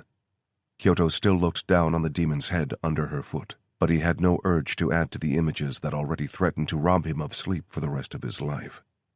As the panic rose inside him for fear of what had become of Tara and the others, another gun battle started up inside the house. He broke into a run and aimed left, going for one of the few external doors of the house, only to bounce hard off the thick glass. He tried again, rattling the handle, but the door stubbornly refused to yield. "It's on lockdown," Tamar called out, already running for the front of the house where they knew the glass was out. Odell cursed himself for wasting time and followed, taking in the scene and trying to figure out what was happening before deciding the best reaction in record time. Riker was in cover, exchanging fire with at least 2 enemy. Odell ducked inside, staying low and keeping out of sight as much as possible, but being careful not to go too far and end up at risk of catching a stray round from Riker or Carlo. The thought of his other shooter made him pop his head up and look around for their Portuguese muscle in case he had a different angle of fire, but the snapshot he took told him Carlo was engaging one of the familiars at quarters too close for a long rifle to be any use. He ducked back down with lasting images of Carlo lifting a German federal cop in the air by his neck and planned on where to move so he could flank the familiars, but fast footsteps made him turn and instinctively raise the kukri in his left hand. The cop was intent on cracking his skull with the butt of a G-36 rifle, but before the metal frame could connect with Odell's skull, the outstretched blade bit deep into the wrist nearest him. Blood poured, and something must have been severed, because his attacker's left hand went limp and the rifle fell away. Odell, still kneeling, twisted his body and fired 5 rounds from the pistol upwards, but all 5 were caught by the cop's vest. In the absence of active pain and fear receptors, the infected cop beat at him with the bleeding, useless hand, while it tried to snatch the rifle up to fire with the remaining good one. Odell reacted while trying to shield his face with a hunched shoulder, pressing the barrel of the pistol into his attacker's shin and firing point-blank until the shattered bone could no longer support the weight. As the cop dropped soundlessly, Odell punched the muzzle of the pistol up under his vest and fired again, but still the cop didn't cry out or react. Odell pushed away and hacked with the kukri to half-sever the forearm, bringing the rifle to bear on him, firing the pistol under the man's chin to lay him flat out on his back for good. He wasn't given the chance to catch his breath or rub the hot, sticky blood from his eyes when another body landed on him to drive him face first into the heated tiles. The kukri bounced free of his left hand, but he managed to keep the stolen H&K pistol gripped firmly. He spun over, using maximum aggression in the tight confines, and bucked off the newest threat. They both scrambled to their knees, and the newcomer lunged for the lost kukri, so Odell reacted to stab the hot muzzle of the pistol hard into the man's face and fire 2 rounds.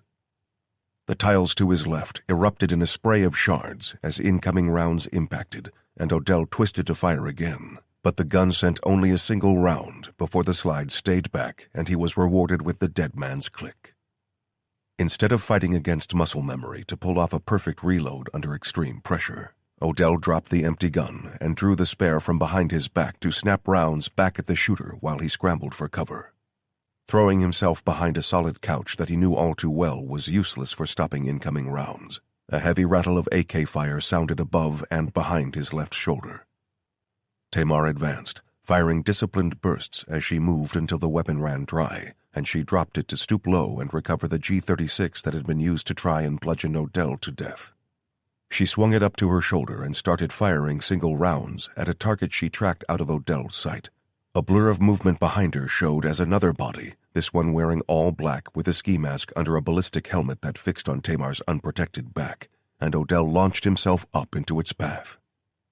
Their bodies collided with enough force to hospitalize anybody not conditioned to such routine physical trauma, and Odell won the contest by virtue of having at least 30 pounds on the man he'd tackled. He was up to his knees first, slamming his left forearm into the upper chest of the man, trying to fight his way back upright, then forced the barrel of the pistol into the man's armpit where there was no chance of ballistic protection. He fired 5 times, sending 9mm rounds bouncing around inside the cop's chest cavity and ending any opportunity he had to fight back. Odell reared back to his knees and dropped out the magazine to swap it with one from his left pocket before looking around for his lost kukri, when a roar shattered his confidence and made him duck for cover. In the second it took him to recover, he heard Riker shout a single word that didn't register at first. When it did, the fear he felt threatened to rob him of the ability to walk. "Wendigo!" 3 rifles started firing at once, all of them spitting hot rounds into their target. The butcher's sound of penetrating metal hitting rock-solid flesh was sickening, but the bellow of rage that responded to the pain sounded more like a promise of agonizing retribution than anything else. "The face!" Kyoto yelled over the cacophony of gunfire and animalistic roaring. "Shoot it in the face!" Odell's logical brain, sitting peacefully somewhere in the back of his mind in a comfortable chair with a cup of coffee, recalled that Wendigo bodies could be killed, but to kill the demon, it had to be torn from the inhabited body and destroyed. It also recalled a conversation about cutting one up into pieces and scattering it all over the globe. "Bullets ain't doing shit!" Riker yelled as his AK ran dry and he searched the wreckage for another weapon. He was right, Odell saw. Even the much heavier 7.62 rounds from the AKs weren't doing any real damage. and the thought of getting close enough to use the blade in his hand turned his stomach in knots. He popped up and leveled his pistol, snapping off rounds at the hideous creature standing in the middle of what had been a comfortable living room. The long arms rippled with sinewy muscle as it twisted left and right, snarling as the rounds impacted. Some penetrated, digging bloody channels through the leathery flesh, but Odell's rounds flattened on impact and fell away. He switched his aim, trying to hit the black eyes in the hope that they were vulnerable, but his attempts to do so only gained the undivided and unwelcome attention of the creature. It roared again, mouth impossibly wide, and thumped both clawed hands against its muscled chest. At first glance, it had seemed lean, thin almost, but now he received the full display. Odell could see that assumption was wildly inaccurate. It was lean in the way a pro athlete with a 5% body fat content was lean. Only it had the belly of a drinker, and at close to 8 feet tall, he knew he had a better chance of going toe-to-toe with a tiger. "Odie, what are we doing here?" Tamar yelled over the sound of her own rhythmic gunfire. Before he could respond, the Wendigo picked up the body of a dead cop in full SWAT gear and lifted it up, pulling and twisting with both hands until the body stretched and began to tear apart at the waist. The sight and sounds were sickening, but Odell couldn't look away, even when the corpse failed to rip in two, and instead was launched at him with a dangerously flat arc. He ducked, not looking behind him, but hearing the impact of body on stone pillar and feeling the warm spray of blood fall on the back of his neck. Nope, He barked, getting back to his feet. nope, fuck this. Keep that thing occupied. He ran, taking the long way around the living room as more furniture and bodies were hurled with a ferocity and accuracy beyond human capabilities. He ran for the stairs, throwing himself to the polished concrete floor to slide hard into the wall as an armchair exploded into pieces against the wall behind him.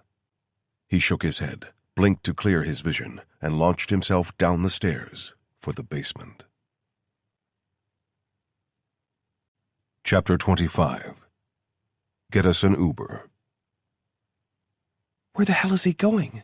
Tamar thought, watching Odell run around the room while the monster took furniture potshots at him like some twisted IKEA version of whack-a-mole.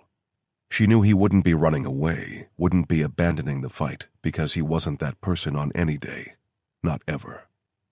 She moved and fired again, ducking a splintered chunk of coffee table that rained chunks of shattered hardwood as it flew outside. Then she worried again about Odell. Had he abandoned them to search for Tara? Had he wanted them to distract the Wendigo while he looked for the others to escape?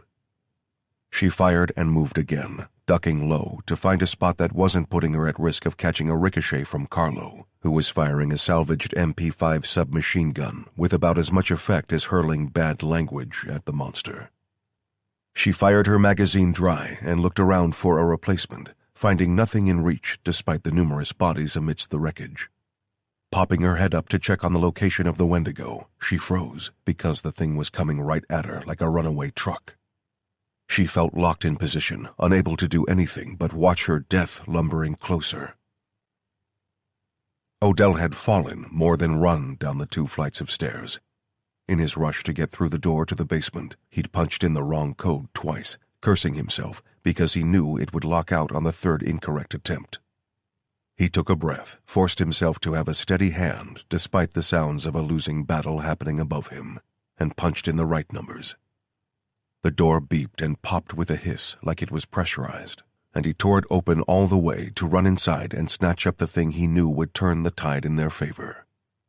While Ramona preferred the TAC-50, Odell was more about accuracy through volume, so he preferred his huge anti-materiel rifles to come in semi-auto format. Grabbing the Barrett Light 50 from the rack and ramming a 10-round magazine into his waistband while manhandling another into the massive rifle, he ran for the stairs. Reaching the hallway, he heard more shouting than shooting, spiking his heart rate that something very bad was happening. He hefted the long barrel of the rifle to drop it over an upturned bureau of dark, solid wood in time to see the Wendigo charging Tamar. Hey! He bawled, cutting the air with the power in his voice, but the beast ignored him. He lined up, sighting along the length of the barrel instead of trying to use the long-distance optic at such close quarters, and fired. The first round cut a trench through the beast's right shoulder and spun it off balance so that the charge faltered, and it hopped comically on its left leg to try and stay upright. Odell fired again, punching 3 huge rounds through the muscled torso so that he could see daylight through one of the wounds. The Wendigo staggered, tried to bellow a challenge, but succeeded only in letting out a tortured croak, and he lined up to deliver a killing blow to the face. Stop! Kyoto screamed, already leaping into the air to make her own charge. The Wendigo turned to this new challenge, seeing only a pathetically small human, and sneered derision before its nose twitched. It could sense Kyoto wasn't what she appeared to be, and the derision turned to vivid anger. It lifted its right claw high, agony evident in the strain it showed, but before that claw could swipe and take Kyoto down, she slid underneath the blow, and the blade of her khopesh sang a bright red song that severed the claw below the elbow. Rage and pain filled the air as another bellow was torn from the creature who, only seconds before, had been on the verge of destroying them all. Kyoto spun again, her body flowing like water as the ancient blade flashed and the other claw dropped wetly to the polished floor. It shrieked in angry agony and tried to stomp Kyoto into the ground, but she was already gone, vanished between the creature's legs, only to rise behind it and score a wickedly deep wound to the meat of its left thigh and sever the hamstring. Dropping to its knees, both arms severed unevenly and dripping dark, viscous gore, it toppled forward. Bleeding stumps tried to save the head from the impact and failed, smashing out a few shards of black glass to tinkle over the tiles as teeth were broken loose. Kyoto walked slowly, the look in her eyes alarming to Odell, who saw the glossed-over stare of a killer who loved their work. She paced around the twitching, bleeding demon and flipped it onto its back with a small foot that had no right to apply so much force and knelt on its broken chest. Leaning down so she was almost close enough to risk being bitten, she sucked in a long breath through her nose and held it, eyes closed, before releasing it and looking directly into the Wendigo's eyes. I know you, it growled, struggling to get the words out. You don't know me, Kyoto stated flatly. You may remember me, but you do not know me. Hey, Kyoto, Odell said, advancing awkwardly with the massive rifle cradled and the barrel pointing in the right direction to shoot again if he had to. She looked up, her eyes no longer cold and vacant like a shark, and he felt a wash of relief. What's the play? He asked. We cut this thing into pieces, she crooned softly, her head cocked as if regarding a puppy while her words could be no farther from her actions. And we burn it. You will die. I have forever to find you, the Wendigo snarled, summoning all the force it had left to launch Kyoto off its chest. She went with it, flying through the air like a gymnast in total control, but instead of the creature attacking her, it staggered at an oblique angle, looking like it was trying to escape. Odell saw it too late. A twisted piece of rebar, torn from destroyed concrete, jutted out at his head height only 15 feet from the Wendigo, and before any of them could react, it slammed its chest into the spike to burst its heart. Kyoto yelled in anger, but it was too late. Already, the overgrown, twisted form of the demon was shrinking, deflating, as the host body returned to its natural form. The sinewy legs shortened with audible cracks until the body hung impaled to the wall, turning softer by comparison to the sinewy muscle. The severed arms thinned, and the dark gore dripped red for a second before the flow stopped. The head, bulbous and horned with an elongated jaw filled with black teeth, popped and cracked back into human form, where blonde hair fell in blood-matted tumbles, while the torso, perforated by fist-sized holes, returned to a figure unmistakably female with blooded blonde hair. No! Kyoto screamed, switching into a language Odell didn't think he'd heard before, to yell a long string of curses at the butchered human remains. What happened? What's going on? Tamar yelled, fear and confusion robbing her of her usual cool. The demon has gone, Carlo told her as he sketched the sign of the cross and muttered a prayer. That's a good thing, right? She asked. No, Riker said, He had his rifle raised, still checking the angles, and eyeing the upper level of the house for threats. It means it's still out there in a new body, only with a shit ton of usable intel on us. Bunker! Odell snapped, shifting his team back into work mode. They knew where it was. At least everyone but Carlo had been shown how the German headquarters doomsday protocol worked, and Odell didn't know if Kyoto was aware, but both of them fell in and moved on his lead. Pushing through to the study, he found the solid door firmly shut and sporting long, deep gashes, doubtless caused by the Banshee's pet cannibal trying to get in. He slammed the side of his left fist into the door 3 times and stepped back to look up at where the camera should be, only to find some shredded wiring where the camera and surrounding wall had been punched into oblivion. Tara! He yelled, waiting a few seconds before repeating the shout louder. A speaker crackled to life, and Tara's voice sounded tinny in the air. Troy? It's me, it's us, he said, fighting the sudden urge to cry with sheer relief. Prove it, Tara said. The word shocked him, but hot on the heels of that thought came the memory that their enemy had the ability to shapeshift and control humans through infectious bites. We just killed a Banshee and a Wendigo? He tried. And about a dozen German feds, Tamar added. The speaker remained stubbornly silent. How can I prove it's us? Odell asked pleadingly. A pause stretched out so long, he almost spoke again before Tara responded. Which version? Odell's brain spun up like a turbocharger, searching for the reference, landing on their moment of intimate honesty in an English country hotel. The same version you last saw, only a lot more stressed out. Another long pause, then the electrical whir of metal bolts retracting. The door opened ponderously, scraping on the plaster dust and debris until a shotgun barrel protruded and pointed directly at Odell's face. Tara held her aim steady for a few seconds in silence before she cracked, dropping the weapon and throwing herself into his arms to hang on tighter than she ever had. Oh, Jesus, he gasped, the tears threatening a second attempt at freedom. Oh, Jesus, I thought I'd lost you. Same here, she said, unashamedly crying with relief. She released him, stepping back and pulling him inside, where he saw Clayton's pale and drawn face. She sat on the ground, one knee raised, while Ramona pressed a packed dressing against her abdomen. Riker, Odell snapped, sensing the man appear on his shoulder in a second. What the? He breathed, dropping to his knees beside his partner. What the hell happened? Little love tap from a Wendigo, Clayton said weakly, her words slow and slurred. I think I got him back pretty good. Riker didn't correct her and started fussing around the wound, giving orders to her and Ramona like he was the only one who knew how to give emergency aid. Odell recognized the panic and fear driving his actions and turned to Tara, giving her a questioning look while his eyes flickered to Clayton and back. Tara nodded, her expression telling Odell that she was in a bad way. We need to evac, Odell said, but Tara was shaking her head before he finished the words. Our comms are blocked, she told him. Then we drive, he countered, but she shook her head again and turned to point at a jerking display where lines of distortion rolled down from the top of the screen irregularly.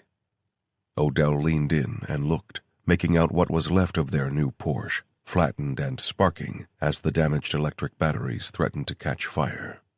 Shit, then we go on foot, he said, but Tara gestured at Clayton and then to the knot of people further back inside the bunker. Odell leaned for a better look, seeing 2 women and a man he didn't know. He assumed they were the medical team, but any further consideration was abandoned when he saw Kim's bandaged head propped up on pillows and his open eyes fixing him with a solid glare of expectation. A weak flutter of the fingers on Kim's right hand drew Odell closer. He pushed in between the terrified civilians. Anyone not in the loop so far as the true nature of the world was a civilian to him, and bent close to hear what Kim wanted to say. You need to get us out. How? Comms are down and... Kim shook his head to cut Odell off and screwed up his face in agony at the pain the movement sent through him. He struggled with it, struggled with consciousness, and muttered a few words in the desperate hope that Odell could connect the dots. Landline. Next town. Odell stood, the gears working overtime as his thoughts raced to catch up to the endgame he saw in a flash of inspiration. Their comms were down from the house, but the house was in an isolated position by design. Using a hardline connection from somewhere else to contact help was an option, but without a working vehicle, they had no hope of making the distance and back in time. Those were the logical steps his mind went through after a lifetime of linear, human thinking. He turned to Kyoto and stared while the words continued to form in slow time in his head, stepping toward the desk and scattering the items there in search of paper and something to write with. Everyone held information so deep inside their brains that it could be recalled at any time under any circumstances, and one way to make sure of it was to repeat that information over and over until there was no possible way to forget it. One such piece of information given to him on his very first covert flight from South Korea to Germany in search of an outbreak of ALP attacks was an international free phone number. He scrawled it on a scrap of paper and thrust it out to Kyoto.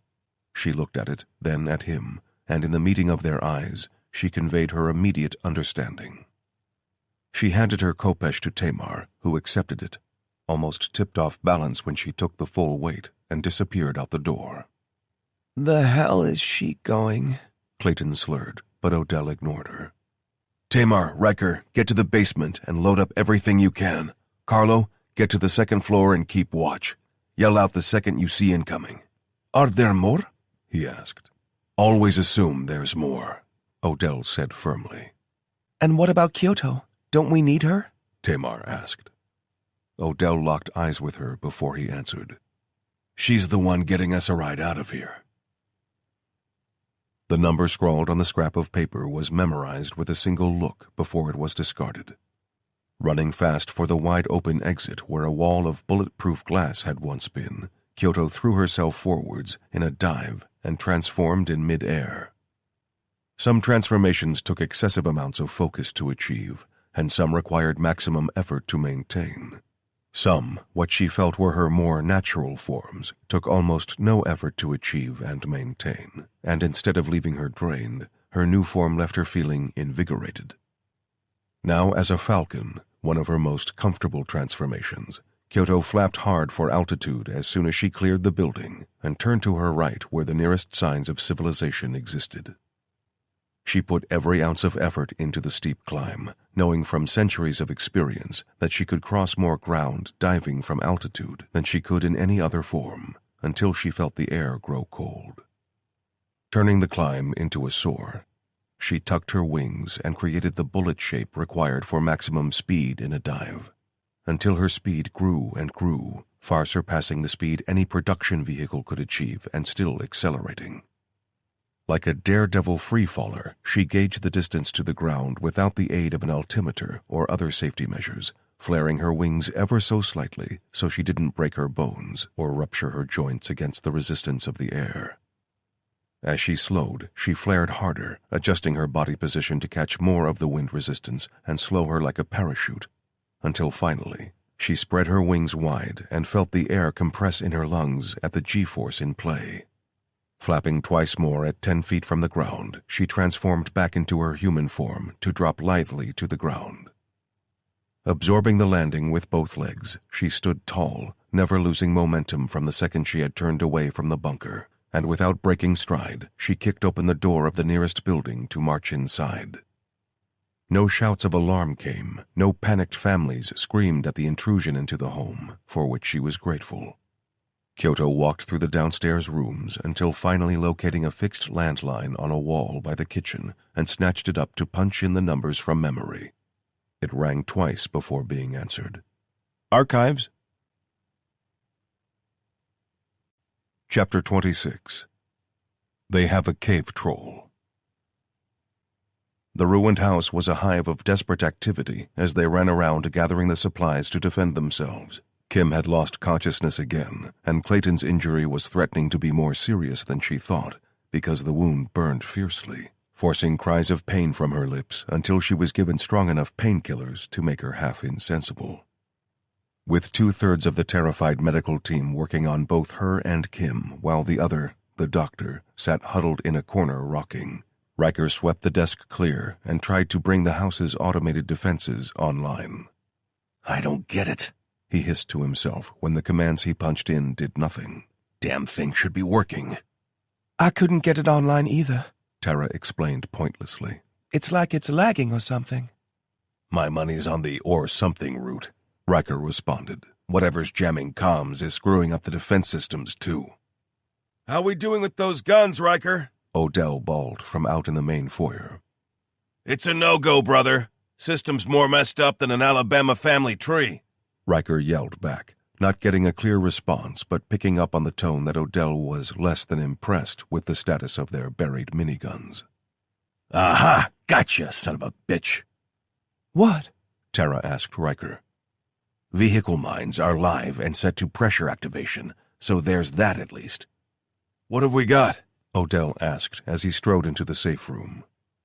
Big bada boom on the vehicle approach, so don't go walking that way, Riker said. Nice. Take the second floor north side with something heavy, Odell told him, making a small, cruel smile spread over Riker's face. Riker nodded and jogged from the room, heading down the stairs where Tamar was busy hauling down stocked magazines and an assortment of weapons, ready to pile into the big canvas hold-alls on one of the benches. Riker grabbed items fast to equip himself, starting with the basics. He grabbed a 511 plate carrier already equipped with double-stacked magazine pouches on the chest, and the weight of it told him the heavy ballistic plates were already fitted, front and back, with the comical groin protector clipped up ready to release if and when it was required. Groin protection looked funny, but the thought of catching a bullet in that region was anything but amusing. Male or female, there were a lot of important things going on in that area, specifically high-pressure blood flow that could kill quicker than taking a round to the chest. He threw it over his head without bothering to tighten it, stuffing 8 curved magazines for his preferred rifle, bullet side down and curved side pointing left, so muscle memory could reload the weapon even without him looking at it. A belt with a double-drop leg holster came next, weapon on the right thigh and 4 mag pouches on the left, which he rapidly stocked with an FN tactical and spare magazine before he searched the racks for one of his boredom creations. Riker wasn't a reader. He didn't play video games either. When his hands were idle, he liked to play in the armory and build weird and wonderful contraptions. The weapon he handled now was one such creation, which, at its core, was the latest generation of Kalashnikov assault rifle. With a full-length rail shrouding the barrel and an angled foregrip close to the muzzle for control over the recoil, twin optics, and a mounted flashlight powerful enough to melt plastic, and a polymer frame stock along with custom tweaks to the bolt carrier and trigger action, the build was overkill that smacked of a lot more money than sense. But he wasn't taking it to a range on the weekend to show off. He was gearing up for bear. And by bear, he meant God only knew what kind of demonic hell might be coming for them. Give me a hand with these? Tamar asked, out of breath from the exertion. Sorry, kid. Odie wants me up top ASAP. Tamar didn't complain or pull a face. She knew there was work to be done, and it didn't bother her that she had to do it on her own right then. Riker fitted a 2-point sling to the rifle, clicked a double-stacked magazine home, but left the rifle's chamber empty as he slung it over his back to keep both hands free.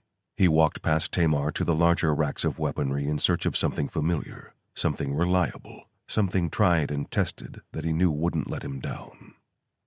An M240 machine gun, outdated by newer calibers and numerous weird and wonderful inventions, was a known quantity for Riker, so he trusted it.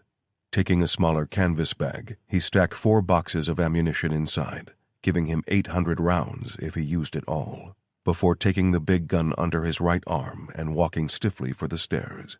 He had to be carrying the weight of an average adult on top of his own 225 pounds, but boredom also made him train in the gym every day so his body could handle it.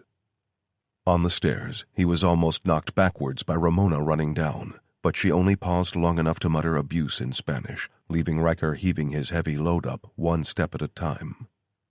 His skin prickled with sweat, and his breath came fast by the time he reached the ground floor and turned to face another long flight to the top level, cursing the architect and their love of high ceilings with each step he climbed. When he was halfway up, he saw Ramona running back out of the stairwell with a dozen curved rectangles clutched in her arms to disappear in the direction of the former glass wall of the house. Riker reached the top floor and dropped the ammo bag before lowering the machine gun to the ground. He looked around and yanked the thick duvet off the bed in the large room that, he now realized, belonged to Sabine. He muttered a quiet apology to her as he lined up the cushion he might have to lie on for some time, settling the big gun on the gas strut bipod legs and sighting down the triple magnification optic that offered him a wider view of the landscape compared to a distance scope. Satisfied that he had a wide arc of fire available to him, he arranged the 4 ammunition cans and sorted the linked 7.62 rounds just right, so he could perform the duties of both gunner and support if push came to shove. With the weapon loaded and ready, the heavy, metallic shuck-clack of a fat round sitting in the chamber, he thought of what else he needed to do, deciding to pee while he still had the chance to do it anywhere other than where he lay. "Odie? Yo, Odell!" he yelled, settling himself back into position behind the gun and cursing their lack of in-ear communication. "Yeah? Guns ready, north side. Copy." He didn't receive any other words of encouragement or support, was given no pep talk or other waste of breath, because Riker knew his job and Odell knew that he knew it. The unspoken trust was implicit and hardened him to what might come. Odell yelled back to acknowledge Riker's report that they had a heavy gun in position covering the widest approach arc, passing Ramona on her second return trip to the basement armory, where she hurried to set the last 4 Claymore mines stocked at their German headquarters. Odell suppressed a shudder as she passed, knowing firsthand the havoc even one of the anti-personnel mines could wreak, but he knew if these ones were triggered, it would be even worse.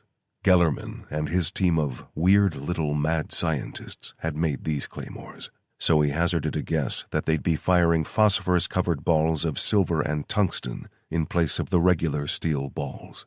The firing mechanism was vastly upgraded too, with the same command tripwire device developed 60 or so years before, combined with a remote detonator that could be linked to multiple devices and fired from the same remote. Bluetooth technology had some weird applications sometimes, Odell mused. "South side when you're done," he told her. "Get a rifle and take the top floor." She nodded acknowledgement but didn't waste time speaking, and Odell reckoned her next trip downstairs would result in her bringing back something similar to what he'd used to obliterate the Wendigo. He ran down to the basement, taking the stairs 2 at a time, to find Tamar hauling 2 massive bags, one over each shoulder, to a pile by the foot of the stairs. One glance at the bagged haul told Odell they probably had enough firepower to occupy Belgium, and his mind wandered off on a tangent that if any one of them went active shooter anywhere in the world, their body count would be biblical. Tamar dropped the bags and bent to lean on her knees from the effort. Odell appreciated her work, but he had no time to say so. "Gear up. I need you covering east," he told her. She stood, stretched her back, and sucked in a deep breath, then set to work pulling on her own gear from a pile set aside during her rushed packing. They donned plate carriers, holsters, and pouches everywhere, and loaded themselves with so much ammunition that weight would become a problem if they had to make it anywhere on foot. Odell stacked magazines for his H&K 416, filling his vest pouches as Riker had before, adding a pistol holster and turning to the rack for a sidearm. He froze, seeing the twin SIG 45s kept there for safekeeping as the only memento of his former life. He almost reached for one, almost took them both to restore them to a fighting pair of warriors like they had done before, but he knew in that moment to give Tamar his old friend's pistol would be to curse her. He snatched up a Glock 21 and the right magazines, not bothering to add the compact Glock 30 chambered in the same ACP round because he already wanted to be topside and looking out over what he hoped wasn't their personal Alamo. He slid the unsheathed kukri upwards in the back of his vest, slipping the wide blade between padding and ballistic plate where it was gripped. Then he turned to Tamar, seeing her geared for war just like he was, but appearing smaller under the same weight he carried on his much larger frame. That same nagging doubt clawed at his brain, the fear that he had pulled her into his orbit where the only end she could meet would be bloody and violent. She smiled at him then. It wasn't an amused smile or one of bloodlust, but something more reassuring, and it swept away the doubts with a wave of dedicated focus that they'd make it out. Ramona ran back down, grabbing a SCAR 20 and a bag of magazines before hesitating and grabbing a compact SIG MPX and an armful of loaded 50-round drum mags. She helped them carry the bags up the stairs, depositing them in a black pyramid of canvas in the foyer, ready for their uncertain exfil, then ran off up the stairs to take post overlooking her allocated aspect with the marksman rifle. Odell turned to Tamar, looking as though he might say something solemn or melodramatic, when Tara interrupted him. "Where do you need me?" she asked. Odell looked at her, seeing an exhausted, battered woman he loved and wanted to protect, while simultaneously seeing her as one of his team with reduced efficiency. "Stay in the safe room with Kim and Clayton." "No, that door can hold, but an extra gun out here makes all the difference," Tara argued, hefting the Benelli shotgun as if that made her point for her. "East side with Tamar," he told her, earning scornful expressions from both women. "That's the easiest defended aspect and least likely attack approach," Tamar told him acidly, making it clear she knew she'd been given the safest job. "Fine," Odell said. "Load up and take this approach."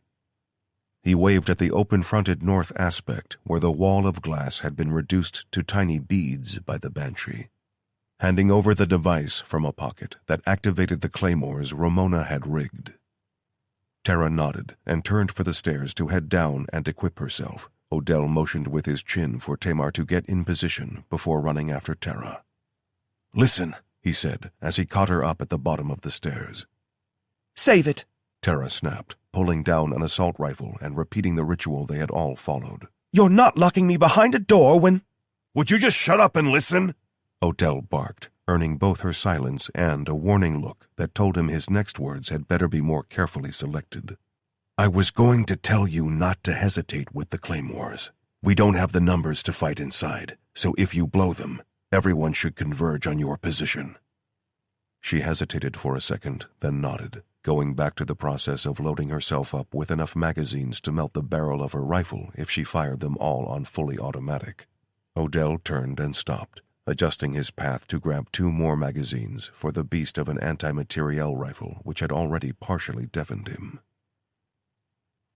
Upstairs, he retrieved the Barrett and headed up again for his position, setting up the massive rifle on a table. He sat still and quiet with nothing happening, just long enough for fear and doubt to seep in, like the cold attacking his bones through layers of clothing, when an approaching shape silhouetted itself against the sky. He watched the shape, unable to track it with the scope because it flew so fast, so he followed it with the naked eye until the shape slowed and flapped its wings near the front of the house. "Not that way!" Odell yelled, knowing in a split second of instinct that the shape was Kyoto, and sagged in relief when the shape flapped again to enter via the open upper floor. "Odell!" she shouted from another part of the house. "Here!" "Good news and bad. Helicopter on the way. ETA 15 minutes. "And the bad?" he asked, dreading the response. "We have company, and it's big." "Define big!" Odell yelled back. "It's a troll." Chapter 27. Team Effort. For some insane, infuriating reason, Odell couldn't shift the image of the toy dolls with the crazy hair from his mind. It was his own personal version of the Stay Puft Marshmallow Man playing out right before him, and he was powerless to think of anything else. "Odell, did you hear me?" Kyoto asked, having appeared behind him. "I heard," he said, still thinking of the stupid smile and vertical pink hair. "Did she say a troll?" Tara yelled from downstairs, her voice edged with a hint of hysteria. "Yes." Kyoto said, sounding a little shocked. "How? This isn't good." Tara yelled back. Odell twisted away from the rifle to question Kyoto with his utterly lost expression. "Trolls aren't hostile, ever. It has to be a familiar," she told him. "Familiar troll," Odell thought. "Yep, makes perfect sense. So how do we kill a troll?" he asked, as if such a question was as commonplace as the nightly discussion about what to eat. Kyoto looked disgusted with him and had no problem letting it show. How could you? Odell shrugged, not knowing what the hell was going on. He made sounds like he was trying to find a word when Kyoto took pity on his ignorance. They're peaceful. Always have been. They're not part of this. She waved a hand around as if the war zone was somehow separate to the world. But if it's coming here... Kyoto's head sagged. I know. Bullets won't harm it. You might make it angry, but you won't hurt it. So we can either run or try to kill it if we have no other choice. Can we outrun it? He asked, considering abandoning their flawed stronghold and equipment in favor of avoiding an unwinnable fight. Kyoto shook her head and frowned in thought. No, I could, but none of you humans can fly, she said almost to herself. The word humans stung Odell, like she was acknowledging for the first time that they weren't in the same league or even vaguely comparable by species. He felt suddenly inferior to both her and everything coming to kill them. No, Kyoto said again. You can distract it or try to kill it. Do you have any rocket launchers here? Odell opened his mouth to laugh off the suggestion when he remembered it was hardly beyond the realms of possibility that they did possess such items. Riker? He yelled, head turned to await a response. Yeah? We got any RPGs or rockets here? Silence answered for a while as everyone tried to fathom the ramifications of what he was asking for. Some, but you need a damn bar mine to take out a... Odell's eyes lit up with inspiration so fast he couldn't get the words out. Can you lead it away from the house, to the driveway? He finally blurted out. Kyoto's forehead wrinkled again until the dots connected, and she looked more shocked than confused. Shocked and afraid, if Odell had to hazard a guess. I've got movement! Riker yelled. Same here, came Ramona's response. What are we looking at? Odell shouted. Count 10 hostiles! Riker yelled back. Moving way too fast over the terrain to be human, so they're probably suckers, and one massive goddamn troll! I've got familiars, armed, Ramona added. Odell looked at Kyoto again, waiting for a response, which came in the form of a nod and the instant theft of his massive rifle. Hey! He protested, seeing the woman who was shorter than the rifle was long, hefting the awkward weight of it like it was a bamboo cane. I need to make it angry enough to follow me, she insisted. Odell thought for a second and nodded, turning back to the window and pulling his smaller rifle into position. All right, he yelled for the benefit of the others. Kyoto's gonna draw the troll away! He closed his eyes in a brief pause, unwilling to believe he'd just used those exact words. And we're gonna concentrate on the other enemy! He glanced at his watch, seeing that only a minute had passed since Kyoto had returned. We've still got 14 minutes until exfil, so dig in! He tucked his rifle into his shoulder and took aim, seeing distant shapes at the far right of his field of view that were still well beyond the effective range of the weapon. He'd spend an entire magazine and be lucky to score one ineffectual hit at that range versus a moving target. Odell considered his position, weighing up the risk of leaving one side of the building undefended when the more vulnerable aspects were about to come under imminent attack, and he snatched up his gear to run for Riker's position, which not only had the most visible targets, but was facing, literally, the largest threat to them. Dropping to a knee beside the man lying on a comfortable bedspread laid out on the tiled floor, he involuntarily lowered the rifle, and his jaw went slack. Oh, sweet Jesus, he breathed, laying eyes on a troll for the first time in his life.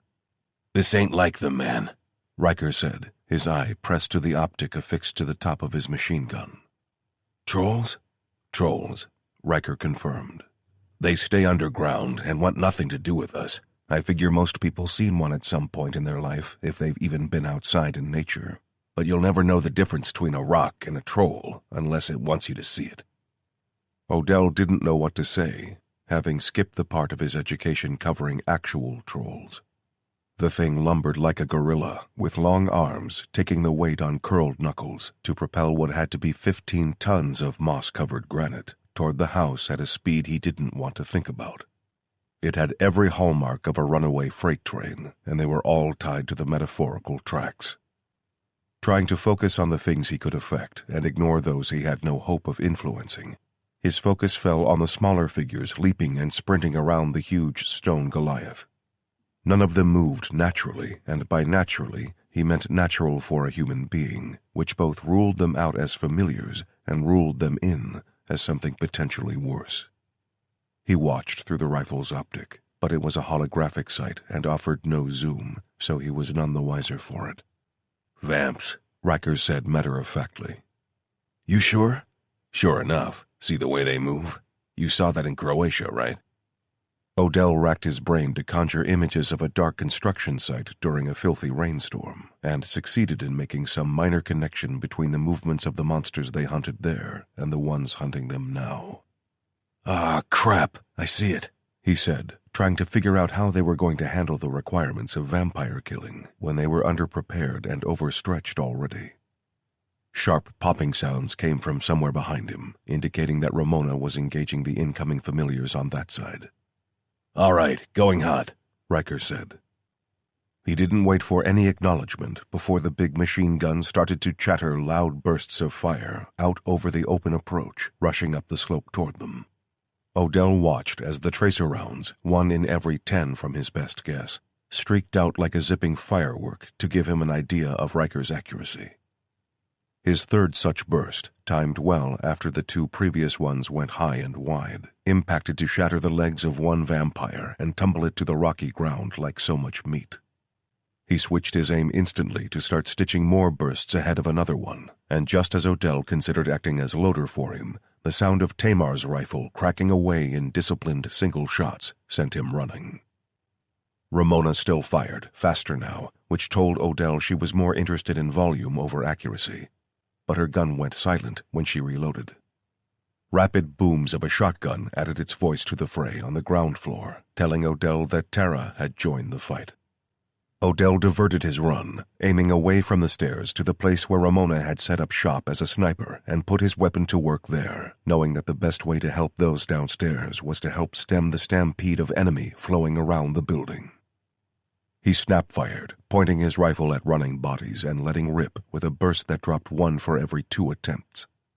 Ramona, reinforced now, was able to pick her shots more carefully, and while her rate of fire halved, her hit ratio doubled. Bodies dropped until there were no more running up the bluff, but the fighting downstairs still continued. So Odell fired his rifle dry, then turned and ran down the stairs as he reloaded. Odell could tell the state of the fight by the noise alone.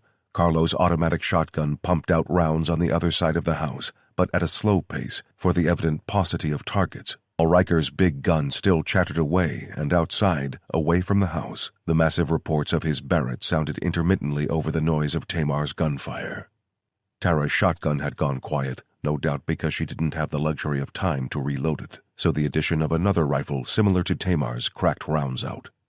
He heard footsteps on the stairs behind him, but before he could call out to her and say where he wanted her to go, a screamed word tickled his senses a moment before the world turned into noise, heat, and overwhelming pressure. "Breach!" Riker screamed, having failed to bring down a vampire approaching the house and switching his aim back to the other 2 further behind. He trusted the claymores to eviscerate anything made of flesh and blood, or at least he had until he'd seen the Wendigo soak up a bunch of 7.62 and stay standing, but the vampires shouldn't be so lucky. He didn't know if the mines were activated by tripwire or whether someone had to hit the clacker to remote pop the evil things, but the result was the same.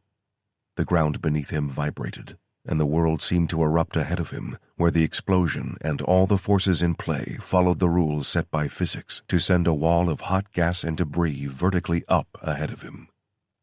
He rolled away, covered his ears, and squeezed his eyes shut, but he was still left deafened and half-blind, with the sensation that he'd just been in a vehicle hit by an IED.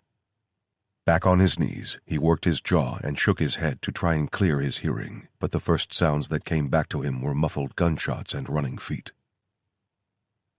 Odell regained his feet, having been sent off balance and diving to the tiles when all the claymores activated at once. That wasn't strictly true, because his memory replayed the last few seconds and showed him that the mines activated in a ripple effect, one firing a split second after the other. like a building demolition by explosives or an old-school regimental musket volley from breech-loading days gone by. He staggered upright, leaned his left hand on the wall, and flinched instinctively as gunfire cut the air too close to his right side. He fell back, weapon coming up, as a broken body sprawled out ahead of him and to his left, having received half the drum magazine from Ramona's SIG MPX fired from halfway up the stairs behind him. The body moved, limbs jerking, because the bullets hadn't killed it.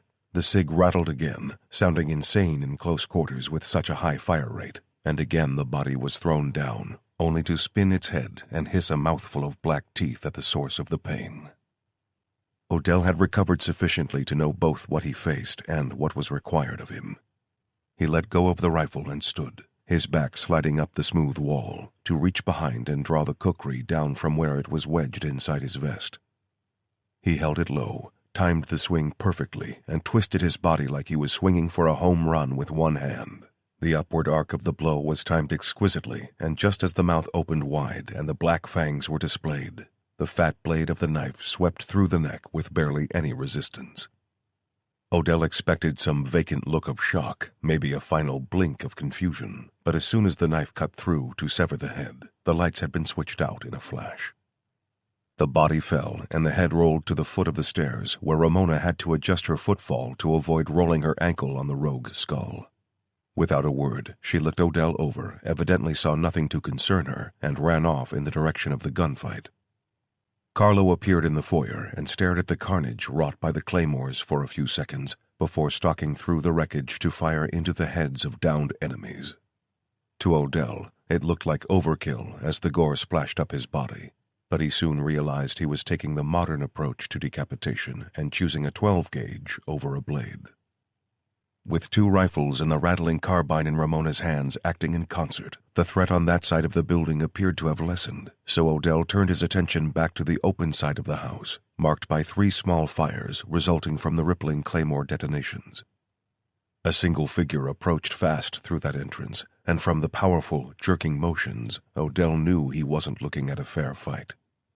But only a fool accepted a fair fight, so he raised his rifle and flicked the bank switch to full auto before lining up on the vampire's ankles and depressing the trigger all the way.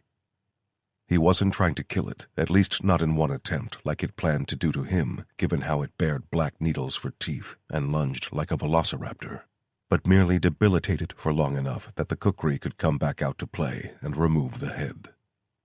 He fired the entire magazine, scoring enough hits that the creature stumbled, so he dropped the rifle and drew the blade again. But by the time he started to raise it, the vampire was recovered enough to reach out and grip his wrist. Odell had never felt pressure like it, and he thought for a second that the bones in his wrist wouldn't just break, but would crumble to powder, leaving nothing for a surgeon to fix. The breath of the thing was fetid, even from a couple feet away, and all he had free was his left hand, and that could bring no weapons to bear in time to save his life. His body took over, and he went with the instincts, just as he had learned to do a long time ago. Applying the concept of closest weapon to closest target, what was a scientific way of explaining a simple reaction, he snatched a fresh magazine from the pouches on his chest and rammed it bullets first into the open mouth. He did see a shocked reaction this time, and felt the momentary lessening of pressure in his seized right wrist, but what came next was as much of a surprise to him as it was to the vampire. A blackened piece of timber, some part of furniture destroyed by the fighting, rapped across the vampire's skull with a hollow, wooden thunk. The impact was so savage and so unexpected that the vampire involuntarily bit down and broke off a handful of obsidian fangs on the hard metal of the magazine that protruded from the wide mouth like it was trying to swallow it whole. Odell, his right hand almost free after the blow to the head his opponent received, ripped the weapon hand away and lined up to deliver a wood-chopping blow, but the body in front of him jerked and spasmed as a piece of shattered hardwood protruded from the chest at an angle and splashed hot blood on Odell's face. Everything froze for a second. The impaled vampire still chewing on a dented rifle magazine seemed locked in place, and Odell recovered his wits first, in time to swing the kukri and half-sever the head to send the vampire spilling backwards to the ground. He looked to his right, seeing Tara holding the heavy blackened chunk of wood, and Tamar bearing another, that had been broken in a sharp point and jabbed through the vampire's chest. Her hands bled from multiple cuts, but her eyes were so wild he doubted she even knew she was injured. Before any of them could speak, the ground shook and wall plaster cracked as a deafening, world-ending boom filled the air. All of them were driven to their knees, ears singing a high-pitched squeal of pain and eyes blinking, unable to focus for the sensory overload. Odell tried to speak, succeeding only in hearing what sounded like a trombone being played underwater, and for a brief moment it sounded funny to him.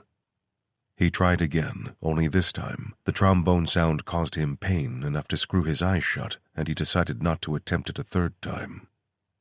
Riker staggered toward them, tripping over debris like a drunk trying to get up their porch steps, and Odell watched as a fuzzy shape at the extremity of his vision shifted. It sparked something primal in him, made some connection to what people called their lizard brain, and he tried to react by shouting a warning and reaching out to Riker. The shape crouched, then leapt like a pouncing animal, but before the outstretched hands could claw into Riker's flesh, another shape flew through the air to intercept it. There was a flash of bright steel edge before the new shape was gone from sight, but now the attacking, outstretched hands hung limp as body and head dropped back to Earth on differing trajectories. Kyoto heard the fighting going on inside, knew that there were enemies inside who would get into the house and kill her people, but she also knew that none of them could do what she planned to do. She fired the massive rifle from the hip, hitting the troll high on the right shoulder to spin it backward and gain its attention. The first shot was ignored, brushed off like a near miss, so she put the second one directly in its face. That gained not only the full attention of 15 tons of angry rock, but also placed her at the top of a newly formed kill list consisting of 1. The troll diverted, angling away from the house to attack the biggest threat it faced, regardless of how its mind was being bent out of shape. The control came in the form of feelings, of complex emotions that suggested a course of action, and the pressing need to kill everyone at that house was born more of fear than of anything else. So when an attack caused actual pain, the troll focused on the source of that instead. Kyoto fired twice more, enraging the ancient creature into a full charge before she dropped the rifle and ran. Incensed beyond the point of sanity and reason, the troll trampled the rifle and continued the charge, trying to run down the small human before it could escape on its puny little legs. It followed onto the hard road, where it made faster progress and hunted down the enemy easily, until the enemy, the small human, simply vanished. The troll carried on, slowing down out of confusion as it whipped its head left and right in search of the thing that had hurt it, when the ground beneath its feet boiled upward and spewed fire into the troll's face a fraction of a second before the world it had known for 3 millennia ceased to be. Kyoto timed it perfectly, even if she didn't know precisely where big anti-vehicle mines were buried. She ran just fast enough to let the troll think it was going to catch her before taking the form of a dragonfly. Turning her shimmering blue-green body to the sky, she flew directly up at almost 30 miles per hour before angling off, so she was out of the blast radius that followed. She turned her flight back toward the house without looking behind her. She knew that the peaceful, innocent creature had been killed by the blast, and she turned that anger, that hatred, back on whatever had forced its will. She flew in through a shattered window and returned to her usual form, snatching up the khopesh from where she had rested it against a wall and finding that it had been knocked down by either one of the large explosions, ran into the main living room in time to see the last surviving vampire leap for Riker's undefended back.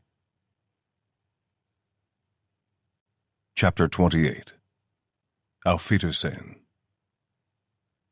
Odell, Tamar, and Ramona walked the destruction, giving the coup de grace to any dying enemies before any could recover sufficiently to reignite the attack.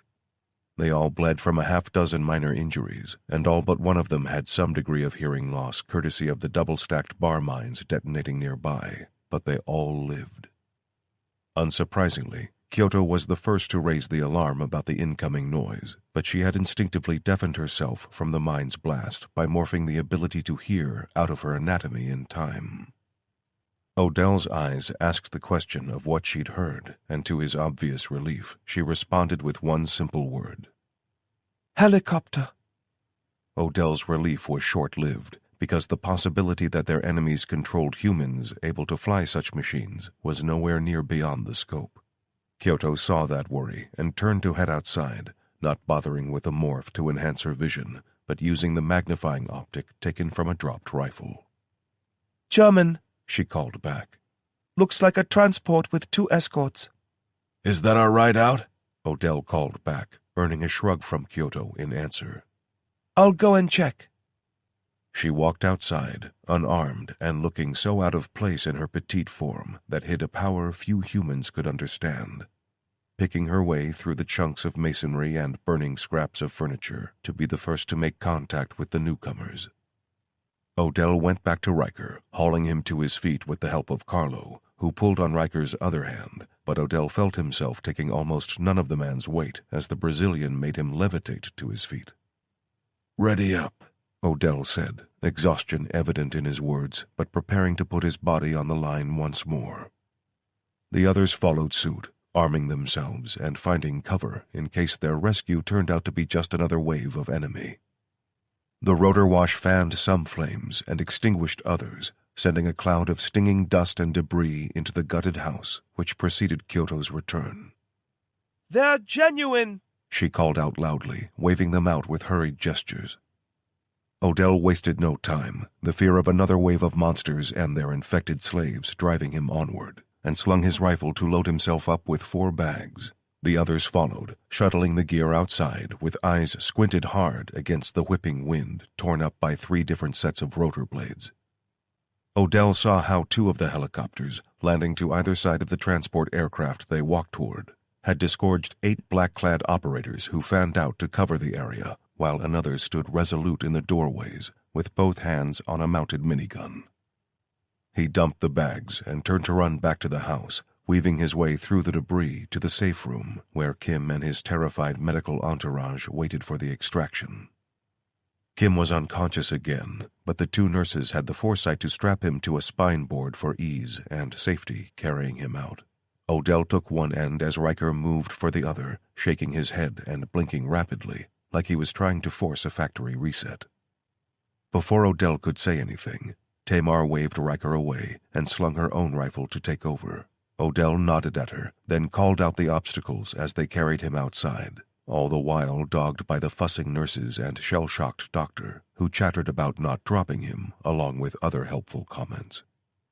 With Kim's supine form secured to the deck and the dozen bags of weapons and gear piled in, they boarded and strapped in for takeoff, watching as the ground surged away and the forces of gravity pressed their internal organs down into their narrow seats. When the aircraft leveled out and the violent maelstrom of noise abated, the loadmaster, who hadn't said a word to anyone yet, thrust a comm set at Odell, who took it and listened. "We're flying you directly to the commercial terminal of Frankfurt Airport," someone, presumably one of the pilots, said in flawless German-accented English. "We have pre-authorization to enter airport airspace. We will leave you there and pull back, but our forces will be on standby if any further attacks take place." Thanks, Odell said, but no reply came as a sat phone and headset were pressed into his hands by the loadmaster. He took it, swapping the headset for the helicopter comms, and hit a chunky rubberized button on the phone to wake it up. He punched in the numbers from memory and waited. Delaney, it's Odell. We're exfil. Oh, thank God. We're all a little beat up, but effective. Kim's still unconscious and Clayton took a bad laceration from a Wendigo. We've stopped the bleeding, but she's sedated now. Say that again? Which part? The part about these sons of bitches sending a goddamn Wendigo after you. And a Banshee, but we took both those suckers down, along with close to a dozen vampires. Oh, and a troll.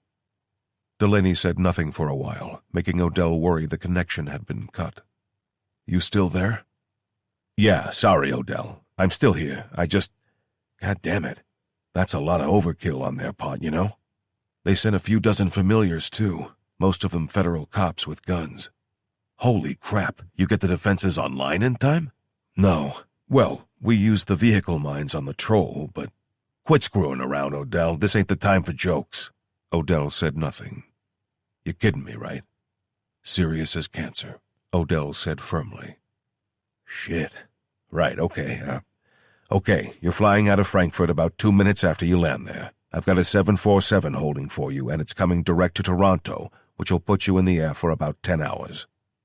Great. I'll call you from the plane to get things rolling. What things?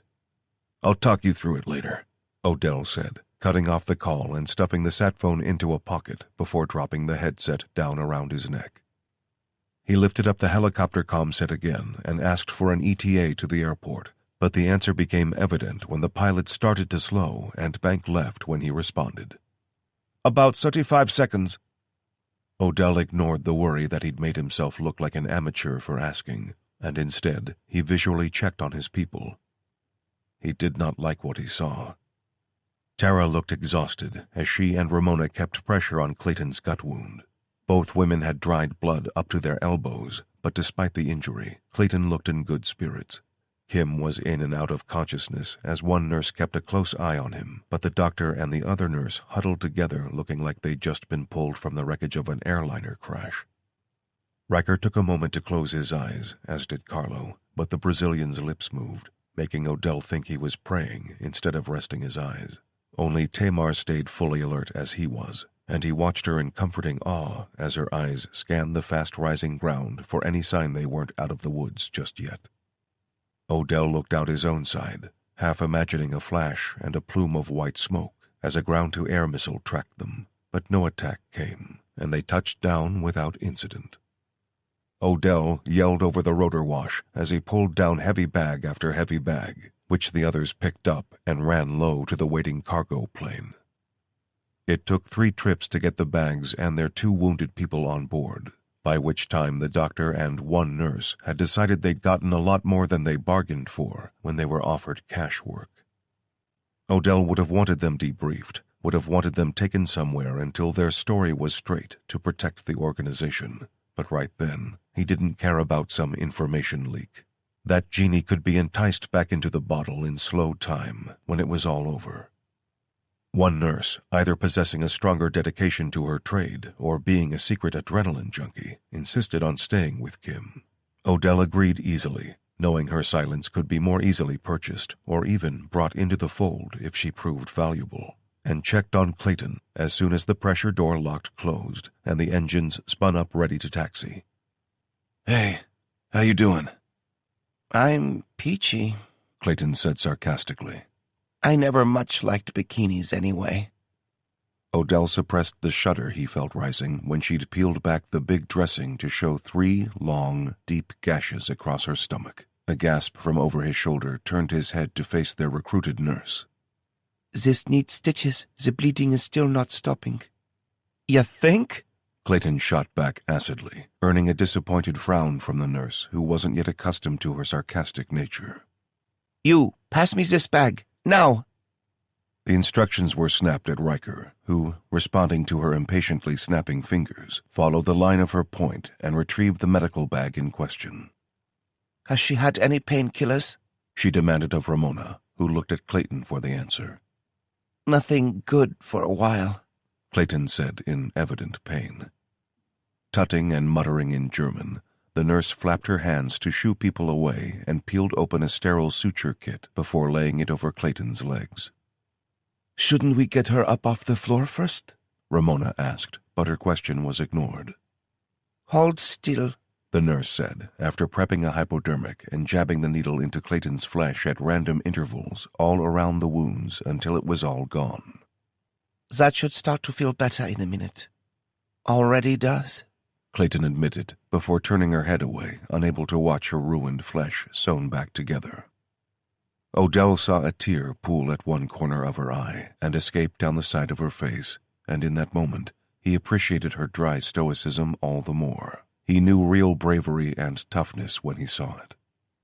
With both injured team members taken care of, Odell took out the sat phone and dialed Canada again, stopping to steady himself against the forces of physics as the plane screamed for that awful moment when the wheels left the ground and nothing in life was certain.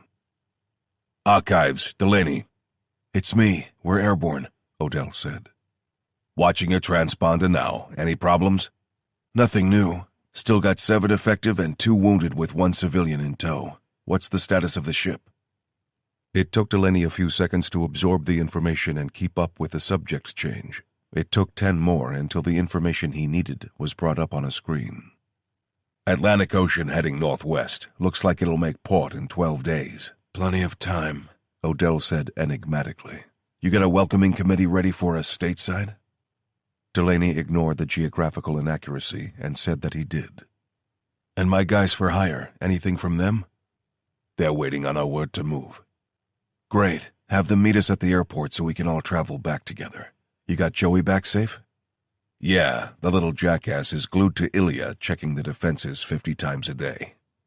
Good, Odell said, meaning both that Joey was safely tucked up in the mansion and that Ilya was preparing the defenses.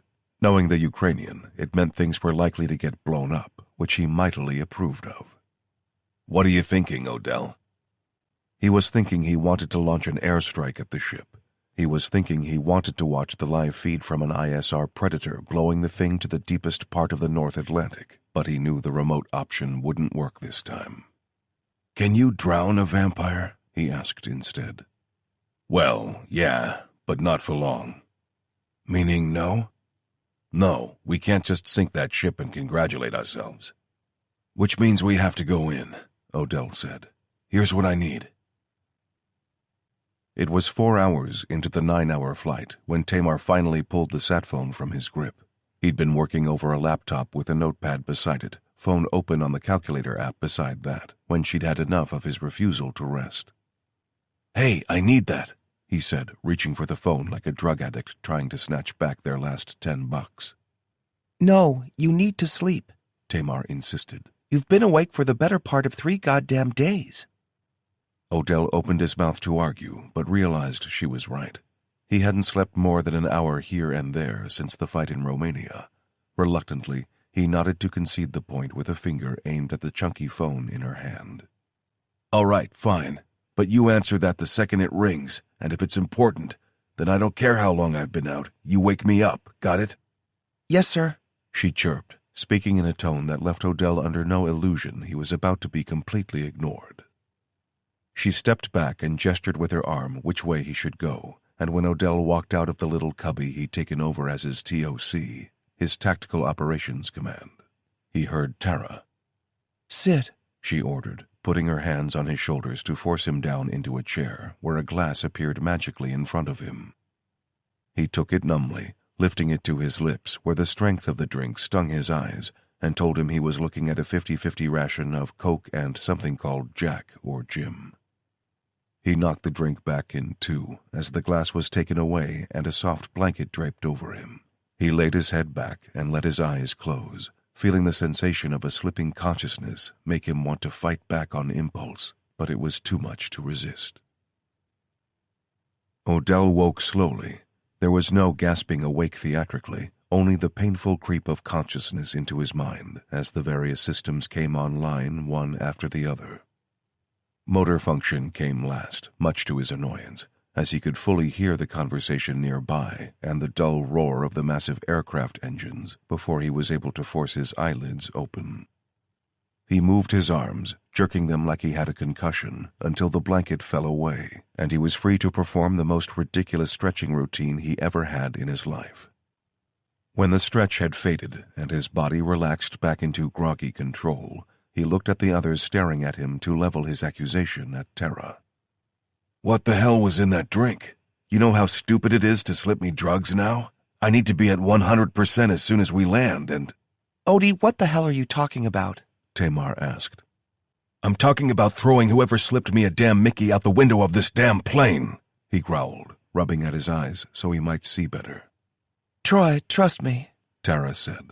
Nobody drugged you, okay? What was it? Ketamine? Chloral hydrate? Did you roofie me? It was 2 miniatures of wild turkey and a splash of Coke. Diet, if that makes any difference to you, Tamar said. Odell was confused, his gaze drifting from one person to the next. So you didn't? No, Tara said firmly. We didn't. Now do you believe us you needed to rest? Odell grumbled something that might have passed as an apology to some people before he stood and stretched out the rest of his aching body. We land in 40, Tamar said as she handed him back the phone. Delaney says your toys and your new boyfriends are waiting on the tarmac. Chapter 29. Dropping in. The massive tires chirped twice on contact as they bounced on the runway. Odell sat up, sucked in a fortifying breath through his nose that detected the waft of fresh coffee nearby.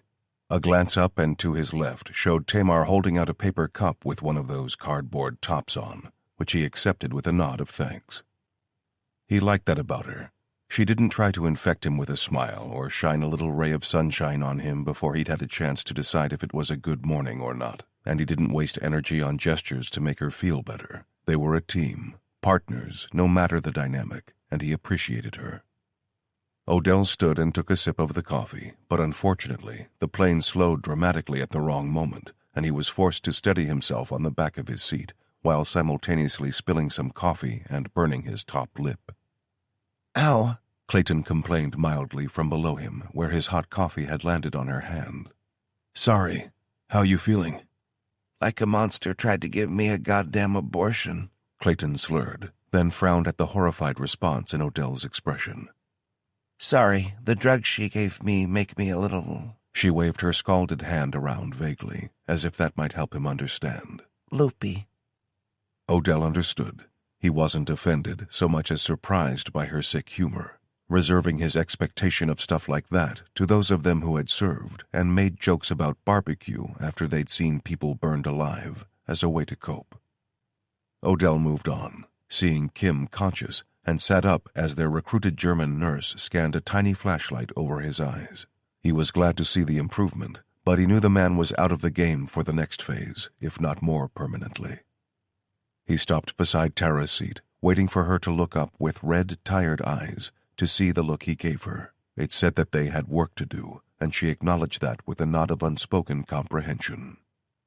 The plane taxied and stopped, Odell cracking open the pressure door a moment before they came to a full rest out of some ingrained habit to break the rules just a little bit, waiting as the little truck bearing the mobile stairs trundled toward him. He looked toward the low building that was their company administration block managing their freight cargo in and out of Canada, seeing three men loitering in such a nonchalant fashion it almost screamed special forces at him. They were too posed, too obviously relaxed to be anything else, and even from 60 feet up, looking out from the open door, he could feel their readiness. Loaded with bags, Odell stepped down first and walked straight for the waiting men who had started toward him to close the gap. The lead guy, taller by half a head than one and a full head shorter than the other, reached out to take two of the heavy bags of gear from him before offering his hand to shake. Odell took it and spoke respectfully. Glad you could make it. Really appreciate you showing up. Glad you called, man, Ewing said genuinely, before turning to gesture at his two friends. You remember Wilkinson? Kid got tore up a little south of the border, but he says his dick still works. Odell couldn't resist a smile at the description and shook Wilkinson's hands. Far from being a kid, he had to be late 20s and have some interesting service behind him to be keeping the kind of company he did. This here's Rasugan. Only on account of his above-average elevation, we call him Gimli. Odell looked up at Rasugan, who had to be 6'6" at least. The long beard added authenticity to the nickname, which pleased him. He shook the man's hand and listened to the briefest, most humble resume he'd ever heard. I was on the teams for 12 years, Gimli informed him, summing up over a decade at the very tip of U.S. Special Forces operations, like he was explaining how long he'd worked at Home Depot. Odell looked at Ewing and must have conveyed some of the relief he felt. Adding a veteran former Navy SEAL to Ewing and Wilkinson's Special Forces experience, and combining that with Riker's and his own, made for an all-star team when it came to crunch time. Outstanding. You been briefed on the weird shit? Odell asked, earning a somber nod from the tall man. Delaney tell you what I've got in mind? Odell asked, turning back to Ewing. He gave us the general idea, Ewing said, as they turned and walked back toward the building. Short version is there's a cargo boat heading this way and you need some bad guys on board to be dead. Only you need eyes on when you do it to confirm. In a nutshell, truth is, our priority tango won't die by missile strike or drowning, so we have to use the personal touch. Tara had caught up enough to listen to their ambiguous macho conversation, where they vied for the best metaphor instead of laying it out cold. As she listened, she also wondered what role she might play in the assault. Odell clearly had no intention of turning around and heading straight out, instead ordering their convoy of 3 vans back to headquarters, ready to plan the execution of what might be the most important mission humanity would never know about. 4 days of planning, of working out speed and distances, of factoring weights and altitudes, cross-checking all of it with the forecasted weather, followed their return to Toronto. Most of that planning was conducted in the upstairs conference room, what had been initially conceived as a kind of ballroom, where they now gathered to hear the final draft. 2 groups were agreed on, both acting as a redundancy for the other, but only one representing a realistic prospect of exfiltration that didn't rely on hanging out in the open Atlantic Ocean waiting for a ride. One team would insert by air and the other by boat, their arrival times coinciding so that their team infiltrating by parachute drop would have time to start the attack and allow the approaching boat to lie alongside during the confusion. Who went in what group was a simple matter of skills, with the only 2 exceptions being Joey and Ilya. One was a half-trained kid with more excitement than common sense, and the other was a defensive demolitions expert, with no stomach for sailing and even less desire to get out of a plane perfectly capable of landing. Of their entire fighting strength, only one could effectively pilot a small craft capable of braving the Atlantic swells with a skill born of experience. So their mercenary recruit in the form of the unnaturally tall frogman would head up the seafaring group, while Odell, Ewing, Wilkinson, Riker, and Kyoto would insert by air.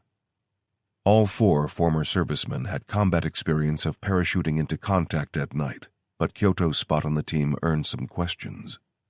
"No offense, but she's a kid," Wilkinson had said, offering an apologetic shrug her way.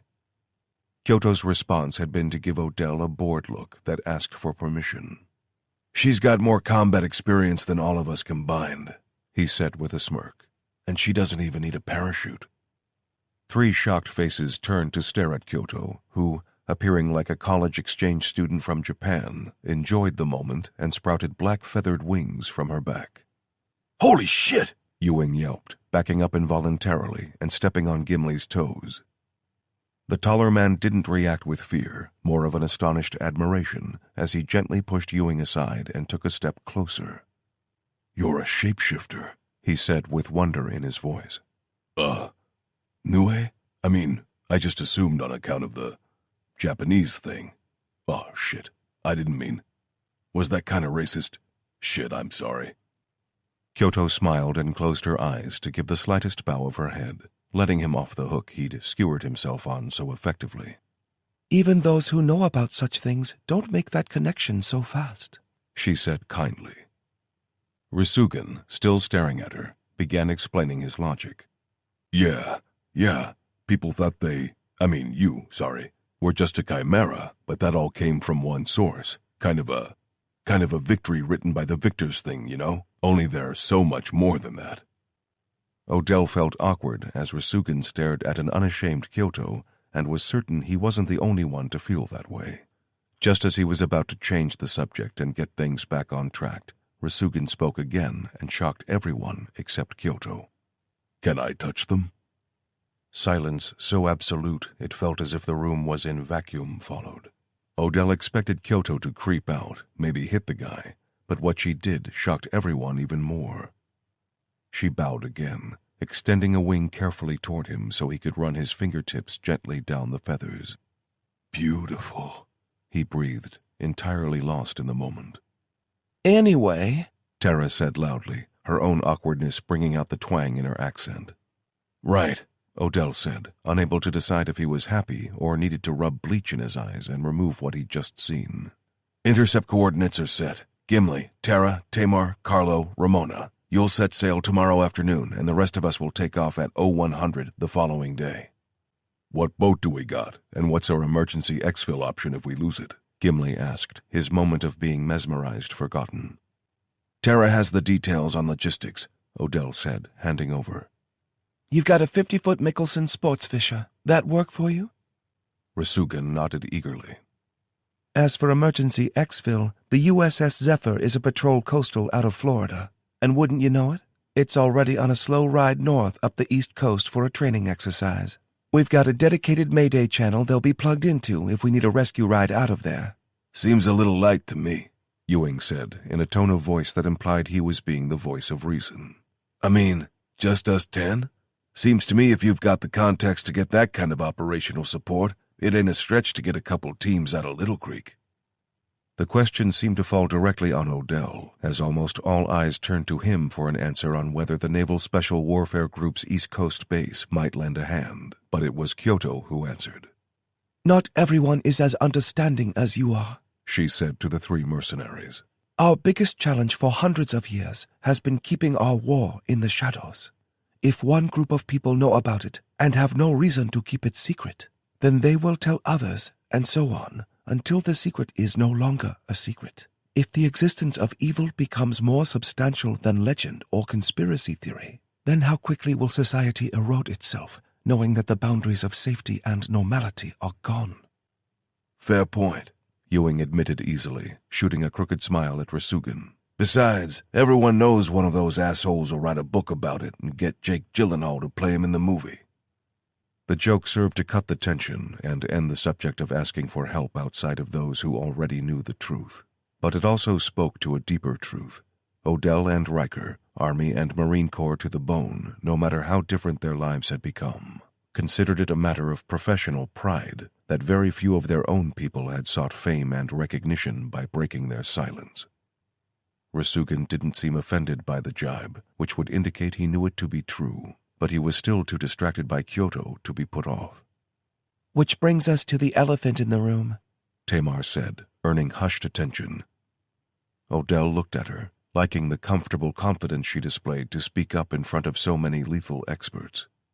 Our enemy ain't exactly the easiest to drop, so you need yourselves some education. You're going to be up against imps, broodmothers, vampires.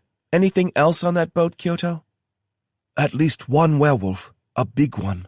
And I wouldn't rule out either another Wendigo or ghouls, not to mention their master.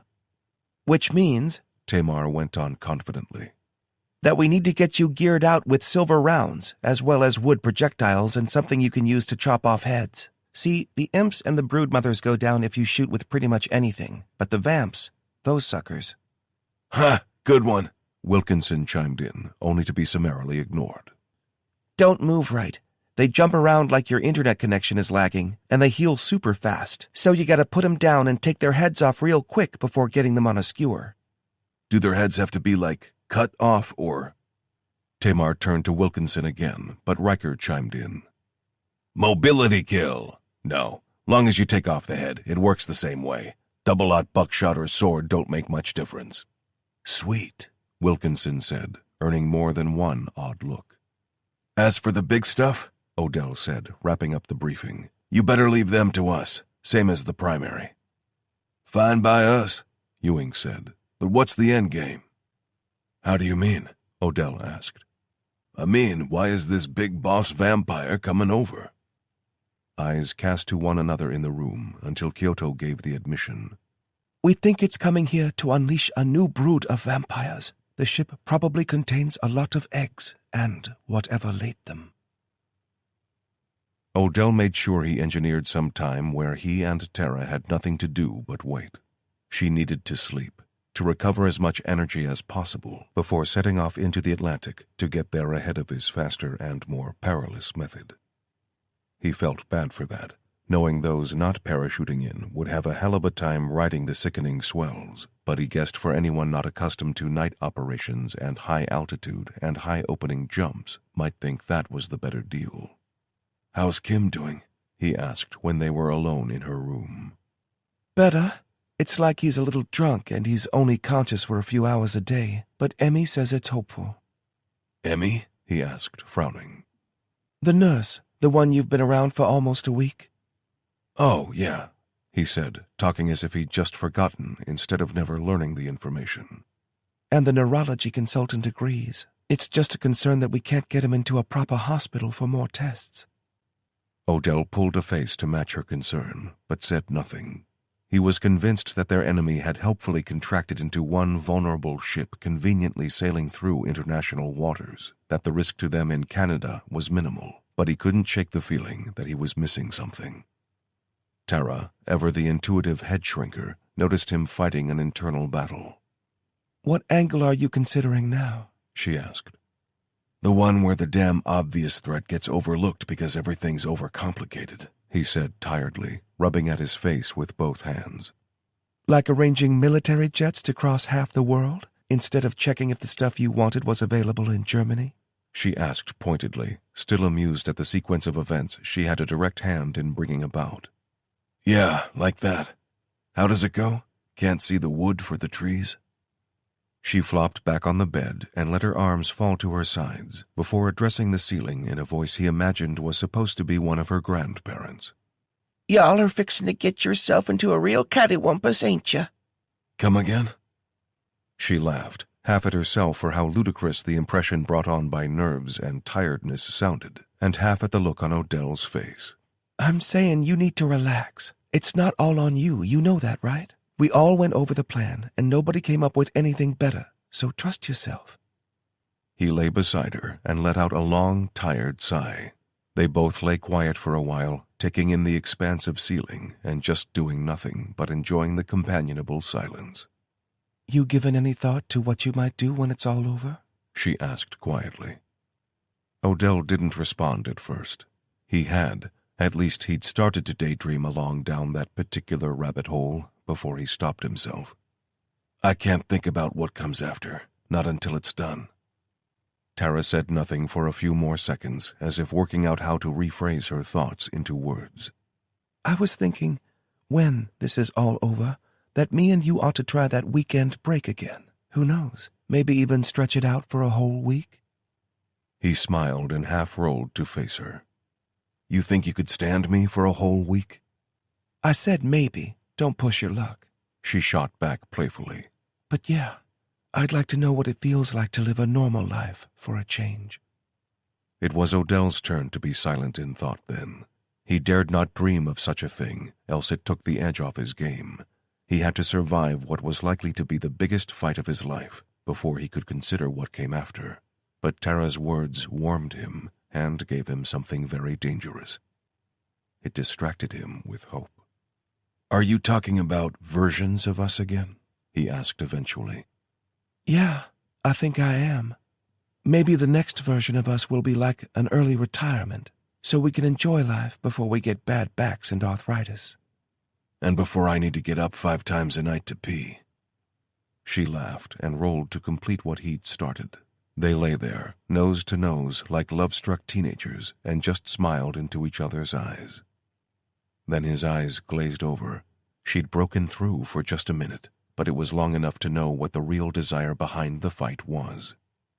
She wanted a normal life, and she now understood that she wanted it with him. "But after," she said firmly, bringing him back to the moment and not forcing him to break his concentration. "After." Chapter 30. Hanging Around. Odell waved them off and stared up the long driveway until they were gone from sight. He stayed there longer still, just running scenario after scenario through his mind, as if the entire weight of the world fell squarely on his shoulders. "Everything okay, Mr. Odell?"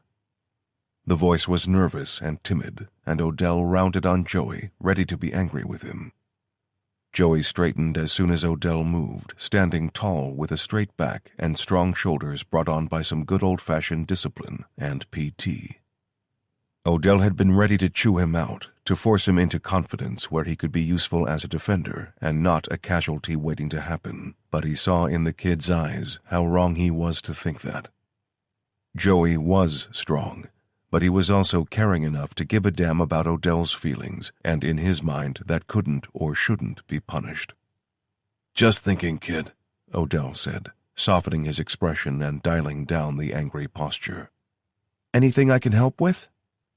The offer made Odell smile. It wasn't a mocking smile or a bless-your-heart smile that Tara might give someone, but of genuine warmth.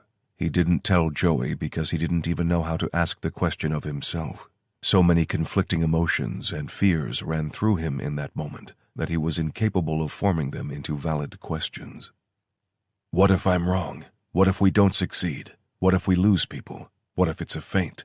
What if we're forced to retreat? What if the world-ending vampire plague is happening elsewhere?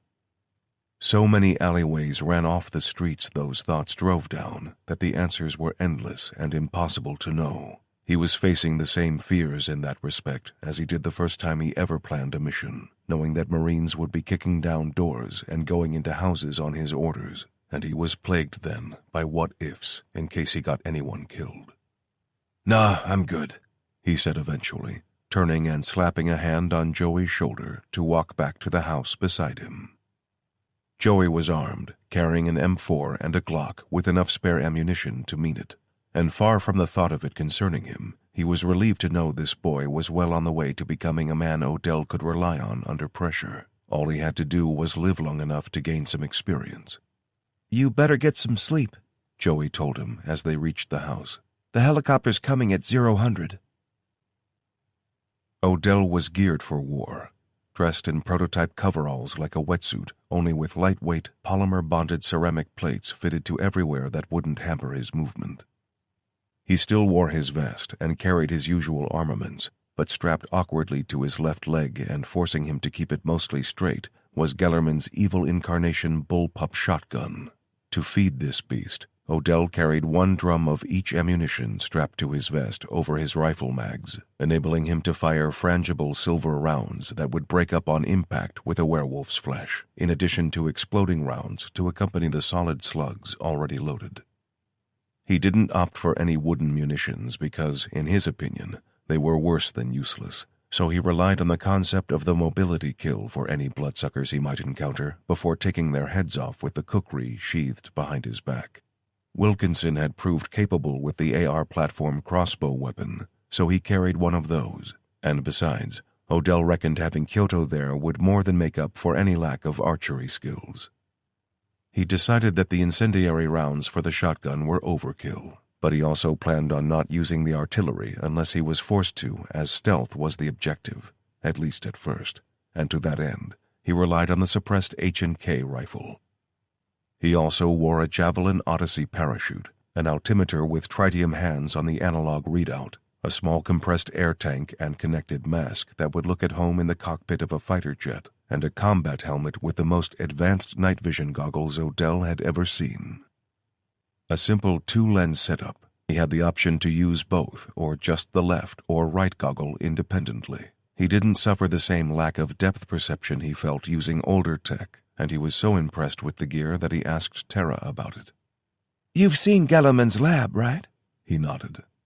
"Well, there's another setup like that in South Korea, all above board, and you'd probably need a dozen forensic accountants to link the company to us. But they develop a lot of our comms tech and stuff like that. The latest gen FLIR on our defenses is one of their babies." "So you're saying these aren't, like, commercially available?" "Oh, honey, those are prototypes and worth about 300 grand apiece, so don't lose them, okay?" Odell smiled at the goggles despite the gravity of their situation and saw Ewing and Wilkinson similarly impressed with their new gear. They added weapon-mounted laser devices to work in tandem with the optics, which were hopefully invisible to their enemies, but Odell couldn't be sure none of the demons on board were capable of viewing the world in the IR spectrum.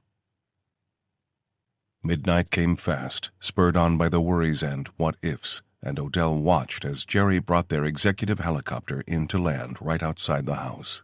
He shuffled toward it, head bent low and laden body moving slowly, before strapping himself in and zoning out ready for combat.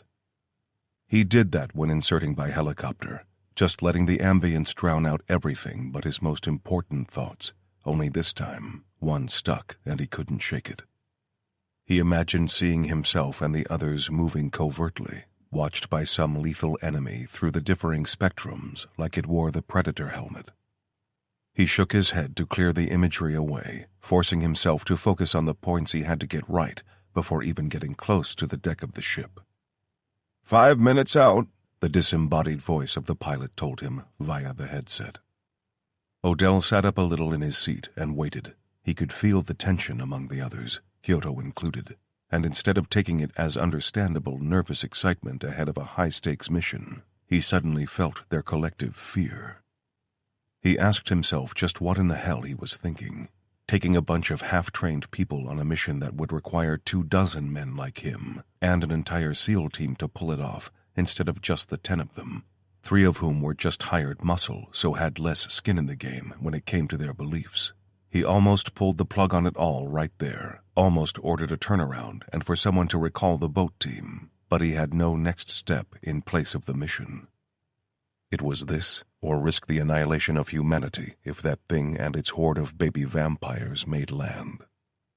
The helicopter swung in to land, shifting Odell's weight through his guts and into his seat, forcing him to hold his breath until the G-forces abated and the wheels bumped onto tarmac. They filed out, laden with heavy bags and gear, and shuffled toward the open rear ramp of a huge plane with its 4 massive turboprop engines already turning and burning, ready to step off. Odell walked up the ramp, returned the nod from the helmeted loadmaster in Canadian uniform, and took a seat halfway down the fuselage as the others followed suit. Odell knew the flight time. He knew the time they'd have to spend in free fall, what altitude they'd pull chutes at, how long the descent would take from there, and it would all be on him to lead his team of 5 onto the target using the GPS display unit strapped to the front of his chest, like a country singer wearing a rig to hold his harmonica in place and keep his hands free for the guitar. The rear ramp whined shut as the plane started rolling, shunting forward with an abrupt motion that jerked all of them sideways in their narrow, uncomfortable seats. The engine note increased to a deafening roar, and the pressure of the forces at play leaned him sideways despite the layers of gear he wore. Their speed increased dramatically until that terrible and exquisite moment when everything is in the hands of the gods and the wheels left the ground. That moment of indecision, that transition between weight and weightlessness, of life and death, hanging in the literal balance. Then the weight bearing down through his seat, the harness straps digging into his shoulders as the plane banked hard, then the reduction of noise and vibration as the engines throttled back a little to continue the steady climb southeast out over the North Atlantic. A red light flashed inside the dark fuselage, which stirred the fire-black-clad operators into motion. They unstrapped, set about arranging their gear, and stacked up in a loose line facing the rear ramp. Odell went over the figures again in his head, unable to transmit them to the team because of the noise the plane made, but glad that he couldn't, because it would only serve to betray his nervousness and undermine their confidence in his leadership. Odell pulled a little case from his leg pocket and put the earplugs in, only these were another invention straight out of one of their secret sci-fi labs.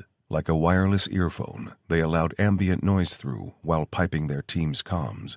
Only these smart devices automatically killed any sound above a certain decibel level to protect the user from damage. "Comm check," he said, pressing the wireless transmit button on his vest and not the 2 fitted to his primary weapons.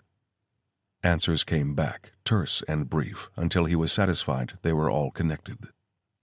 The loadmaster gestured for them to go on to personal supply, and all of them turned the nozzles on their air tanks and fitted the masks to clips on their helmets. Their air worked similar to a scuba tank, but they would only need it for the time it would take to drop. Once their canopies were deployed, the air would be more than breathable, although he knew he'd keep his mask on to prevent his face from freezing. Out at 15,000 feet.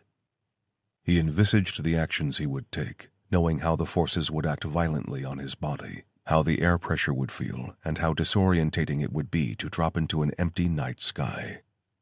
Stabilize. 30 seconds of free fall. He checked the position of his altimeter strapped to his left forearm above the wrist. He gave it a tap and peered closely at it to check, seeing the needle hovering just above 15,000. Deploy canopy at 6,000. Check altimeter. Check bearing to target. Comm check. Further mental planning was cut short by the light turning green and strobing the interior of the empty plane. Without warning, the rear ramp whined again, and the rush or depressurization tripled the noise inside.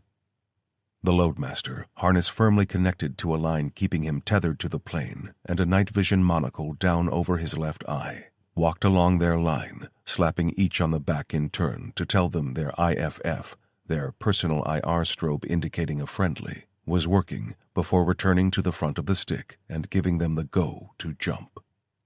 Odell waddled to the lowered ramp, left leg awkward where the shotgun was strapped to him, and forced himself not to hesitate even for a second when he reached the point of no return.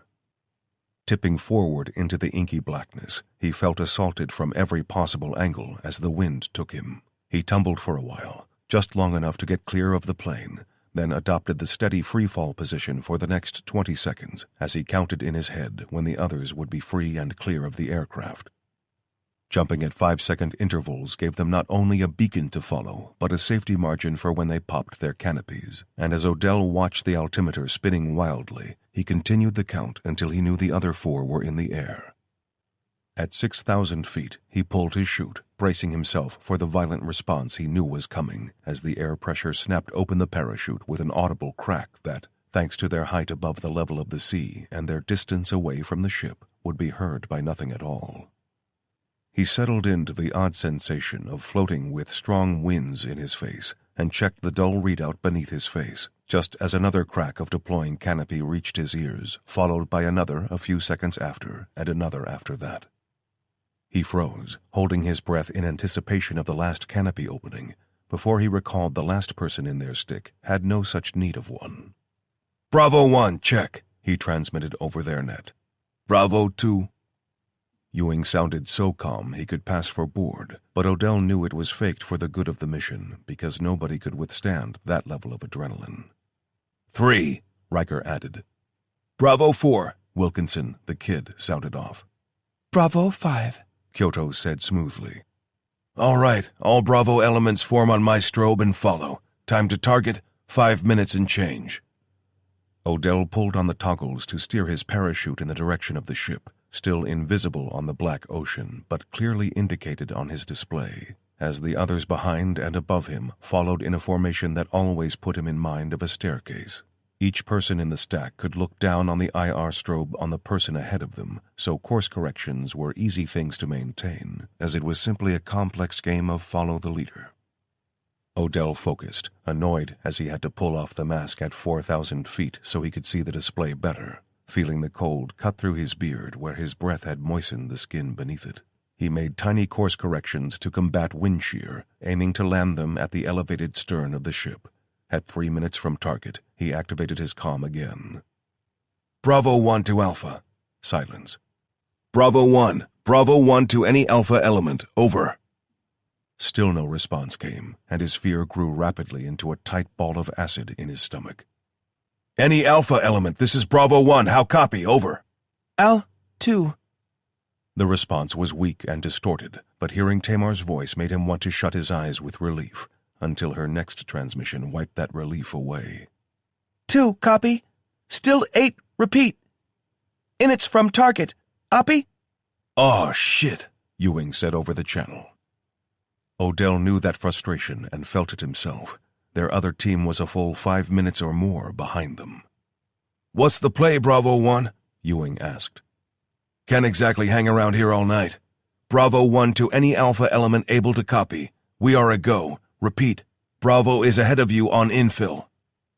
He waited for a response, but none came. With a grim determination, he adjusted course slightly and aimed his boots to touch down on the flat stern of the massive ship. Chapter 31. Boat Shit. Odell flared hard and started running in mid-air before his boot soles touched down. He ran out a half-dozen steps before stopping and twisting to haul in his canopy and clear the landing area before Ewing arrived right on cue. He landed with a grunt of effort and expulsion of held breath and more grunts as he fought to control his own parachute before Riker, coming in faster than either of them had, overshot the landing area and forced Ewing to duck under his boots. Riker landed out of sight but silently, just as Wilkinson came in a little too fast. His boots squeaked along the wet metal of the deck before he landed bodily against a container and rang out a noise like a low, ominous gong before falling to the deck. He shook his head to clear it, cursing quietly as he fought to regain his breath and collapse the billowing parachute. Shit, he said, reprimanding himself for the mistake. Odell took 2 steps closer and knelt by him, fearing he was hurt worse than it might appear, but the younger man finally controlled his parachute and readied his weapon. Odell waved a hand in front of Wilkinson's optic for his attention and asked if he was good with a hand signal. Wilkinson returned the gesture, and Odell hoped the kid wasn't inexperienced enough to say he was ready to fight if he wasn't effective. Courage had a place in top-tier operations. Stupidity did not. "Se Draco Fostasta," came the questioning shout from the darkness. Odell stiffened. He didn't recognize the language, but the tone carried an obvious "the hell was that" vibe. He settled the rifle into his shoulder and scanned in search of the source, but saw nothing. Using hand signals again, he told the other 2 to stay put and advanced at a crouch that was murder on the legs of the uninitiated, rifle barrel sweeping left and right so he could twitch his right index finger and send rounds into anything centered in his field of vision. "Nuva Mishkatsi!" Odell recognized that tone again, and it bore all the terror of freeze to a trespasser. He rounded the corner of a container and took in a scene that his brain had less than a second to process and give the signals of the decision he hadn't yet consciously made. Riker had the short barrel of a submachine gun pressed to the back of his neck by a guy in paramilitary gear. Even in the green hue of his optics, this man looked like every fresh-from-the-box European enemy from just about every video game ever, complete with ski mask and a lack of trigger discipline. He shoved the barrel forward, forcing Riker's head down to the deck and exposing a second rent-a-soldier standing too close to Riker to cover him effectively. This second guy also carried the same weapon as the one about to give Riker a ballistic lobotomy. Odell moved fast, standing to almost his full height as he moved forward to touch the fat suppressor of his rifle right under the ear of the man holding Riker. He fired once, blowing the guy's brainstem out before any electrical impulse could add pressure to the trigger, and he was moving so fast he had to drop his shoulder into the falling body to clear it out the way in search of his next target. He jammed the muzzle of his rifle out, catching the man under the chin and startling a sudden, single choke from his mouth before he drew back and drilled the round directly through his forehead. Riker caught the body as it dropped, lowering it to the ground gently before recovering and chambering around in his suppressed AK. "Thanks," he whispered. Odell nodded once, as if that kind of favor was normal for his group of friends. "Overboard?" Riker whispered with a nod to the 2 bodies, but Odell just shook his head and pointed to a patch of shadow. "Move fast, secure the deck," he thought to himself as he dumped his corpse into the nook and turned back to regroup with the others. He took a knee behind Wilkinson and Ewing, who, rifles up and optic scanning, maintained security.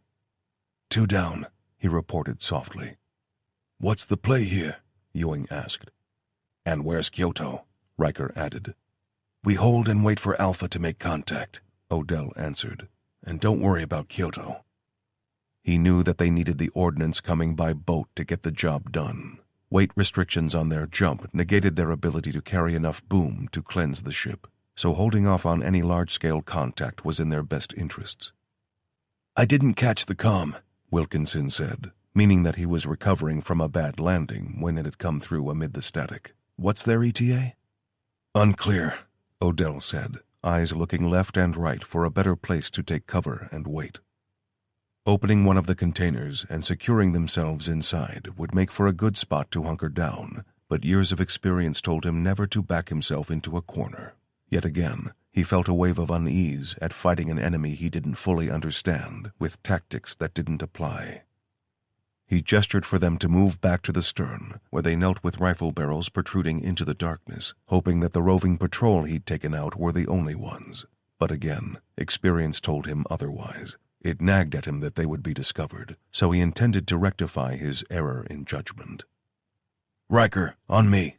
Hold," Odell said, before slipping out onto the deck and hugging the shadows of the nearest container. He heard Riker on his 6 moving just as cautiously, cursing himself for not taking the earlier advice and hiding the bodies better when they had the first opportunity. He reached them and waited, listening and watching. But when nothing showed, he reached out with his left hand and took hold of the shoulder strap of the nearest body to haul it backwards, sliding it along the deck, lubricated by its own blood trail. Riker followed suit, heaving the smaller body behind until they neared the others at the very stern, when a noise behind them froze Odell's blood in his veins. Claws. Claws on metal, to be more accurate, followed by a low, rhythmic snuffling noise that turned into a rumbling growl. Shit, Odell thought. Damn thing smelled the blood.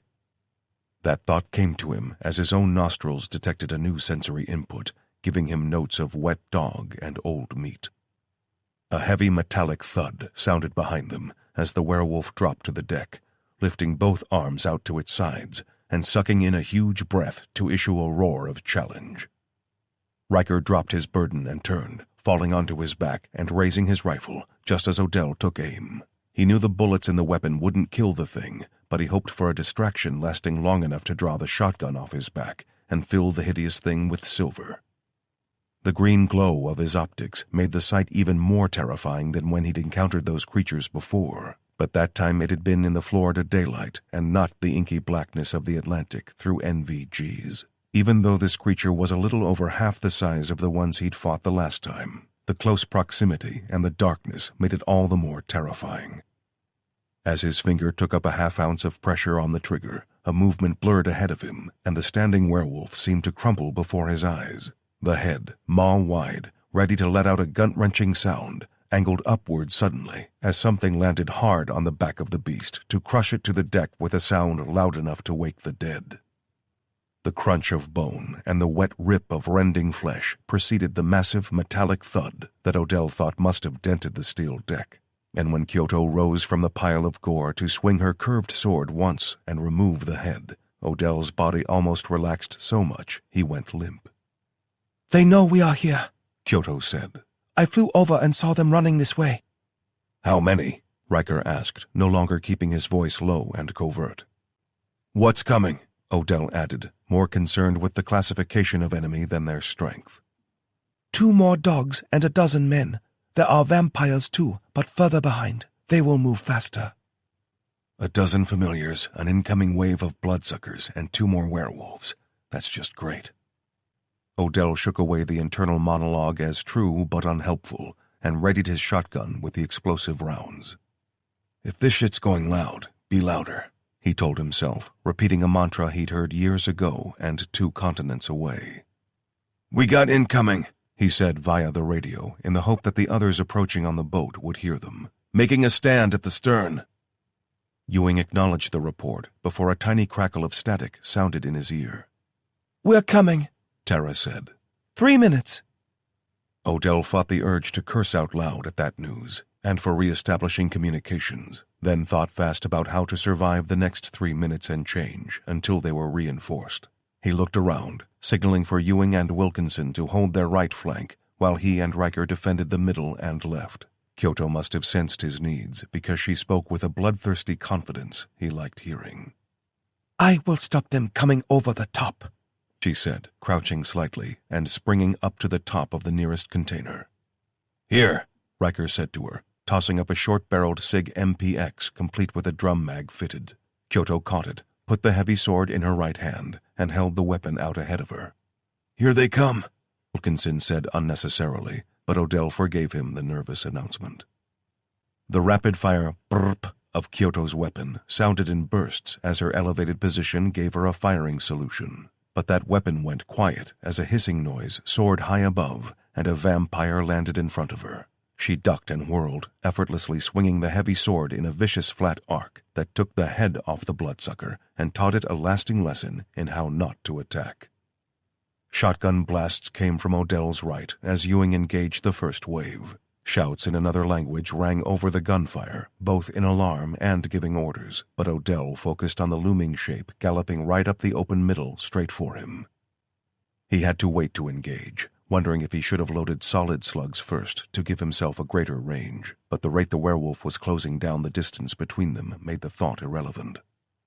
He fired, sending aimed shots right into the center of the green and black shape he watched, and thought for a terrible moment that he had waited too long to fire because the delay of the explosive charge might risk killing one of his own. But as the first charge detonated, and a pained, strangled howl filled the air over the sounds of gunfire, he held his fire to watch the 6 rounds to have penetrated the thick hide ripple off a series of explosions in sequence. The dying, broken pile of meat slid along the deck as he switched aim. Using an appalling amount of overkill to punch an explosive projectile into the chest of a familiar, leaning out of cover to take aim. The man fell back before a gout of light and spraying chunks of black cannoned into his vision. "Up high!" Riker screamed in warning. Odell looked up and tracked with the muzzle of the shotgun, but Kyoto flew over the gap to another container and sliced once in mid-air, cutting the leaping vampire in half with a wicked stroke of her blade.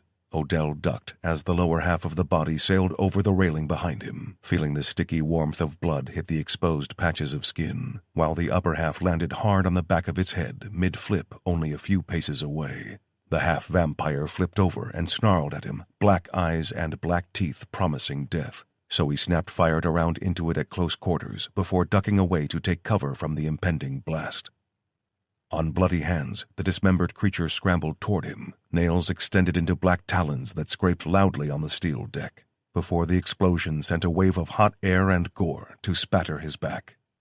"Son of a bitch!" Odell gasped as he took aim at the incoming enemy again. "Watch rear!" Ewing screamed. Odell turned to his right in time to see a humanoid figure looming high over Ewing. It was naked and hairless, with a wide mouth filled with rows of sharp needle teeth.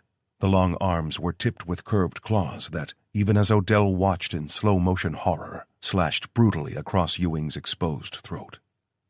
Rifle in one hand and his left clamped to the gaping wound in his throat, Ewing emptied the remainder of his magazine into the beast's belly at point-blank range, jerking it into spasms as it shrieked an animalistic squeal of pain. The dying creature toppled back over the railing as Ewing collapsed, slamming into the container he had been taking cover behind.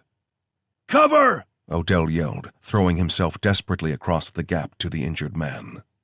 "Hold on, man, hold on," he said as he hauled Ewing over to pull the dressing from the pouch on his shoulder. Odell lowered him back and tore open the sterile packaging, but froze. Ewing's lifeless eyes stared back at him in ethereal green as the severity of the damage became obvious. The slash had opened his throat to the spine, tearing away half the major blood vessels that only now oozed blood by the bucket load. "Shit, motherfuckers!" Odell screamed, abandoning the dressing and bringing his shotgun back to bear.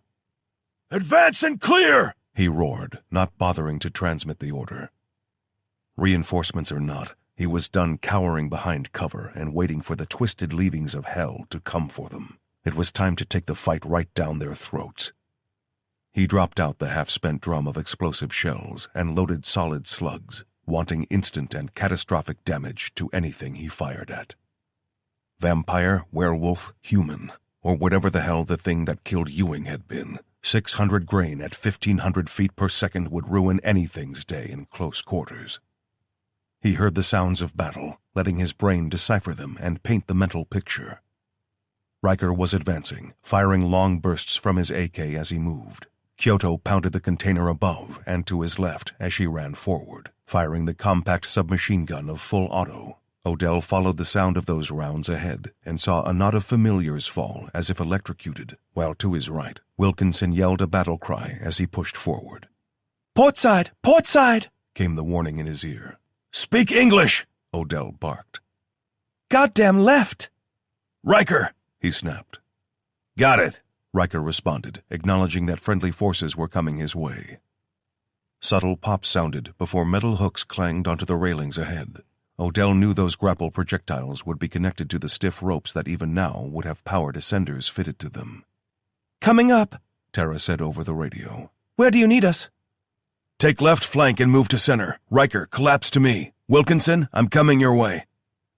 The orders were slick and fast, the heat of battle doing nothing to diminish his mental acuity. "Where the hell you been?" Riker demanded over the comm, sounding only half serious about the complaint. Tamar answered him. "Doing boat shit." Chapter 32. Burn It All. "Advance! Advance!" The order came over their comm channel from Tara, and in that moment, Odell couldn't be happier to hear her voice. He rolled back into cover behind a container after calling out a reload. Tamar rose to cover, firing long bursts from her rifle until he had another drum of solid slugs loaded.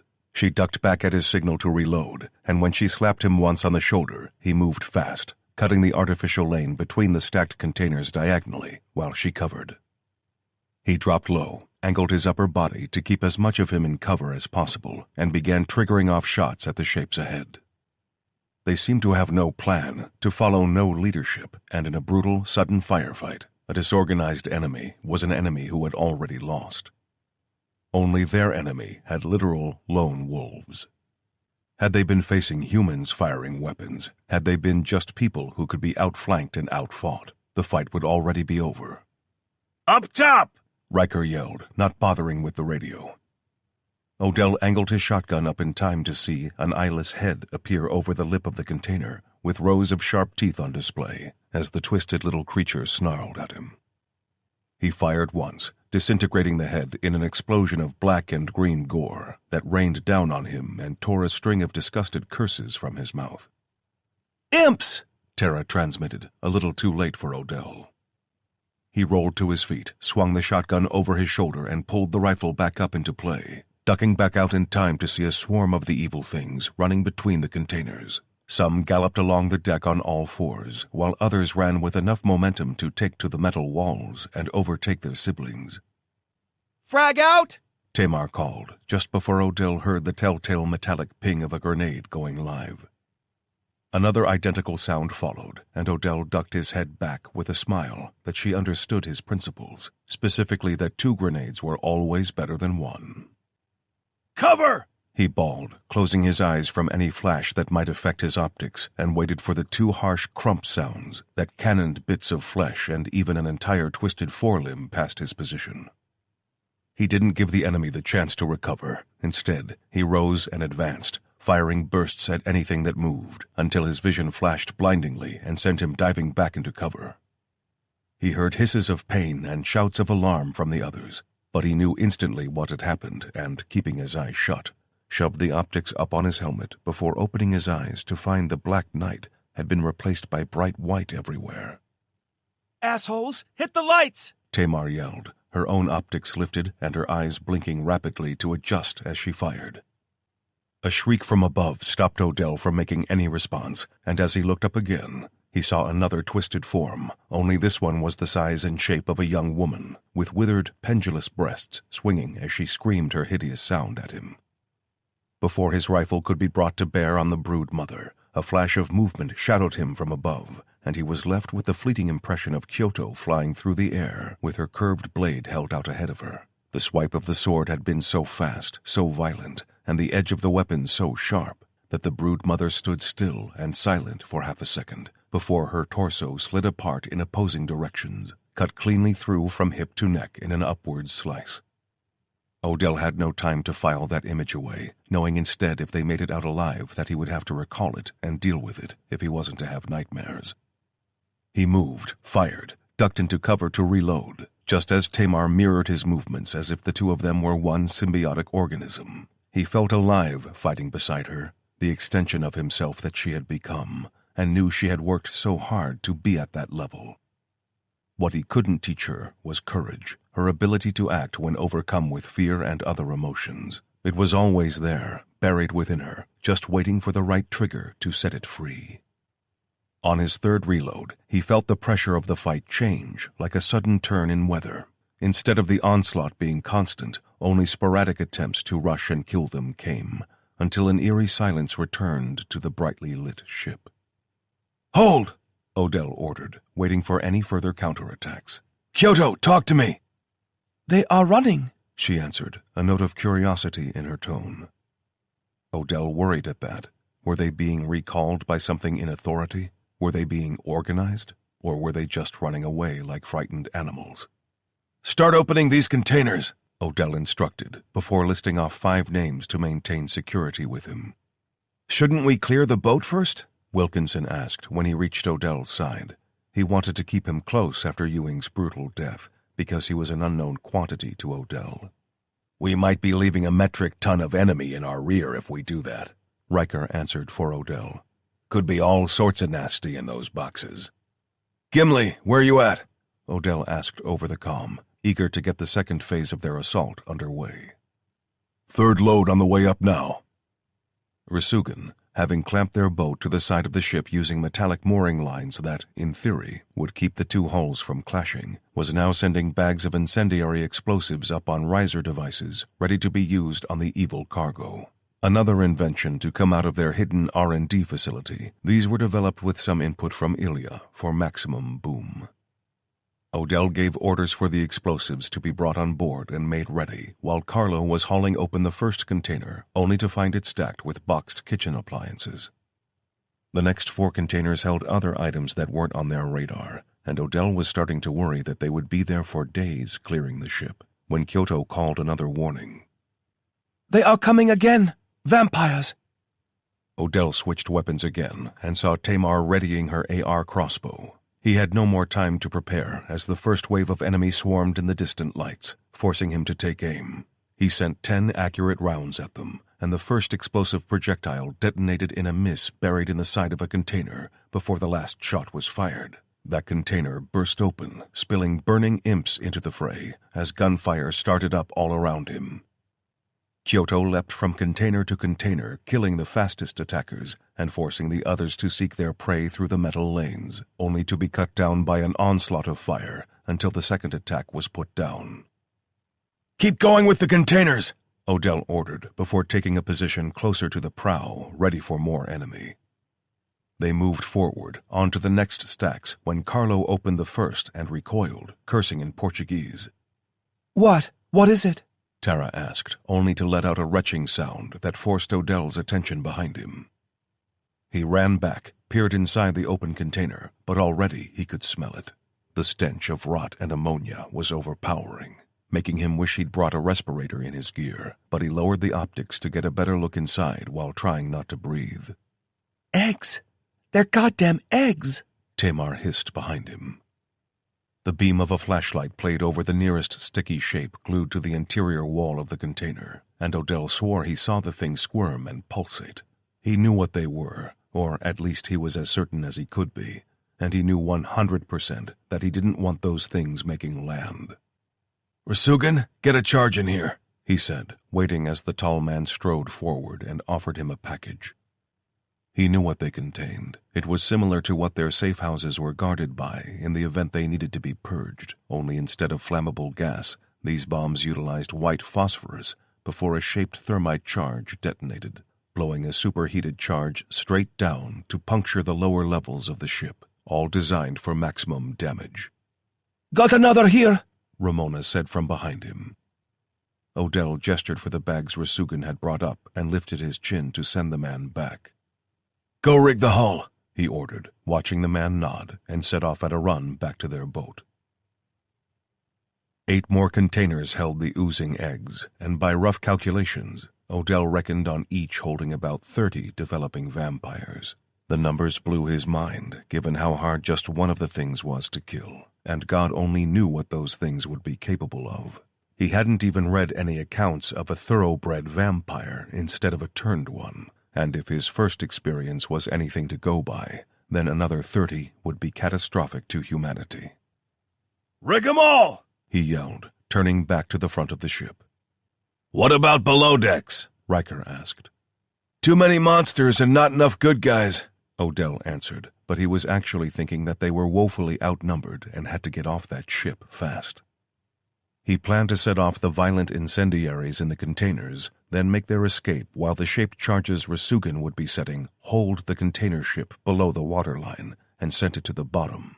He wasn't certain, but he guessed anything still in the egg stage of life wouldn't be able to swim or handle the crushing pressure of a mile of ice-cold ocean above it. "I'd hate to be that guy," Ramona said over the channel. "But what about the thing that laid these?" Odell had been thinking along those lines, and part of him wished that they could just have a straight-up fight with the creatures and end it. He hated not knowing things, and right then, the things he didn't know far outweighed those that he did. "If it's here, it goes to the bottom in flames like the rest of this shit," He snarled back, uncommon anger and frustration tainting his words with emotion. "One way to find out," Kyoto said, stepping into the open door of one container and thrusting her sword into the rubbery skin of an egg. A gargled shriek hummed the air, followed by an ominous silence. Then another scream, much louder and infinitely more pained, filled the air with a sound of pure, murderous rage. "It's here," Riker said flatly, sounding less than pleased about it. They worked fast, opening containers and throwing incendiary bombs inside, before moving on to the next until they found no more makeshift hatcheries. Odell was handed the detonator that would activate the incendiaries, and he stuffed it inside a pouch where full magazines had been not long before. Ahead of them, the scream came again, louder and clearer this time, making Odell think that whatever was coming for retribution had been buried in the bowels of the ship. He tried not to imagine some aliens-esque scene there, with eggs stuck to the walls all around the engine room, and the Queen on her way to kill them all. "Go," Kyoto said. "I'll deal with this." Odell hesitated a second, which was obviously a second too long for Kyoto's nerves. She spun on him, her face contorting and morphing into something with long, sharp teeth, as she roared the order for them to leave again. "Go!" Odell turned and led the others away, remembering to retrieve Ewing's body before they slid down the thick ropes to the waiting boat. Wilkinson tried to lift the big man alone but struggled, so Riker slung his weapons and took the legs, leaving Wilkinson with the arms, where Ewing's head lolled back half-severed. Odell stood security by the grapple hooks, waiting for Rasugan to return from his lap around the boat, where he'd hopefully have fired dozens of charges that would stick to the hull, ready to detonate on command. As the boat motored around the stern and held position, Odell gave the orders for them to start disembarking. "You go," Tamar said as she took position beside him. No, Odell said firmly. I'll wait for Kyoto. Knowing her mentor would insist on being the last of their teams on the boat, she relented, waiting for her turn to slide down 40 feet of wet hull to safety.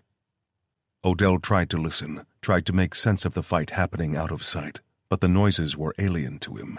His nerve gave out, and he climbed to the top of the closest container, twice slipping where the wet rubber of his boot soles met the wet, cold metal, until he recovered atop it and looked down the barrel of his rifle toward the prow.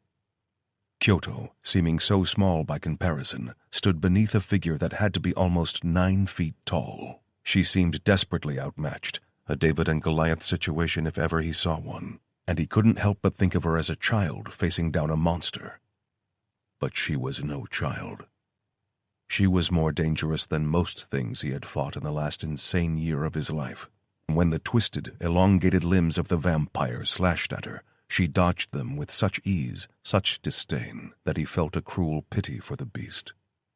He knew the outcome before the monster did, as Kyoto's small frame dodged and ducked effortlessly, and her curved sword sang a song that was short and brutal. She cut off the clawed hand intended to decapitate her, then sliced cleanly through the thigh, just above the knee, to topple the creature over. As it rose on one knee, she swung the sword viciously again, removing the head with the swiftness and professionalism of an executioner. Despite the distance, she looked up directly into Odell's eyes and smiled. Odell smiled back, certain that she could see him, but his face dropped into sudden and violent shock. He fumbled for the transmit button on his radio, unable to get the words out for the utter terror he felt. Behind Kyoto, advancing in a blur of movement almost too fast for the human eye to see, came a figure he had only seen glimpses of.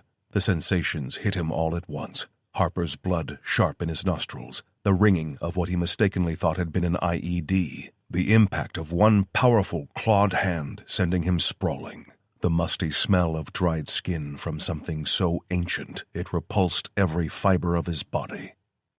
Run! He screamed in his mind, but the words wouldn't come out of his mouth. He stood locked, frozen in horror, as the gap between his unlikely friend and his mortal enemy lessened, and he willed her to escape to him. He knew in that instant, in that flash of clarity and knowledge, that he had misstepped badly. He should have pulled strings and had the ship sunk by a military asset. He should have done anything other than land a handful of ill-prepared people on that damn boat. He'd brought a knife to a gunfight. He'd brought a human to a monster fight. Kyoto bolted faster than he had ever seen her move. She ran to him, terrified at being caught in the open when her mind yelled at her to turn and fight, to end the battle she'd been planning for over 1,000 years. But she could not. The rage and sheer malevolence radiating off the vampire chasing her was overpowering, so she ran. Odell stayed frozen, watching as the gap between enemy and friend inched closer, when one last-ditch idea came to him. He fumbled in the pouch, his fingers only just capable now, and retrieved the remote detonator to watch Kyoto's flight and hope his reactions would allow him to time it right. He mentally worked out the timings, but in the end, it was down to just eyeballing it and hoping he was right. When Kyoto neared the end of the rigged containers, he opened the safety cover and gripped the trigger switch hard. Nothing happened, as his mind knew it wouldn't, but his body screamed out for a response. As one, the containers seemed to bloom in white and yellow blossoms. Metal expanded and tore. Bright flashes tore the night even over the power of the deck lighting. The percussive wave knocked him bodily backwards, sending him off the side of the ship to fall 50 feet to the water below and knock him half insensible with the impact and the cold. He tried to kick for the surface with no real power and little concept of which way was up, other than the resistance of the water. The air was knocked from his lungs by the explosion and the impact with the water, and now his lungs burned for oxygen. He felt a sharp tug on his shoulder as his body was hauled unceremoniously onto the aft deck of their boat, where the freezing water ran off him from everywhere. On his back, looking up at the deck above, he was treated to a front-row seat to watch a clawed hand slash down. Kyoto was running, leaping for the safety of the boat, and when he blinked and thought for a split second that she might make it, the clawed hand snatched her from the air and pulled her back up. "No!" Odell tried to scream, coughing up water, gasping for breath, but nothing he could say would change the course of events he was forced to watch unfold. Backlit by the flames tearing the deck into bloody ruin, he watched as Kyoto was lifted high above the vampire's head and bodily torn in two, before the broken parts of her body were hurled downward to crash wetly onto the deck of their boat. He heard screams, he heard shouts of alarm and rage at their loss. He heard gunfire and the roar of the boat's engines, but he saw only Kyoto. He lay on his side, staring at where her upper body had landed and caved in a part of the deck. He looked into her eyes, hoping for one final flicker of understanding between them, but those eyes were black orbs with no sheen of life left.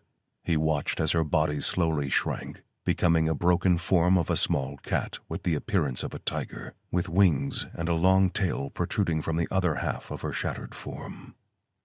The front leg took its true form from the shoulder down, turning into a paw that finally let go of the sword she had carried for centuries, only to fail when the opportunity arose. "Odell! Odell, goddammit, what do you want to do?" Odell forced himself up and coughed before raising his voice over the revving engines. "Burn it! Burn it all!"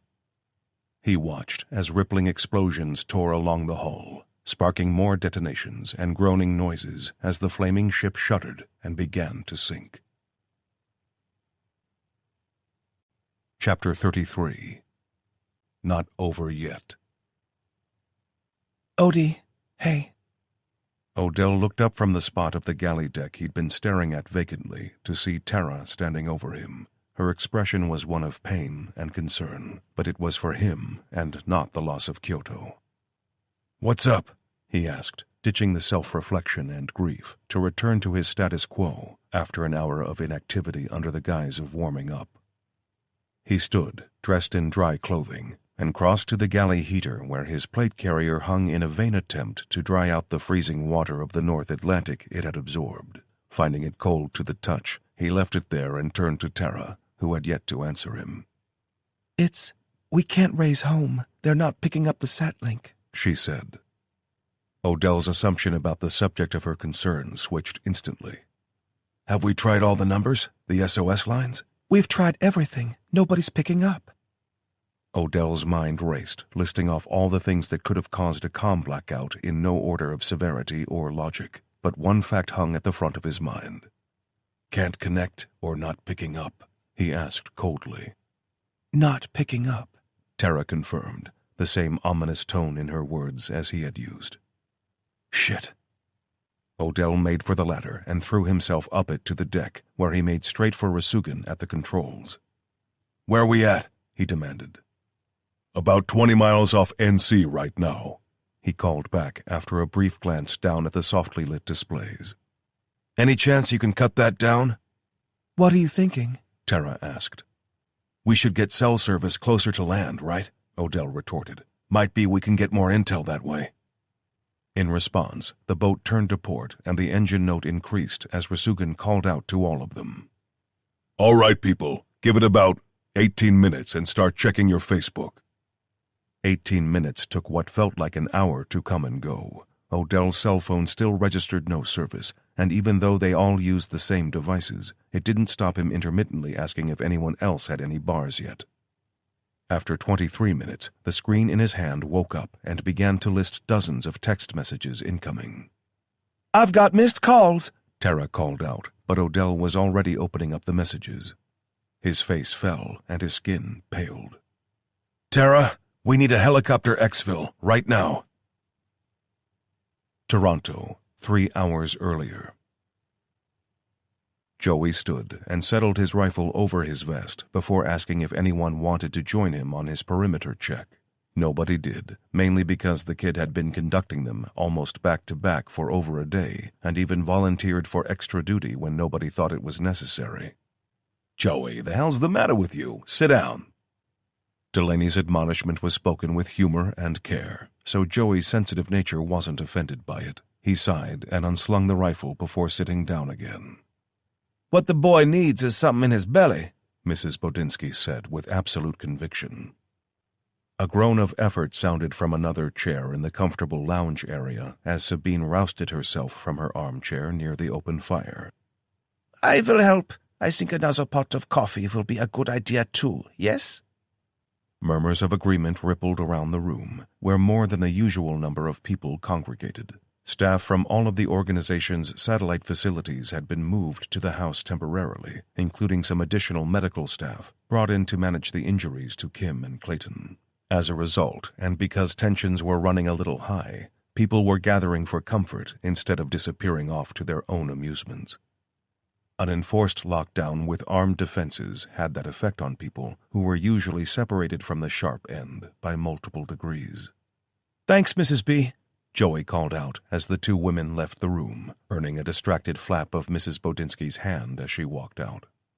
You gotta relax, kid, Delaney said in a fatherly tone, but one look at the eager young man on high alert told him the words weren't going to get through. I ever tell you I worked undercover once? Joey's eyes widened at the vicarious excitement being dangled in front of him and shook his head. It was way back, early 90s, and some jerk was going around robbing dealers. I know, sounds like the guy was doing the world a favor, huh? No, this asshole was setting up shop for himself. Only he was cutting the H with some bad stuff, and a bunch of kids died. You wouldn't have heard it on the news or anything, but it was a big deal for us back then. You catch him? Joey asked, too eager for the end of the story as ever. Delaney calmed him with his hands in a suppressing motion and leaned forward to carry on. I tell you, we waited in cars on corners for hours, all night half the time, and nothing.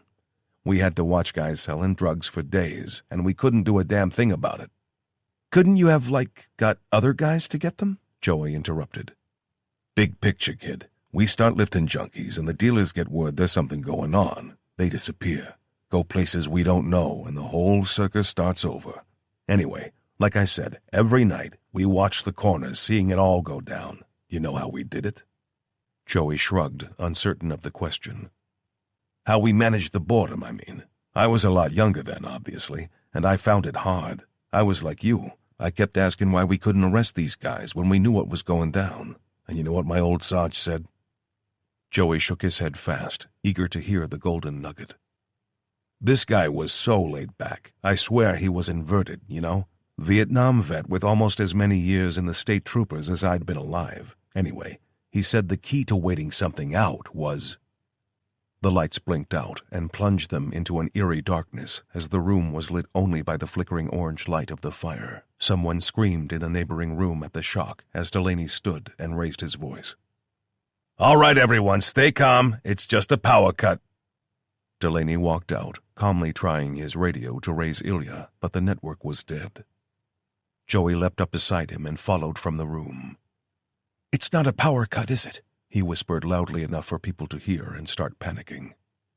Delaney ignored the question and walked out into the hall, where he turned on the young man and grabbed his shoulder hard.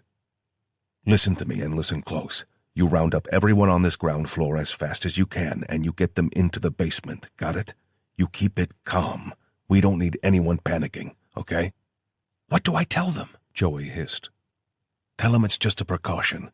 Tell them it ain't nothing to worry about. Tell them it's a goddamn fire drill if you have to, but you get those people downstairs fast, you got that? Where are you going? Joey asked with a hint of fear in his voice as Delaney turned away for the stairs. To get everyone out of the archives, and find Ilya, for God's sake. Tell him to get his ass down to the basement with you. He went, taking the stairs 2 at a time and belying his age with agility born of fear. Joey turned back to the lounge, realization dawning on him that Delaney's daughter was in the archives, and put on his best reassuring voice to call everyone to follow him. He led a train of people through the dark house, collecting others from the multitude of rooms, and waiting with growing impatience as Sabine and Mrs. Bodinsky piled snacks and drinks into the arms of the nervous people come to collect them from the kitchen. Joey, filled with purpose and feeling brave, put a hand on Mrs. Bodinsky's forearm and whispered at her. We ain't got time for this. He felt a strong hand take his fingers and lift them off her with disdain before she responded. Hey, you think a few seconds for snacks that'll keep these folks occupied with some good blood sugar won't help this situation? He said nothing, feeling as if every moment existed solely to show him the long list of things he didn't know about the world and the people in it. Leading the world's strangest conga line through the house, he tried his own radio again, but not even hearing the fleeting crunch of static as he pressed the transmit button. He abandoned it and opted to call out instead. Ilya! Ilya, you there? Ilya! A smack on the back of his head silenced him, ducking his head down and turning him around to peer into the gloom, until Sabine's face glowered at him from close range. What is wrong with you? Be quiet! Sabine growled. She was suddenly no longer the sweet old woman visiting from Germany, but instead had become fearsome and intimidating. Joey kept his mouth shut and kept moving, heading for the stairs down to the basement. Like their other main outposts, the area underneath the main house was a fortified stronghold, with a command and control system running independently to the rest of the house systems to operate as a redundancy. All right, people, I need... Step aside, young man, Mrs. Bodinsky said firmly, reaching past Joey to unlock the door via a keypad that came to digital life when she tapped it. Hey, there's power down here, Joey said in surprise. Boy, you as dumb as they say you are sometimes, Mrs. Bodinsky muttered as she tapped at the circular digital screen that placed the numbers in random places so no pattern could be recognized. This whole level's a Faraday cage. You ain't know an EMP attack when you see one? Joey's face fell. He fumbled in his jeans pocket for his cell phone, hitting the side button repeatedly as if persistence could unscramble it and return the device to life. Shit, how do you know? He asked quietly. Okay, for one, watch your damn mouth. 2, you the type of fool who thinks hitting a TV gon' solve a problem? Joey put the phone back in his pocket as the door hissed and popped open. Sabine and Mrs. Bodinsky took charge, ushering the others inside as Joey stood stoic to watch the stairwell. Well? Sabine asked from behind him. He turned to see her holding a short-barreled rifle, with a stack of extra magazines being hurriedly tucked inside her shirt.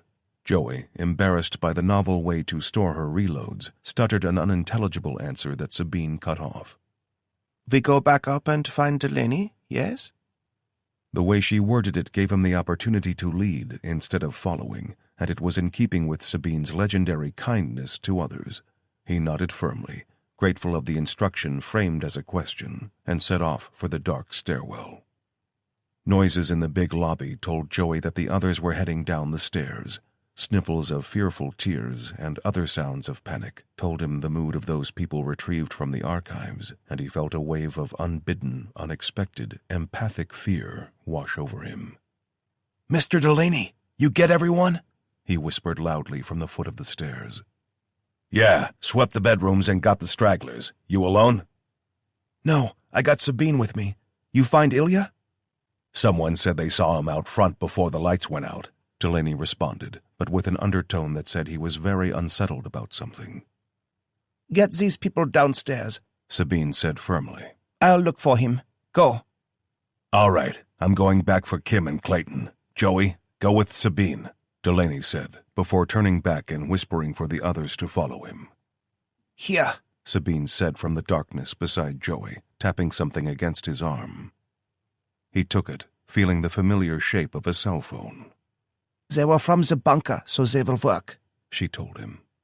Should we call the others? Tell them what's happening? Audrey is already doing this, Sabine answered. Joey pocketed the phone and suffered a mental glitch. Audrey? Yes, Audrey Bodinsky. Damn, Joey whispered as he neared the large front doors. Always thought her first name was Mrs. Delaney sealed the door behind him after Clayton limped past in obvious pain, and Kim was carried on a stretcher despite his insistence that he could walk. Delaney waved down a dozen questions called out to him from the low light of their underground panic room. He went straight for the control panel, where Mrs. Bodinsky was already bringing everything online, and sat beside her. "We got any comms?" he asked. Working on it, son, working on it. Delaney brought up the surveillance feeds, but none of the cameras were responding. He tried the automated defense systems and found them unresponsive also. "Okay, that ain't right." What ain't? She asked, leaning over to look at his terminal. "Defenses aren't responding. No cameras either." We need to reboot the entire system, Another voice said from further down the control console. like in the first Jurassic Park. Delaney leaned forward and looked, seeing his daughter already working the keyboard in front of her like she was possessed. The electronics for both systems should be shielded from any electromagnetic attack or interference, Evelyn said, speaking to herself as much as them, like she usually did. which means if they're down, someone wanted them to be down. She didn't look at her father to see if her words had carried enough depth and implied threat. It was obvious to her and didn't factor whether others realized it. Delaney did, and his look of horror turned to anger. He stood and snatched up his rifle, heading for the door. Where you going? Mrs. Bodinsky demanded.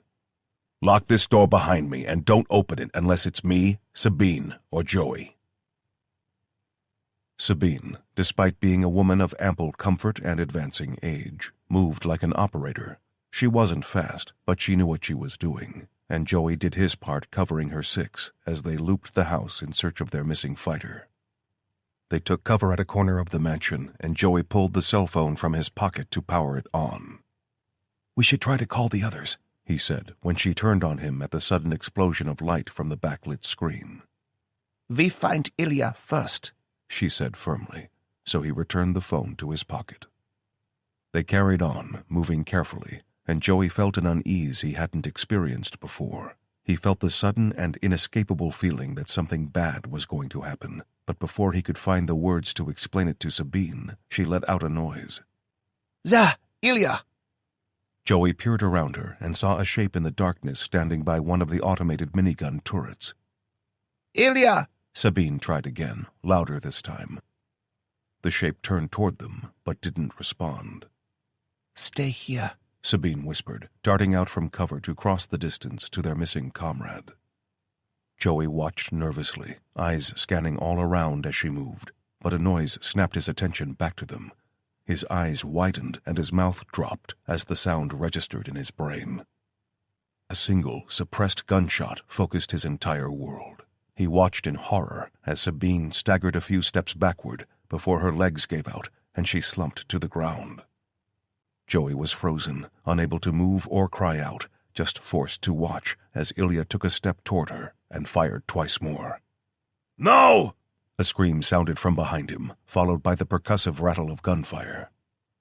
Joey looked back, seeing Delaney firing and moving as he advanced on Ilya, but the responding gunfire was unsuppressed and weightier as Ilya unloaded heavy-caliber rounds on full auto. The bullets snapped past him, filling the air with angry projectiles until a wet smack and a grunt signaled that Delaney was hit. He spun, his own rifle falling uselessly to the ground, and Joey's state of catatonic shock broke with the sight of Delaney falling down. He ran low, grabbing the older man by the shoulder strap of the vest he wore, and dragged him fast around the corner to break line of sight. A short pause indicated a reload before bullets flew again, impacting the ornate stonework of the house to add more sounds to the horrifying night as bullets whined off from the ricochets. Joey ran, no thought given to Delaney's comfort, only to their immediate survival. He had no idea what was happening, and even less so why, but he knew one fact. Standing up to fight Ilya was suicide. He was better armed, clearly driven by some ungodly purpose, and he showed no hesitation when it came to killing his own people.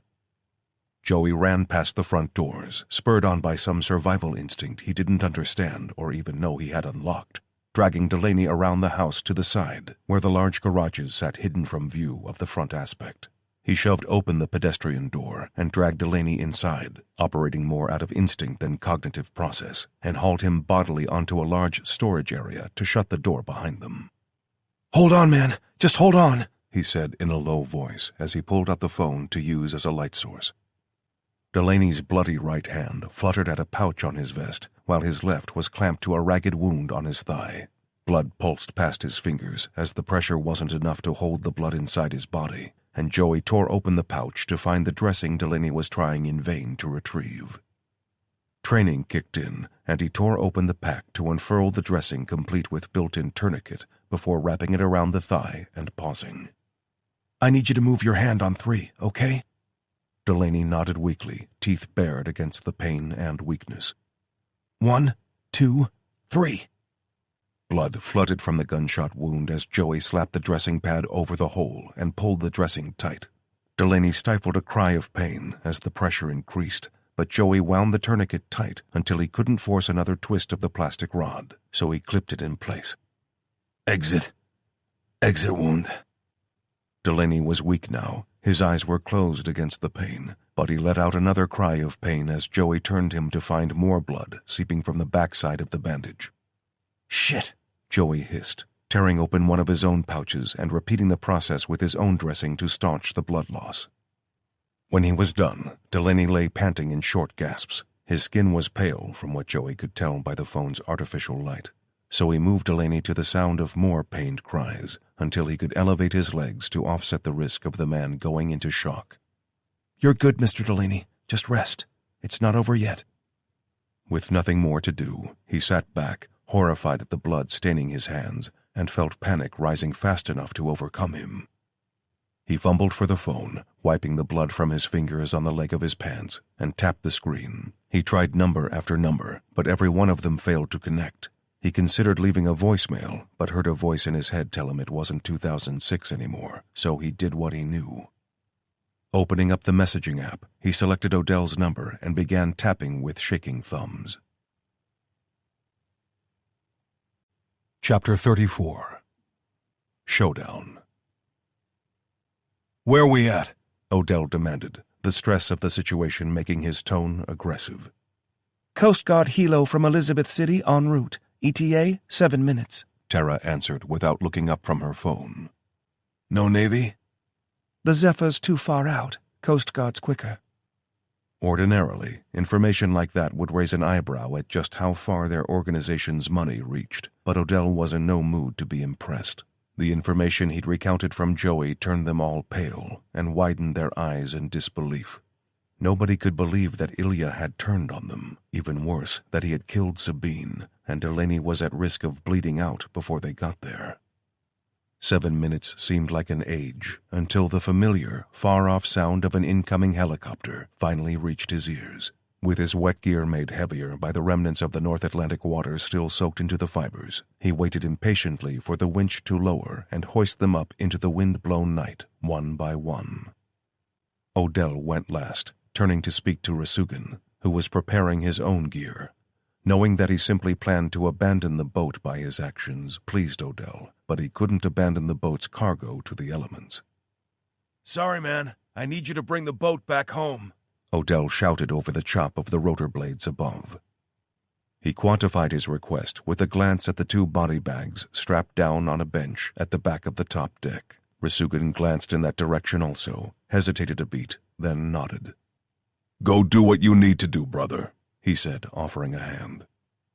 Odell took it, stooped to collect Kyoto's sword, and hooked himself up to the winch line. If 7 minutes felt like an age, the flight to Toronto took an eternity. "Coming up on your LZ in 30 seconds, the pilot announced over the radio to Odell's headset, sitting down on the helipad at the rear of the house. "Screw that, land right outside the front door, and do it fast," Odell ordered. If the Coast Guard pilot thought it was strange that a request from up high came to collect a bunch of armed civilians from a yacht in the choppy Atlantic, then being told to land fast seemed pretty par for that course. He'd learned to fly in the military, so a fast approach and a hurried set-down was within his comfort zone. "And dust off as soon as we're out," Tara added, wanting them clear of the house before the inevitable shooting started. Odell jumped down first, optics down over his eyes, and weapon scanning the darkness of the rain-lashed grounds. The helicopter took off fast, surging cold, wet air on them, before the heat of the jet engines changed the environment uncomfortably. When the world around him reverted to something resembling silence, he turned to see the 5 others still fighting fit under his command. With hand signals, he sent Riker, Tara, Wilkinson, and Carlo around the left, while he, Tamar, and Ramona went right. Orders were acknowledged with nods, and he moved, pushing ahead to take cover while the others moved. They leapfrogged like that, always one covering while the rest moved in bounds, until his optics showed a shadow lying down beside one of the slightly raised platforms denoting the position of a hidden minigun emplacement. Signaling for the others to cover him, he ran, moving low and fast, to drop to a knee beside the body. He tried for a pulse, but the skin was cold to the touch. His head dropped for a second before the pain was forced down to a place it would have to stay until he could face it, then reached for his radio. "Sabine is down, west side of the house. She's KIA," he reported. "Copy. Coming up on the garage now," Riker responded in a low, emotionless voice. Odell recognized his tone because it was the same one he had just used. It said they had a job to do, that there was yet more at stake than they had already lost, even though their losses had been so cruel already. "Copy. Continuing," Odell said, leading his team of 3 further around the house. They made entry through an open door, and Odell saw 2 of his people holding cover positions while the door to the large tool locker stood open. Lights showed inside, and he stepped closer, lifting the optics up on his helmet to see Tara and Wilkinson working hard on forcing another tourniquet dressing over the leg wound Delaney had suffered. He was pale, his lips a shade that Odell didn't like the look of at all, and he rested a hand on the shoulder of a nervous Joey, who watched on. He jumped at the touch, and Odell shushed him gently. "You did good, kid," he said. "Real good." Joey, overwhelmed by fear and adrenaline, let out a muffled sob and dropped his head onto Odell's chest. With his free hand, he just held the boy there, letting him unload the excess emotions quietly. "How's it looking?" he asked softly. Not great. He's lost a lot of blood, but Joey stopped him from bleeding out. Pulse is steady, but weak. He needs fluids right now, Tara said. "We got it here?" Odell asked. "Uh-huh. Supply closet off the main lobby," Riker answered. Odell thought for a couple of seconds, the silence stretching far beyond normal boundaries. "Take Wilkinson and Ramona to get it. Carlo and Tamar with me. Everyone else, stay here and dig in. If you see that Russian son of a bitch, you put a bullet between his eyes and follow it up with 10 more. Copy?" Awkward muttering answered him, and he understood why. He caught the hurt look on Tara's face and knew she felt a deep pain for things long in the past. Only Odell could hold no sympathy for the infected right then. In his right mind or not, under the control of some ancient demon or not, Ilya was their enemy. There was no way around that fact, and he fought against the rising anger that only he seemed to acknowledge that hard truth.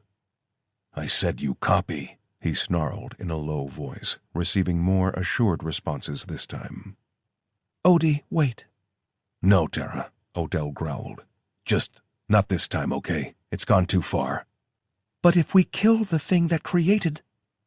Odell cut her off with a savage expression as he turned back on her, and the look on her face broke his heart. "I'm sorry," he said quietly. "It's survival mode right now, and I'm not losing one more goddamn one of us who's still human." He turned away and pointed at Carlo and Tamar to fall in. "Cameras are working," Evelyn said flatly. "Well, all right. We in business now," Mrs. Bodinsky said with relish, her fingers already tapping at the controls to switch between views. A bang on the door sounded, muted and distant by the thickness of the door. Evelyn hit a button, and a top-down camera view showed Sabine at the door, drenched by rain and covered in blood. Mrs. Bodinsky hit the intercom to open it up and spoke. "Damn, Sabine, what the hell happened?" Sabine, her words coming through a small speaker that was a fraction of a second behind what the high-definition screen showed, looked up at the camera wearing an expression of panic. "Let me in!" she hissed, glancing behind her as if she feared pursuit. Mrs. Bodinsky reached for the remote door unlock, but Evelyn slapped her hand hard. The older woman turned a horrified expression on the girl that held sentiments of who the hell did she think she was, and what the hell does she think she's doing in equal measures, but Evelyn was stone-faced and resolute. She flicked off the intercom and spoke in a voice so calm it didn't belong in a doomsday bunker. "It's not Sabine." Mrs. Bodinsky visibly glitched. Her head jolted in disbelief like she'd taken a shock from the equipment, but Evelyn's outstretched finger pointed at another display on the screens in front of them.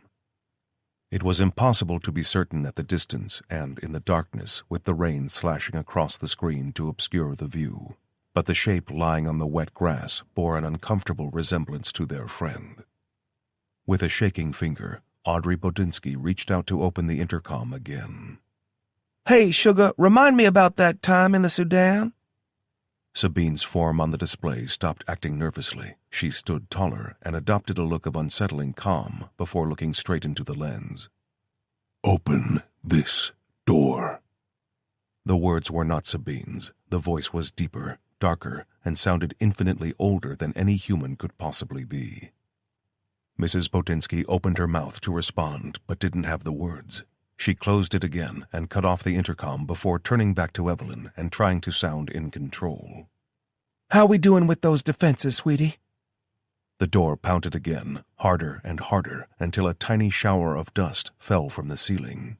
People let out cries of fear and alarm, while others hushed them, and Evelyn's fingers danced over the keys in a blur. Odell stalked through the ground floor, conducting a perfect clearance as he had done so many times in his life. Training or real life, it was like breathing to him. It was natural, every step, every decision. All of it felt like blood simply pumping through his veins, only this time, the stakes had never been higher for him. A dull thud from below ground froze his wet boots on the polished wooden floor, as his ears reached out as far as they could for more intel. Tamar and Carlo froze too, taking his lead, but the thumping noise stopped when another sound caught his attention. "Coming up on your 6. Tara whispered over their comms. Odell pulled a face, but bit back any response. Telling her to go back and secure Delaney was pointless, because he knew she would refuse, and that would only waste time. "They're taking Delaney down to the bunker," Tara said. Odell acknowledged that silently, and gestured for them to start working up the wide staircase to clear the upper levels. He went first, turning to walk backwards up the steps in turn without making a noise, as his rifle barrel all the time pointed to where the threats might come from.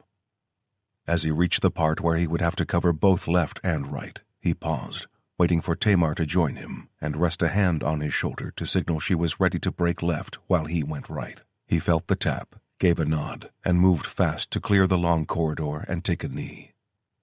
Tara and Carlo should be with them in seconds to cover while they cleared the rooms.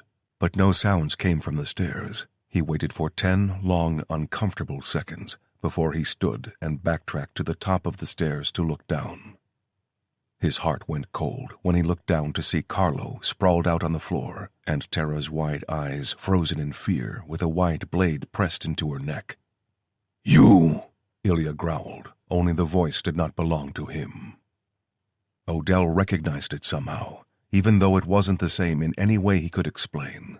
He recognized it from a basement in the hills of Pakistan. He recognized it from every nightmare he'd had since.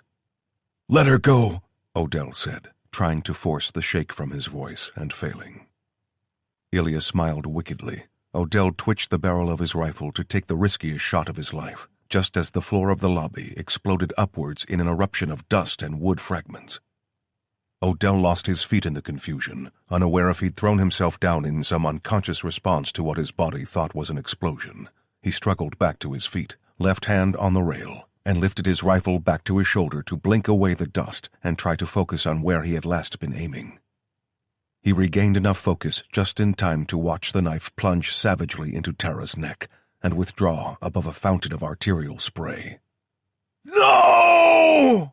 He screamed uselessly, aiming for the still smiling Ilya's face when a shadow moving faster than any human could blocked his view and the burst of rounds he had already let loose from his rifle. Those rounds smacked wetly into solid meat, and the shadow stood still. Slowly lowering one bat-like wing, the hideous face of Kyoto's and his personal nemesis stared up at him with unadulterated contempt. It was hatred in its purest form, and Odell felt exactly the same way. He roared in impotent rage as he fired, emptying the magazine into the vampire until the weapon clicked dry. The stink of gunfire filled the air around him as the butcher's sound replied from below. The bullets impacted the creature, opening blossoms of dark wetness against the mottled gray skin. It spread both long arms wide, talons and wings extended, before issuing a shriek of challenge that cut the air like a blade. Odell dropped out the spent magazine and reloaded a second on muscle memory alone, lifting the barrel again to aim at the black glass needles filling the hideous mouth, but the creature crouched and leapt impossibly high to smash through a large window. The rainstorm outside howled through the house and dropped the temperature instantly. Odell fired on full auto, trying desperately to match the speed that it moved at, but every shot impacted in the wake of the fleeing beast. He dropped out the second magazine and reloaded a third as he ran for the stairs with Tamar yelling behind him. Odell, no, stop! He threw himself recklessly down the stairs, no caution given to the debris in his path, and at the bottom of the stairs he reached for Tara, only to be body-checked hard off his feet. He sprawled, the rifle lost from his grip, as Ilya advanced on him, holding the knife that still dripped Tara's blood. "You son of a bitch!" Odell screamed, his right hand already pulling the .45 from his leg holster. Ilya moved faster, kicking out and connecting with the inside of his right forearm with a boot sole so hard that the weapon fell from his numbed grip. Ilya's other boot came flying, aiming to kick him in the face, but Odell threw himself forward to take the power out of the blow. He toppled his attacker, rolling free and reaching for another weapon, but Tamar was already there, leaping off the stair rail to swing her rifle like a baseball bat and crack Ilya hard over the skull. She fell hard, crying out as her ankle gave way on landing, but she screamed at him to go after the monster. Odell hesitated a second, unable to look away from Carlo and Tara's crumpled bodies. Go, Odie, now! "All right, another couple steps, Mr. D," Joey said reassuringly as they carried Delaney down the last few steps to the bunker. "What the fuck did that?" Wilkinson asked when he saw the bloody dents in the bunker door. Riker didn't answer, even though he knew what had done it. He had known as soon as he'd seen wings on the back of the thing that killed Kyoto, the same thing that tore through Odell's entire unit before they met, the same thing that had to have found Ilya in Europe and turned him against them. Instead, he looked up at the camera and pleaded with his eyes for them to let him in. Sorry, The recognizable voice said with genuine sadness over the intercom. we can't say for sure you're all who you say you are. "Look," Riker said, "Delaney's in a bad way. You want I should just leave him out here and go off after that thing?" Mrs. Bodinsky needed no explanation as to what thing he was referring to, having seen the terrifying transformation on camera, but still, she had a duty that far outweighed the few lives outside the bunker.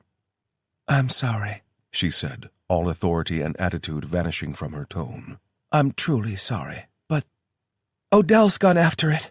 Tamar gasped from the stairs as she hobbled down them, holding her right foot up off the ground. He's outside, chasing it. "What about Ilya?" Riker demanded. Out cold in the lobby. You hear that? Riker yelled, turning back to face the camera. I hear it, but it don't mean it's real. I'm sorry. Fuck! Riker barked, kicking the bunker door in frustration. Evelyn, Delaney muttered. All eyes turned to him as Riker bent close to hear what he was saying. Get Evelyn to use the manual controls. His consciousness slipped again, but Riker had heard enough. He looked back up at the camera and made his instructions clear. Odell ran, wiped the rain from his face, and pulled the optics down to search the night for his target. He was in the mood for murder, and all the mental discipline in the world couldn't help him put his pain aside now. He growled in frustration as he unclipped the helmet and threw it down as being useless. "Where are you?" he roared into the night. "You gonna run away and wait another 1,000 years? You scared of a few little humans, you piece of shit? You coward!" Flapping leather, a sound that reminded him so terribly of Brazil, sounded above and behind him. He turned and fired, sending rounds into the night sky ahead of where he thought it would be. He cursed out loud at the click of an empty chamber and snatched another magazine from his chest to resume firing, his target leading him to spin on the spot as if he was being circled by an aerial shark. That magazine ran dry, and his left hand moved on instinct, but it found nothing. He growled and threw down the rifle, reaching for the .45, only to remember that he had dropped it inside the house. Rain ran down his face and flowed his hair into his eyes as he freed the smaller pistol and began unloading that into the sky, trying to hit the shape he could clearly make out. He yelled and fired, shouted insults and threats, and all the while he acted with no self-control. When the second magazine for his backup weapon was spent, he stood alone in the open grounds as the most dangerous creature ever to infect the earth circled him lazily until, with a sharp crack of leathery wings, it settled to the ground ahead of him. "You," it said derisively. "Me?" Odell snapped. "You are nothing. You are insignificant. And you're about to be extinct," Odell bit back, reaching behind him for the last weapon he carried. He slid the kukri from his vest and held it low, ready to face his end with every ounce of fight he could yet muster. The notion of extinction hit a raw nerve because the creature flashed anger in every way. Its body flinched and the mouth opened to show teeth, but something other than Odell's imminent and abrupt ending touched his mind as the radio earpiece was making a sound. Odie! Odie, damn it! Duck! The vampire surged forward with a powerful beat of both wings. Talons reached for him, and the obsidian teeth seemed to demand his flesh, but he managed to move. He threw himself down on his face as the most unexpected sound filled the air. Orange flashes strobed the night as the wonderful report of a minigun, coupled with the butcher's sound of rending flesh, played out only inches above his head. The snarl of victory had turned into more uncontrollable sounds as the vampire took catastrophic damage, but both it and Odell knew such damage wouldn't last forever, and the thing would be up and killing again soon. The gun stopped, no doubt black on ammo after the constant stream of bullets had spewed from the barrels, leaving Odell to climb back to his feet. He stepped close to the twitching, broken pile of meat and bone torn to bloody ruin by the gun. But even though the body was temporarily shattered, Odell saw the hatred in its eyes and knew it would never stop. It moved, lashing out a taloned claw so fast Odell failed to react in time. But before the obsidian daggers could rend his flesh, a metallic thump sang out over the sound of the falling rain. He stared at the source of the sound, tracing the blade of the khopesh where it had sunk deep into the wet ground, back to the hilt and the two hands holding it. Tamar stumbled, her injury making her unsteady, but she pulled the heavy blade free and staggered back to look at Odell with relief and pain. He looked back down at the shattered vampire that tried to speak but only gurgled black blood. It tried to reach its other taloned hand for him, but the bones had been broken by bullets, so no power flowed, and the claws merely brushed at his pants leg as he stepped close. Odell looked down, stared into the hateful orbs regarding him silently for a second, then stood and swung the kukri down once. Epilogue. Odell stood quietly, letting the rain hit the exposed skin on his face without a care for any discomfort. The discomfort he felt was deep inside his chest. The ache of loss and the guilt of being left behind, where others had fallen, weighed heavy on his soul. The loss was personal, too. As much as his inexplicable good luck had given him Tara, she had been taken away just as capriciously, and that loss stung him. He wasn't one for feeling sorry for himself. Not for 1 minute had he ever wasted time doing so. At that moment, though, he felt it all, and he cried unashamedly until tears mixed with the stinging rain on his cheeks. He stepped forward to the stone steps of the mausoleum, hidden in a far-off corner of the huge Toronto grounds overlooking the lake. It was a peaceful place, and one where he could imagine himself resting one day so he could watch the seasons come and go over the calm water forever. It felt more at home than Miramar or Arlington would for his final resting place, but he knew that day was yet to come. Stepping inside, he looked down, seeing the dripping water run off his jacket to darken the stone floor with fat droplets. Glancing around, he saw 9 of the alcoves filled, 4 of them new, each adorned with beautiful stonework crafted by a master. He imagined for a brief moment who that was, and if they knew who they carved for, accepting that it was probably one of the many people whose life was affected by their secret underworld and owed their life to the organization. He stepped up to fresh stonework, resting a hand gently on it to run his fingers over the name showing bright against the uncut stone. Sabine Andrea Wolf. He smiled at that, having never known her by any name other than her first. She had been a wolf in her time. She had killed them too, and he idly wondered for a moment if she had adopted that name after the terrible circumstances of her rebirth into a darker world. Above Sabine, another fresh inscription bore only a single name, and he moved his hand up to rest reverently on it. "Rest now, Kyoto," he said quietly. "We finished it for you. You rest now." He looked at Ilya's final place, feeling no malice now for what had happened, because he had been forced to accept that no familiar was truly in control of their actions. He felt sorry for the man, having to be a passenger in his own body as he killed his friends. So he felt no surprise to hear the single gunshot from inside the house after he had killed the vampire. On being freed from the infection, Ilya had opened his eyes to be flooded with all the pain of his actions. Beside him had lain Odell's pistol, and he hadn't hesitated for a second to put the muzzle under his chin and end that suffering. He turned and read another name, unable to keep the hitch of his breath from escaping in a sniper's shot of unchecked emotion. Tamar stepped close to him and rested a gentle hand on his shoulder, which he leaned into subconsciously for the emotional warmth he felt. She said nothing because nothing needed to be said. This was a private ceremony, where a person could examine their own feelings in the safety of their mind. Tara Nadine Mason. Under her name was a smaller carving bearing the words that he had asked for. He ran his finger along it, tracing the words as he spoke them in his mind. The final version of herself, may she always be at peace. He stood silent for a while, just looking over every fine detail carved so perfectly, knowing that she would appreciate that attention to detail, until his tears came again, and he looked away to try and end the torment. He looked up at the arched ceiling, seeing older stonework carved with scrolling script. Who carved that? He wondered. The father of the person who did this new work? Grandfather? Kim stood beside him and stared up in companionable silence before intoning the Latin inscription out loud. Lux in tenebris, defensors innocentium, nocturnus militis. What does it mean? Tamar asked.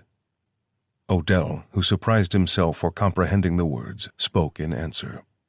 Light in the dark, defenders of the innocent, soldiers of the night. Close enough, Kim said softly, turning to face him. Kim had tears in his own eyes too, and they flowed just as freely as Odell's, with no shame either. That is who we are, the nocturnal warriors, he said simply, before turning and walking slowly from the mausoleum to leave Odell and Tamar standing side by side, still looking up at the Latin. Nocturnus militus, she said, feeling the strangeness of the dead language on her tongue. I like that. Odell sucked in a long breath as he stared at the words, feeling a greater connection to them than he did the motto Semper Fidelis, now that the world had become a much deeper, much darker place for him. Yeah, I like it too, he said, turning and limping slowly back to the house. Epilogue 2. NYC, 5 months later.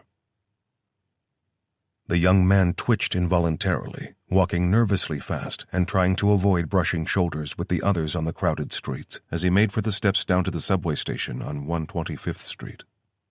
That part of Harlem was pleasant during the day, but at night, some corners became places no innocent person would visit.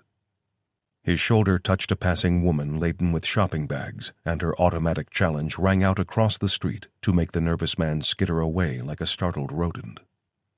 Yeah, you run, goddamn cracker-ass junkie! The woman chided loudly as she resumed her trudge to wherever she called home. He brushed obsessively at his shoulder, as if the stench of contact could be wiped away, and that impulsive gesture made him look even more like someone regular people should avoid. He was pale, with sunken eyes and sores all around his lips, so anyone laying eyes on him automatically took him for a drug addict.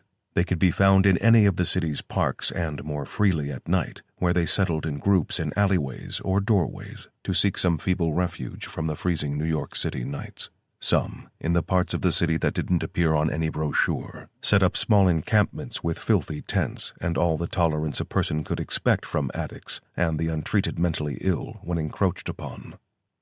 His thin frame didn't help keep out the cold either, but for all the factors of his appearance, his drug was something far more readily available than mere narcotics. He started down the steps, the movement of climbing down making his left leg hitch like a previously undiscovered limp, and he pulled the sleeve of his hoodie down over his hand to slide it down the guardrail and save him from touching the metal that so many hands sullied every day. He stared angrily at the signs overhead as he stepped underground, hating the unforgivable oversight at placing the letters out of sequence. It read ACBD, denoting express or local lines, but the sight of the first 4 letters of the alphabet seen out of sequence made his spine twist painfully. A woman stepped out from behind him and sped up descending the stairs in an expertly executed overtaking move perfected for people such as him. She kept her mouth shut and her eyes dead ahead on the steps, not wanting to anger the potentially crazy guy, but not willing to be delayed by him either. He shuddered again, hating how everyone around him seemed to know precisely where they were going and had timed out each second of their journey. Nobody ever just took their time or seemed to factor in the possibility of a delay here, and that made everyone seem angry to him. He could taste that anger, that frustration and impatience, and it made the air thick and acidic for him. The flow of people around a city on set routes like blood being pumped around a living body, and it was all too overwhelming for him. ACDB, ACBD. He muttered the letters angrily over and over as he limped down the steps, fighting the urge to yell them aloud and point at the stupid signs for everyone to see. He didn't. He kept his head down and his muttering low to not attract the attention of these people. His free right hand went to his mouth involuntarily, and the crusted lips peeled back to reveal yellow teeth set into shriveled gums, which began to chew at the skin beside his filthy, blackened fingernails to make the skin bleed freely. Each finger was the same, gnawed and picked at by hungry teeth in some nervous gesture that kept him from acting out and revealing his true nature. At the turnstiles, he saw the 4 letters in their stupid, colorful bubbles again, lit by the harsh, bright lights over the metal rotating gates that let the people through. Stupid people. Cattle! And they were. They lined up, swiped their little cards, or presented their little smartphones, and went through the cattle counter one at a time when the system permitted them to. Despite such mechanical controls in place, a bored uniformed man stood almost catatonic as he watched the cattle pass through the gates on their way to nobody cared where. He was just like them, livestock, but this individual of the herd was given a badge and a weapon to make him superior to the other cattle, just like him, save for the costume. The sheep employed their own sheepdog, only both were inconsequential to the man who sneered, gnawed at his fingers, and turned to peel small strips of skin away and chew them between his front teeth. He waited, watching the uniform, watching the herd, waiting for the right moment. The uniform looked left, probably responding to some noise that made it think of a predator or food, and the man took his chance to force his way in the middle of a knot of young people. He hated being pressed so close and surrounded by them, but he held his breath and tried to keep it together until the person in front of him had swiped their little card and been admitted through the metal barrier. He was an artist at this, the body having learned the skill years ago as a child when he was too big to slide beneath the contraption. The trick was not to make your movements look like you were jumping, because the telltale movement of a head suddenly rising above the rest of the herd is a dead giveaway. So he kept his head where it was and instead lifted his legs up and compressed his upper body while his filthy boots skimmed the turnstile before landing on the other side. Hey, that guy just jumped! Yo, officer! The bleating of the sheep was lost behind him because he was already moving fast, already disappearing into the flock again, as the person behind him decided to break the first rule of authority and snitched on someone. Snitches get stitches, he snickered, giggling to himself in a way that screamed mental instability and forced those able to hear him further away. He moved fast, taking the stairs again to the lower level, where he looked left and right to see which platform would offer escape the soonest.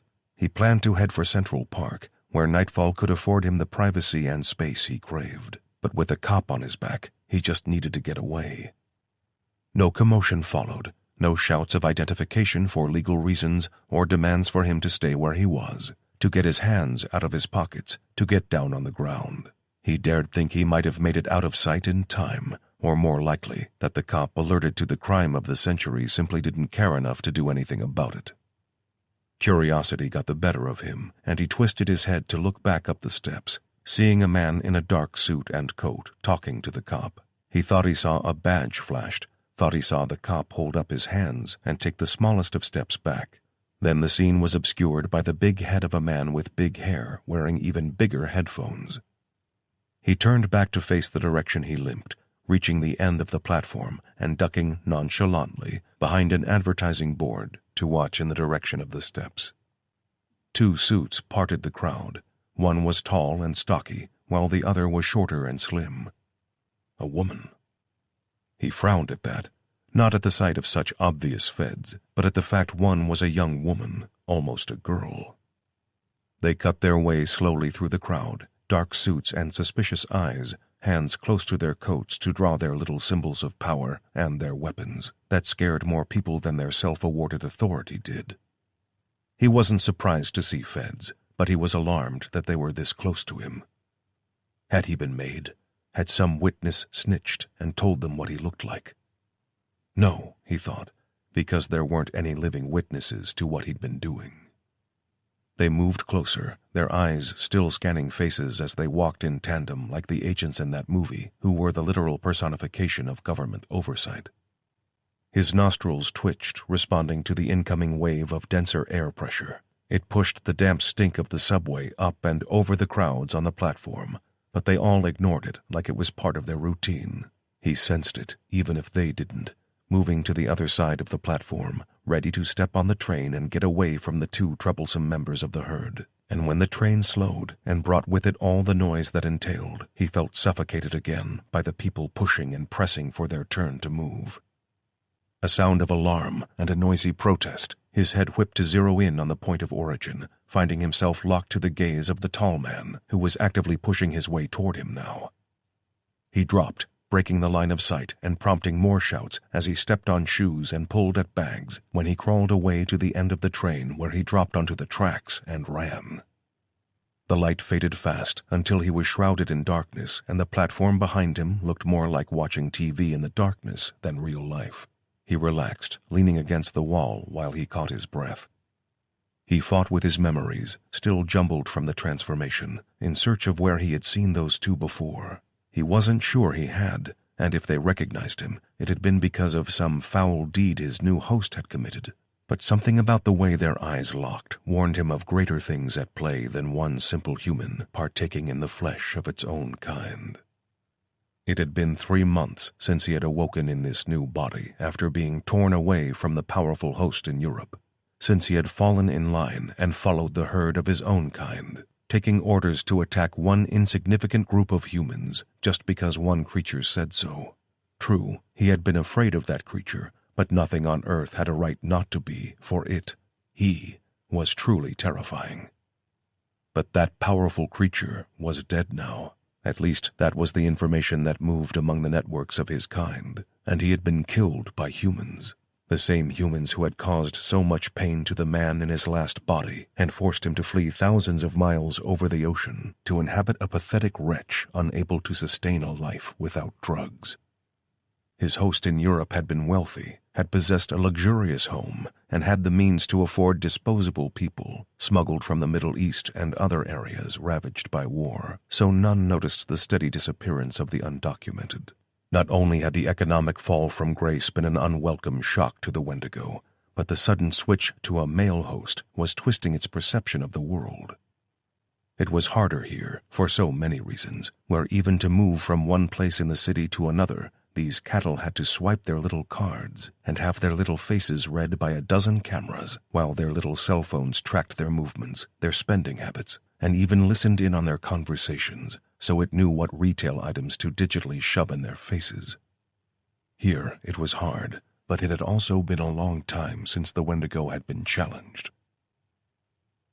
His breathing had settled now, and he pondered returning to the platform to ride the train instead of traversing the filthy underbelly of the city in search of open space and opportunity to hunt fresh meat. He decided to play it safe, only he told himself it was his choice to remain underground instead of being driven there by his fear of mere humans. He turned south, plunging into the darkness when the black ahead of him took human form that morphed into a fist growing rapidly larger. The punch hit him directly on the nose and flashed the dark subway tunnel in bright white as the bone crunched and he staggered back. He grunted angrily, the sounds turning into a growl as he huffed like an animal. He let go of the human form, of all the anxiety it carried and the way it made him feel pathetic and feeble. His body swelled, his arms elongated into sinewy ropes tipped with claws longer than knives, as clothing tore away and the dark tunnel came alive with the powers of his demonic form. He looked down at the man he had seen on the subway platform and recognized him instantly. He was there, in Germany, and he had fired the big rifle that brought him down while inhabiting the body of his former host. But he had no rifle now. He had no friends either. He was alone, and he was no match. The Wendigo lifted a clawed foot to stomp the man, but he ducked aside almost derisively, employing a reflex speed that angered the beast, who swung a claw in a savage backhand. "So you do remember me," Odell said, interrupting the snarling beast before it could swing. The Wendigo roared and swung a claw hard enough to eviscerate the man, but the claw felt wrong. It felt lighter. Then the sensation of pain exploded as the claw kept moving in its peripheral vision, tumbling end over end and spraying hot blood from the severed stump. It spun, impetus still carrying it forward, as it twisted to look behind for the threat, seeing the girl holding a wickedly curved sword who prepared to sweep it back in another attack. The Wendigo, now in full survival mode, went to swing a panicked claw at her to stop the blade cutting it again. But that arm was hooked from behind, and another blade bit deep into the flesh, near the armpit, to sever blood vessels, muscle, and tendons, to render the limb limp and lifeless. It spun back, but the sword sang behind it to slice through the Achilles tendon of its left leg and drop it in agony to one knee for the man in front to step up and swing his own heavy, curved weapon that severed a horn with a metallic ringing note. Front and back, the weapon slashes came until the Wendigo dropped flat, wounded to the point of being rendered unable to fight back, unable to escape or move.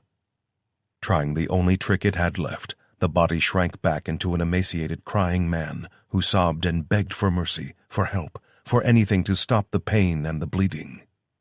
Please, I need your help. The man leaned over, twisting and moving his body so their eyes were level. That face showed no sign of empathy, no hope for mercy, and the Wendigo dropped the act in favor of angry defiance. You. Pathetic. All of you. Pathetic.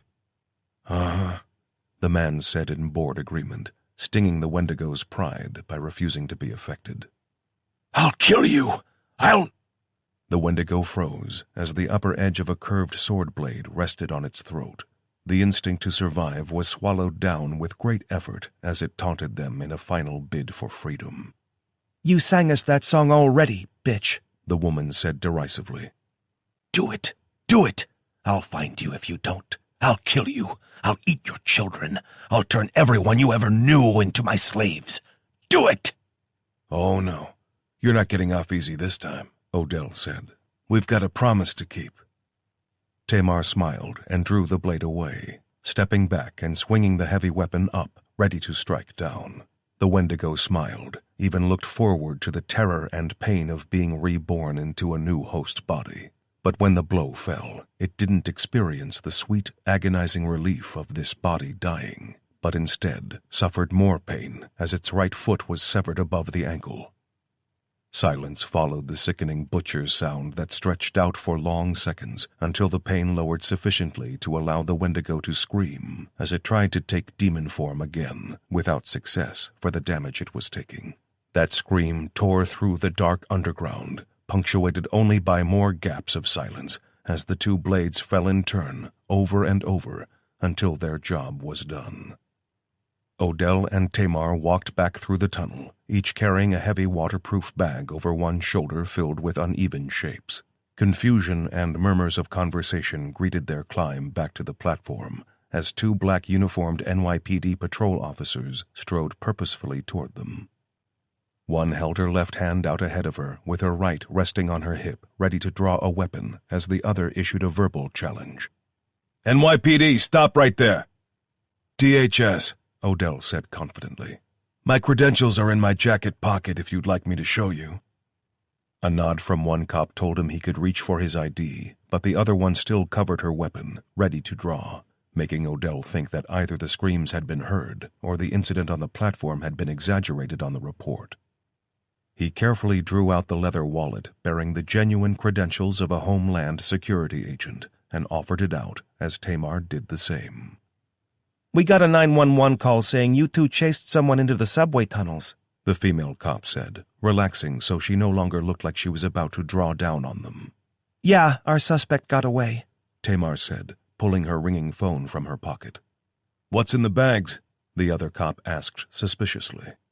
Not at liberty to say, officer, Odell said with annoying superiority. We'll be on our way now.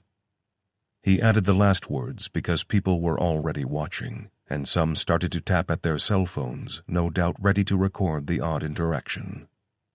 The two cops hesitated and exchanged looks, but Odell stepped forward and reached out to take his ID back. Both sets of credentials were returned hesitantly. Then Odell and Tamar walked out of the subway station onto the street, where Odell turned a questioning look on Tamar.